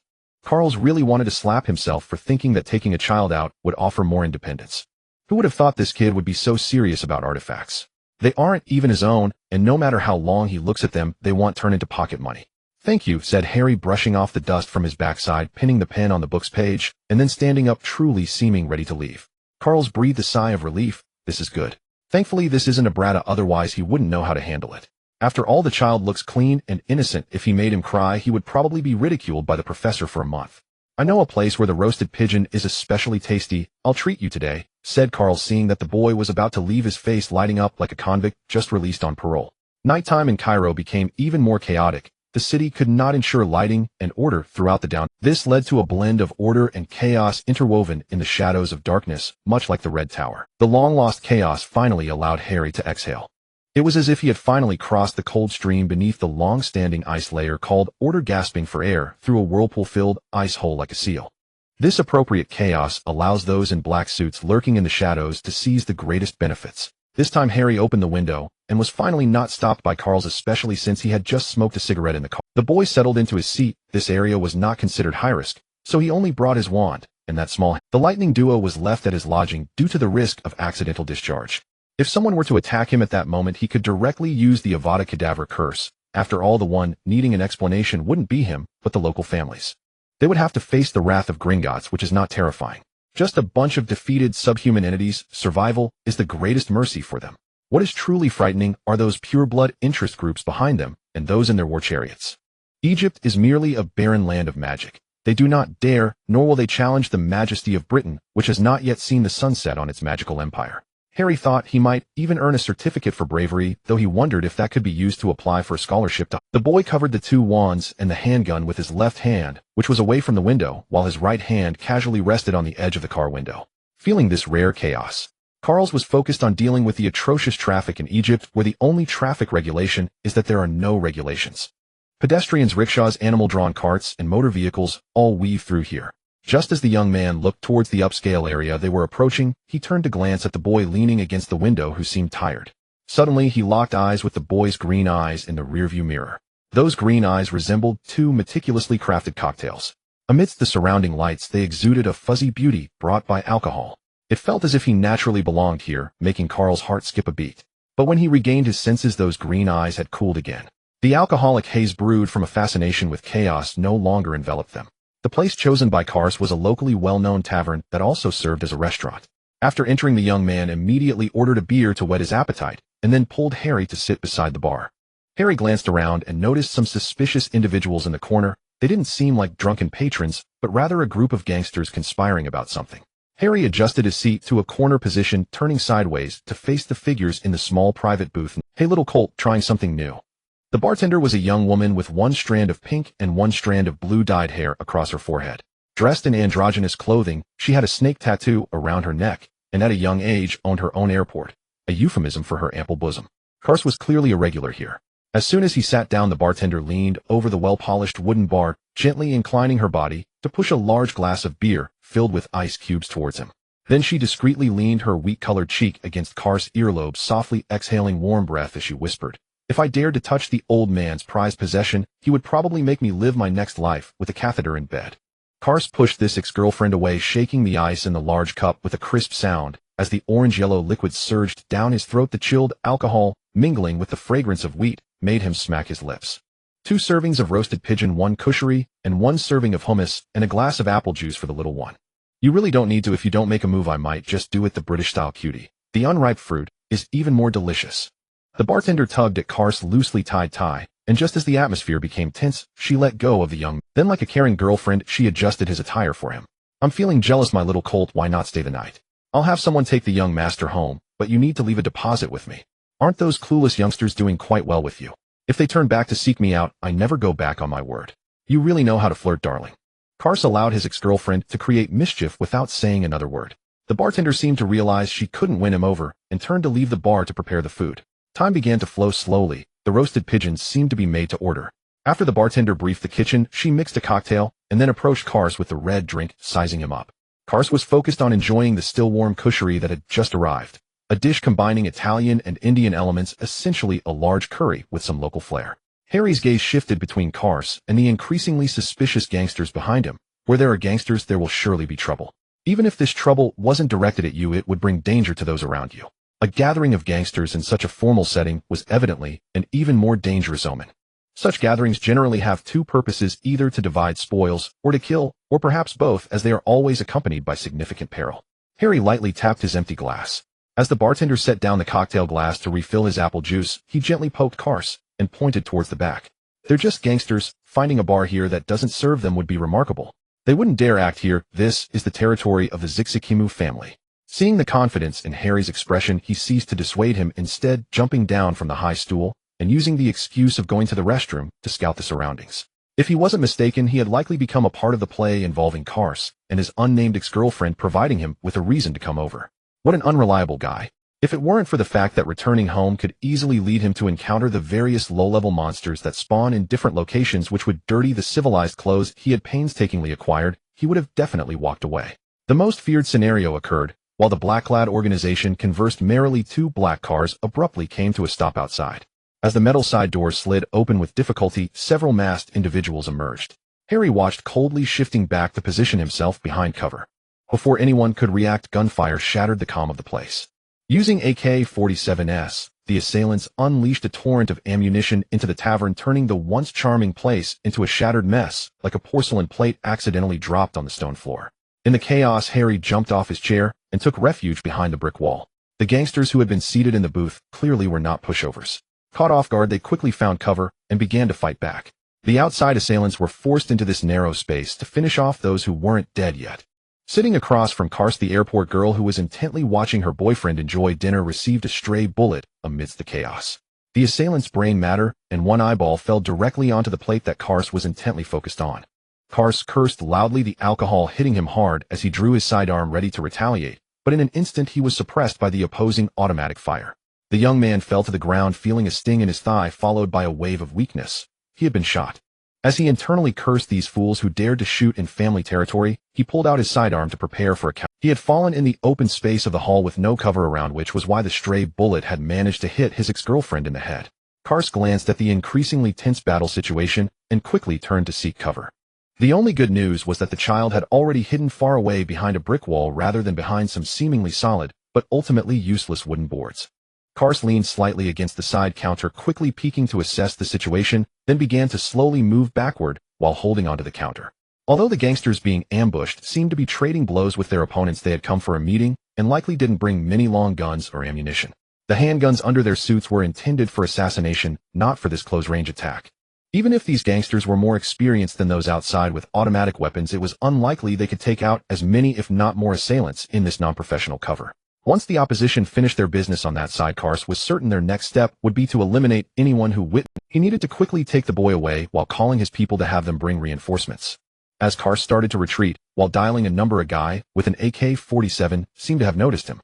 Just as the assailant turned to deal with this troublesome enemy, Karst had no choice but to open fire. Excessive blood loss had caused him to break out in a cold sweat. He likely had hit an artery. His first shot hit the assailant's thigh, but the assailant's gun was already turning toward him. Just as Karst prepared to rely on luck, a gunshot rang out from behind, and right after his shot hit its target, the armed man slowly collapsed, holding his neck. Karst tilted his head and saw Harry aiming a handgun at the top edge of the stone wall, the muzzle of the small pistol still seeming to emit faint wisps of gunpowder smoke. Just as Karst was about to warn the boy to quickly hide behind cover, Harry holstered his pistol and leaped out from the side of the low wall, avoiding the unprotected area. Karst watched as Harry vaulted over to his side, grabbing his collar and starting to drag him backward. In his shock, he even forgot to pay attention to the people across from him who were still passionately exchanging fire. Harry dragged Karst into cover with one hand while aiming his gun with the other, firing another shot that hit the chest of a thug who seemed to have realized there were still people here. Karst immediately raised his handgun again, aiming at the enemy over there.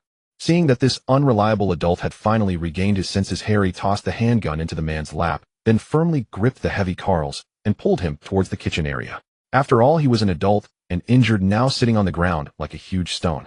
Harry's body was merely that of a boy who had not yet fully developed. Even with a low-recoil pistol like the PPK, his first shot aimed at the thug's chest had gone awry. Fortunately, the thug managed to catch it while hitting his neck. Shoo! Harry dragged Karst into the tavern's kitchen, where he encountered several trembling waiters hiding there. It seemed that even for them the situation here was too extreme.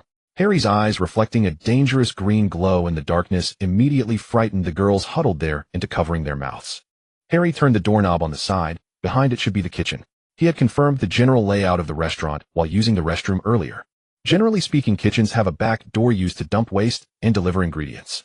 This back door is usually hidden in the dirty alley behind the restaurant's shiny facade. Harry saw that these people had arrived by car and would likely leave in the same manner. He was betting that the enemy could not stay here indefinitely. By the time the Cairo police and the owner of this place arrived, these attackers would undoubtedly have to leave by the front door. They would likely not have the opportunity to search a complicated kitchen or block the small back door. The boy cracked the kitchen door slightly open, and after confirming there were no sentries outside, he quickly dragged the injured man into the back alley. The filthy water on the ground made the man grunt softly. The touch of the water on his wound and the unstaunched blood had already left him feeling faint. Harry used a large piece of cardboard from a trash bin to cover the man he had dragged behind the green dumpster, then quickly re-entered the kitchen. The gunfire outside had begun to gradually subside. Clearly the outcome of the battle had been decided, and Harry encountered a girl who was just about to come out. The boy pulled down a relatively clean apron from the side, then forcefully lifted the waste bucket and poured its contents out at the door, thoroughly interrupting the previously vivid blood. Harry took one last look back at the girl with the knife, quickly turned, and left casually, throwing the still relatively clean apron beside Carl's. He had already done all he could. Carl's had a large mobile phone with him. If the enemy was not foolish, they would immediately notify their people to come and pick him up. Harry would simply catch a ride, then even if Carl's was found dead, it did not matter to him, as he had a backup plan. The boy draped his dirty coat over his arm, turned a corner, and arrived in front of a cafe on the street. Due to the gunfire that resembled firecrackers from behind, the crowd here had mostly dispersed.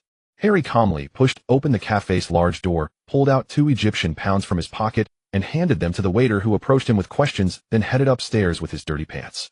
From the balcony here, he could see a gentleman in a trench coat waiting for his arrival at a seat by the dumpster across the way. "Do you need assistance, Mr. Potter?" The wizard from Gringotts stood up and bowed his head to ask, as soon as he saw Harry walk in. "Please order me an apple juice and a roast pigeon. I can't eat a proper meal. Go down to the front desk and make this call. Oh, just tell them the location and have them bring the toys to the green dumpster to pick up the man." Harry waved his new wand to clean his attire, then quietly took a seat. He looked at the apron that had vanished from sight. It seemed that Carl's had not passed out yet, which was truly a cause for celebration. "Do you need me to prepare today's accommodation for you? The magical world has been quite tense lately." The wizard from Gringotts received the order and took the paper Harry handed him, softly asking before he left. "Not for now. Just remember to settle the bill before you leave. Just put it on my tab. I tipped everyone just now." Harry turned his chair to face the other way to give the gunman the impression that he did not see them. The girl who had first locked eyes with him had already run out, but the remaining girls seemed to be stunned, as if they thought it was even more dangerous outside, and had not managed to escape. Once Harry settled down, he saw the killer open that small door and blood began to ooze out around his boots. Evidently the girls behind had not survived. Perhaps due to the pungent smell of waste or the apparent lack of cover outside, this attacker only did a cursory check before promptly closing the door. It seemed that young Carl's had fortuitously survived this calamity. Harry sat in a chair woven from vines, waiting for the waiter to bring him the roasted pigeon and apple juice with ice. Now it was up to how much Kingston cared for his adopted son. Hopefully these two were not just putting up a facade of father-son affection, or else he would need to find a way back on his own. Taking a taxi in the night in Egypt is not a good idea, even if it is a licensed cab. The driver, who hovered just above the poverty line, might very well choose to take advantage of his weakness and white skin, opting to convert the bicycle into a motorcycle. However, Harry did not want to merge his two identities too soon. This encounter with the gentleman from Gringotts could be considered a coincidence, but if he spent too much time with him or used apparition together, it would link Draco Dudley and Harry Potter in the eyes of the magical world. This would reduce many conveniences later, such as the option of sneaking away by plane using Muggle means. Although this was not fatal, Harry simply did not like to reveal his useful cards too early.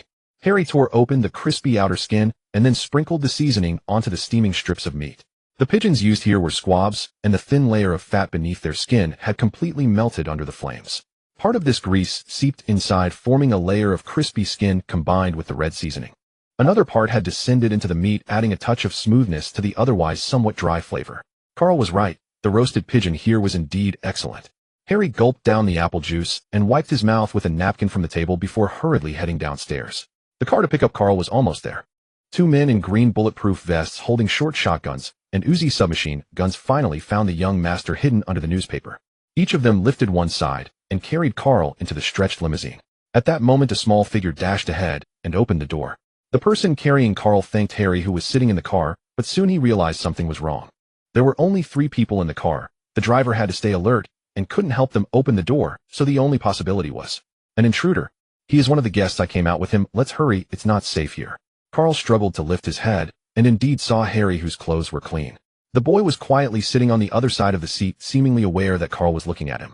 Harry even gently patted the seat beside him and handed the half-roasted pigeon wrapped in newspaper to the driver in front. "You must be hungry coming here at midnight. Have something to fill your stomach." The driver habitually accepted the half-eaten roasted pigeon that Harry had packed to take away. The driver then stared at the roasted pigeon in his hand for a moment, swallowed hard, but realized that this was not a restaurant, and it wasn't mealtime. He could only endure the pain of passing the enticing-smelling bundle of newspaper to his companion in the passenger seat after closing the back door. The car that had only 3 people on the way here was now crowded with individuals. As they drove away, another vehicle responsible for support followed closely. Carl sat pale in the middle. His legs' blood had been staunched by the relatively clean apron that Harry had lent him. However, not having eaten well and losing too much blood still made the man feel dizzy. "Don't puke here. This outfit is expensive. You need to help me clean it up."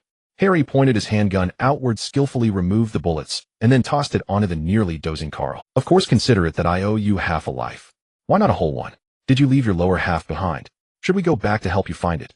Harry squinted. He felt this man was quite dishonest. Because I only have half a life left right now.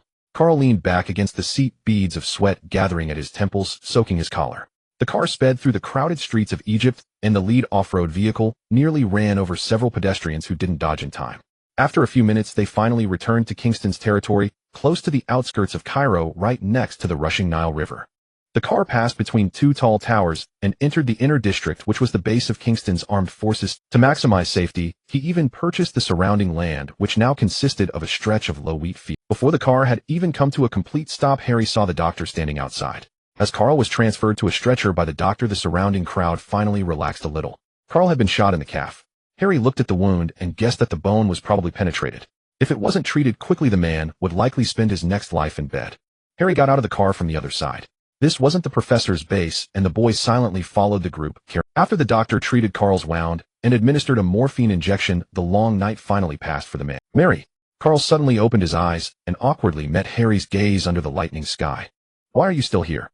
Carl gently shook the bell beside him, and a series of light footsteps came from outside. No one is taking care of me. I asked them where I should go, but no one knew. Mr. Kingston seems to have gone outside Cairo to discuss business, so I can only stay here.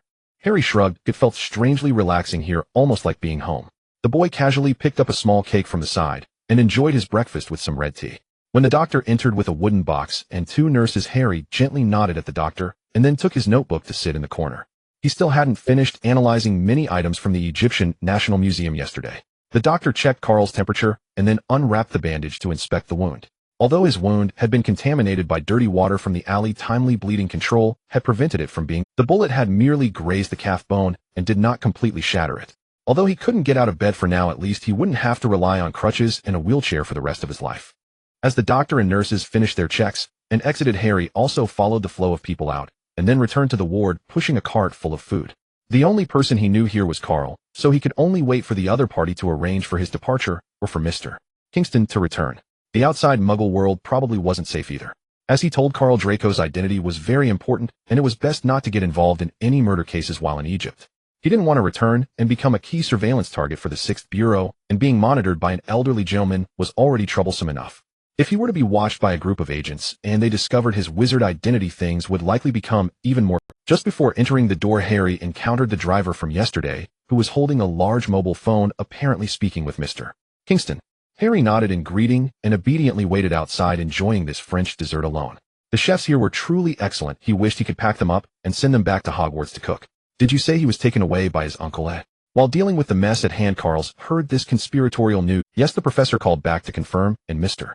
Vernon also gave a positive response, saying he went to play at a relative's house for a few days, but he would still return to England with the professor and the others. Mr. Potter, we have arrived. The head of the Drix family chose to meet the esteemed guest Harry in his office. The moment the boy stepped inside, the gigantic display wall made of marble immediately captured almost all. It showcased broken wands preserved in frames, entire stone slabs, and even a pharaoh's coffin standing there. These are the wands of powerful wizards defeated by my ancestors. To stand here requires some unique means. However, welcome, little wizard of the Potter family, the boy who lived through great adversity. The head of the Drix family was a limping old lady who was currently leaning on her cane, emerging from behind the mat. Name your price. Harry picked up the Eye of Horus, which was placed right in the center, the most conspicuous spot, weighing it lightly in his hand, then turned to the old woman and spoke. I thought the English would be a bit more subtle. I've even had the kitchen prepare a traditional English afternoon tea for you.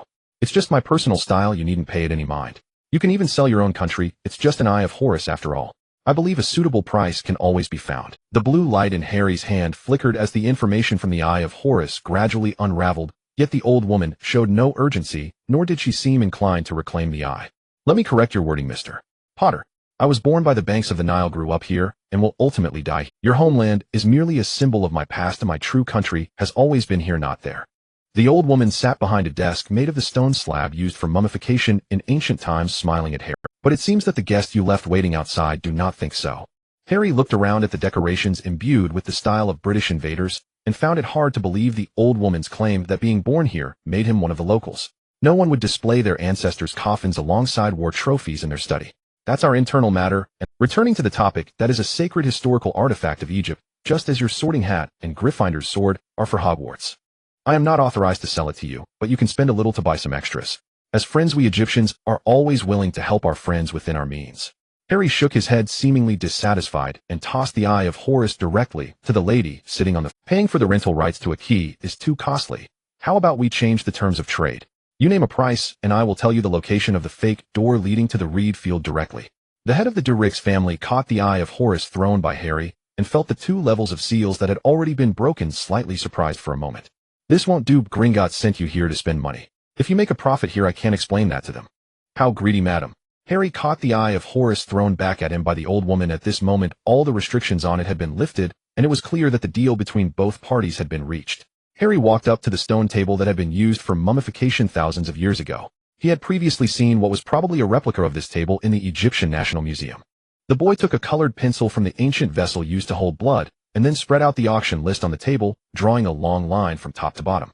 Please also wrap up all the books from your witch's bookstore. I heard that your great-granddaughter is about to celebrate her 100th day, so let's pack them together as a congratulatory gift for a guest from afar. Dark magic books are not cheap, young sir.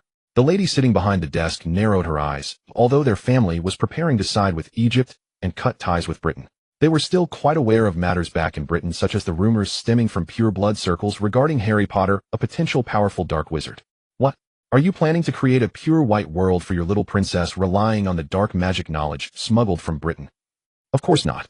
Cornus, go prepare. Remember, it's all the books. Pack a gift for this esteemed guest. My birthday is also approaching, so I am presumptuous to ask you for a birthday gift. I heard that the Totem Cayman's canopic jars are with you. As a guest, it is only proper to bring a gift worthy of the... Which one do you want? Of course. All of them. The head of the Durix family received the already wrapped gift handed over by the attendant, then looked at the boy who was admiring the trophies on the display wall piece by piece. The gifts drawn by him were from the midsection of the auction items, which had already been transported to the Durix family's underground vault a month ago. Although the head of the Durix family was unaware that Harry Potter's request for the complete set of books from the witch's bookstore was merely a sarcastic jab at their origins, a way to vent his frustrations at feeling targeted, she still wanted to take the opportunity to do something under the watchful eye of the century's greatest white wizard.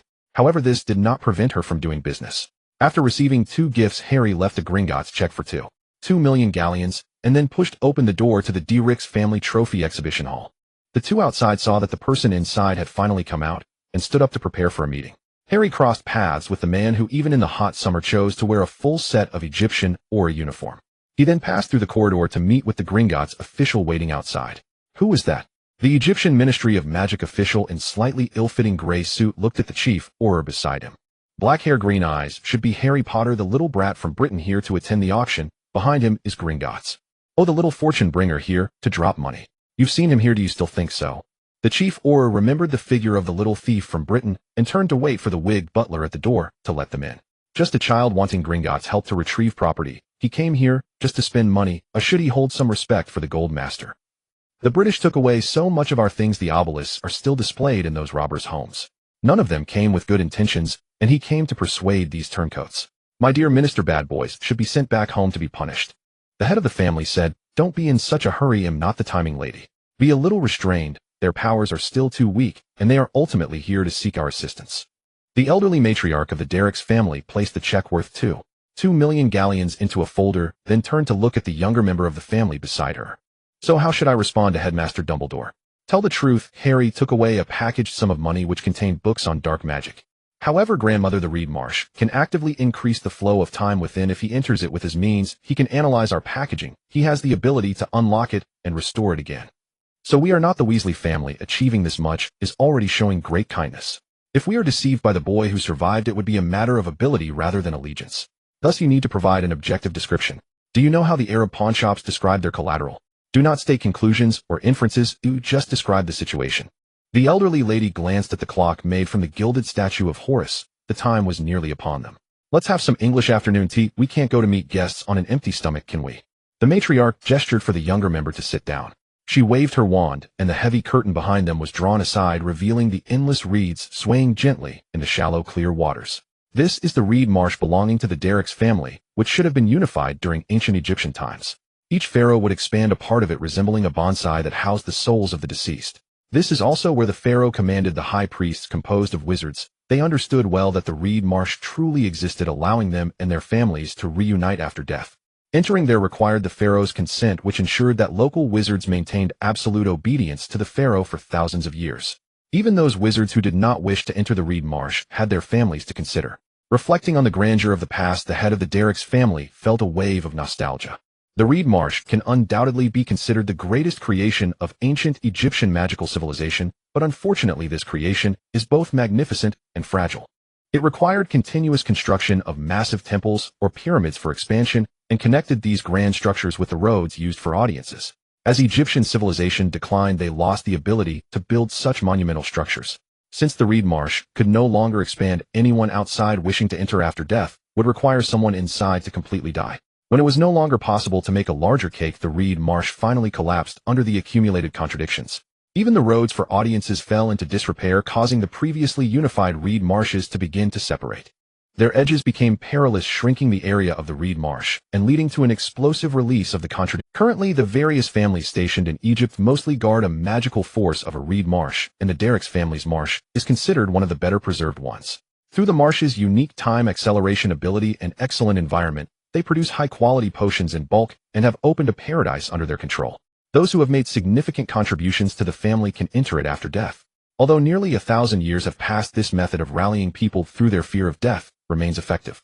However, the methods for constructing and expanding the reed marsh have been completely lost. The only way to increase the marsh now is to discover new marshes. This requires crossing the dangerous boundaries of the reed marsh or finding corresponding doors hidden by past pharaohs and priests in the real world. After enjoying afternoon tea, the elderly matriarch seemed to finally remember the guests outside, who might still be hungry. She gently tapped the stone table before her with her thin, bony fingers. This table had been modified by her father.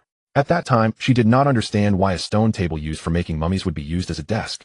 It wasn't until she sat here for the first time looking at those eager, yet fearful gazes that she suddenly understood.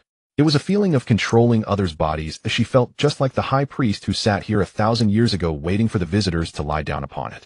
By removing their organs to create mummies, most of the visitors needed to be grateful, because this was a necessary prelude to entering the reed marsh after death. This table not only represents the right to interpret a certain faith, but also signifies a power, the ability to ferry between life and death. Sitting here, she is the Anubis of the Derrick's family. Grandmother, shall we let them in? We shouldn't keep our guests waiting too long. Let them in. The wave of Egyptian nationalism, who would have thought we the wizards could not escape it? The elderly lady waved her wand, and the spring-like reed marsh was once again covered by a heavy dark red curtain. It was restored to the trophy display hall that Harry had seen upon entering. Harry left the Derrick's family's residence with the goblin from Gringotts, and the moment he stepped through the elevator doors, he once again sensed a slight distortion. Harry turned back to glance at the slowly closing elevator doors with their dark-toned decorations resembling a ferryman's small boat. Was that the chief Auror from Egypt at the entrance? Yes, Mr.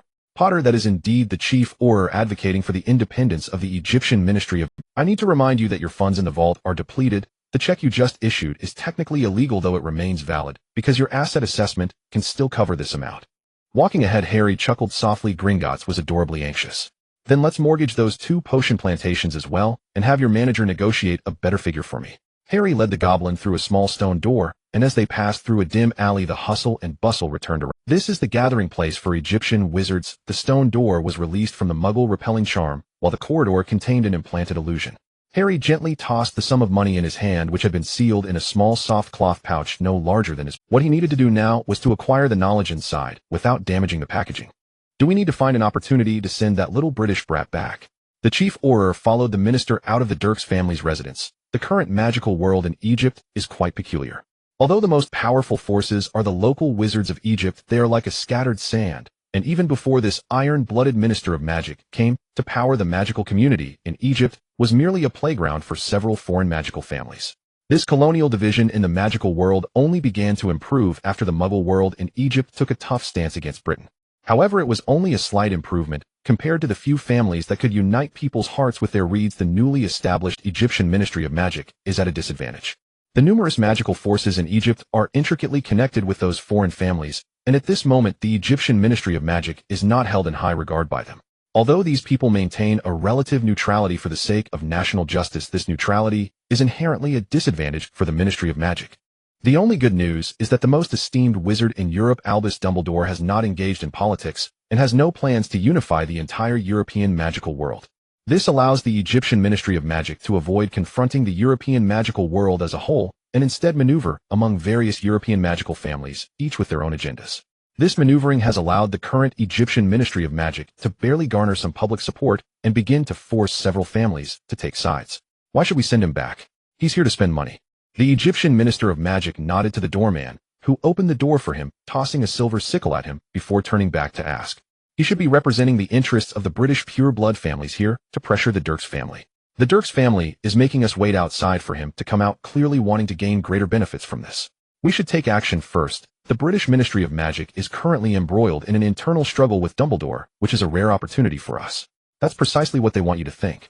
Harry Potter has been in the black market for the past 2 days. His target should be a certain Reed farm, and he has already obtained part of the key information. Moreover, he just issued a large Gringotts check. Those who come to apply pressure wouldn't travel all this way to deliver money to someone else. At this moment, the Chief Auror and the Egyptian Minister of Magic were still troubled by the complex situation. Harry readily signed another check, watching as the name written by the pen was swallowed by the patterns on the check, transforming into a decoration on the paper. The boy directly handed this check worth 100 galleons to the shopkeeper. The Gringotts clerk was currently laden with bags and packages. Harry was focused on shopping and spending until he finished using up all the funds stored in Gringotts' main vault. The remaining money was already insufficient to repay the loan from Gringotts. Once Harry safely returns to Britain, or if he is unable to repay this loan by the stipulated deadline, these 2 properties will be seized by Gringotts as collateral. Harry was satisfied once he secured his seatbelt, having concluded this shopping trip. 2 plantations which yield a net profit exceeding 100,000 galleons annually. Such an industry generally would never appear on the market. Even as a bargaining chip, it would only be used behind the scenes for asset exchanges rather than being directly purchased with galleons.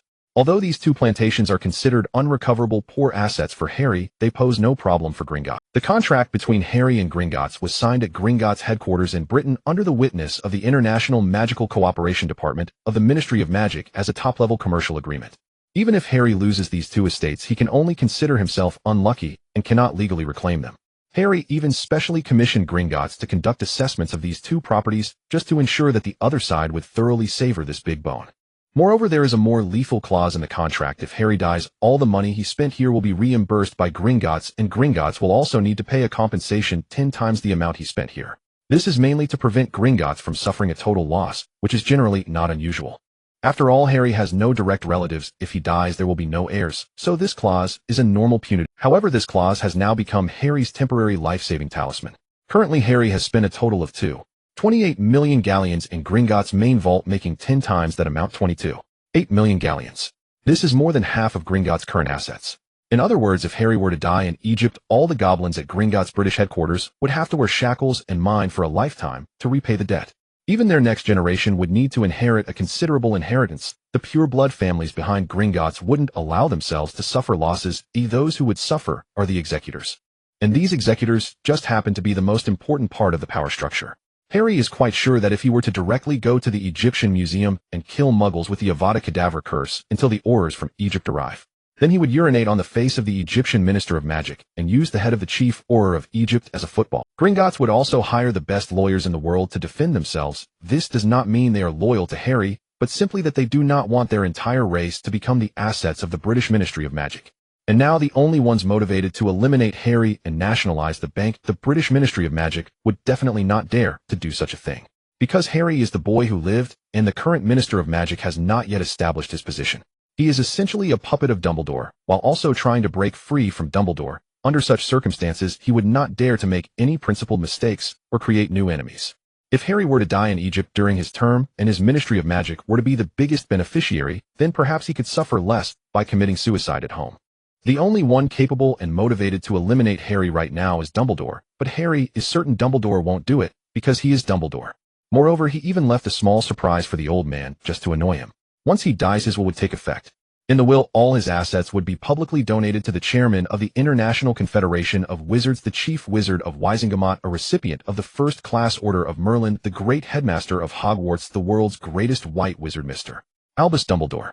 Accompanying the will be a letter sent to all good reporters around the world containing Harry's own handwriting alongside magical video evidence proving that he was not coerced a voluntary donation certificate, which is to uphold the reputation of Mr. Albus Dumbledore.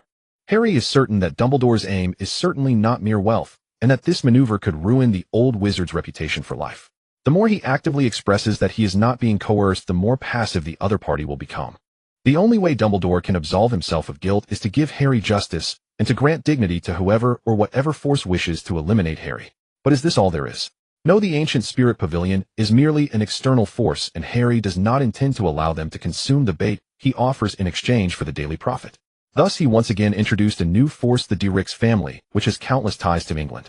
One of Harry's main reasons for choosing them is their deep connection to the British magical world, making it unlikely for them to swiftly decide to unite with the ancient spirit pavilion to betray Harry. After all, even if the Potter family is in decline, they are still connected to the greatest white wizard of our time, Albus Dumbledore, and being from a British wizarding family, they are naturally wary of this. Of course, conversely, if Harry attempts to play a prolonged game of using the Emperor to command the Lords with this temporarily established balance, then this family would find it easier to communicate with the ancient spirit pavilion in England, ultimately betraying Harry and taking all his possessions. Harry, through these local Egyptian families, was willing to sacrifice his auction house's reputation to use the Eye of Horus as bait to deduce the other party's strong desire for the new marshland. So it happened that Harry rented the Dirix family's Eye of Horus for 2 million galleons. The auction items would be sold according to normal auction procedures and would not exceed 2.0 galleons. According to local Egyptian customs, there is often a return gift after a 100-day banquet. Harry presented the unopened gift money to the other party, and with the opened Eye of Horus of the marshland, he could reclaim those 2 million galleons. Harry leveraged their desire for the marshland to achieve his own goals. As a merchant family, the Dirix family would inevitably get involved as Harry offered them a guaranteed profitable business. If Harry were to fail, they could simply pay the corresponding return gift. As for the Eye of Horus, exchanging 2 million galleons for an Eye of Horus that may or may not be useful was even a small profit. If Harry were to open the marshland, that Eye of Horus would be the only key to that door.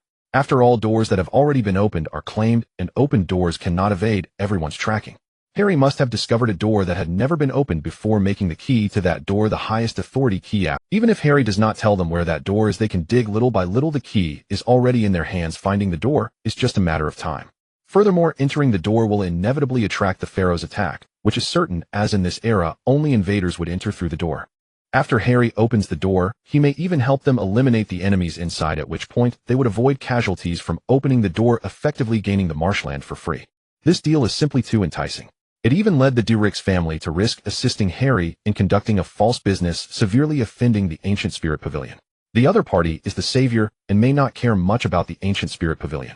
However, they are a family, and their vast business cannot completely bypass the massive multinational banking system of the ancient spirit pavilion. Although there are some smaller banks in the magical world, those small banks carry risks, and there is a reason why the ancient spirit pavilion has survived to this day. This illustrates the deadly allure of the marshland and 2 million galleons for them. Now at the auction, just before the 100-day banquet of the 5th generation's first heir of the Dirix family, they have been tied to Harry's chariot. After making all the rational decisions, Mr.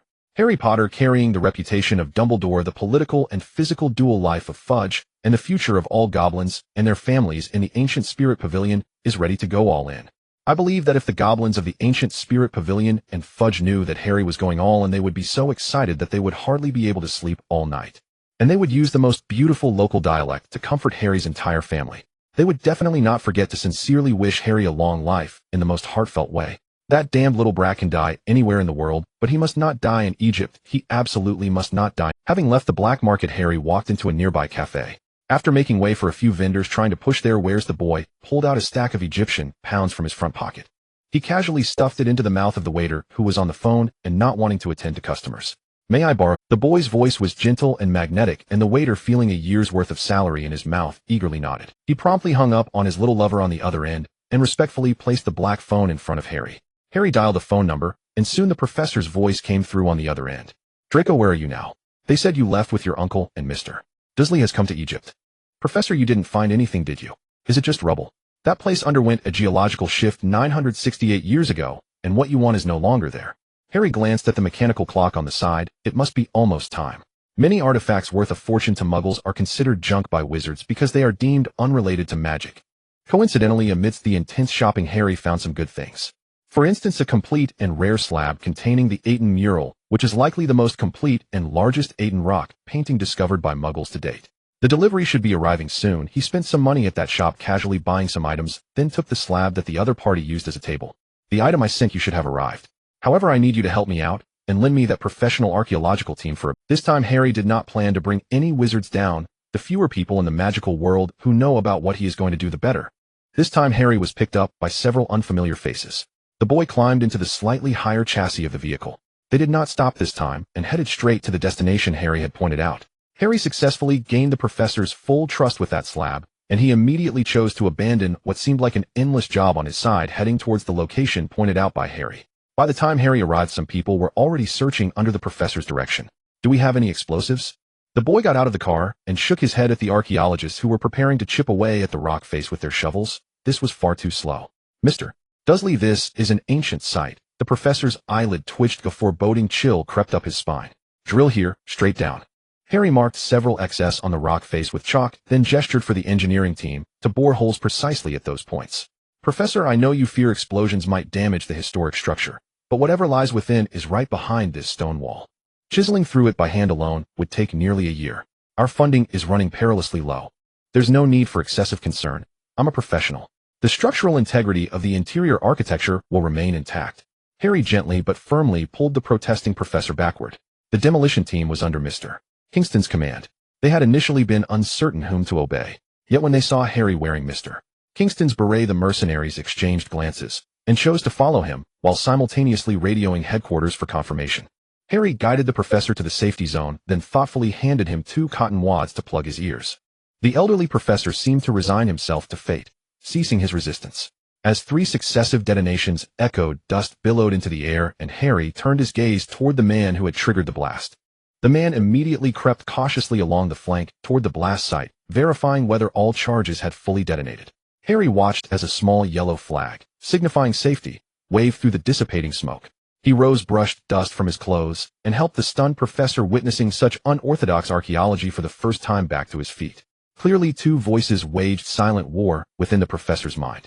On one hand, as an archaeologist devoted to dismantling Egyptians' entrenched perception of British excavators as little more than grave robbers, he found Harry's methods redolent of colonial arrogance. Yet on the other, he suspected, however faintly, that Harry wielded far greater authority than Mr. Vernon, whose voice had crackled over the radio. The professor surmised that Vernon was merely an intermediary, and that Harry, concealing his true identity, acted as the emissary of some eminent unseen patron. That patron, likely wishing to remain detached from direct contact, had deliberately deployed Vernon as a go-between. And to ensure seamless command on site, he had sent Harry, a youth young enough to draw no suspicion, as his own precise, unobtrusive instrument. Harry's earlier departure, the professor reasoned, had almost certainly been a briefing with that patron. His return bearing the stone tablet signaled that the patron's operation was now underway. The professor already felt a quiet pang of guilt, accepting funding yet delivering scant results. Now confronted with Harry's sudden, uncompromising authority, and unwilling to risk offending such a powerful figure, he offered only token resistance before falling silent, watching Harry take charge. Those brief, symbolic struggles embodied his unbroken spirit, his final vestige of scholarly integrity. As the explosive haze cleared, a massive slab of fractured stone lay exposed before them. Workers widened the breach with chisels, drilled anchor holes, and threaded steel cables, then hauled backward. With a resonant groan, colossal stone panels collapsed inward. Behind them stretched a chamber entirely filled with fine sand, an anomaly no geologist would deem natural. At a single glance, the professor knew something lay buried beneath. This was no natural cavity, it was deliberately carved. The sand, he deduced, had been poured in as protective infill for whatever lay concealed within. As workers swiftly cleared the sand with shovels and wheelbarrows, Harry opened his leather satchel and withdrew his black tuning fork. The boy hung the instrument around his neck, smoothed his garments, tucked in his sleeves and pant cuffs, and checked, once more, the second pistol he had requisitioned from Mr. Kingston. A circular stone disc long buried beneath the sand gradually emerged. Harry stepped forward, parted the crowd, and gazed upon the entrance he had anticipated, exhaling softly in quiet relief. He had deduced its existence only from fragmented references in ancient texts and publicly recorded fragments. Its very presence now confirmed that his painstaking research had borne fruit. Harry tapped lightly on the circular slab. Hollow resonance confirmed his suspicion. Bring the explosives. Wait, absolutely not. Blow it up, and you'll have to blow me up first. Professor Coleman slid forward in a desperate lunge, blocking Harry's path. At the words, "Bring the explosives," the old scholar felt the world dim before his eyes. This was no longer mere colonial relic. It was Viking raiding logic incarnate. Even the generation of archaeologists his own mentors belonged to, those affectionately dubbed tomb robbers by Egyptians, would never dare blast a decorated stone panel so obviously ornamental. "You have 20 minutes to move it, or we use explosives." Harry glanced at his wristwatch, then tapped the dial meaningfully. Countdown had begun. Harry needed to secure irreversible progress, fast. Otherwise Gringotts and rival factions would descend, rendering his entire expedition futile. The professor nodded frantically, summoning his students to trace the disk's perimeter first, then lever open a gap at its edge, before lifting upward. A crane stood ready nearby. The professor stroked the stone tenderly, grieving its inevitable time. The disk rested within a circular groove anchored by massive stone slabs forming the floor. Its base nestled precisely into a recess carved to match its dimensions. As the team uncovered the disk's rim, surrounding stonework emerged, and even a layperson could instantly recognize they had struck gold. Harry stared into the abyssal void before him, then snapped a glow stick and tossed it downward. Amber light spilled across shadowed walls and faintly protruding ledges. At last Harry knew, beyond doubt, he had found it. Pyramids and grand palaces formed the visible foundations of the field of reeds, true enough. Yet centuries ago, during the era of imperial plunder, pharaohs themselves had shattered the pyramid doors.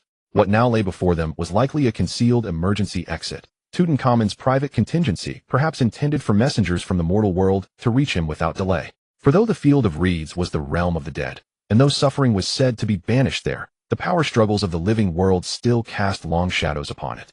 Thus most pharaohs, after establishing their eternal domains, also left behind doors, some hidden, others semi-public, scattered across Egypt, enabling continued influence over earthly affairs. Once these portals preserved a pharaoh's secular authority beyond death. But when sovereignty over the land shifted, those same doors became fatal vulnerabilities. For no door could be sealed from within, and any outsider who discovered a preordained threshold could, with the proper key, step unimpeded into the field of reeds. Moreover, many of the most secretive doors were deliberately concealed in disparate locations, and left inert, ensuring neither internal dispatch nor external destruction could neutralize them. Tutankhamun, perhaps linked however tenuously to Egypt's present-day Department of Mysteries, had evidently preserved this portal. Whether through oversight or foresight remained unclear. Yet since he had not destroyed it, hospitality must have been his intent. And Harry, ever respectful of tradition, prepared to accept the invitation, to descend and speak face-to-face with the ancient pharaoh of Egypt. Harry secured his safety belt, then grasped the rope, and began to descend slowly. 3 professional adventurers had already gone ahead. Their headlamps illuminated irregular patches of light below, but were soon overshadowed by encroaching darkness. Harry released some of the rope in his hands, paying attention to the seemingly orderly stone walls around him. It felt as if he had entered a gigantic ancient well. No wonder the local Egyptian families had not found this place, for it was buried too deep by the pharaoh.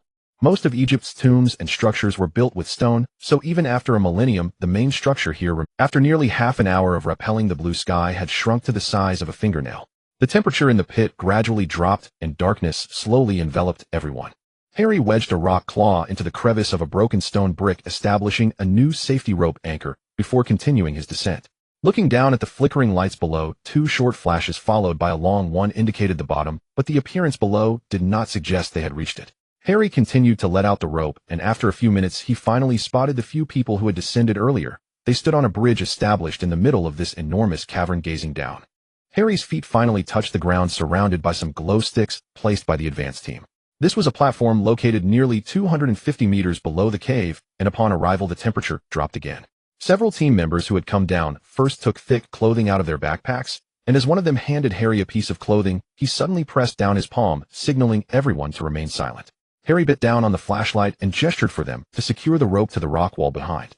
Swiftly Harry tied the rope around his waist, declining the advance captain's offer to replace him, and cautiously peered down at the underside of the bridge. Beneath the bridge a mass of small black furry creatures hung upside down. Harry held his breath and gently gestured for his team to pull him up. He had just spotted some filamentous objects coiled around the railings on both sides of the stone bridge. If he was not mistaken, they were secretions from a magical creature cultivated by the ancient Egyptians. Harry crouched at the cave entrance, contemplating his strategy as he gazed down into the abyss. Most magical creatures pose little danger to knowledgeable and prepared wizards. Even seemingly perilous 3-headed dogs can be subdued with music. However, when confronted with such unidentified magical beings, even powerful wizards cannot guarantee that they won't meet with disaster. Harry hesitated for a moment, silently reciting a spell, a reconnaissance charm quietly landed on the head of the solitary creature at the outer edge of the dense cluster of small black beings. For an instant, Harry's green pupils were filled with a blue glow, and then he frowned. This was indeed something the Pharaoh had prepared for intruders. Fortunately, his reconnaissance magic was subtle enough, though otherwise he would have to resort to unleashing thunderous force to clear the area. These creatures were entirely attuned to magical detection, showing little response to other physical stimuli, yet their sheer numbers were overwhelming. Harry shone the light down at the bridge-like structures below. There appeared to be one every 10 to 15 meters. These were not comforting resting spots established for intruders, rather they were deadly traps, each bridge teeming with hibernating bats. On the surface of the stone well below were clusters of white eggs, another kind of adorable defender, tiny insects that were extremely sensitive to physical stimuli, especially vibrations. Unfortunately, these tiny insects caused massive magical fluctuations when they moved. Their destination was likely the third bridge level of this gradually narrowing vertical well. Harry glanced at the fully contracted sky, then at the seemingly bottomless cave below, and made up his mind. Are you crazy? It's crawling with those ghastly things down there. You're going alone. The advanced team's captain whispered, trying to persuade Harry. There are eggs and bats around here, but don't you see anything strange? There are no plants, and not far below there must be holes that allow these creatures to obtain food and water. Otherwise, such a massive ecosystem couldn't possibly have survived to this day. He'll go then, Harry replied after turning off the flashlight and transferring the tuning fork to his arm, which increased the risk of accidental activation with the bone knife, but also ensured he wouldn't need to retrieve anything from around his neck in a crisis. He'll go, the captain gritted his teeth. This place was eerie, and he hadn't wanted to bring this out-of-place individual down in the first place. The vertical Egyptian architecture surely couldn't be a temple, so it must be a tomb, one of those exceedingly unconventional tombs where the dangers inside were likely proportional to its uniqueness. Now volunteering to go down was certainly not, because he was swayed by Harry's overwhelming presence. He had family to think of, and Mr. Kingston above likely wouldn't listen to his explanations. Harry's death below would be deemed an accident. That would only lead to his own family's suffering and unexpected loss. I'm in charge here, Harry declared, falling silent after securing the rope on both sides, allowing himself to descend almost vertically to the lowest point. Indeed, just as the few team members cautiously let the rope down, Harry had barely descended 15 meters before he reached the second level of the bridge, where the temperature began to rise oddly once more. Coincidentally, those bridges all shifted away from the center line, allowing Harry to continue descending along the rope to the very bottom. Harry speculated that this might be the correct approach. After all, this was not a tomb, but a structure designed to accommodate the needs of future visitors. If you had sealed it with rocks and buried it underground, sure, intruders couldn't get in, but what use would it be to repair this thing? Harry continued downward. A sweet cloying scent began to pervade the air. He held his breath, gently tugged on the rope, signaling those above to pull him up. Harry awaited the arrival of the oxygen tank, while the expedition team received the despairing news that Mr. Kingston had not prevented Harry from engaging in such reckless actions. He merely doubled the compensation for the team members, and they now resigned themselves to their fate. Once more Harry reached the depth filled with the sweet cloying air. The boy extended his hand downward to open the oxygen tank that had fallen below, then donned the mask. Pharaoh, the power of technology. Finally, Harry's thick rubber boots touched the ground here. It was a small mound formed by a large accumulation of bones, and Harry pulled the rope to stand fully upon it. The boy then jumped slightly, feeling the loose spots beneath his feet, and stealthily moved sideways. There had been no exit along the way down. If those bats couldn't pass through walls, then the only exit should be below. Harry bent down slightly to pick up the bones, mostly the remains of dead bats, but also some corpses of those insects or broken shells. As he approached the surrounding rock walls, a gentle sound of flowing water came through the rock, suggesting a great river was rushing below. Harry cupped his palms to create a hollow space, then pressed his ear against the side of the rock wall. The boy couldn't help but exclaim in admiration. No wonder there were no sensitive little insects down here, as this place was essentially an underground river. If Harry guessed correctly, these bats must have made this their nest. The ancient Egyptians had conditioned these animals' behavior to gather here in mass. Then they would periodically break through the blockage formed by the mass of corpses below, mate in the external underground river, and finally return here. The corpses here should be the price paid each time this cycle occurred, a balance struck between the insects and bats attached to the rock walls. This periodic struggle kept both species' fierce genes intact, while also strengthening their instinct to attack when facing intruders. If Harry had chosen to clear the area with thunder from above, all the insects and bats below would have been activated prematurely, mistaking the disturbance above for an exit, thus completing their self-locking defense. Harry marveled at the wisdom of the ancient Egyptians while pulling the rope towards the side wall. He gently tapped the side wall to gauge the approximate range of the exit, then took out his wand, biting it, while holding the tuning fork and bone knife in his hands, reverently striking them together. Aren't you coming up yet? The captain anxiously looked down as the tension on the rope had clearly lessened, indicating that Harry had reached the bottom. But it had already been several minutes. Normally, there wouldn't be much down there. Even if, as Harry suspected, there was a larger space below, he should come up first to reassess the situation. Suddenly, the man caught sight of a flickering flashlight signal. Danger, evade, what? Just as the captain's heart dropped, a thunderous roar erupted from below. The entire cavity felt like a giant instrument, amplifying the sound of the thunder within it. The captain covered his ears as blood oozed from around them. He feared he might go deaf. The thunder silenced everything around, followed by a tremendous agitation. The low-pressure underground river, the high-pressure outside air, and the temperature difference between the two turned the massive cavity into a giant wind tunnel.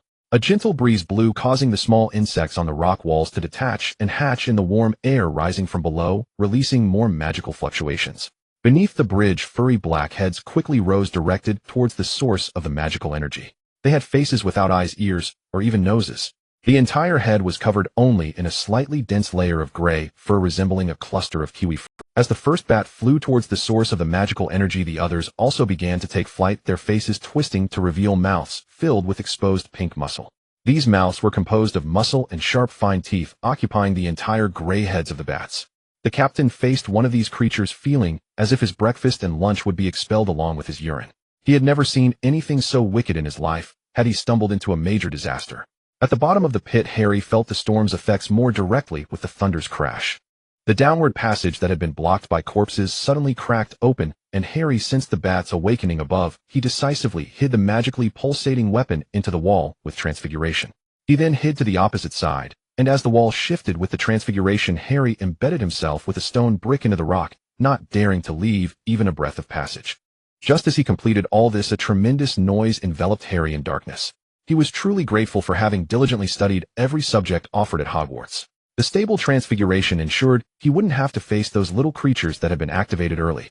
Just as his teacher had said, everything in this world, even yourself, could betray you, only the knowledge you accumulated would never do so. Even if they were wrong, they still belonged to you, and would until death. Harry speculated that the right way to proceed here was either to enter during the gaps of the biological mechanisms, or to time the explosion of the underground river below. But it didn't matter, since the process had started. It was best not to meddle with it further. Next, Harry maintained a low oxygen state. If he felt he couldn't hold it any longer, he would use transfiguration to create a small cavity, quickly exchange gases, and then seal it again. 10 minutes later, Harry finally heard the sound of rustling outside begin to decrease. He subtly flicked his wand, and as a trickle of magic was released, he felt only a few vibrations from the impacts here. As the stones shifted, Harry once more returned to the wellhead, where a massive airflow was accelerating, pulling anything that didn't want to go down into the underground river below. Harry waved his wand, and with a few Avada Kedavra curses unleashed, the corpses of several small bats attempting to attack him were swept away by the current. The original corpses had now almost entirely disappeared. The entire rock wall was being washed clean by the airflow, carrying the previously decayed layer down into the underground river. Harry pressed himself against the wall to avoid being blown down as he gently waved his wand, causing the surrounding stones to leap and accumulate above the wind tunnel. In this round, he had the upper hand. Harry grasped the rope and against the downward wind returned to the bridge leading to the entrance of the underground palace. This was situated in the middle section of the entire barrel-shaped defense structure. Harry untied the rope from his body and quietly waited for the captain above to descend. What is that thing? Even the well-informed captain felt that this place was a bit too extreme at the moment. The bat, devoid of facial features and possessing only a red mouthpiece, challenged his nerves every time he thought. Some guard dogs raised by the master here. Harry adjusted his clothing, then tossed the harness he had been wearing at the end. Behind this door was hollow. Harry turned to clamp the box that he had brought down with the captain under his arm. This was the gift money he had prepared. Inside these jars with human faces were the internal organs of the master of this place, the builder of the marshlands, Tutankhamun. In the past, these things should have been sealed within the pyramid as the remains of the opponent. Even if destroyed, it wouldn't cause the pharaoh to disappear from the marshlands. However, it would still somewhat affect the pharaoh's authority in the marshlands. The D-Rex family had evidently been coveting Mr. Tutankhamun's marshlands for a long time. Otherwise, they wouldn't possess jars containing his organs. Although the captain was curious as to why Harry brought these things into the tomb and what he had just done, Mr. Kingston had already warned them not to ask questions that should not be asked. With the help of this professional team, Harry successfully entered the depths of the tomb. Now these muggles were of no use. The boy had agreed with them that they would come to retrieve him upon seeing the red signal flare. As he watched the captain ascend above, the boy once again unleashed his weapon. The captain heard the thunderous roar echoing throughout the entire shaft once more. He lowered his head to search for the source of the sound, only to see a white light emanating from the boy's palm, completely shattering the stone door opposite. With a light tap from his wand, the jars containing Tutankhamun's internal organs floated around Harry, moving forward together. After shattering the stone door, he entered a long corridor where both sides, including the floor tiles and ceiling, were engraved with curses. However, the power of time is incredibly strong. 1,000 years later, these curses that could have wiped out an invader's household registry at the time could now only make Harry's nose bleed. Strolling through here, the boy even had the leisure to admire the top-tier curses crafted by the ancient Egyptians of that era. Within them, he saw many branches that were completely absent in modern magic. For instance, those blood magic techniques that bear similarities to the Red Tower's technical route. Harry recalled the mummies inside those stone coffins. If they were placed in a specially designed tomb surrounded by their internal organs, and if the coffins encasing them remained intact, then, with the support of the pyramid, they should still be able to maintain a certain level of high authority in the marshlands. For example, to kill others within the marshlands, or control the access rights to the marsh where they resided. Unfortunately, as the most prominent landmark, the pyramid had been plundered clean by waves of invaders. Now even a mouse that ventured inside would come out crying. Pharaohs should have lost the vast majority of their authority in the marshlands, which is why those families could triumph over others in foreign territories. Harry continued forward, and after passing through an L-shaped corner, the space ahead opened up dramatically, revealing a vast area with a height of nearly 4 meters. Countless slender pillars adorned with intricate designs supported this rectangular space.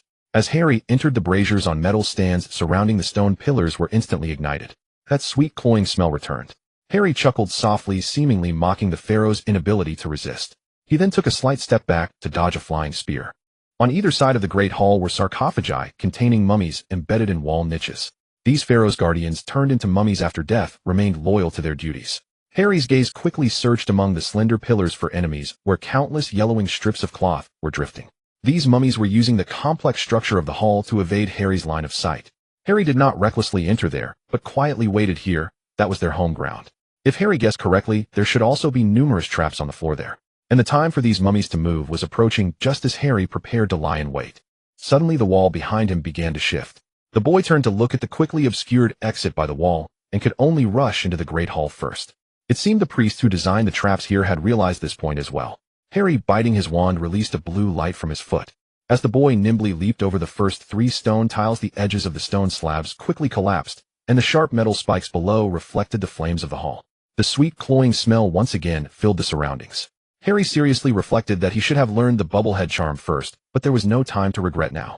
At this moment, time stood on the opponent's side. Harry tilted his head slightly. The path he had taken was completely filled by a flat stone block. If he guessed correctly, this was the significance of the L-shaped corridor. At this moment, that passage had likely been filled with stones. It was unrealistic to use transfiguration to return. He could only attempt to face the challenge. The boy assessed the surrounding situation in midair and jumped sideways the moment he landed. The spears hurled by the warriors who had wedged themselves with curved blades against the pillars instantly filled the small area where Harry had previously been. Harry clashed with the weapons in his hands, but only the sparks from the bone knife and tuning fork flickered.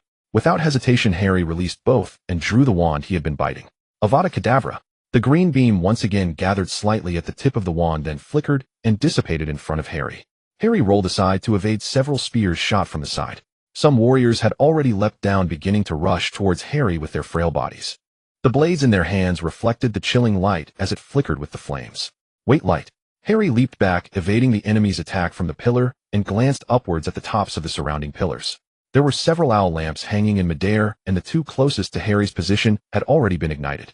One contained flickering lightning, while the other held the green glow of Avada. Clearly this was another trick by the... Harry immediately waved his wand. It seemed that his detection spell had gone unnoticed due to a lack of magical fluctuation, so he decided to fill the opponent's area with glowing flashes. Harry maneuvered amidst the encirclement of warriors, and as they began to push him into a corner, he finally illuminated the entire hall. The boy jumped back again, narrowly avoiding the attacks of the mummified warriors as they gradually regained their battle awareness, almost being skewered by spears in midair. He swung the bone dagger and tuning fork, which were hanging from his wrist, with a string into his palm, and with a collision in the air, the lightning was finally unleashed amidst the sparks. The lightning forked before Harry, weaving around the stone pillars roughly the thickness of an adult's waist, striking down the mummies hiding behind the pillars or attacking him one by one. Harry finally landed safely, strolling leisurely in the palace built for the pharaoh, his footsteps echoing as he approached the door, weapons clashing in his hands. He shattered the candles, releasing hallucinogenic substances, and took down the mummies hiding above the pillars, attempting to ambush him one by one. Harry sidestepped several traps, standing firm in the center of the rectangular hall, aware that a heavyweight enemy had yet to appear, waiting for him to come closer. Perhaps it needed some time to regain strength, or it was some ancient duel etiquette, but Harry was indifferent, for what bore these were intelligent beings. After wiping you out, who cares how brilliant your culture is? Brilliance also requires strength to defend, and someone to pass it on. Dead beings are merely resources, just like the pyramids now. After reaching the center, Harry finally plunged the entire hall into darkness. The only source of light at this moment was the owl lanterns hanging by the pillars. Harry took a slight step back, and then swung the weapon in his hand solemnly, completing a clash in front of him. As the energy was released, this attack no longer scattered, but instead aimed directly at the magnificent sarcophagus guarded at the door, accompanied by a deafening thunder and a blinding flash. Harry immediately dodged the attack, and as the dust settled, the sarcophagus was utterly shattered. In its place stood a high-ranking warrior clad in metal armor, wielding a spear and round shield. It gazed at the madman who dared to defile this sacred temple. The madman, now pinned to the wall by the spear, the warrior slightly bent at the waist, then lunged like a sharp arrow towards the madman, adjusting his stance mid-charge. The shield protected his vital points at the front, while the spear was held at the side, his eyes fixed intently on the little priest who dared to desecrate the palace of the Crimson King Pharaoh. The opponent was likely a priest of the malevolent god Lysith, who governed plague, fire, and thunder, but what puzzled this former warrior was the absence of the opponent's entourage. This was precisely why he had chosen to watch his own entourage entangled with the opponent. Even the priest of a malevolent god, someone who had mastered the power of thunder, undoubtedly belonged to a high-ranking priest. He should have at least 100 elite warriors as bodyguards. After all, he himself had once served as a bodyguard to those priests, and while they were indeed powerful, their bodies were also quite fragile. Otherwise, the priests would not need to submit to the rule of the Crimson King, yearning to return to the Reed Marsh after. To kill a priest, it is crucial to keep them in constant pain, preventing them from communicating with the divine, enabling one to approach and finally strike at the head swiftly. Piercing the brain with a spear thrusting through the eye socket, or using a heavy weapon to smash the opponent's head directly, both would suffice. His shield had been blessed by the high priest, capable of blocking most curses. Now he needed to get closer and pierce the opponent with the spear in his hand. Harry, pinned to the wall, twisted in agony, seemingly trying to break free from the spear that had pierced through his shoulder. However, his legs were too short. The warrior had noticed this, as the spear had been thrown at a slightly elevated angle. At this moment, Harry was nailed to the wall, resembling an insect specimen pinned to a board waiting to be drawn. The fourth priest. The warrior lunged, almost skimming the ground. At the moment he was about to approach the little priest, he slightly rotated his shield to evade the attack. Then, with a declaration, he twisted his body, sending the spear that had originally been tucked under his arm forward. The spear had spun and flew towards Harry's head amid the flickering flames. But in the instant before impact, this battle-hardened warrior sensed something amiss. He followed his instinct, immediately swinging his heavy shield to the side, using the recoil to glide towards the wrong direction. The little priest spoke to him in slightly awkward Egyptian, and with a bolt of lightning that grazed his chest, the entire body of the warrior was pierced through. A small part of his consciousness, preserved by magic, began to dissipate rapidly. This seasoned warrior, who had even slain 3 priests, used his last strength to hold up his body. He watched the boy approaching him with ritualistic items, ultimately fading away unwillingly at the spot. The mummified body, having lost its magical protection, collapsed into a small mound of rags and gray-black powder. Now there were finally no enemies obstructing his path forward. The ancient Egyptian priests were all noble wizards. They understood well that creating miracles like the Reed Marsh required the souls to be embedded within the mummies, so that the full battle potential of these bodies could be unleashed afterward. They were supposed to enjoy the blessings of the Reed Marsh, who would be so generous as to turn themselves into guardians of the Crimson King's tomb. Shouldn't that be the task of those cattle-like warriors? Harry moved forward, and as he waved his wand slightly, the stones on the ground swiftly surrounded him. Just as Harry bent down to take cover in the shelter, he created the lightning absorbed by the owl symbol surged towards him. The stone bricks around the boy shattered in an instant, followed closely by the Avada Kedavra he had unleashed. When the dust settled, Harry patted off the dirt, rose from behind the mound, and covered his eyes with his clothing. The defense mechanisms here had completely failed, as the owls hanging from the ceiling unleashed a final flicker of. Harry could feel that even with his eyes covered, he was still blinded by the glaring light outside. The boy wiped the tears that flowed from his eyes due to the stimulus of the flash, feeling extremely uncomfortable, as if dozens of light bulbs had been placed in front of his face. Perhaps he could try this tactic against his enemies in the future. The entire hall was engulfed in complete darkness as Harry walked back to where he had come from. He then extended his wand to lightly tap the entrance that was nearly seamless with the surrounding walls. As the stones transformed into a jelly-like texture, they regurgitated the small jar containing the pharaoh's organs, and Harry's offerings were now complete. Next it was time to formally visit His Excellency the Pharaoh. Relying on his memory, Harry ascended the steps in the darkness until he finally arrived before the door. He then took out the Eye of Horus from his pocket worth 2 million galleons. As the runes on the stone aligned with the parts of the triple door before him, Harry watched the blue light emanating from his palm and relaxed his guard, allowing himself to be accepted by the marshland. When he opened his eyes again, he found himself in a palace. Surrounded by massive pillars and long white cloth strips hanging from them, the guards clad in only leather sandals and shorts encircled him with heavy shields and spears. Between the pillars were priests adorned with even more extravagant decorations. Harry's gaze passed over them and locked onto the pharaoh, who was bare-chested and seated upon the throne. I extend my highest respect to you, the great earthly representative of Aten, king of Upper and Lower Egypt, restorer of ancient rituals, creator of Thebes, king of Africa, His Majesty Tutankhamun. Harry slightly bowed in salute while directing the jars containing the pharaoh's organs to fall before the warriors. A smooth-talking little sparrow, did you invade my palace just to flatter me? Tutankhamun clearly preferred his more heroic image. Although historically he was said to have died at the age of 19 here, he presented a robust physique akin to that of an ancient Greek hero. Tutankhamun waved his hand, signaling the guards to hand him the jars, while in a mocking tone he asked. These jars containing his organs along with the mummy and coffin served as signal relays to help him control the mark. Although these items could only exert their maximum effect when correctly placed within a pyramid or tomb. However, using them directly here was also entirely feasible. At least for now, Tutankhamun had the ability to temporarily withstand the opening door. The young emperor gently waved his hand, and the door that still shimmered with blue light behind Harry was instantly closed. Harry didn't even glance back, seemingly unfazed by the closure of what was meant to be his lifeline.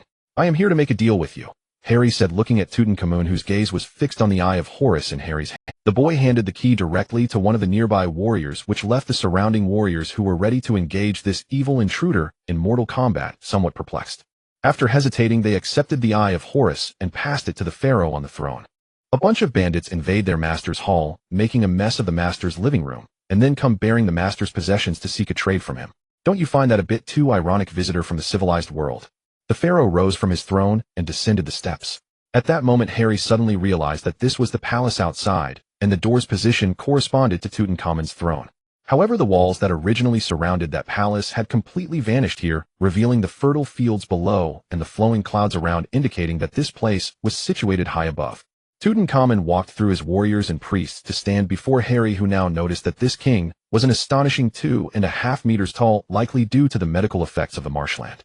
The pharaoh seemed to relish the feeling of overpowering his enemies with his physical advantage, scrutinizing the boy, who had now lost all his bargaining chips, from a lofty height. Those green eyes were quite striking. They could be plucked out and fashioned into jewels for amusement.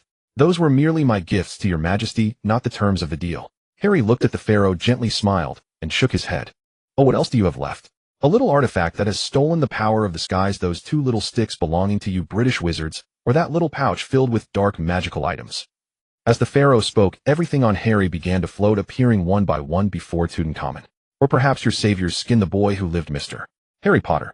As the pharaoh finished his statement, Harry's clothes vanished, but fortunately this king was a considerate one and provided him with a pair of local Egyptian children's shorts. The surrounding warriors chuckled softly at the sight of the disheveled intruder. No, it is I myself, dear pharaoh. The terms of the deal are quite simple. You grant me time, and I grant you the future. Before Harry could finish speaking, Tutankhamun's hand had already pierced through Harry's chest, grasping his heart, and he lifted the boy up like that. Harry felt the sensation of life slowly ebbing away, yet he showed no panic or struggle. He simply gazed quietly at the pharaoh. You grant me the future. You won't even have a future of your own anymore. This should be the last door you set up aside from the one linking you to the Egyptian Ministry of Magic, right? The recent series of actions by the Egyptian Ministry to suppress various magical families must have you as the hidden supporter behind it. However, the Minister of Egyptian Magic is ultimately the Minister of Egypt, not your close subordinate. He will be influenced by local power. Are you my close subordinate then? Tutankhamun scoffed, but still set Harry down, retracting the hand that had held the boy's heart. I can help you counterbalance him. Oh, I can even assist you in continuing to build other doors, strengthening the seals from the outside, and even constructing a pyramid for you. Harry stifled the pain from the wound on his chest. The tearing sensation made him feel that he could see his own back from the front. Why should I trust you? The pharaoh continued to inquire. Because I want to learn the 3 unforgivable curses here and use them to kill Dumbledore. Harry sat down on the ground, covering the wound to prevent his organs from spilling out. This was nothing. Wizards often had their brain matter splattered only to use spells to put their shattered skulls back together. In front of the pharaoh, Harry took off the floating small package, opened it directly, and pointed to a stack of dark magic books inside, especially those concerning the knowledge of the 3 unforgivable curses. May I request one more thing from you? After Tutankhamun waved his hand, Harry felt his injuries instantly heal completely. Even his skin was as smooth as ever, leaving not a single scar.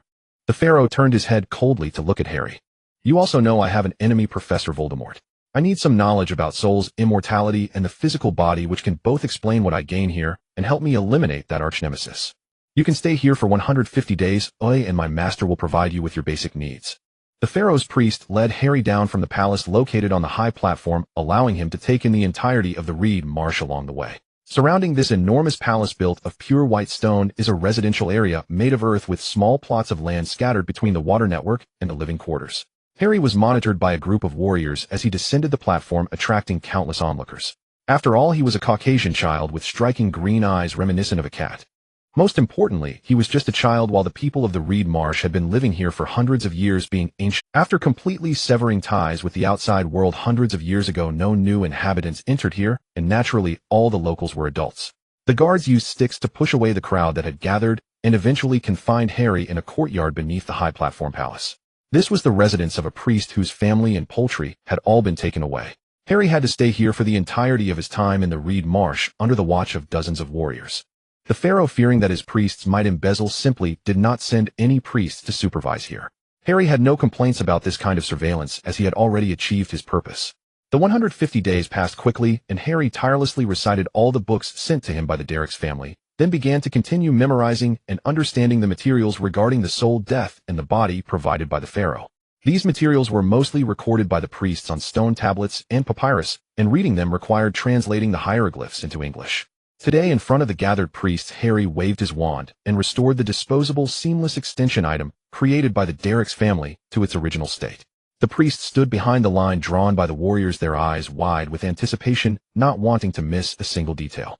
During these 150 days, Harry opened the eyes of these old priests who had been confined here for hundreds of years, utilizing his unique insights and the advantage of a cross-disciplinary knowledge system.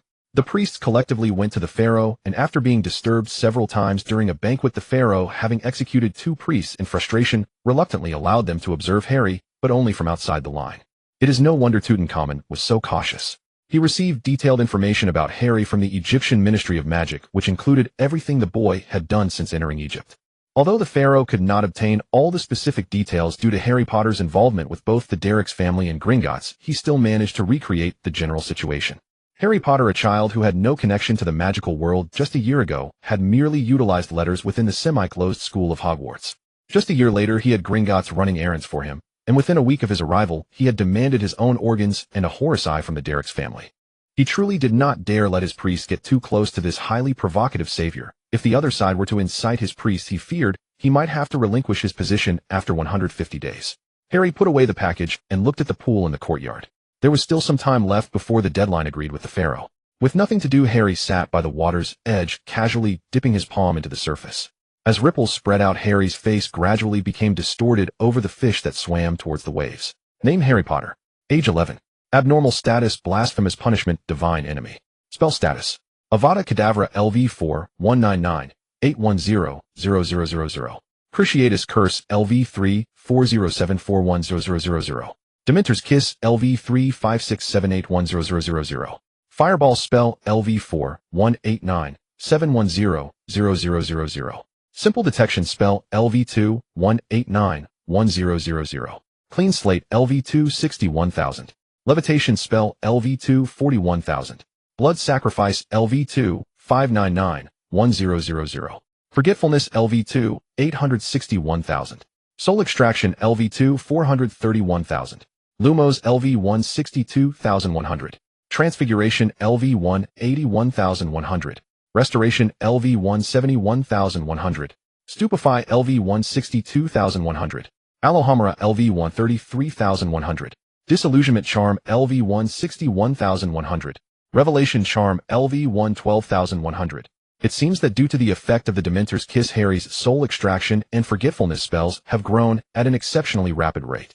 Harry looked at the level 4 Avada Kedavra on the water's surface and licked his lips. He He wondered if the Philosopher's Stone had been taken by Albus Dumbledore. If not, would the other side show it to him, considering his level 4 Avada Kedavra?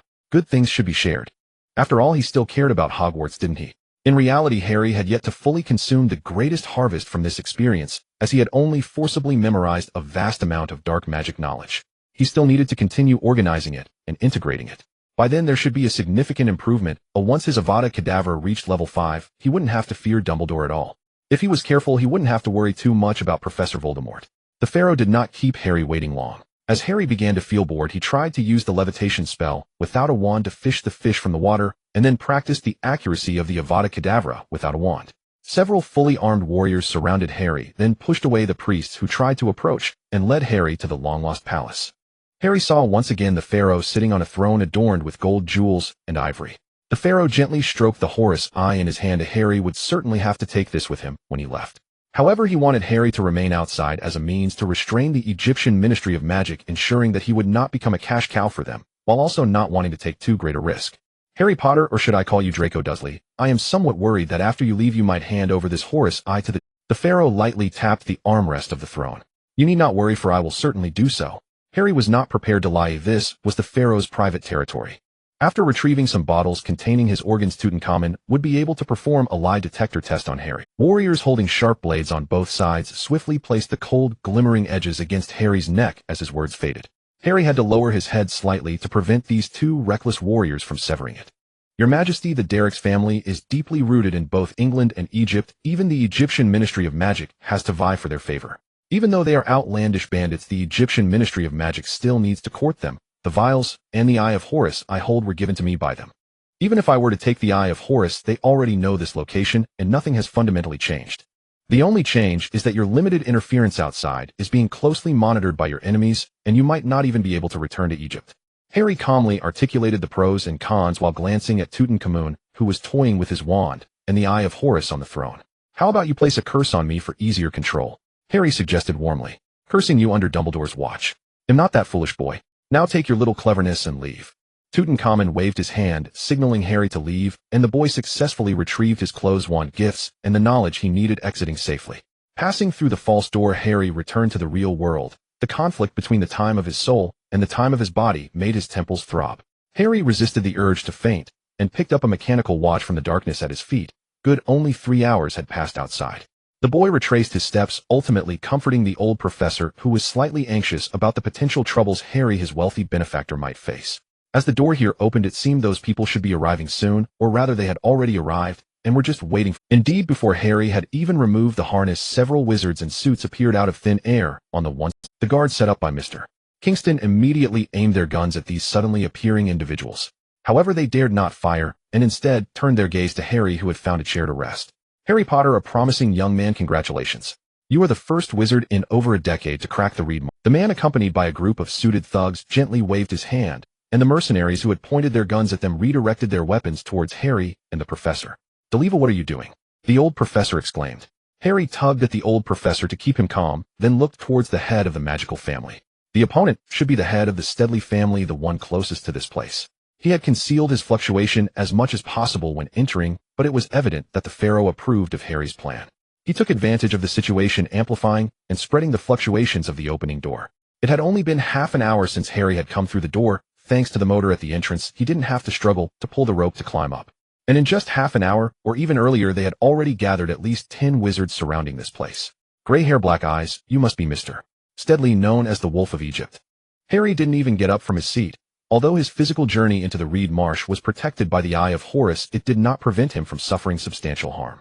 However, the flow of time inside the Reed Marsh was vastly different from the outside. Harry's body remained outside, while only his soul entered the Reed Marsh. When he exited, his body suddenly bore too much information, and even now he felt a significant swelling in his brain. It was as if someone were poking a metal rod into his temple and stirring it forcefully. Did you just use one of the 3 unforgivable curses on these muggles?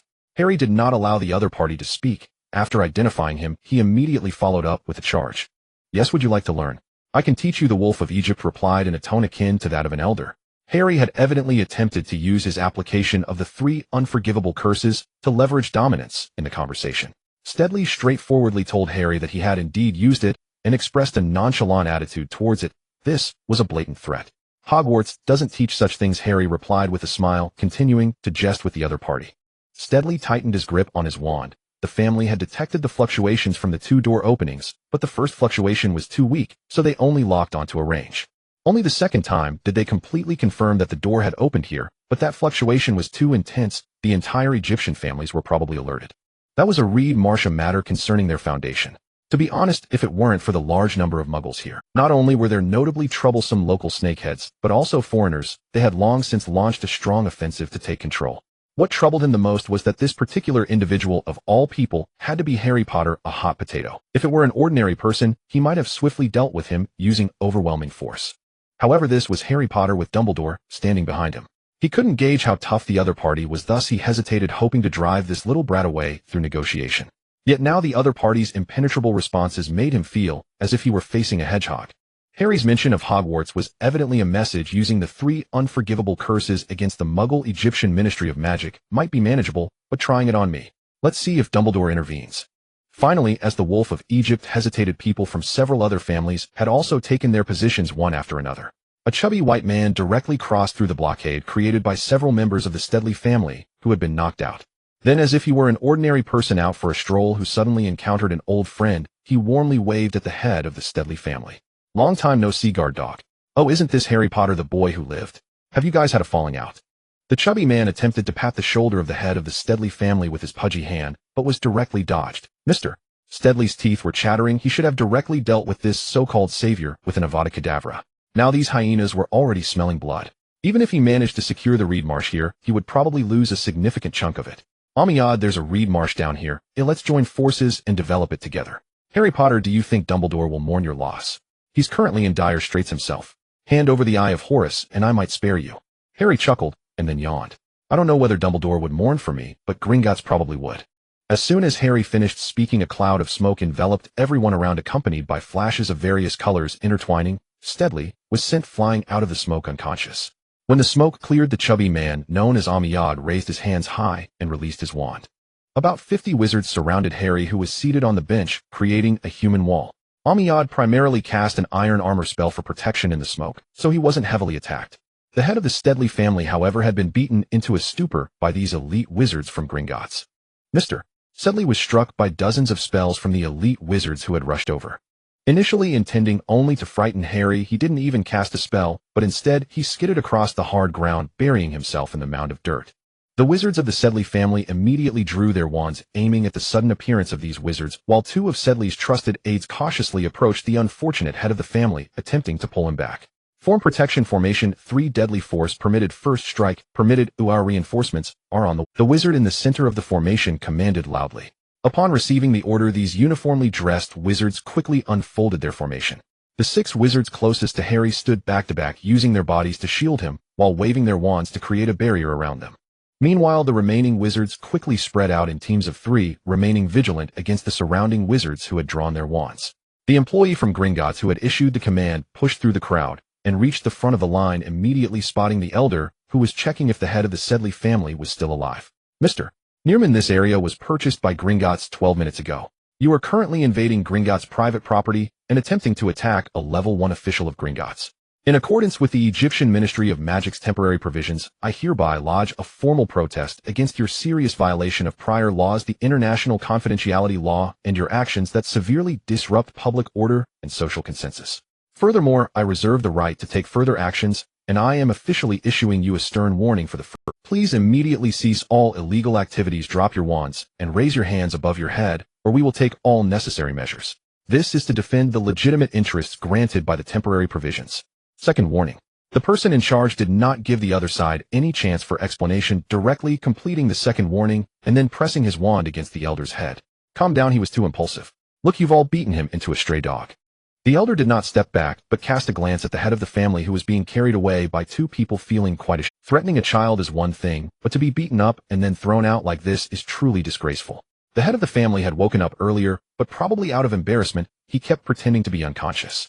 Moreover, after purchasing the land, one needs to file documentation with the Ministry of Magic and report to the Muggle Liaison Office. This process does not happen so quickly. We are merely concerned citizens, preventing certain foreign bandits from stealing our national treasures. The leading commander smirked slightly. The Sedley family was once a pureblood that supported the Saints movement in Germany, but later fled to Egypt due to bankruptcy. This family had previously boasted in various European countries that they were exiled due to persecution by the German Ministry of Magic because of the Saints. However, those familiar with them knew that it was precisely because this family did not play by the rules and liked to take things by force that they were ostracized and could not survive in Europe. The Derricks family made their fortune by selling various magical books, especially those on dark magic. This family, on the other hand, thrived by reselling magical items found in the pyramids. It was also due to their rich experience and geographical advantage that they were the first to notice the door-opening fluctuations that Harry had deliberately hidden. However, now the largest relic dealer in Egypt had started to claim legitimacy under the pretense of protecting Egypt's state assets, which certainly amused the person in charge of Gringotts. Since you can't understand human language, let's put it another way. All Gringotts' operational forces in Europe and the Middle East are gathering here. The 5 main headquarters of Gringotts in the UK, France, Germany, Italy, and Moscow have issued Level 1 protection orders for key personnel. You can go back now, but soon your wives and children will have to go to the Ministry of Magic's evidence room to collect you. Oh, by the way, the old gentleman's descendants should be at Werner's Manor, right? It's near the Nile, so be careful not to get The commander did not relent at all and pressed on. The elder of the Sedley family thought for a moment and could only wave his hand, signaling the family members to retreat in an orderly fashion, still standing at a distance. They prepared to see if they could unite with other families to pressure these people to hand over Harry. Meanwhile, Harry was comfortably seated in a chair with 2 doctors from St. Mungo's examining him. Not far from him was a senior supervisor from Gringotts who was wiping away tears and was in charge of coordinating this business collaboration with Harry. Having just received the news that Harry had been cornered by the Sedley family, he felt as if his heart was about to leap. He immediately ordered the special task force from Gringotts that had been dispatched from the U.S. days before to come to the rescue and reported the situation here directly to headquarters through high-level channels. To be honest, he really did not want this authority at headquarters had given it to him purely to prevent the day when he would wake up to find orders from the British Ministry of Magic at his door, dragging them away with chains. Gringotts is now insolvent, so you are all now the private property of the British Ministry of Magic. Originally, such a significant matter should have warranted a higher-ranking member to come, but this incident was too tainted, and no goblin was willing to bear the potential blame for a fall of their race. Ultimately, those old demurs, while trying to sever their own ties with Gringotts' debts, concluded that such a major event needed to be handled by someone familiar with the local situation. Sending someone from upper management would only create more chaos. Thus, this senior supervisor was granted the privilege to report directly to the highest authority of the goblins at any time and was given the strongest forces available to him. The autonomy of acting independently was just a scapegoat for his position, wasn't it? That supervisor severed relations with his wife and children overnight and removed himself from the family tree, hoping that everyone would see him as the scapegoat and not blame his family. This esteemed senior supervisor risked his life to reach the front lines of the conflict, and upon seeing that Harry, this little ancestor, was unharmed, tears of joy streamed down his face. "Grandfather, let's go. It's dangerous here. Gringotts has prepared a complete exit strategy. If necessary, we have a luxury Muggle cruise ship ready on the high seas. Shall we go there for a while?" The supervisor stuffed the damp handkerchief back into his pocket and pleaded softly. "No, I still have several guests who have yet to arrive. Leaving so hastily would be rather disrespectful to them."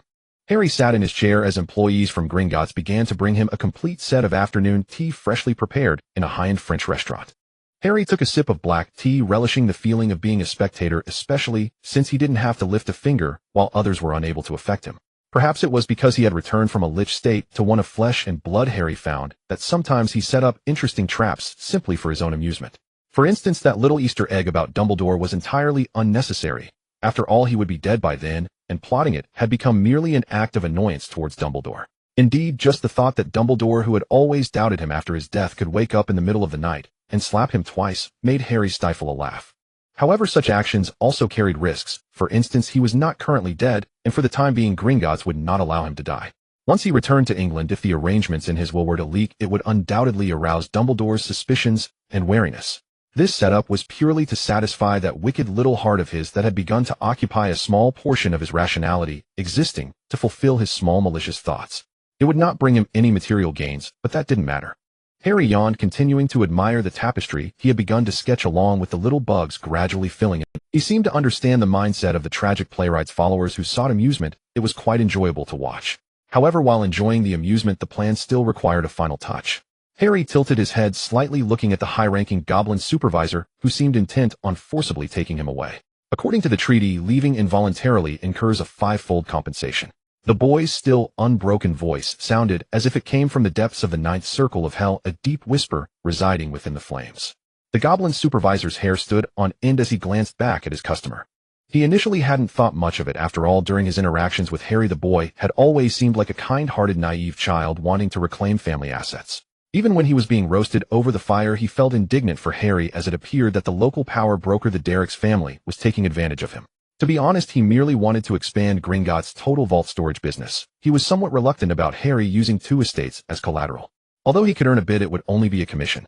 In the supervisor's view, Harry, as the savior and the only member of the Potter family's British branch, would be a high-net-worth client in the future, and it would be unwise to make an enemy over such a small commission. Unfortunately, the upper management at Gringotts had been blinded by this lucrative deal by the time they realized that if Harry died in Egypt, their entire family would be liable for the debts. It was already too late. But now, upon hearing Harry's threats regarding their agreement, the supervisor gulped. Beneath the boy's somewhat youthful and delicate exterior, it seemed a pure black demon was lurking, peering at him through those green eyes. At this moment, the demon appeared to have realized it was discovered, watching him with a mocking expression. The supervisor fell silent, instinctively bowing stiffly before stepping away, with rigid legs, seeking to distance himself from the demon, cloaked in the guise of a savior. Oh, it seems I've become disliked. Harry propped his head on his hand, observing the supervisor, who had finally begun to grasp the situation. Finally, after several families had mostly arrived, the limping old lady from the Derrick's family made her grand entrance, being the last. To be honest, she wasn't too pleased with Harry's ostentatiousness. After all, quietness is essential for great fortune, but she was only mildly displeased. After all, she was holding a reed swamp. It was she who needed to ask for favors. Harry waved his hand, signaling the surrounding wizards to step aside, while the commander looked at the highest authority, here the supervisor. The goblin supervisor felt the goosebumps creeping from his waist to his neck, and hurriedly nodded in agreement. The demon had begun to pay attention to him again. Just the thought of the other parties sent chills down the supervisor's spine. Madame Derrick's looking forward to the auction and the little prince's 100-day banquet. Harry ceased his boredom and stood to greet the elder as if they were old friends reuniting after a long time, engaging in warm conversation. Just as several elders from the Derrick's family began to persuade their family members not to be ungrateful and to quickly leave the Ministry of Magic, finally arrived, albeit late. It's quite lively here in the outskirts of Cairo, Egypt today. I remember that the auction reported by your Derrick's family was supposed to be tomorrow. Why have you advanced it without updating the time? I thought you had discovered another new reed swamp. The Minister of Magic in Egypt was a one-armed wizard, somewhat shorter than the wizards from various families, but his hawk-like triangular eyes and sharp eyebrows gave him an intimidating presence. As the Aurors entered in unison with the Minister of Magic, the other families who had seen the Derrick's family and Gringotts teaming up and preparing to make a hasty retreat began to linger and observe once more. No one wanted to pass up on a newly added reed swamp. Now that the Egyptian Ministry of Magic had arrived, perhaps they could seize an opportunity amid the chaos. After all, this was Egypt, and although the Egyptian Ministry of Magic may not be a strong regime compared to the British Ministry of Magic, it still served as the nominal ruling body here. The limping old lady from the Derrick's family smiled as she approached, while Harry stood here, watching the chief Auror who had been gazing at him. It seemed the other party had also noticed Harry's awareness of his gaze, issuing a warning glance before shifting his attention to the Derrick's family patriarch, who was chatting with the Minister of Magic. Harry Potter, Mr. Dumbledore mentioned you to me. Indeed, heroes emerge in their youth. After just over 2 weeks since your arrival, such a grand spectacle has been set with every notable wizard in Egypt surrounding you now. I didn't have such a gathering during my inaugural speech. Mr. Tutankhamun also mentioned you to me. He is very grateful to you for retrieving his scepter. Harry's words made the Minister of Magic smile, even more sincere and pure. He had indeed found Tutankhamun's scepter, and it was acquired through the auction. That wasn't a secret. But the problem was that Tutankhamun should only have communication through their own door. Although he was a pharaoh, he had actually been trapped in their information cocoon. After obtaining the scepter, not handing it over to Tutankhamun was due to the fear of the pharaoh gaining greater control over the reed swamp's authority, but now it seemed that the door at the back led there. The Minister of Magic quickly contemplated the possibility of eliminating Harry Potter here, but ultimately decided not to mention Gringotts. Even on Tutankhamun's side, they still needed each other's assistance, and it was far from the time to turn hostile. On the contrary, to show that they had no ill intentions towards Tutankhamun, they were prepared to continue the cooperation and thus needed to protect Harry. At least until they could separate from Tutankhamun's aid and confront those external families on their own, they needed to ensure that Harry and the pharaoh met at least once. After all, Tutankhamun could seal the reed swamp, and at the very least they could wait for the next lucky individual who could discover the hidden door, but if they failed they would be left seeking a swift demise. A multitude of new and old nobility, as well as compradors and restoration forces offended by their reforms would leave their generations of bloodshed in vain. Under the pressures of the Egyptian Ministry of Magic Gringotts and the Derrick's family, the various prominent wizarding factions of Egypt began to gradually depart. After confirming that Harry was not in any life-threatening danger, Gringotts left a team of 6 wizard guards, while the others started to withdraw one after another. To be honest, Harry was quite surprised that the goblins of Gringotts could mobilize such a considerable force. After all, the goblins were technically the defeated side, and even Gringotts itself was under forced control by the purebloods of Britain. It was illegal for goblins to privately produce, possess, hoard, or transport wands. Moreover, any employee of Gringotts could report their superior's misconduct to the Ministry of Magic at any time. The reason goblins still existed at Gringotts was primarily to placate this group. Even if Harry were to die in Egypt, the pureblood families behind Gringotts would only face some economic losses at most. In truth, the only ones who were truly injured were the goblins of Gringotts and the Minister of Magic Fudge, who was still unaware that he had just walked through the gates of death. In such a situation, an explosion unexpectedly revealed the armed forces of Gringotts that had long exceeded specifications. Harry noted the faces of these employees, and by following this lead, he should be able to find the pure-blood family forces behind Gringotts. Harry did not believe that wizards would allow these goblins to control such a massive force. There must be the shadow of a pure-blood family behind this, as it seemed they did not want to easily suffer such a level of loss. The personnel responsible for memory modification from the Egyptian Ministry of Magic had arrived, and Harry walked over to the professor, patiently adjusting the old man's collar. "They are professionals, but won't hurt. Who exactly are you?" The old professor paused, and looking at those who appeared, and then vanished into thin air, couldn't help but ask. "Anyone, or to be precise, I can be whoever I want to be, whatever I wish to be." Harry finished adjusting the old professor's collar, then stood up and gently waved his hand. The Ministry of Magic staff approached, waving their wands. 2 days later at Cairo airport, due to the turbulent international situation in Egypt, the old professor and his group had to return to Britain as quickly as possible. In any case, the Egyptian Ministry of Magic used this reason to hasten the departure of these muggles from the door that had drawn the attention of the entire Egyptian wizarding community. Similarly, the professor had gained nothing from this trip, and the group waited at the airport looking disheveled as they awaited their flight. Harry withdrew his gaze from the report in his hands. This was the report he was to give to Dumbledore regarding what he had done during the 3 hours spent behind the door. Of course, to allow the suspicious old man Albus Dumbledore to enjoy the fun of deciphering, Harry prepared a shallow layer of misdirection and the subsequent answers. The morale of the group was noticeably low, and at that moment 2 men in suits accompanied by a dwarf arrived, pushing a cart not far away. "Mr. Potter, your luggage has been checked and poses no problems," said the Ministry of Magic employee with wide eyes, telling a blatant lie. However, this was personally ordered by the minister. What could he do? Moreover, even if they allowed that box of dark magical items to be passed, the British Ministry of Magic would intercept it. They just hoped that if something went wrong, Mr. Potter would not expose them. Harry nodded knowingly, then crouched down to look at the somewhat haggard supervisor.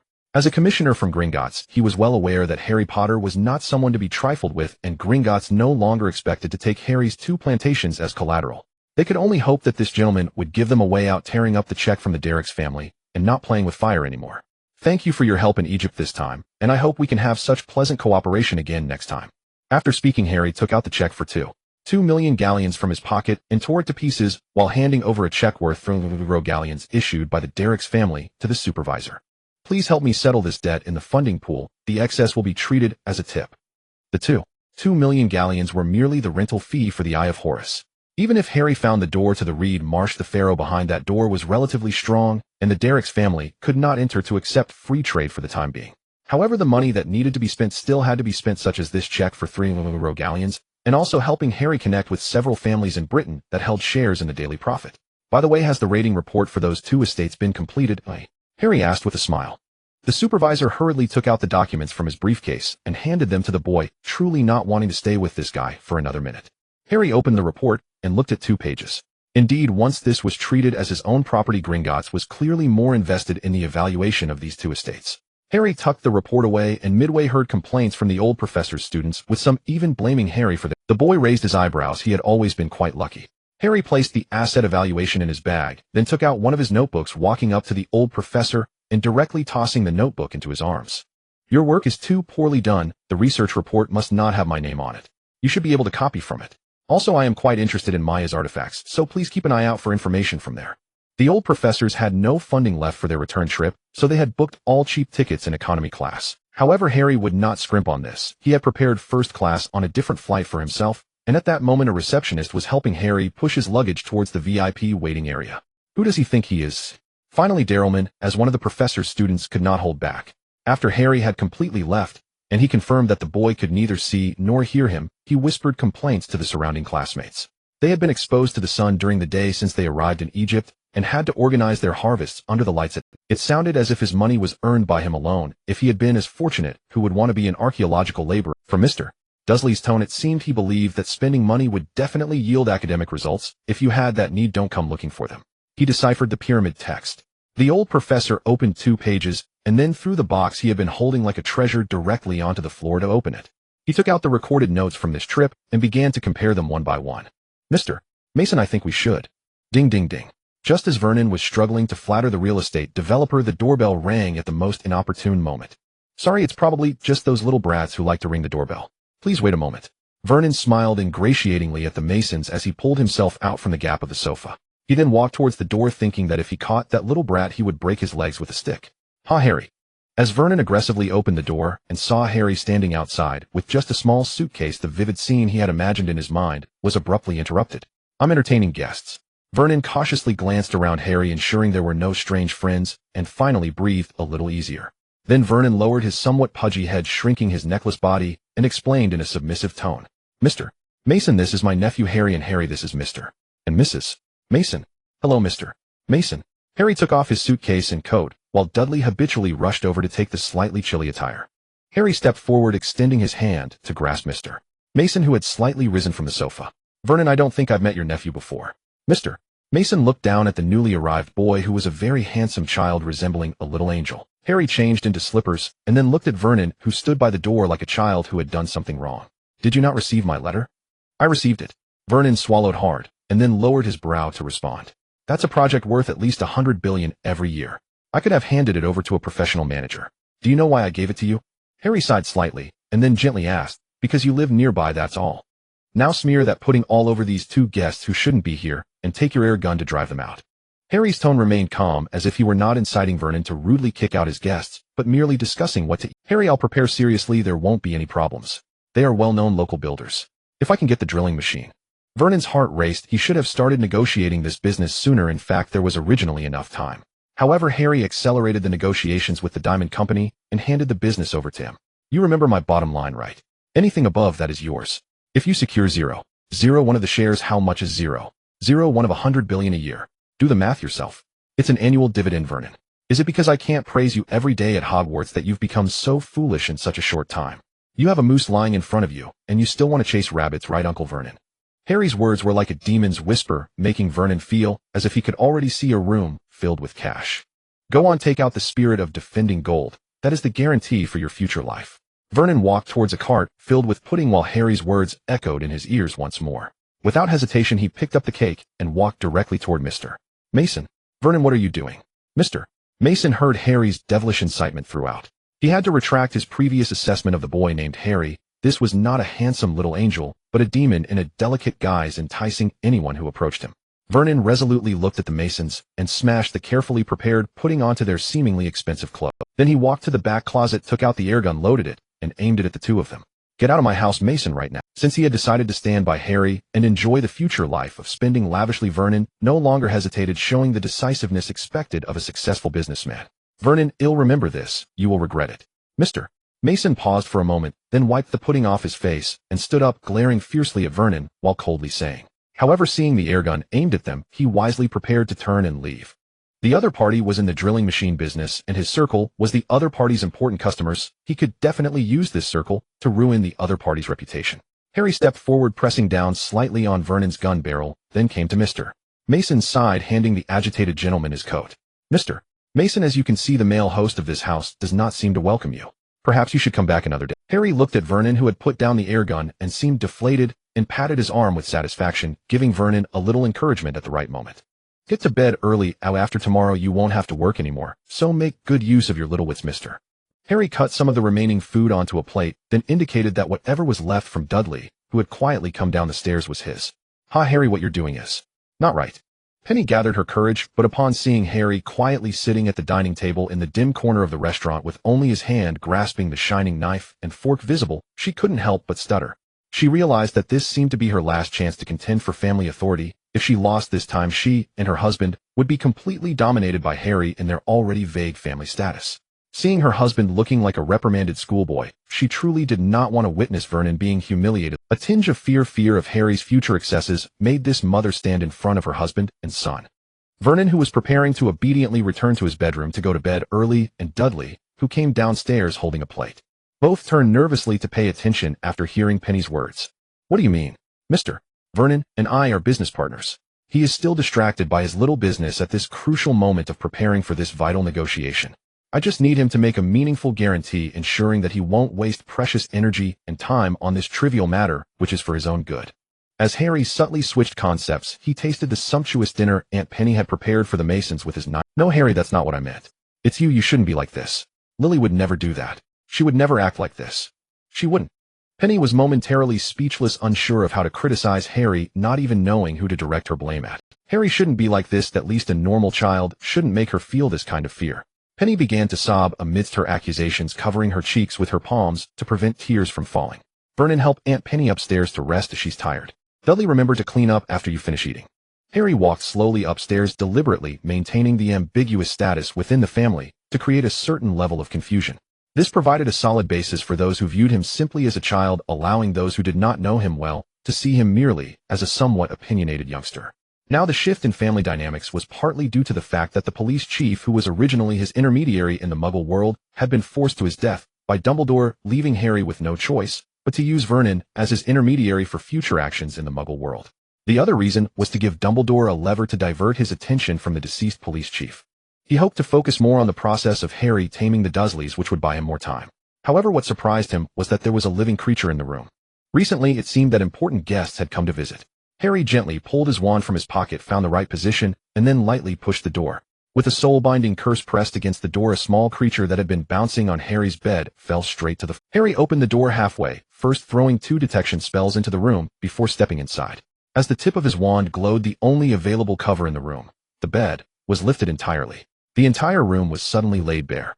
The boy surveyed his surroundings, then waved his wand lightly to close the curtains, lowered the bed, and sat down in the chair opposite the small creature that had fallen to the ground. Harry raised his palms slightly, attempting to control the creature, but was immediately blocked by the implanted spells. It seemed to be a semi-embedded spell designed to hinder magical control, fully integrated into this creature's. Perhaps a product of selective breeding, this creature was scientifically known as a house elf, the ones who cook in the Hogwarts. He should look for an opportunity to buy a few in the future, as this bloodline, which could resist the soul-binding curse to some extent, was truly intriguing.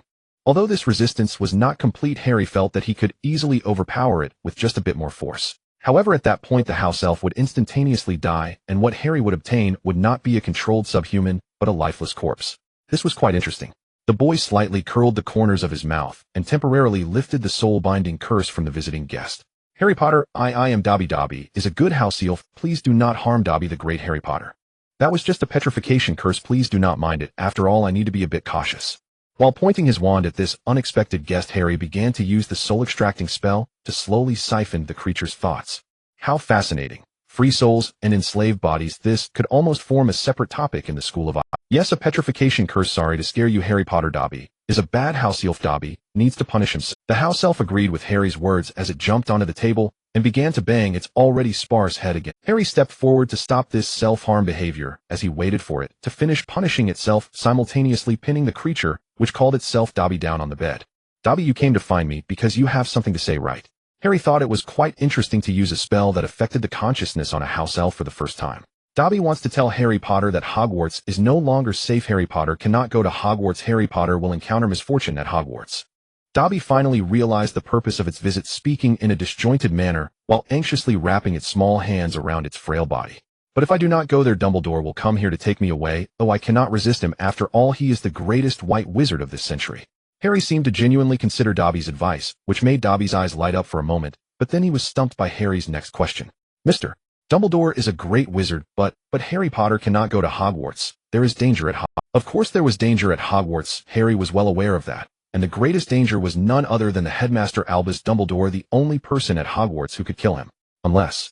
Harry swallowed the suggestion of killing Dumbledore, feeling the faint memory fragments in Dobby's mind slowly guiding it to think about the content he needed. "Unless we can avoid that danger, but for that I need to know where the danger comes from." Dobby cannot betray his master. The house elf seemed to have been triggered by Harry's words springing up from the bed like a spring. Is it Mr. Malfoy? This is quite unexpected. Harry muttered to himself, causing Dobby, who had just landed, to widen its eyes. Dobby, you truly want to help me? Harry gently held Dobby's head, pulling it toward himself, and then confirmed softly. After receiving Dobby's self-suggestive nod, Harry continued to brainwash it. You are trapped by this non-free part, but you need to convey danger signals to me. We must employ some small tactics to bypass the rules they have set. May I use the soul-extracting spell on you? Harry gently stroked Dobby's head. Dobby's mouth opened wide, then quickly nodded. The savior is indeed the savior, thinking of ways to resist. No. Dobby cannot slander his master. Dobby looked into Harry's green eyes, beginning to ponder under Harry's guidance, feeling its memories being extracted and flipped through bit by bit.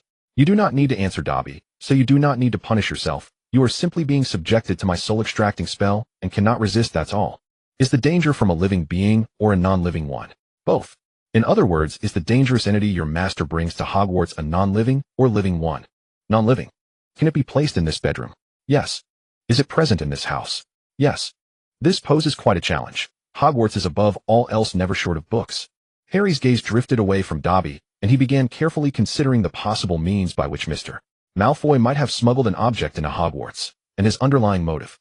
Was it to strike yet another blow against Dumbledore's authority in the wake of the troll incident, forcing him to resign? Yet what advantage would that confer upon the pure-blood families who already benefited from the Ministry's backing? After all, Dumbledore had effectively confined himself to Hogwarts, a state of affairs already most favorable to them.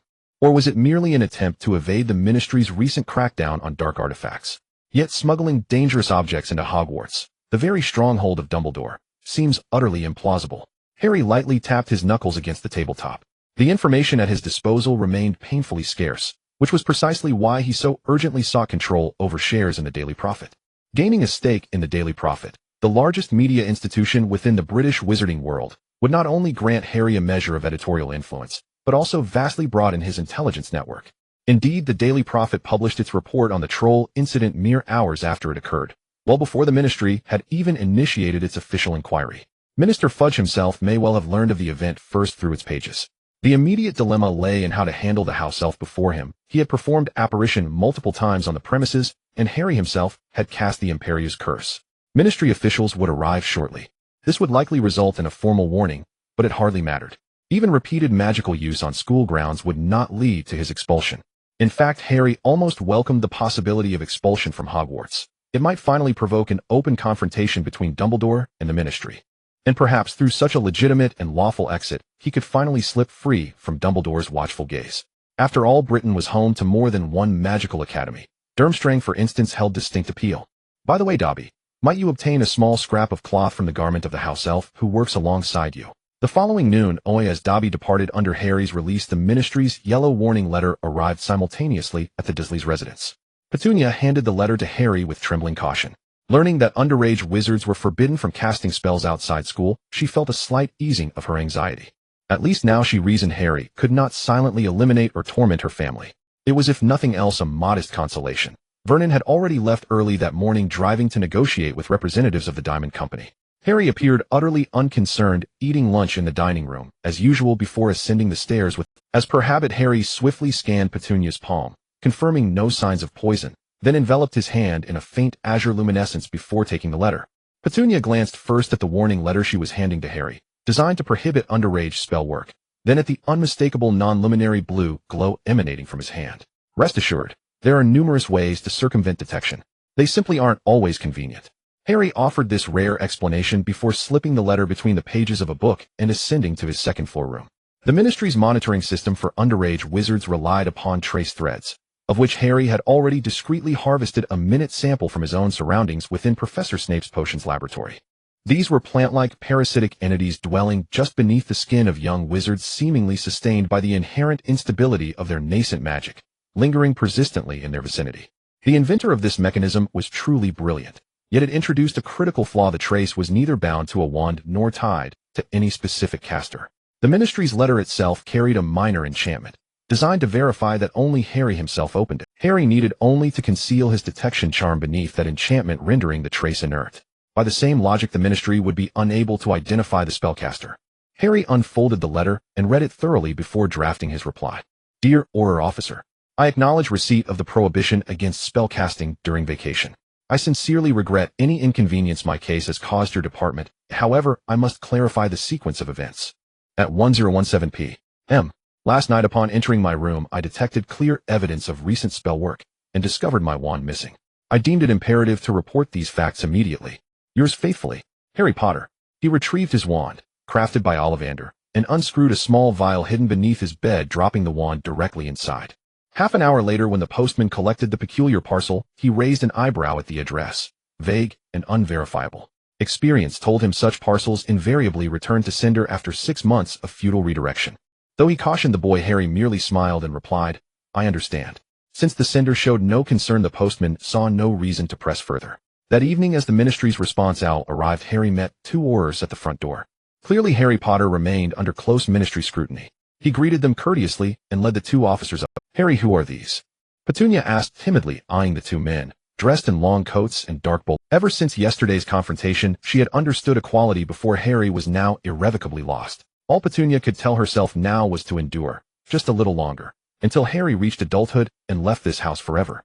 Then they would vanish with their fortune severing every tie, never again to cross paths with him. "Ministry officials, would you care to stay for dinner?" Harry turned to ask the Aurors. Receiving a polite refusal, he did not insist. The Aurors inspected Harry's bedroom, a space far too immaculate for an adolescent boy's, devoid of anything remotely incriminating or embarrassing. There are definite traces of apparition, perhaps a reckless dark wizard. After all, wands fetch a decent price, and yours is likely the most valuable item here. Any other evidence? The elder Auror jotted down these observations in his notebook before turning to Harry. A tattered scrap of fabric came off his hand, but it's barely legible. Harry handed the Auror a manila envelope resting on the table. "Well then, this appears to be the work of a destitute wretch who can't even afford proper clothing. His attire is worse than a house elf's, though he could equally be a newly turned vampire or werewolf wizard. We'll escalate this matter through proper channels, Mr. Potter, but whether your warning will be rescinded remains pending." The 2 Aurors disapparated. Harry meanwhile unfolded each intercepted letter, originally presumed undeliverable due to international postal restrictions, only to realize someone had physically blocked their delivery. "I've always admired one thing about Professor Dumbledore, you know." As he clapped his hands, Odoaga spoke to Harry, who was sitting at the dining table listening to the headmaster discuss this year's personnel changes. The young man built suspense and continued only after gaining Harry's attention and a prompt to go on. "No matter what happened last year, he can always find a brand new and unused defense against the dark arts professor for us in the next school year." Harry, sitting opposite, sprayed the pie she had stealthily taken from the kitchen onto the table. "Odoaga, does that mean Professor Snape and the others are second-hand goods?" Harry followed the train of thought. "Pretty much the headmaster belongs to that kind of carefully maintained, almost new category, while Snape, to be honest, it's a good thing he's not made of metal, otherwise he would probably rust away." Odoaga stroked his chin. He had not yet grown a beard, but both his father and uncle liked to make this gesture while thinking, so the boy imitated them. "It's not right to speak of the professor like that behind his back." Cedric quietly halted his companion's increasingly outrageous discussion while directing his gaze toward Harry. At that moment, Harry was opening a stack of letters that had been piled together, handing each reply to the little badger. The ones further away were also enchanted with a transformation spell, turning the letters into small airplanes that glided gracefully through the air before accurately landing in the hands of the respective young wizards. "I thought the famous savior didn't want us to disturb his Muggle life, considering he didn't reply to any letters during the whole vacation," Cedric said, attempting to affectionately pat the boy's head. However, in the end, he opted to pat him on the shoulder, even though Harry's short black hair looked as if it would feel great. "I spent most of my vacation in Egypt. To be honest, I couldn't find an owl willing to cross mountains and seas to deliver my letters. By the time I returned, the school year was almost starting, and there just weren't enough nuts at home to satisfy so many owls." After delivering all the letters in his hand, the feast had already begun, and Harry nodded slightly to greet the teachers sitting at the staff table, especially to Professor Dumbledore, who wore half-moon glasses. The latter scanned Harry with his eyes obscured by glasses, and then nodded back to the boy. The dinner soon concluded. Good times are always fleeting. Carrying a thick stack of documents, Harry made his way to the headmaster's office, briefly exchanging words with the students around him, including Hufflepuffs, Gryffindors, Slytherins, and Ravenclaws. After using a levitation spell to take a picture of himself with a young wizard who had just entered Gryffindor, Harry finally leaped over the crowd and stepped into the bright avenue. In the dark formed by the arches on both sides of the corridor, the head of Slytherin, dressed in a black robe and sporting greasy long hair, stood quietly. He watched as Harry called out each young wizard's name warmly in the crowd, at which moment even Slytherins would respond to his call, some even grouping together to greet him. Finally, the boy came before him smiling with the mask he wore on his face. It must be tiring, just like when he acted as a spy delivering messages to Dumbledore. Harry, you know, many years ago someone like you also existed. I remember I warned you once that this path has been traversed by someone before, and no one will allow you to walk it again. Furthermore, the chief Auror from the Egyptian Ministry of Magic has visited Albus. You should keep that in mind. Thank you, Professor. Harry looked at the potions professor, who seemed reluctant to engage with him after having been maneuvered by him a few times as he approached the headmaster's office. Cockroach pile. Seems I'm lucky I succeeded at the first try. Harry felt the new wand in his sleeve. Although Ollivander had some complaints about Harry's excessively fast wand consumption, he still selected a wand suited for the boy's use considering the galleons. With a dragon heartstring core, a sycamore would body 11 inches long, firm, and straight. This wand belonged to those eager for exploration with strong willpower and adept at dueling. Naturally, such a combative one usually paired with phoenix feathers or unicorn hair as its core. Harry undoubtedly cleared away the hard-toss obscure wand for Ollivander once again. Sycamore is a relatively hard wood with a bright pattern. Ollivander did not embellish it further, he simply made it into a small stick that could be pinched by fingers. As Harry ascended the stairs accompanied by the sight of the aging phoenix fox which resembled a ground-dwelling chicken, he was drawn into Dumbledore's line of sight. Harry's hand seemed to release the wand, as if electrocuted. The farther he walked into this world's magic, the more he felt the old man's formidable power. Harry was certain that at least the 4th level of Avada Kedavra wouldn't be enough to defeat the opponent in a heated confrontation, which aligned with what Voldemort had conveyed about Dumbledore's combat capability. Harry personally speculated that his current combat power should be at the top among professors. He could single-handedly defeat Voldemort's residual soul, but would have to avoid confrontation with the current Albus and a fully powered Voldemort. Moreover, because he was not proficient in other forms of magic compared to other professors, if he were to be defeated, escaping would be extremely difficult. Harry gave up on the idea of defeating Dumbledore, he'd humbly continuing to face this venerable elder, a legendary, white magic wizard filled with love. Good day, Professor. Harry, holding materials, sat down seemingly reserved across from Albus, who presumably held the report from the Egyptian Ministry of Magic concerning him. Although they were now part of the same larger camp under the Pharaoh, this camp would only be useful when Harry was in Egypt and facing those foreign families. In ordinary times, Harry, who could create gaps in what was originally tightly controlled by the Egyptian Ministry of Magic, was strictly monitored. The next time Harry goes to Egypt, he will probably be accompanied by the chief Auror from the Egyptian Ministry of Magic the moment he lands, mainly out of fear that he might come again. Last time this boy arrived under the guise of a Muggle coordinating with Gringotts to keep most of his actions hidden beneath the surface. By the time everyone discovered it, this kid had silently bound the first family of Egypt, the Derricks, along with Gringotts, to himself as a shield against death, and had even developed a marshland. He almost overturned the biggest trump card of the Egyptian Ministry of Magic, although the situation was ultimately resolved peacefully. The Derricks family received an obvious advantage, the marshland, while the Egyptian Ministry of Magic acquired a potential ally who could not be commanded. The goblins of Gringotts secured the future of their entire family and earned a commission of about 10,000. Everyone had a bright future, but this time a battle that could have engulfed the entire Egyptian magical world. When the minister of the Egyptian Ministry of Magic heard this news, he nearly jumped up in fright, quickly leading the Aurors to suppress the scene. Although these families each had their own agendas, at least they had reached intricate compromises with the Egyptian locals. In facing those powerful magical nations, these magical families were also important and unifying forces. If this great battle were to break out, although it seemed that the Egyptian Ministry of Magic could sit back and watch the fight. When the battle was over, the wreckage left behind would have to be cleaned up by them, the hosts. The defeated families could return to their respective countries, while these local Egyptian wizards could only watch helplessly as the powerful took advantage of the weakened Egyptian magical community to reap the benefits. Harry, is there anything you wish to tell me? Dumbledore removed his glasses and hung them on his collar, then turned his gaze to the boy who wore a layer of masks. Perhaps at that time it would have been wise to send another professor to participate in his growth. The magical world was still quite tumultuous, and Dumbledore did not want certain individuals to use Harry as a banner to stir up a major storm. Thus, although the relatives of the Potter family in the magical world expressed their willingness to adopt the child, a small portion of them did meet the criteria of blood relations. Ultimately, however, Dumbledore chose the Dursleys, who were Muggles. In hindsight, a forced choice yields not only bitterness, but also appears to be quite poisonous. Of course, Headmaster, the items I purchased in Egypt were all confiscated by the Ministry of Magic on the grounds of being highly dangerous dark magical artifacts. I do not deny that the vast majority of those items are indeed dangerous dark magical artifacts, but as I have mentioned before, power always belongs to those who pursue it. When used properly, dark magical artifacts can also benefit people, cannot they? For example, they can be used to kill Professor Voldemort. Harry placed a thick stack of documents on the table and then pushed them towards Dumbledore. This is the content I obtained from trading with His Majesty the Crimson King in the Reed Marsh regarding life, soul, and death. I personally speculate that the reason Professor Voldemort was resurrected is that he bound a part or the vast majority of his soul to something that exists for a long time. This means that even if his physical body is killed, he can continue to exist in the form of soul fragments. Of course, there is also the possibility that Professor Voldemort underwent a form of alienation of his own soul, placing himself in a state of semi-death. His body is merely an object controlled by this soul, so the killing curse, which only pulls the soul out of the body, can only heavily injure him, but cannot completely eliminate him. As Harry reported, he drew out a piece of paper from the stack, which was a list of the dark magical artifacts he had been confiscated at the customs of the British Ministry of Magic. It can be said that most of the items Harry had acquired in Egypt were listed here. With just himself, Harry managed to fulfill the assessment criteria for the related departments of the British Ministry of Magic within 5 years, and at that moment the boy confidently handed over the catalogue of the items he had brought back to Dumbledore. Headmaster, as I mentioned, the yellow markers indicate items that can harm the soul. I personally suggest you acquire them, so next time we can keep Professor Voldemort here.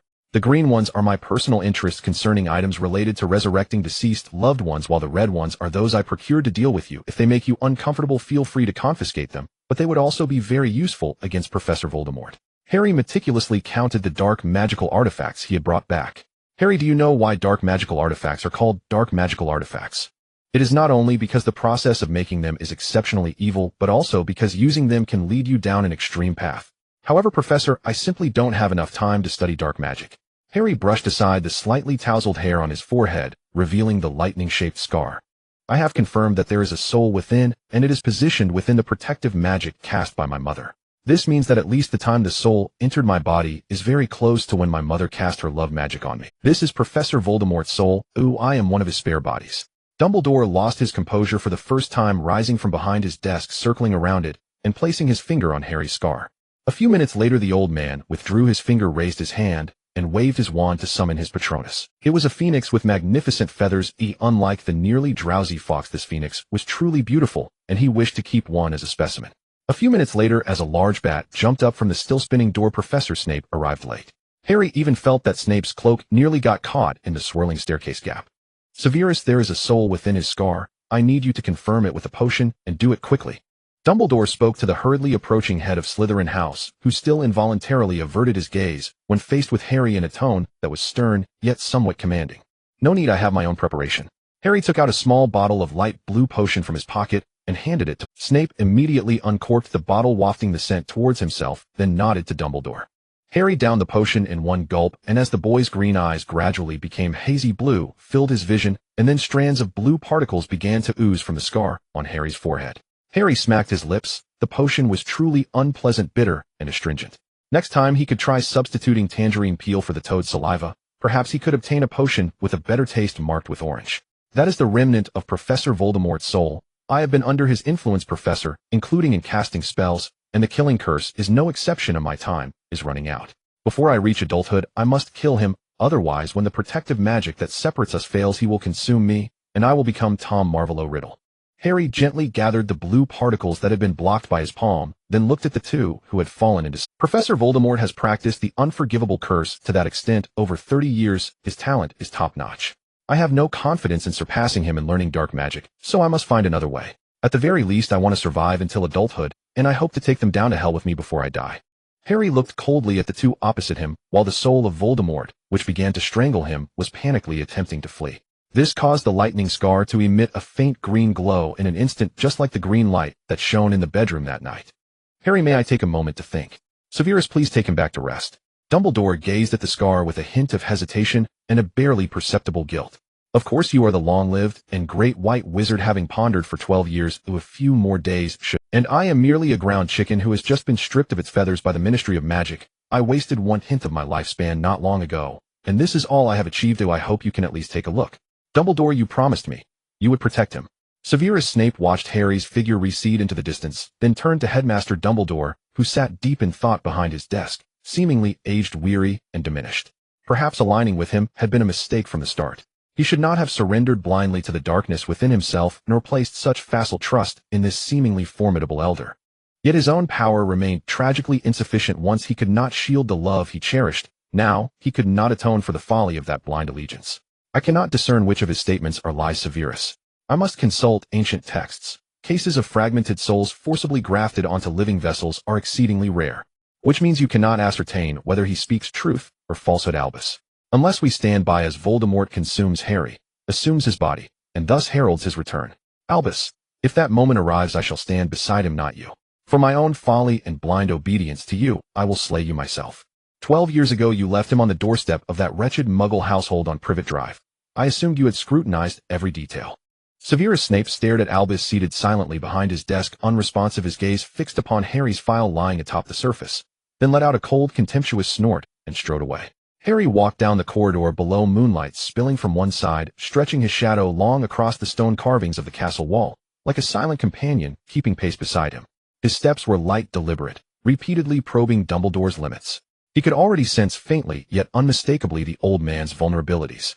Dumbledore lacked neither resolve nor wisdom, but perhaps the traumatic incident involving Professor Tom, or that ill-fated pedagogical experiment, had left him hesitant, even timorous. Now he faltered, unable to commit. Yet Harry required no such resolution from the elder. Given time he would act, unhesitating, unburdened by doubt. This was the hallmark of the Gickle Highlanders. Though sometimes rash, even impetuous, they never let hesitation cost them their quarry. On the Gickle Plateau, any misstep meant death.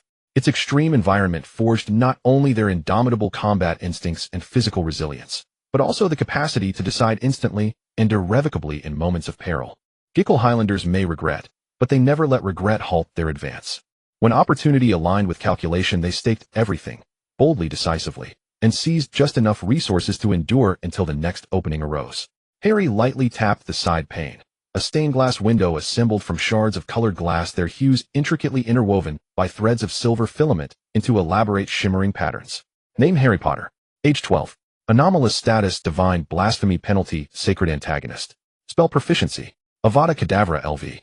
For 2987100000. Crucio LV.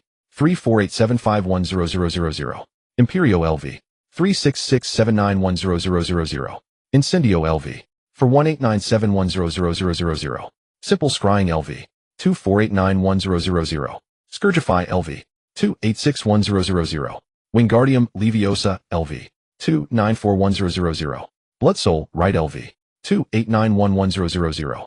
Obliviate LV. 2176100. Legilimency LV. 2343100. Lumos LV. 182100. Transfiguration LV. 197100. Reparo LV. 181100. Stupefy LV. 192100. Alohomora LV. 163100. Disillusionment Charm LV. 181100. Revealing Charm LV. 162100. The forbidden magical knowledge he had forcibly memorized was rapidly integrating within his mind. He dared not transcribe it. Dumbledore would surely uncover such secrets. Thus Harry relied solely on mental rehearsal, on memory analysis and comprehension. It demanded extraordinary intellect and innate brilliance, and precisely there lay his greatest strength. He lacked neither talent nor diligence, neither serendipity nor decisive courage in crisis. Coupled with his ruthlessness and utter lack of scruple, these traits forged him into the ultimate hexagonal warrior, flawless in every dimension. He had witnessed apprentices more strategically astute. He had encountered figures far more merciless, those who treated flesh, memory, even soul itself, as mere fuel for ascent. He had seen those surpassing him in raw talent or relentless effort, yet each bore fatal weaknesses. After his world fell, roughly 150 million magically gifted apprentices remained, while the remaining 47.9 billion sentient beings served only as fuel and lubricant for the Crimson Spire's abattoir of flesh. They were not even cogs. They lacked the very qualification to become one. Few wizards ever pursued research into granting magic to the magically inert, deeming it utterly futile. For even in blood ritual sacrifice, a single gifted apprentice wielded more potency than 10 million untalented sensitives combined. And so long as the Crimson Spire continued its conquests, gifted apprentices would never run scarce. Of those 150 million, Harry alone ascended to full magehood. Others might follow, but as far as he knew, he was the first and only. As reward, all Gickle Highlanders and Seninians received full amnesty, tax exemption, noble status, and authority to rule over other low-sensitivity beings in their world. Harry cared little for such honors, but the Crimson Spire enacted them anyway to establish a paragon. As for the former nobility, who mourns ants? Harry moistened his lips, finally returning to the Hufflepuff common room. There was no urgency in expelling Professor Voldemort. Not yet. He was after all the perfect natural scapegoat. So long as Harry remained discreet, every misdeed could be attributed to Professor Voldemort's instruction or influence, while his kindness, compassion, and loyalty toward peers reflected his true nature. This charade would grant him ample space to grow, right beneath Dumbledore's watchful gaze. His alibi for reverie was already prepared. From his trunk, he withdrew a locket. Its hinge clicked softly open to reveal the photograph Hagrid had given him himself, Lily, and James. A love-deprived child staring at his parents' portrait, warding off the dark uncle's Voldemort's seduction. Perfectly plausible, wasn't it? Even Snape could scarcely imagine Harry reviewing black magic theory while gazing upon Lily and James' image, an extremity bordering on the grotesque. After class, Harry was no longer as lively as before, at least compared to the previous school year. The time he spent in the library and study room had significantly decreased. Most of the time the boys hid in various corners, wallowing in their own emo feelings. Today their potions professor arrived early and slowly made his way to the corner. At this moment class had not yet started, and the little wizards were gathered in groups. After a semester of interaction, the first-year Hufflepuffs had spontaneously formed a small circle around Harry. Yet the core figure of this small group was buried in his books in the corner. Snape glided across the green floor and approached Harry.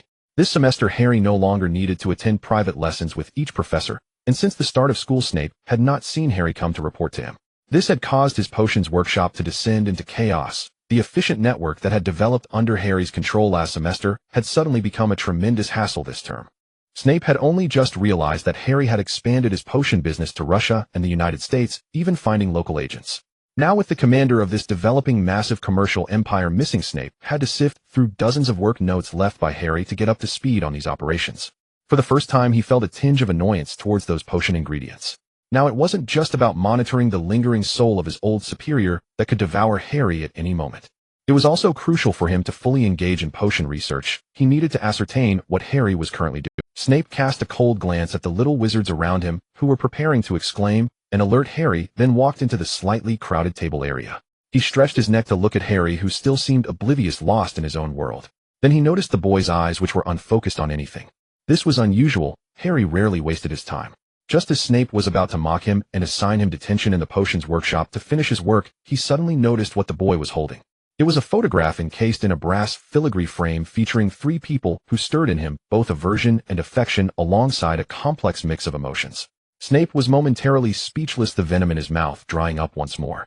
Harry, seemingly finally aware that someone was watching him, hurriedly closed the small box in his hands and tucked it into his side pocket. After completing this action under Snape's gaze, Harry finally looked up at Snape, who stood quietly beside him. "Professor, is there something you need?" His tone was calm, as if the person who had been staring at the photo of his parents just moments ago was not him. Beneath his cold exterior, Snape vaguely sensed a flicker of warmth in Harry's heart. However, that warmth was slowly cooling under the influence of Voldemort's lingering soul. The calmer the boy appeared, the more troubled Snape felt. Even if he cried to him in the middle of the night, it would be better than this. At least he could mock the boy's weakness while offering him a slightly greasy but solid shoulder. "No, nothing. Class is starting. Why are you all just standing there? Do you need me to help you set up the cauldrons?" Slytherin loses 5 points. Snape walked behind Goyle, and addressing the boy who was sharing cake with his friends, struck him sharply on the back with his teaching rod. The little badgers and snakes all widened their eyes. It was well known that Severus Snape only added points for one house and deducted points from 3. To have him deduct points from Slytherin was as difficult as having him add points to Gryffindor. Generally, he would only violate Snape's scoring rules when he absolutely had to add or deduct points. A situation like this, where he randomly deducted points out of bad temper, would not have surprised anyone if it occurred with Gryffindor, Hufflepuff, or Ravenclaw. But witnessing this scene unfold in Slytherin left all the little wizards in the classroom stunned. Goyle, who had not only lost points, but also received a lash, opened his mouth in shock. He was unsure whether the pain from the whip on his back or the loss of points for his house hurt more. Slytherin had a tradition of bullying those who caused points to be deducted until the offender restored the lost point. However, Goyle thought perhaps it would be more effective to simply transfer schools. He hurriedly looked toward Draco Malfoy and found his mainstay also gazing at the headmaster in astonishment. "Why are you all just standing there? Do you need me to change your diapers?" Hufflepuff loses 10 points. With the rustling sound, the little wizards immediately sprang into action. As for this little interlude, perhaps it was Snape's new tactic to deduct even more points. Harry remained lost in thought while Snape looked at the potion Harry had already prepared and the way he held the book, which was upside down, and surprisingly chose to ignore it.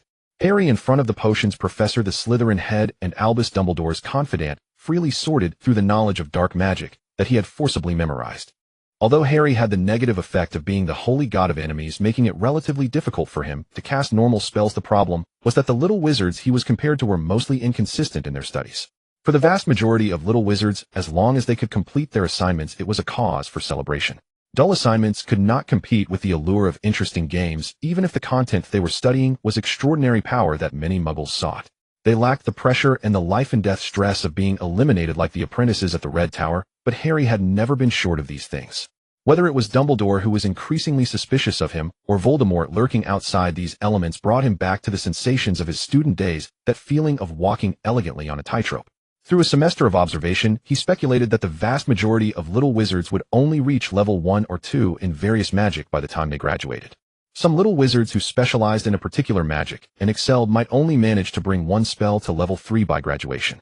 The professors, especially those like Professor McGonagall, Flitwick, Snape, and Sprout, whom were all heads of houses, mostly had a repertoire of spells starting from level 2, with a few at level 3. In their respective specialties, they might reach around level 4, such as Professor McGonagall's Transfiguration, Professor Flitwick's Shield Charm, Disarming Charm, and Snape's Legilimency. Level 5 currently seemed to be a watershed. After all, even a genius dark wizard like Voldemort, after over 30 years of development, probably only reached level 5 in the Killing Curse.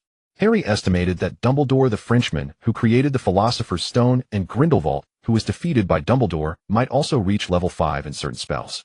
As for now, Harry's Clean Sweep, Levitation Charm, Legilimency, and Oblivion Charm had all reached level 2, while Transfiguration, Levitation Charm, Bodybind Curse, and Disillusionment Charm had topped level 1. This indicated that Harry had effectively reached the level of a graduate in these subjects. The professor's teaching pace, meant to accommodate the students, had little effect on Harry anymore. Beyond the shrieking golden plums in the bathrooms and Hagrid's frequent appearances by the Black Lake with his dog, Hogwarts landscape acquired a new fixture this year: the boy who lived haunting its most picturesque yet melancholy vistas at will. Harry now spent his days gazing blankly at photographs, openly studying the 3 unforgivable curses before the very eyes of professors and students alike. A privilege even Tom Riddle, in his days as a professor, had never enjoyed. Riddle had once pursued such forbidden knowledge furtively, through veiled inquiries or sly coaxing of his head of house, whereas Harry simply walked straight to Dumbledore and asked. Outside the headmaster's office, Harry encountered Severus Snape once again. A chance meeting, though Snape's exhaustion was unmistakable. Unlike Harry, whose rest had deepened steadily under Dumbledore's escalating threats, Snape wore the unmistakable pallor of sleepless nights. With smudged, shadowed eyes, Snape looked at Harry and swallowed his habitual venom, holding back the barbed words he so often wielded, especially before that face, so uncannily identical to James Potter's, which stirred in him an unspoken, reluctant disquiet. Harry merely nodded gently, as if their meeting were truly coincidental. Just before Harry entered the office, Snape withdrew a vial of pale gold potion from within his robes. The viscous liquid resembled honey studded with tiny suspended white granules, like pearls accidentally scattered into its depths, swaying softly with each tremor. Harry did not take the vial. Instead, he lifted his gaze to Snape, silently questioning its nature. The balance of power had shifted. Harry could now defeat Snape single-handedly. Thus he held the right to refuse any offering, even from Dumbledore, whose authority Harry now possessed the leverage to negotiate. No one willingly ingests unverified substances. By the Red Spire's tradition, formal-level wizards no longer undergo trial dosing. Indeed, it would be unthinkable luxury to task a formal wizard with testing potions. At the Red Spire, the only potion a wizard drinks without hesitation is one they have brewed themselves. Unlike white mages who cling to ethical restraint, Red Spire adepts routinely embed toxins within potions, using them as levers of coercion when necessary. Such tactics were neither rare nor considered dishonorable there. After all, relying solely on another's potions without countermeasures was sheer folly. Foolishness at the Red Spire ranked alongside weakness as the gravest universal indictment.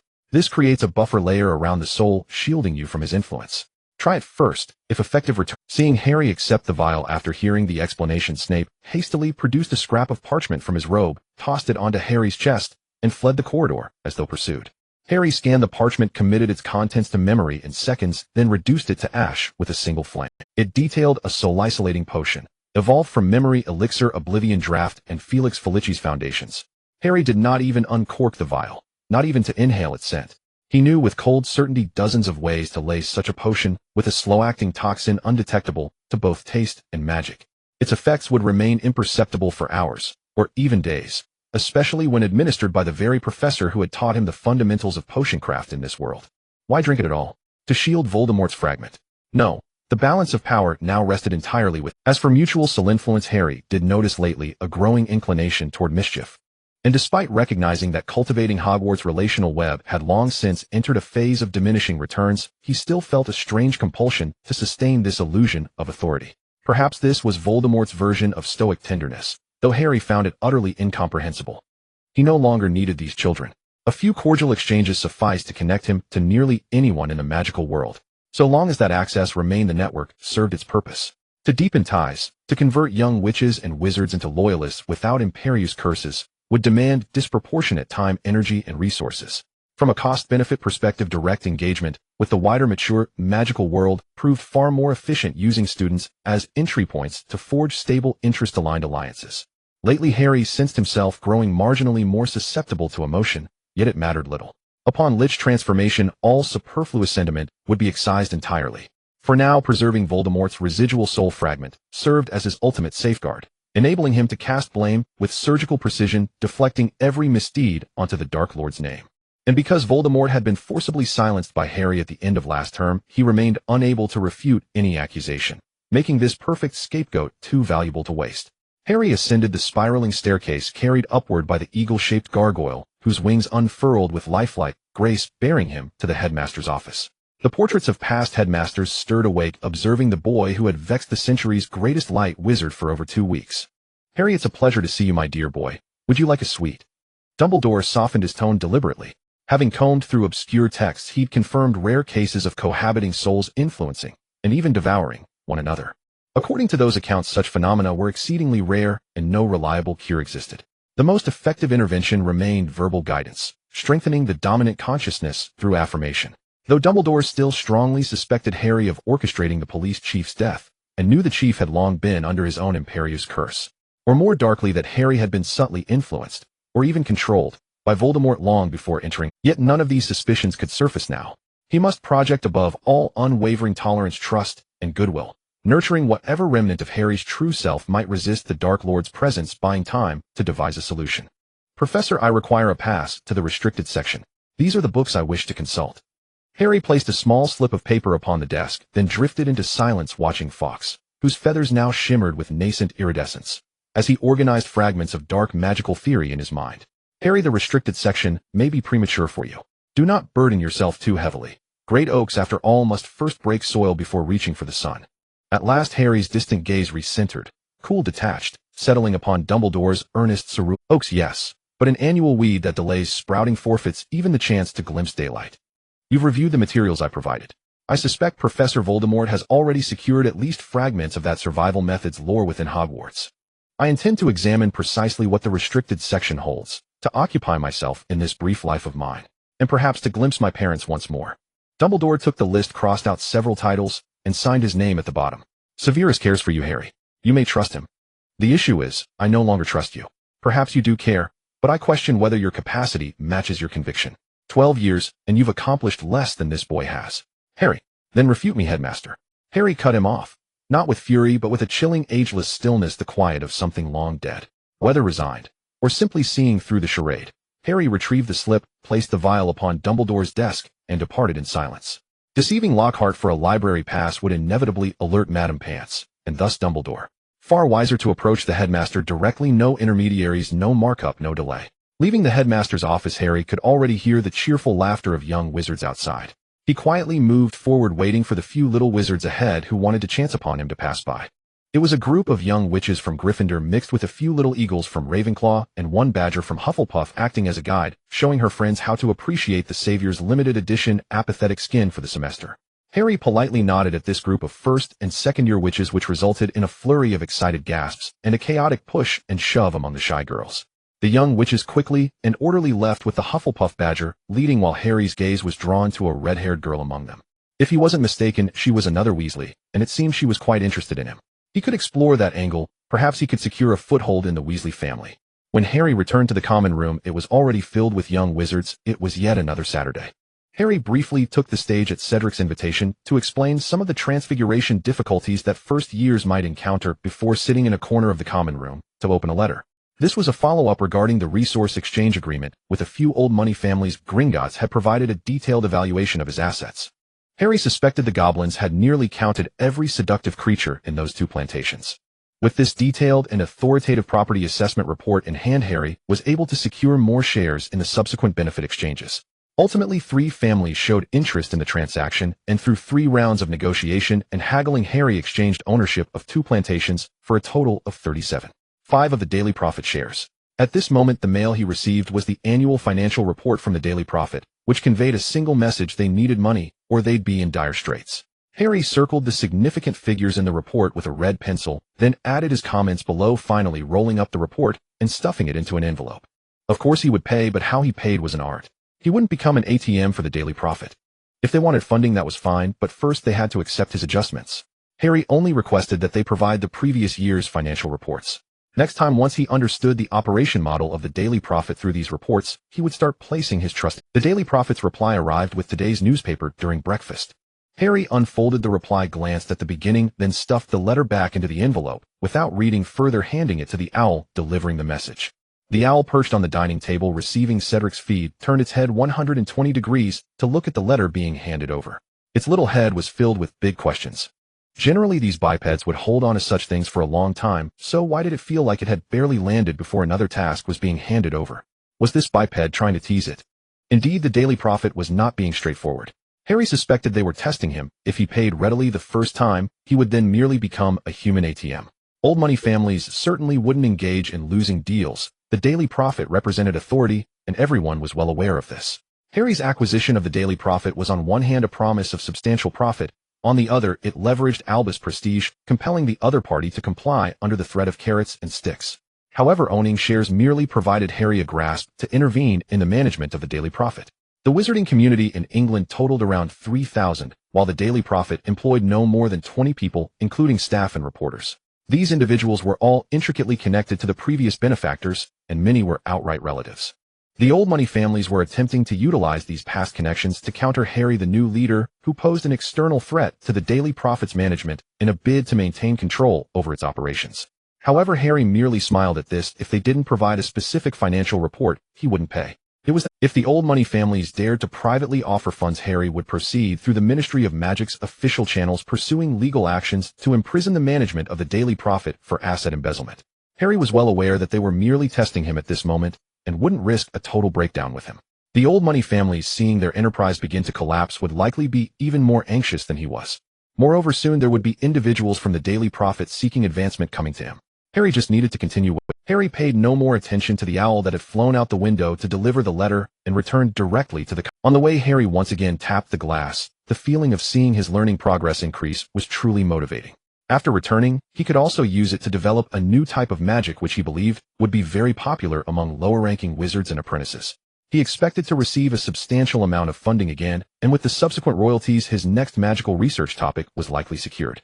Name: Harry Potter. Age 12. Abnormal status: blasphemous punishment, holy adversary. Curse status: Avada Kedavra LV4 358 710 0000. Cruciatus Curse LV3 677510000. Imperius Curse LV3 8679100000. Fireball Spell LV4 189 710 0000. Basic Detection Spell LV2 692 1000. Clean Sweep LV2 124 1000. Levitation Spell LV2 107 1000.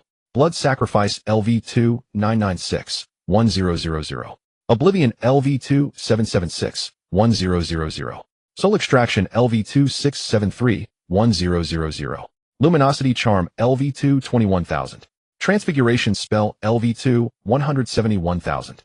Restore to Original LV2 161,000. Stupefy LV2 21,000. Alohomora LV2 11,000. Disillusionment Charm LV2 121,000. Reveal Spell LV1 72,100. Armored Charm LV0 510. Muggle Repelling Charm LV0 910. Summoning Charm LV0 810. Having only covered about half of the dark magic knowledge from Egypt, Harry was confident that after digesting this knowledge, he could elevate all 3 of his unforgivable curses to level 4. As for the new defense against the dark arts professor, after several attempts to gauge him, Harry reluctantly discovered that he did not possess a generous Professor Voldemort hidden in the back of his head. However, this was understandable. After all, Professor Voldemort was not like chives that could regrow immediately after being cut. He needed to give the other party time to win their revival match, and he believed they would meet again soon. Today is October 27th, and the little wizards are waiting at the breakfast table for the owl with flapping wings to bring them today's fun. At this moment they are enjoying a breakfast that has not yet been enhanced under the area where these birds are about to glide. Soon today's daily prophet will arrive accompanied by the counterattacks of the dying old coins. On the front page of today's daily prophet the editors have written explosive headlines in a bright red that seems to have just flowed from the body of an innocent. The Savior is killing you, the daily prophet. The little wizards all look towards Harry, especially those gathered around. If the existence of the daily prophet is merely to arrange for those who fought against the Death Eaters in the past, allowing them to sit safely in their offices while we can quietly study here like heroes, then I think it's better for it to die sooner. If necessary, I will personally deliver the eulogy. Harry looked at the little wizards who were gazing at him, and he was certain that his words today would soon be written in letters circulated throughout the wizarding world. There are only about 3,000 wizards in the whole of Britain, and nearly 240 of them are little wizards currently at Hogwarts. Through these little wizards, you could almost reach every adult wizard in the mainstream wizarding world. Harry's words were enough to reach the entire wizarding community, but that was not sufficient.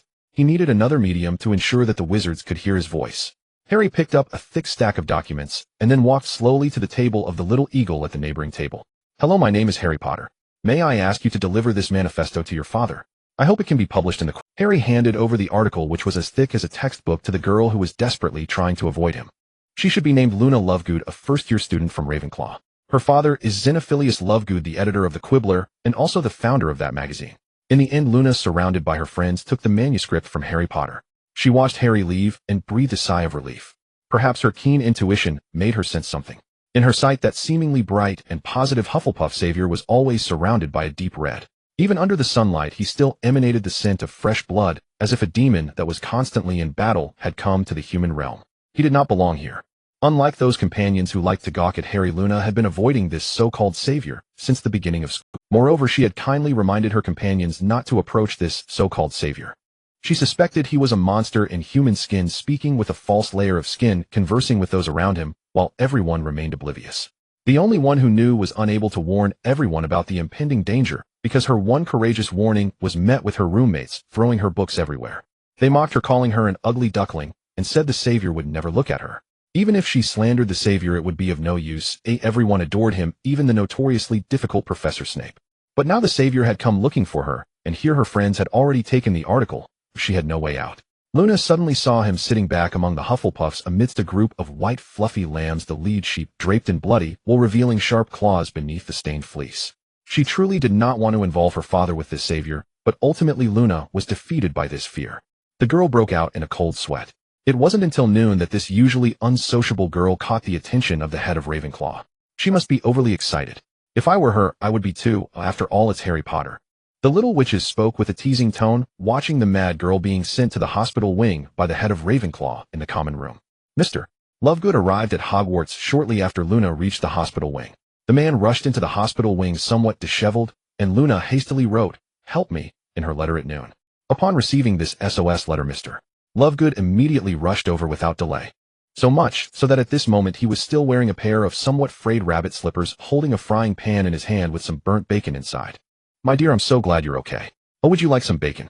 Mr. Lovegood tried to cover his daughter's ears with his hands to ward off the buzzing flies that were bothering her. Only then did he realize that he was wearing a baking glove and holding the already cooled frying pan, having hurriedly left home, hoping he remembered to turn off the fire. Mr. Lovegood, a student, reported seeing a disheveled man running around the campus with a pan of burnt bacon. I must say Hogwarts allows parents to visit, but you need to be accompanied by a professor at least. Professor McGonagall arrived at the hospital wing with the head of house. To be honest, Professor McGonagall was extremely nervous when she heard about a strange person rampaging around the camp. She immediately had a head of house write a letter to Dumbledore reporting the situation and asked Professor Flitwick, who was accompanying her, to keep an eye on this year's defense against the dark arts professor. She then hurried to the hospital wing, following the witness testimony. By now she could already confirm that the strange man was likely Mr. Lovegood, who was expressing his concerns for his daughter and hoping to visit Hogwarts. Professor McGonagall, Professor Flitwick, and Helena Ravenclaw, the ghost of Ravenclaw, confirmed when the application was submitted that Luna was indeed isolated at school. Moreover, there were some negative occurrences, and since the girl had been admitted to the hospital wing today, she agreed to let this single father come to see her. However, Hogwarts is a place protected by magic, and according to the rules, no non-visitor wizard is allowed to enter. Even people like Mr. Lovegood who were invited need to be accompanied by a head of house or professor to enter the Hogwarts campus. Additionally, given the incident last school year involving Harry and Voldemort, which led to the replacement of the Defense Against the Dark Arts professor for the 1991 class, McGonagall initially thought a Death Eater had come in. It seems that the disturbances from the local insects are too much. May I take Luna home for some rest? Mr. Lovegood ultimately chose to let the poor Luna go home for recuperation, and Professor McGonagall agreed after a brief contemplation. After all, Mr. Lovegood is an adult wizard, and taking care of and teaching a young witch for a short period is indeed. Luna is not adapting well at Hogwarts. Returning home for some rest before resuming classes is a viable. As Mr.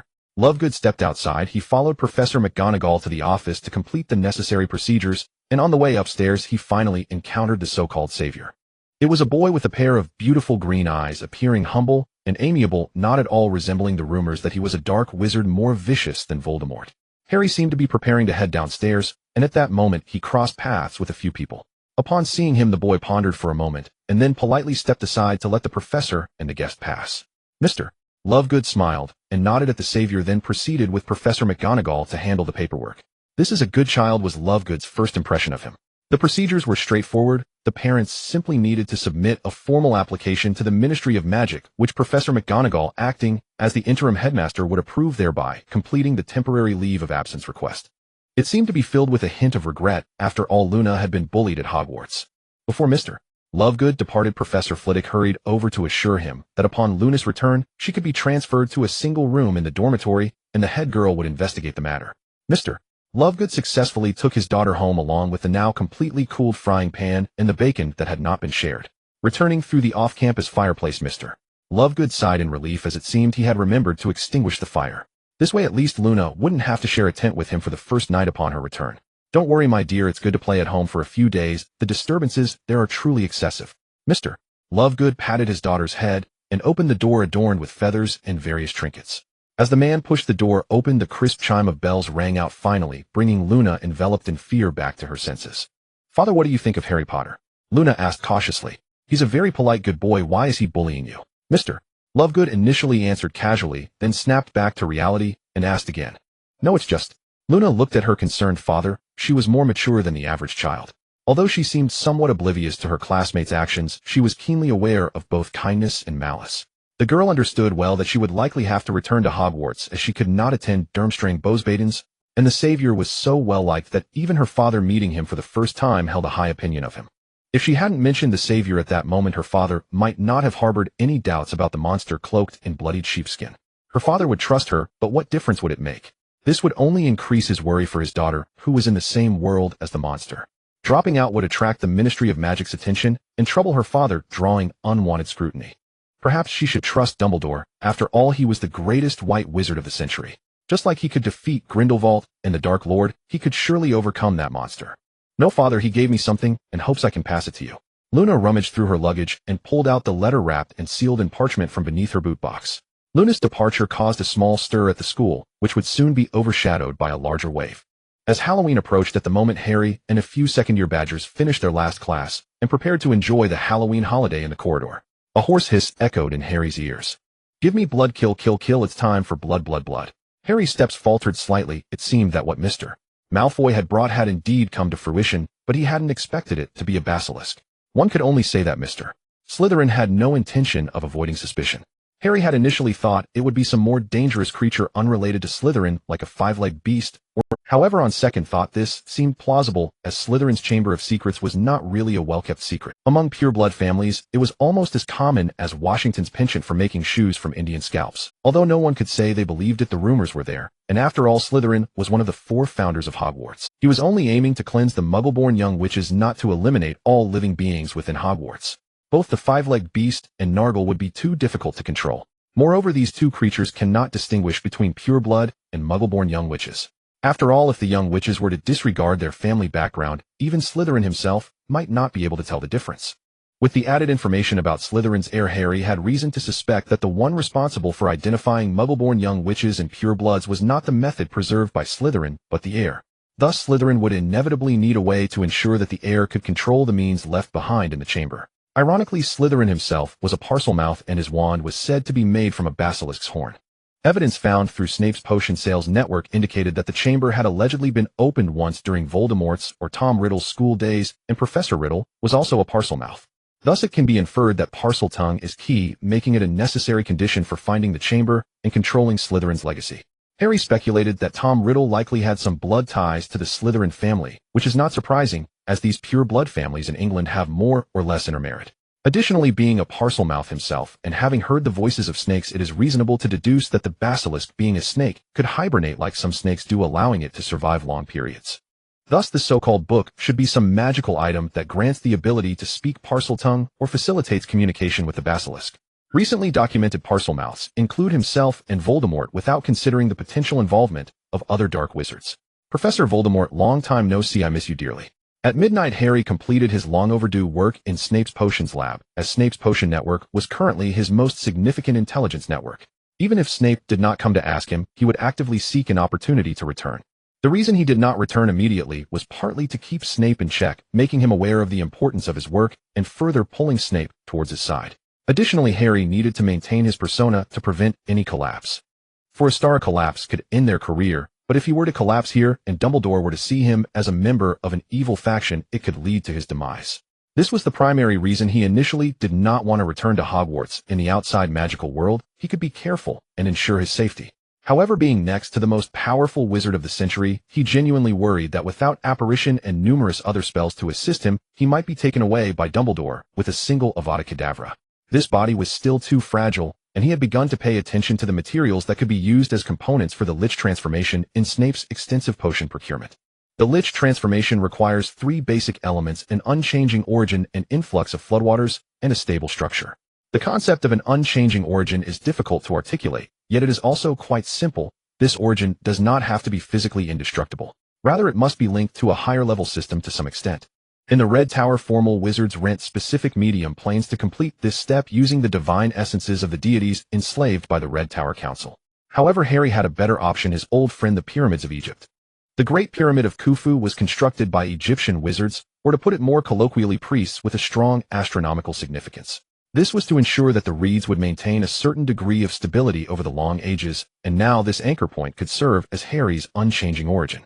At this moment, Harry's notebook contained a hand-drawn map he had completed in Egypt, filled with numerous calculations. Ultimately, based on the internal documents provided by Tutankhamun, Harry inferred the original design drafts of the Egyptian pyramids. Harry only needed to adjust this design with the current astronomical observational data from both wizards and muggles, and the precision of the Egyptian pyramids would surely suffice. The only troublesome aspect was that all the local reeds might become obstacles that needed to be cleared in advance, including the local families that required thorough cleaning. The second component is the influx of floodwaters. According to Harry's calculations, he would need about 100,000 wizards, or an equivalent amount of magical humanoid flesh, as the raw material for the floodwaters. The goblins could provide 20,000, and centaurs, vampires, and werewolves could barely contribute 3,000. The rest would require the wizards to pitch in. For more distant non-humanoid beings, such as 3-headed dogs and dragons, although one could provide the equivalent flesh content of more than 10 standard wizards. But the problem is these creatures are not usable unless Harry no longer wishes to be human.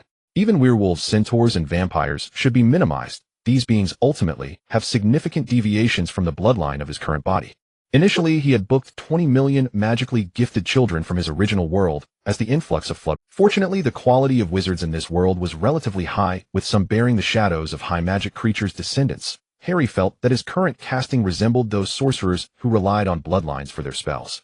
In this regard, if he could gather 100,000 wizards as the influx of floodwaters, the quality of the ritual might exceed his previous attempt.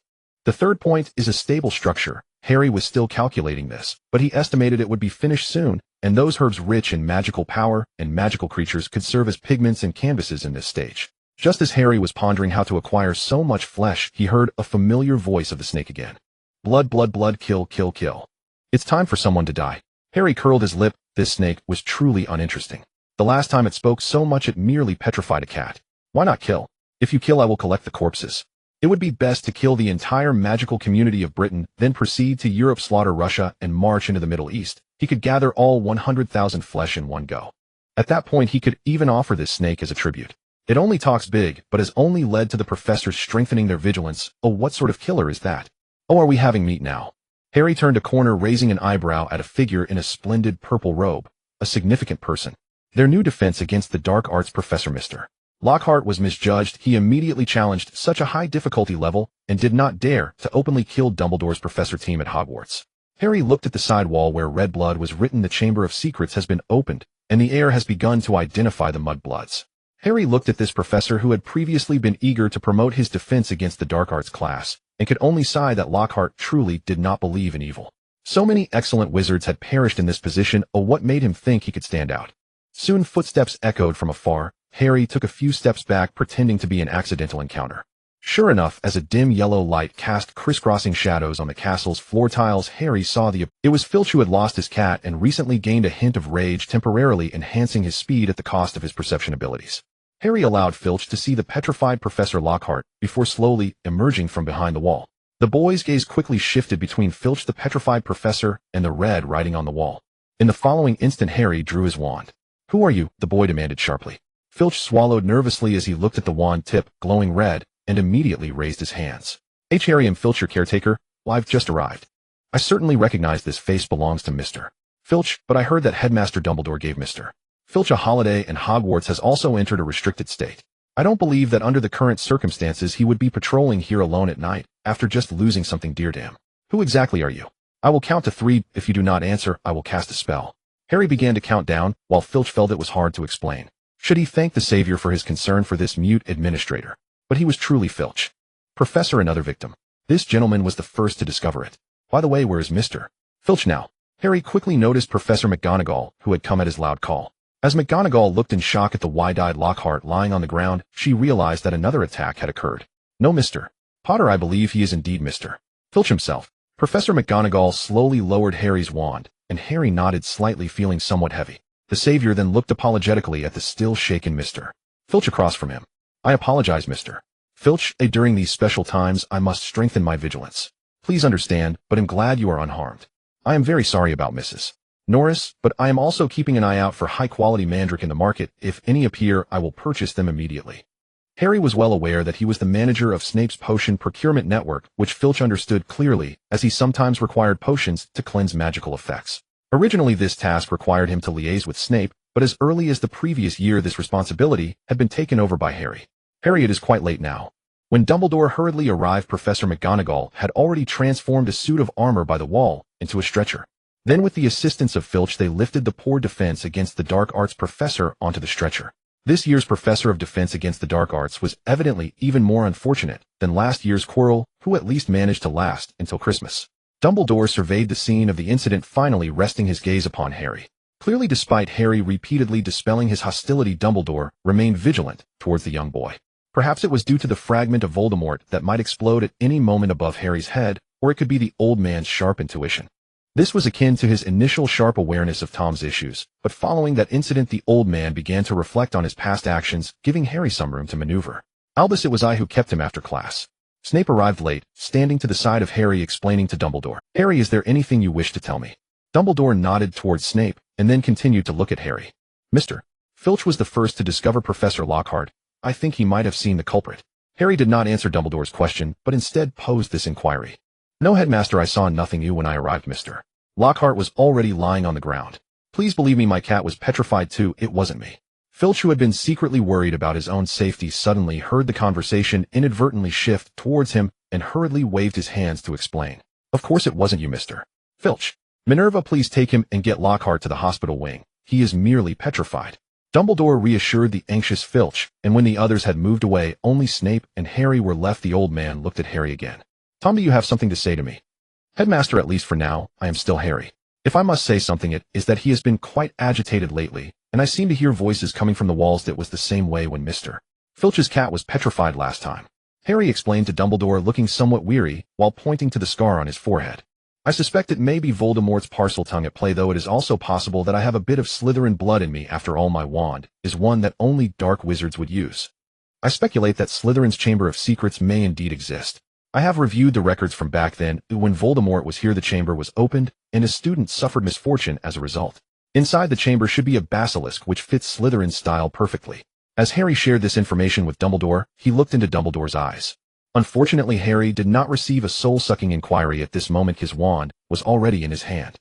If Dumbledore dared to perform the soul-sucking inquiry, he would surely reveal a flaw, and perhaps Harry could seize the opportunity to strike a fatal blow. Then he could take down Snape as well, framing this former Death Eater for the incident, thus allowing himself to legitimately rid himself of the troublesome old man, while also fiercely propagating the threat of Voldemort, seizing the immense power vacuum that would follow Dumbledore's death. However, it seemed Dumbledore was on high alert, or perhaps the old man simply chose to adhere to his moral baseline. Even in suspicion, he did not rashly use the soul-sucking inquiry. A basilisk from Slytherin. Harry, if you have any other information, remember to come find me. Basilisks are very dangerous, do not go looking for it alone. Moreover, a wand does not determine a person's good or evil. What determines a person's morality is how they perceive and treat the world. Dumbledore cast a meaningful glance at the inscriptions on the wall as well as at Snape and Harry before leaving the scene of the incident. A professor had met with misfortune at Hogwarts. Evidently, this incident was more alarming than a student being attacked. Although the professor seemed somewhat incompetent, he was still a professor. If even professors could be attacked, how far could the little wizards be from harm? This morning, as the contradictory opinions issued a manifesto against the Daily Prophet, the Daily Prophet began to counterattack on this front. The little wizards gathered in the dining hall this time, yet due to the threat hanging over them, they could not fully support Dumbledore as they had previously. Harry turned to the front page of today's Daily Prophet. Is sculpting a golden statue of the aging head wolf maintenance or a form of flattery? It was evident that there were indeed clever people within the Daily Prophet. They were well aware that their previous distortions and rumors regarding Dumbledore did not hold water, especially since Harry had raised the banner against Voldemort. If the Daily Prophet opposed Harry on this matter, it would only lead to their own downfall. Therefore, the Daily Prophet, treating Harry and Dumbledore as a unified entity, prepared to capitalize on this incident involving the attack on a Hogwarts professor to divert focus, while simultaneously striking at their vulnerabilities. They aimed to steer the discussion towards whether it was correct to sculpt a golden statue of Dumbledore and away from their previous, obviously malicious reporting. However, this incident had a positive significance for Harry in controlling the Daily Prophet. The Daily Prophet made a mistake. Harry did not intend to genuinely defend Dumbledore. Obtaining control of the Daily Prophet was his primary goal. Dumbledore had become a figure of public disdain as long as no one could be sure they could defeat him. Then he would have immense influence in the wizarding world, and this influence was the power Harry could usurp from this. After reading through the Daily Prophet's press release, Harry immediately began to write a counterattack targeting the Daily Prophet's weak points. The Daily Prophet had poked at Dumbledore, and Harry was pricking the Daily Prophet, which was not in conflict. As Harry sent the letter to Mr.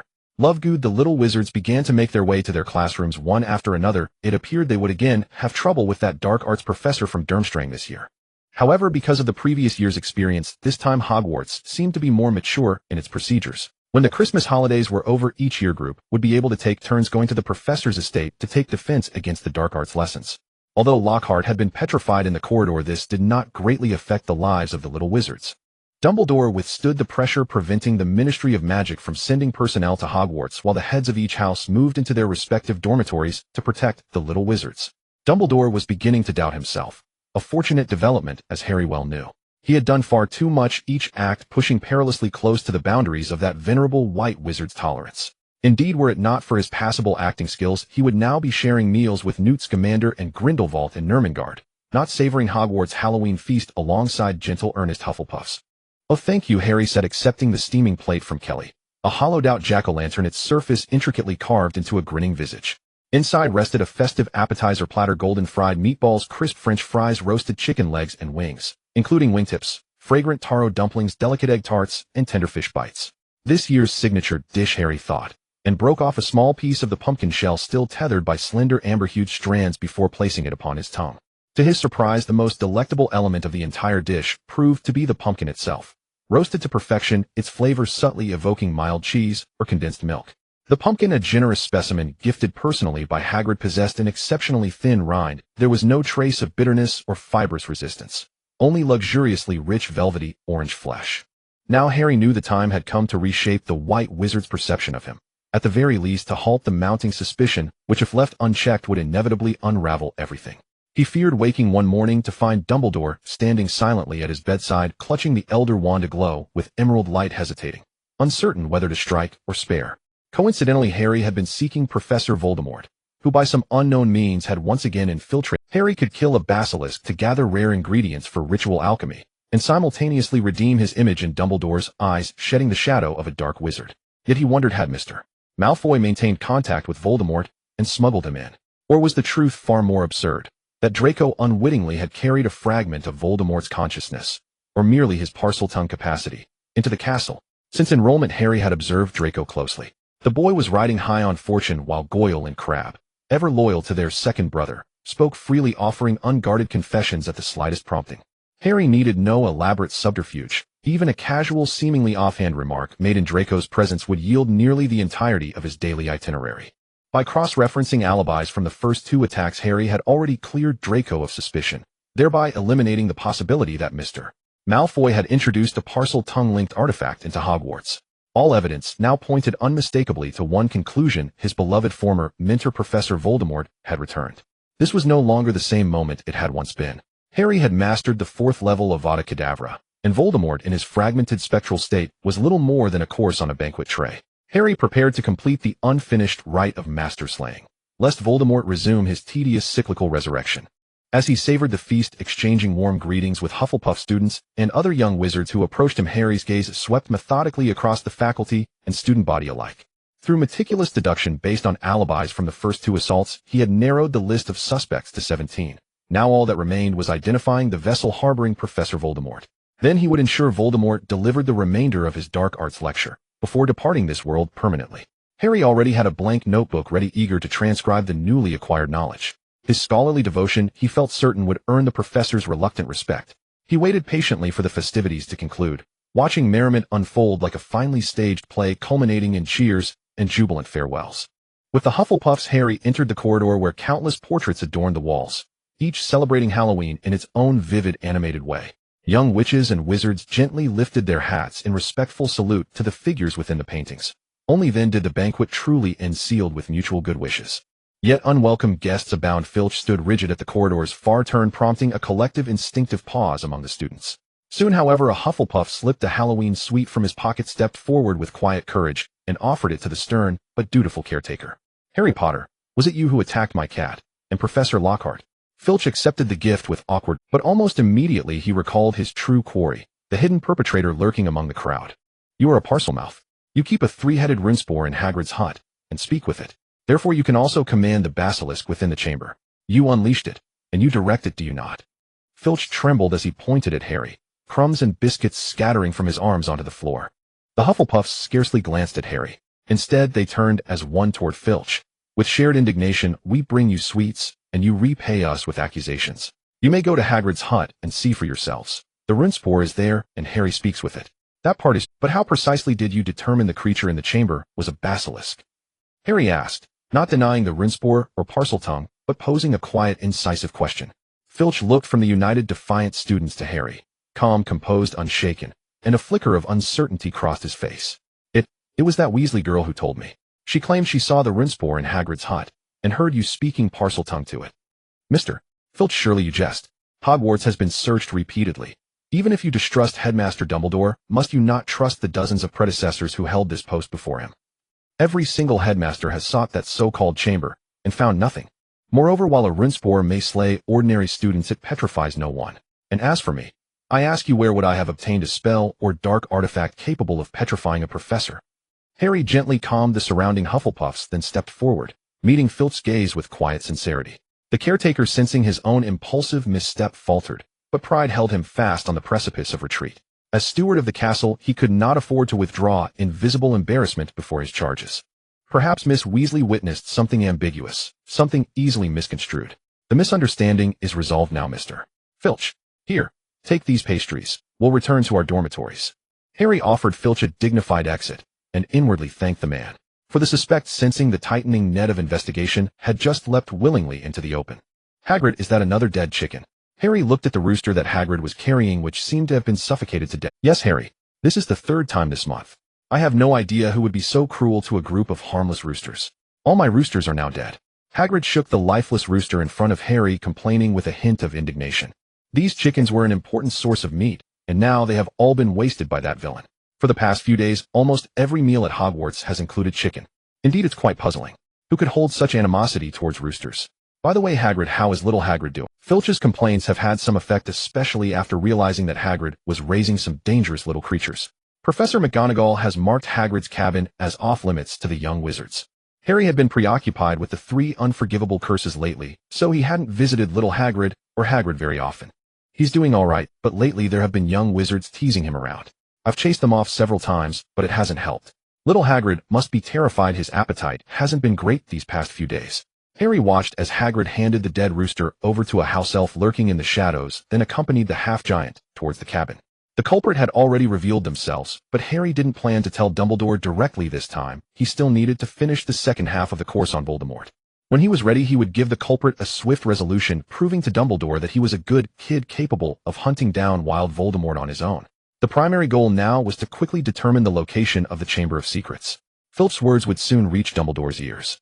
By then Dumbledore would surely realize that Ginny was in trouble, and this time-limited side quest would be snatched away by Dumbledore. Let's just hope Hogwarts allows young wizards to take their prey away. That way the foundational materials needed for the transformation can be secured on site. This would save Harry the trouble of going to Africa to find thunderbirds, which, as he heard, were nearly extinct. If he killed a few more, they might truly become extinct. These magical creatures at the apex of the predator hierarchy were usually vital sources for potion ingredients. If they were all wiped out at once, it would be akin to killing the goose that lays the golden eggs, and would severely undermine the value of this world. That basilisk was just right. If Harry wasn't mistaken, it was likely the one Salazar Slytherin had placed there, and if it were still alive, it should have become an ancient entity.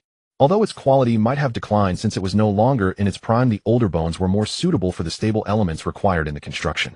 Harry entered Hagrid's cabin and greeted a few badgers hidden in the grass before heading to the backyard.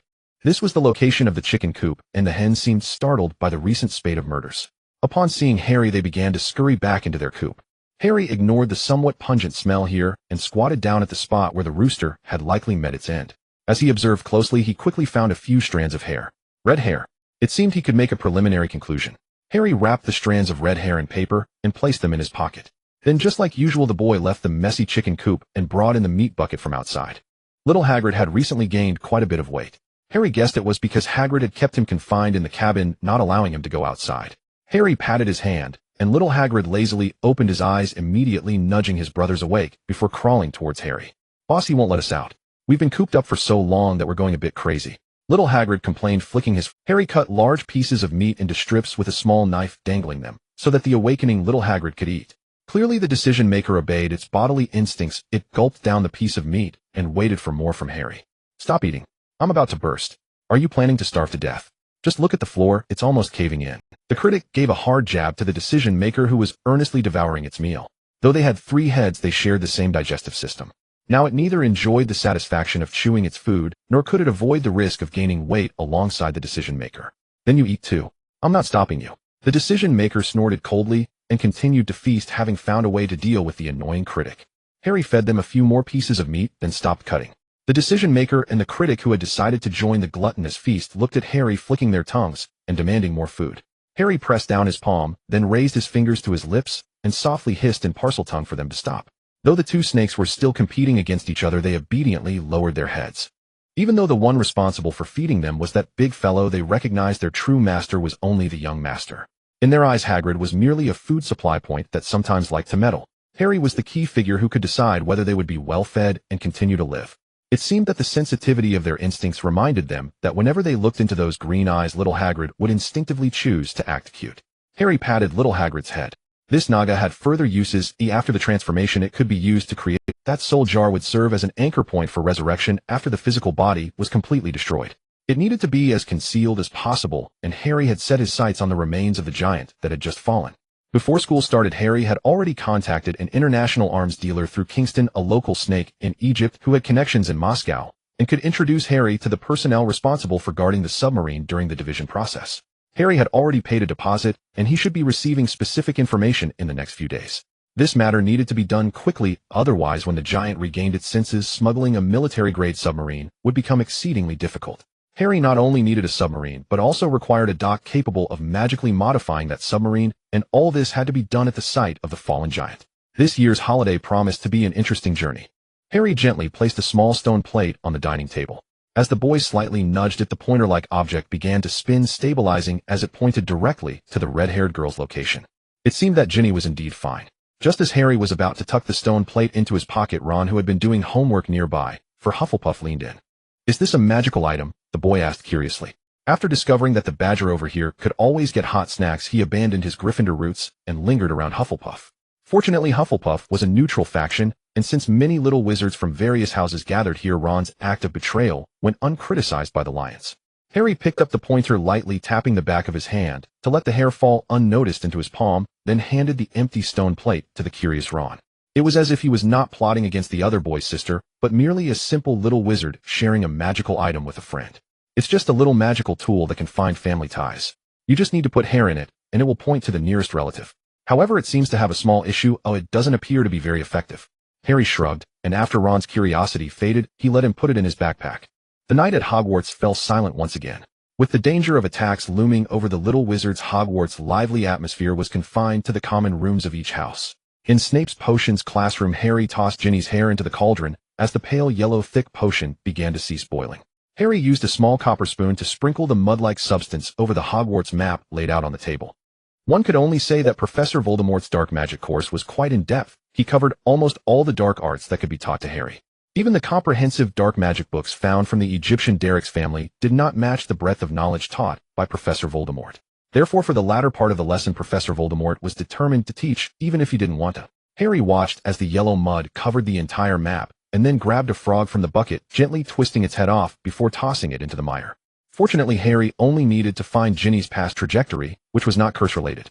Even if it was packaged as a blessing ritual element to bring her a brief stroke of good luck, it wouldn't trigger any reactions from Hogwarts Castle. One could only say that the boy was indeed good at studying. Just now, the curse method used on him by the spider goddess Alice was now being applied by Harry in real time.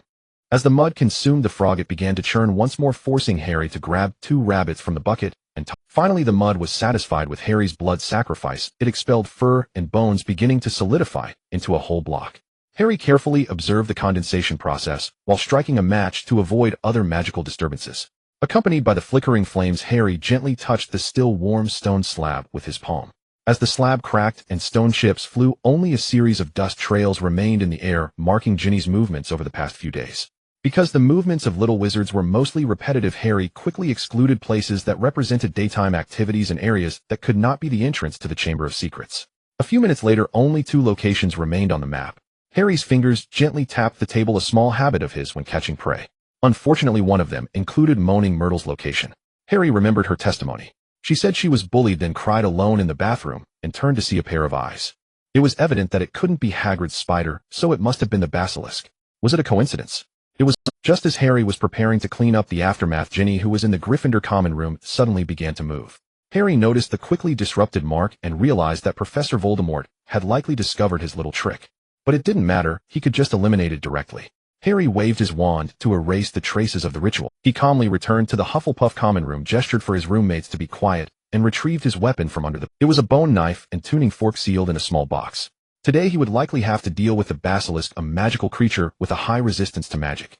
Aside from some legendary magical artifacts, it was difficult to breach its defenses. Harry's Avada Kedavra would probably require 3 or 4 casts to take it down, but that would be too risky. Harry gently used a silver-plated knife to cut a slit on one side of the tuning fork, then retrieved 3 vials of potions from the box. The boy then left the Hufflepuff dormitory, walking briskly toward the abandoned girls' bathroom. Harry really wanted to ask Professor Voldemort how he found this place back in the day, but he wanted to ask Slytherin even more. Didn't building the entrance here lead to excessive humidity in the Chamber of Secrets, causing it to mold? Harry quickly arrived at the bathroom. A blue magical aura covered his palm, and there indeed seemed to be a place that had just been opened. As the boy entered, the girl who had been screaming from within the toilet flew out. Harry glanced at her, and Moaning Myrtle let out another shriek before darting back into the toilet. Harry opened the first vial of potion, which contained a flowing golden liquid. It was his own brewed Felix Felicis. He didn't expect to use it so soon. The second vial contained a bat echo potion, which could temporarily grant a person the ability to use echolocation like a bat. This used to be a popular potion. However, one of its raw materials was a vampire's heart. After the Ministry of Magic signed a confidentiality law with vampires, and wizards hunting vampires became a dark trade. Vampires' families could easily sue dark wizards for hunting their kin. Later, as most relics and dangerous primeval forests were explored during the end of the Age of Exploration, this potion, created for hazardous environments, became a rarity due to the dual impact of demand and raw material shortages. The third vial contained a specialized antidote for petrification resistance, allowing Harry to temporarily retain some mobility after being hit by a weaker petrification spell. Harry examined the possible entrance locations carefully, especially those decorated with snake motifs. Slytherin needed his heir to find the entrance, so it couldn't be too complex. It had to be an obvious dog whistle, a mark that was exceedingly conspicuous to Parseltongue. Soon Harry found his target. Open. Parseltongue. Harry swiftly descended through the tunnel that resembled a slide, accompanied by the rising mist and a pungent odor. He casually cast a bubblehead charm for himself. The boy slightly bent his body, making the final preparations before leaving the pipe. The airflow around him quickly began to grow chaotic, a sign that he was about to leave the tunnel. The boy closed his green eyes, and the surrounding darkness gradually faded to gray. With the sound transmitted out, information returned. The edges of the dark tunnel were outlined, revealing two enemies in the distance, one large and one small. The larger one was stationed at the tunnel's periphery, while the smaller one moved away into the distance. At the moment Harry burst out of the tunnel, the bone knife clashed with the tuning fork, a blinding flash of lightning illuminating the previously dim chamber. But Ginny clutched the notebook, which contained the only friend she had at Hogwarts. She did not get along well with the girls in her year, and after interacting with Harry, whom she had once admired, she found that he was not as she had imagined. Especially when she followed Tom's instructions and killed the rooster that Hagrid kept in a pen, she saw the basilisk that Harry kept in Hagrid's hut. After asking Hagrid, she even learned that Harry could sometimes communicate with the seemingly evil snake. Her friend in the book gasped at the time and whispered many insider details about Harry to her. She wanted to tell everyone these things, but after seeing Luna, the fellow witch from her year who had also spoken ill of Harry being bullied, she wisely chose to remain silent. Her brothers did not believe her at all. Ron, George, Fred, and even Percy did not believe her. They repeatedly told her that Harry was the best Hufflepuff they had ever met, the greatest savior. How could he be an evil dark wizard? This solitude and discomfort after leaving home left the girl feeling lost, and at that moment the notebook that had suddenly appeared in her backpack naturally became her only companion. However, this companion was overly mischievous. The first incident occurred when the cat scratched her, and her brothers constantly recounted the evil deeds of Filch and his cat. She thought she should have told Professor Dumbledore that she only meant to scare the cat at first. But soon it seemed that Professor Lockhart, who had noticed something, began to probe into the source of her magical knowledge, causing Ginny, under her friend's influence, to turn against the professor. She was terrified at that moment. She feared that Professor Lockhart would truly meet with misfortune because of her, and even more, she was afraid that everyone would find out about it. However, when she desperately tried to make everyone suspect Harry, who was the heir of Slytherin, she was awakened in the middle of the night by her friend. Tom told her that Harry was probing her. Once Harry confirmed that she was the one spreading rumors, she would vanish from Hogwarts and her parents would never have the chance to see her again. And her brothers would have to coexist with that dangerous murderer in the same school for years. Fear consumed Ginny entirely. She pleaded for her brother's help and ultimately received a suggestion to stay with the basilisk as it could protect her. Harry Potter is a dark wizard no less than Voldemort, otherwise how do you think he defeated the once mighty Voldemort? This is your only chance, Ginny. If he succeeds, Hogwarts will fall, your family, your brothers, the entire magical world will be shrouded in his reign of terror. You are the one who has slandered him, he will not spare you. Tom's form gradually began to solidify. The young man had a handsome face, a magnetic voice, and his words provoked the girl's thoughts, guiding her to develop in the direction he desired. The main soul truly lost unjustly. That boy named Harry was a dark wizard no less than himself, and he needed to eliminate him before he fully developed. Otherwise, even if he killed Dumbledore, he would lack the confidence to confront the grown Harry Potter. Tom was certain that Harry had learned some things, especially that he was already probing Ginny, which meant that he was close to being discovered. He needed to quickly incite Ginny to complete the final sacrifice. Right here, let her walk onto the altar, set up the items, and then lie down in the position of the offering. However, this little girl was after all a child from a pure-blood family, more difficult to deceive than an ordinary Muggle-born, which is she had a certain resistance to things whose uses were unclear. Tom could only keep emphasizing the urgency of the moment. This was not a lie. He was uncertain whether the basilisk could defeat Harry. He needed to restore his magical abilities personally and cooperate with the basilisk to have a chance to eliminate Harry. Finally, after repeated persuasion, and with the fear of being discovered and sent to Azkaban, Ginny slowly walked towards the altar. Tom let out a sigh of relief. Harry must be on his way. To avoid becoming a meal, he needed to recover quickly.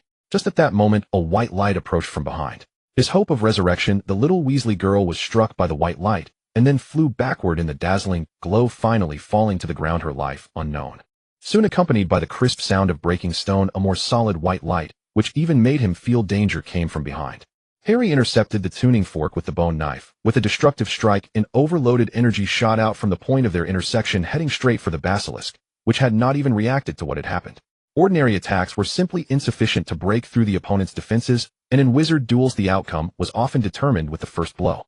This was emphasized by the professor from Durmstrang and Professor Voldemort, and Harry strictly adhered to this, deciding to put it into practice.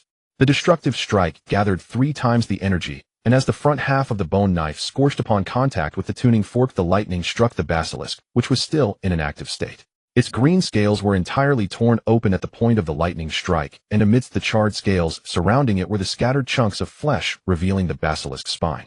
Yet it survived, relying on its tenacious vitality. Tom let out a sigh of relief. This counted as one of the few good pieces of news. "Stop and buy me some time." Tom hurriedly ran towards the position of the Weasley girl. At this moment her limbs had already been blasted off, although her soul fragment had acted defensively before the attack, saving Ginny from being killed instantly. But now this little girl was close to death. He had to complete the ritual quickly, otherwise he would be completely crushed in the cradle by Harry, who was pursuing him. The basilisk could not hold on for long, at most 3 minutes, and then he must step in. Avada Kedavra. Just as Tom picked up the scorched wand from the ground, a green light shone from behind him. Harry discarded the completely destroyed weapon, the broken obsidian tuning fork and bone knife still crackling with bright white sparks.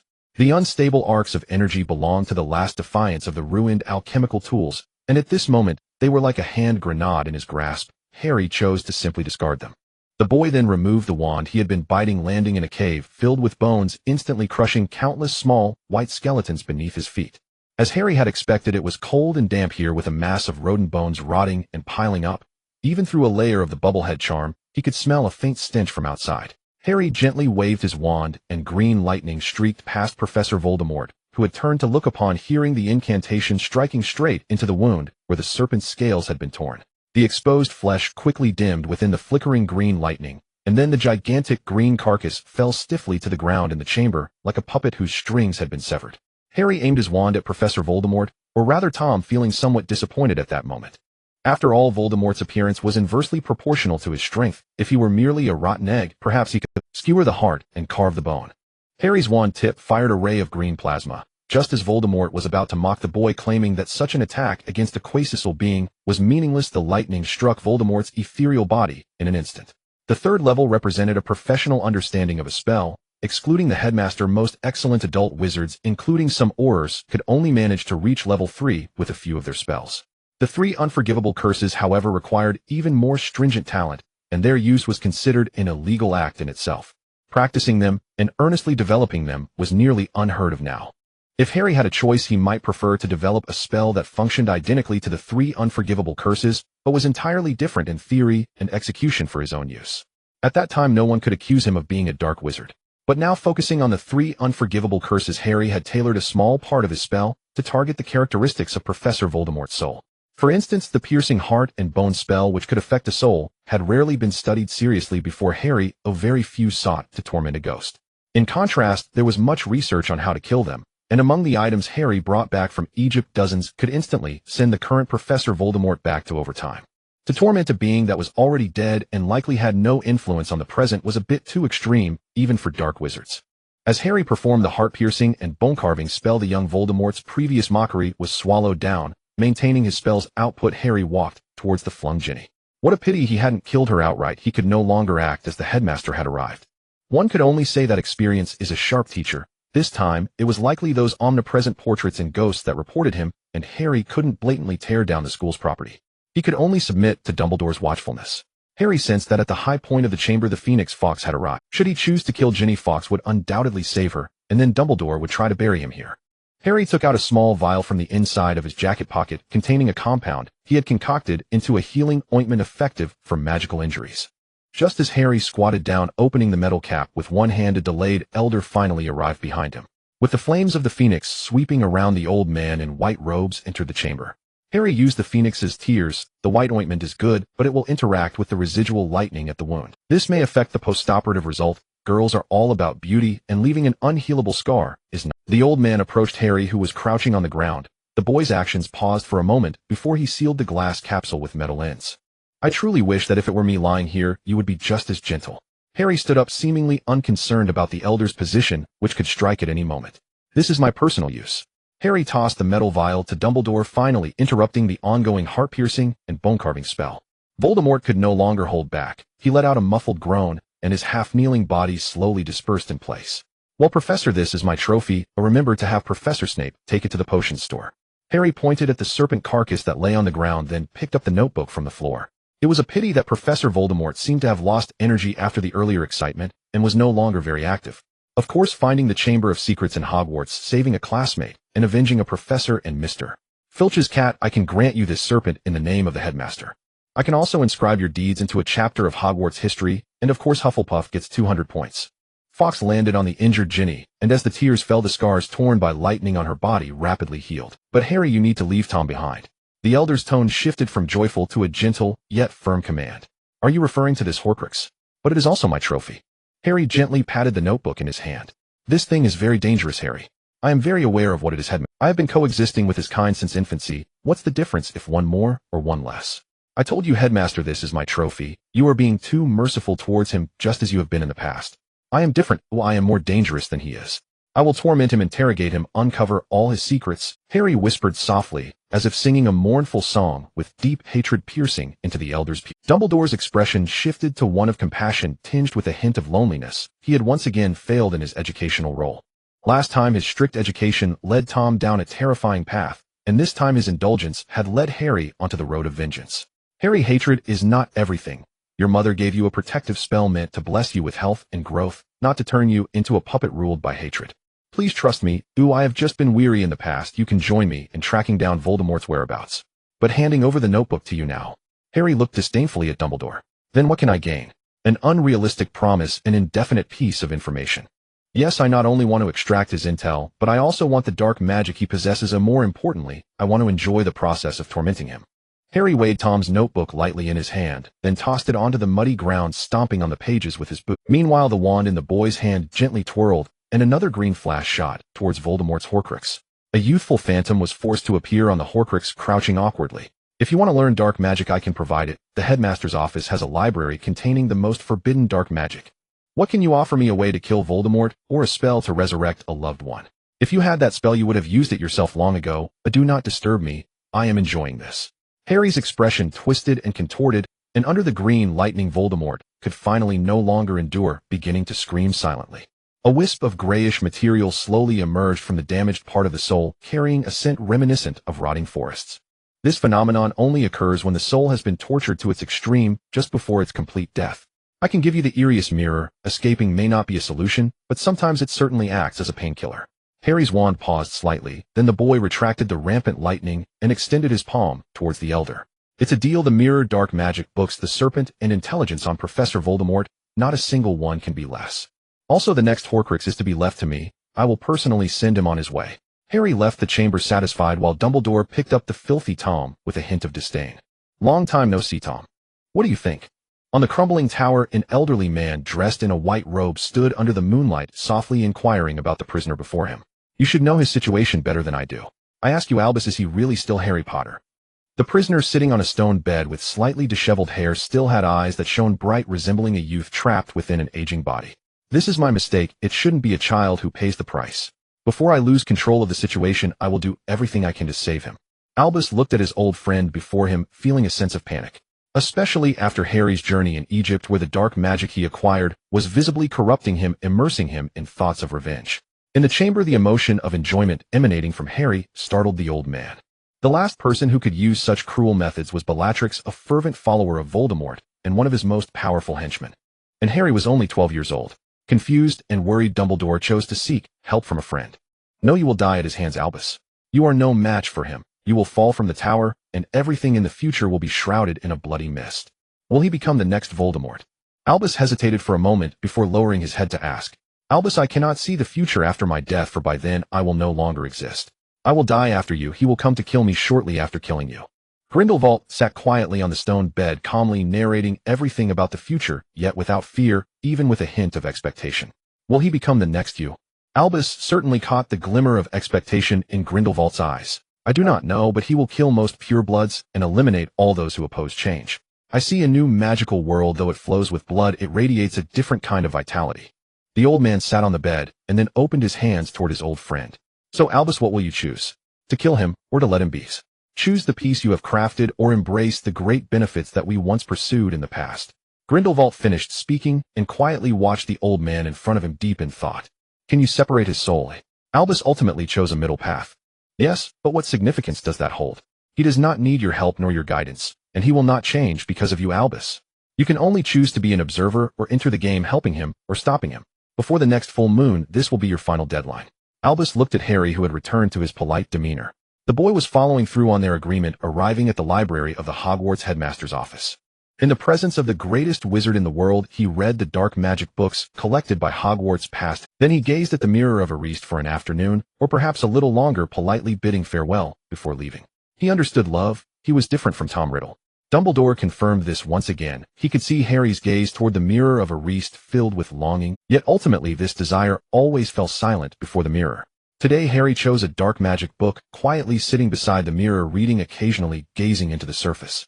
Although Dumbledore felt it was somewhat inappropriate to study dark magic in front of the deceased parents, it was still much better than the few months ago, when Harry had used cruel methods on Tom's notebook.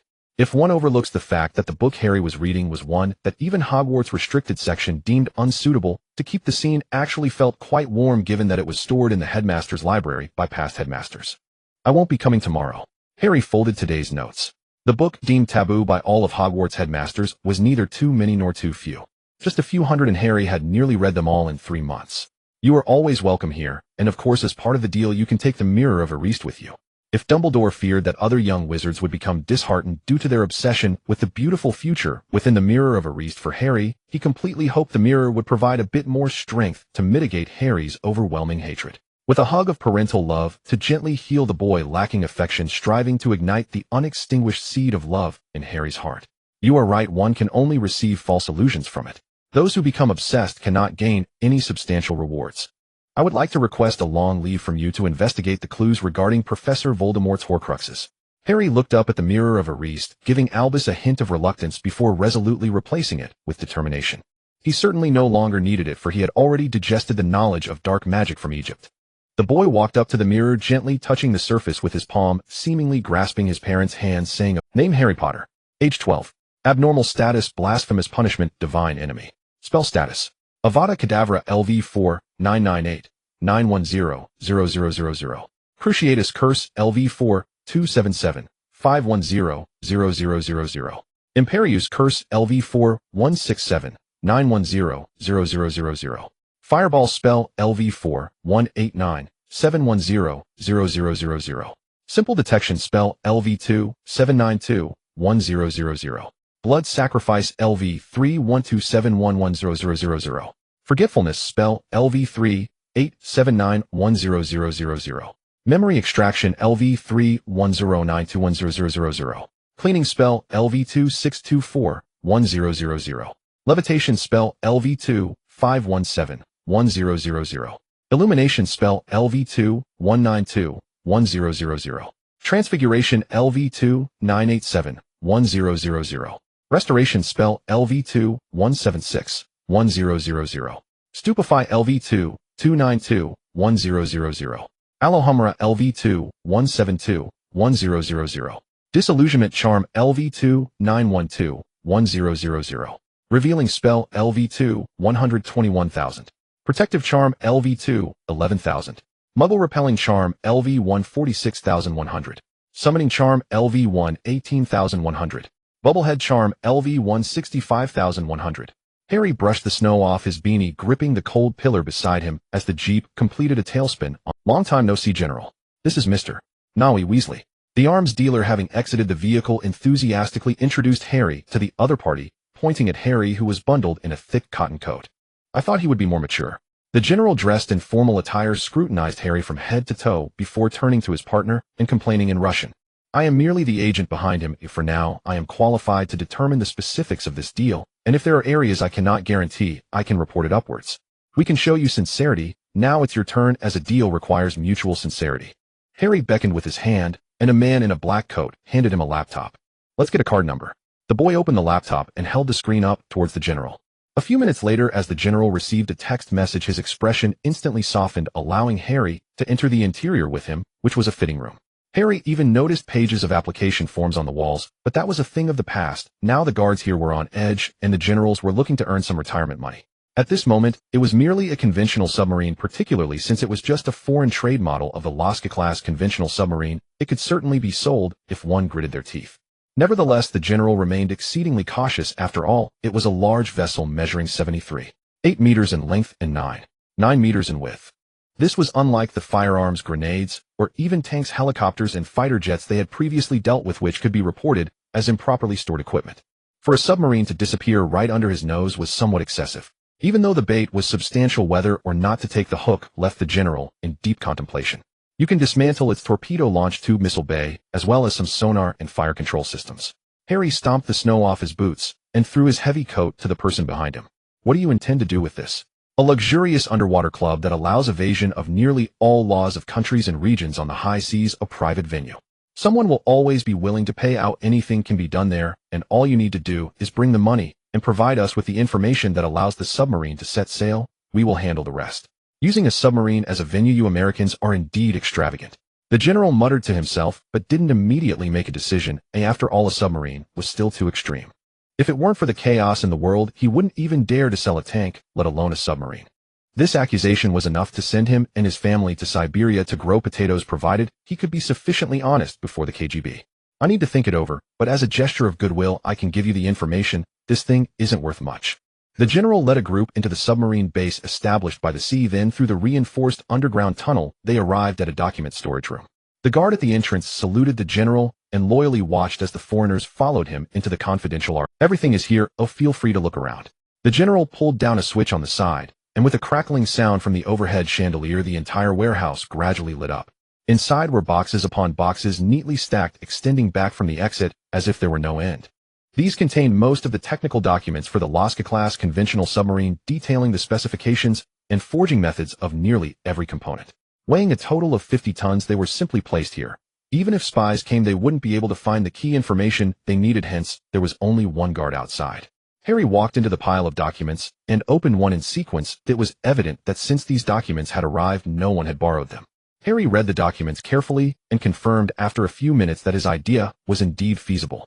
As night fell, the general, having pondered all day, finally chose to set a table for drinks next to the Lasca-class submarine that was about to be sold. It seemed to be a farewell to his dreams, or perhaps just a simple attempt to earn a little more. Harry emerged from the piles of documents and arrived for the appointment. A few simple folding stools and 2 or 3 lamps that were taken from who knows where constituted the entirety of. As the intermediary, Yuri was working on the old general's psychology. Mr. Nawi Weasley was contacted through Kingston, the most important British middleman in the Middle East. The other party's financial power was immense. This was also the most insane deal Yuri had ever undertaken. The transaction price alone could make many people dizzy. At the airport, it was even Mr.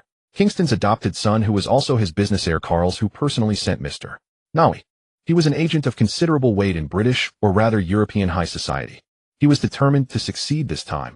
Even if not for money, just for the experience of facilitating the submarine deal as an intermediary was enough to excite Yuri. Harry took his seat at the prepared spot, glancing at the armed soldiers around him, who were wary of him, smiling disdain. These were merely for show. The last time he went to Egypt, he had to plan carefully to secure his safety, but now he no longer needed to consider so many other things. He could focus on what he did best. This was the most obvious convenience, brought by strength. The boy looked at the submarine behind the general, dark and appearing like a mountain in this place. Mr. Brigadier, I am still underage. Drinking is illegal. It's the same here as it is with us. You just give me a glass of orange juice. With Yuri acting as the intermediary, the general cheerfully let Harry off, pouring vodka into the glass in front of him and downing it in one gulp. Soon as the red meat sausages on the table were gradually consumed with Yuri and the general's drinks, this general finally revealed his ultimate goal. Harry listened to the general introduce the submarine behind them with great enthusiasm, gazing into the other man's eyes with a faint smile. My general, you've mistaken one thing. The U.S. dollars I promised you are clean money. They can allow you to purchase anything in this world where people reside. Arms, sex, lives, cars, food, the dignity of others. As long as the zeros following your number don't run out, there's nothing you can't achieve. They can make you omnipotent on free land, commanding the winds and calling the rain, and now it's I who is willing to give you this opportunity. There's also a shipyard in Ukraine. I heard there's a carrier there. It doesn't necessarily have to be a submarine, does it? However, my associates prefer submarines, that's all. But this preference isn't unlimited. Oh, once their patience runs out, you will lose the chance to become a god in the free world. Harry spread his palms, painting a beautiful future to the general that awaited with the U.S. dollar. The No. 6 submarine dock at the base has been sealed off since the end of February. The mid to high-level personnel within the base have their speculations, while the soldiers are surprised to find that the recent dinners have become more sumptuous. Though they do not know exactly what has happened, they are able to eat well, and even send some food supplies to their wives and children in the city, which is already quite wonderful. With the fall of the giant, the magical department where the giant was located also began to experience intense turmoil. Although the wizards have always claimed that their society is strictly isolated from the Muggle world and not influenced by it. However, the undeniable fact is that part of the population in the wizarding world consists of half-blood wizards who are deeply involved in the Muggle world, as well as some wizards who originate from the Muggle world.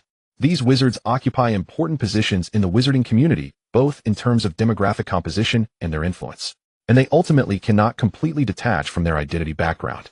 During the most intense moments of World War II, the connections between Grindelwald and the German army and Dumbledore and the Allied forces are such that few can completely sever them. On the contrary, the few wizards who completely cut off ties with Muggles have become the ones most vehemently anti-Muggle, with Voldemort leading horrific activities that promote the supremacy of wizarding blood. Now the former Soviet magical department is also shaking violently with the turmoil of the Muggle political. Although it is not on the verge of immediate collapse, it has never fully integrated, so there has always been a desire for separation within. The generation of wizards growing up in the Soviet Union is striving to travel everywhere, trying to bring the precarious and indestructible alliance back on track. Naturally, no one would bother to manage Harry, this law-abiding citizen, even though he has delivered dozens of boxes filled with various magical materials and semi-finished products to the Muggle gathering place. At this moment in the harbor, after Harry had roughly gone through the materials in his hand, the boy has completed the dismantling and alteration of some structures of the submarine in March and April. He did not need those overly bulky offensive weapons, neither torpedoes nor missiles were required, which instantly freed up a large area of the submarine. In the equipment room adjacent to this harbor, the brain of the basilisk is being submerged in a huge tank filled with blue liquid. Dozens of thin wires are connected to its components, then converge at the back of the tank, flowing into a terminal that is flickering with light. Harry's only requirement for this submarine is that it can be taken away. Furthermore, it should maintain a silent state underwater for more than 5 years and increase its diving depth from the original 300 meters to 500 meters, which requires strengthening the structure of the hull. However, these modifications can be gradually implemented later. For now, Harry needs to focus on taking the submarine. The Loka-class submarine can carry 52 people. Even if he only needs to take it away, at least 28 people are needed to accomplish this, and Harry does not intend to let anyone else enter this future vessel of his soul. Thus, he decided not to have anyone else, and to create a control machine soul himself. Harry is fine-tuning the brain he extracted from the basilisk's head, which serves as an excellent base for control components. However, it still requires certain modifications, such as cleaning and removing some of its memories. At the same time, using the soul switch as a filler, he strengthens the integration parts, and then programs the interaction protocol with the Loki submarine based on this. Behind the flickering terminal, a thick cable extends backward, finally branching into the submarine, serving as the information pathway to connect the submarine's internal equipment with this control center. At this moment, the small dragon, which Harry had picked up from Hagrid a few days ago, is rubbing its 3 heads against Harry's shoulder. "Boss, it's so boring here. It has grown too large now," although Hagrid's little cabin can still barely accommodate the small dragon. However, this means that Hagrid as a half-giant would need to sleep outside on the ground. It won't be long. Soon we will go play at the bottom of the sea. Harry moved his palm away from the floating light orb in his hand. He first patted the small dragon's head, then walked towards the tank. The consciousness inside has been completely eradicated by Harry, who utilized drugs, physical shocks, and magic through 3 different methods. Currently, the simple basilisk brain can only conduct partial preliminary training of the basic systems and interaction systems. To allow this entity to exert its maximum potential, it would even need a soul to enter it. So who among you is ready to go first? The boy gently patted the 3-headed dragon's head, his smile still warm and sunny. Master, it hurts so much." In the makeshift operating room, separated by plastic sheeting, Harry has completely secured the small dragon's body to the bed as he begins the surgery. The critic's skull was quickly opened, revealing a brain still writhing inside. Harry plugged the flickering electric connection wire into the designated position, and with the dual effect of physics and magic, the critic entered the left brain of the basilisk. Then came the decision-maker entering its right brain, followed by the dreamer entering the terminal interaction unit. Don't be afraid, pain is always temporary, and then comes a brighter future.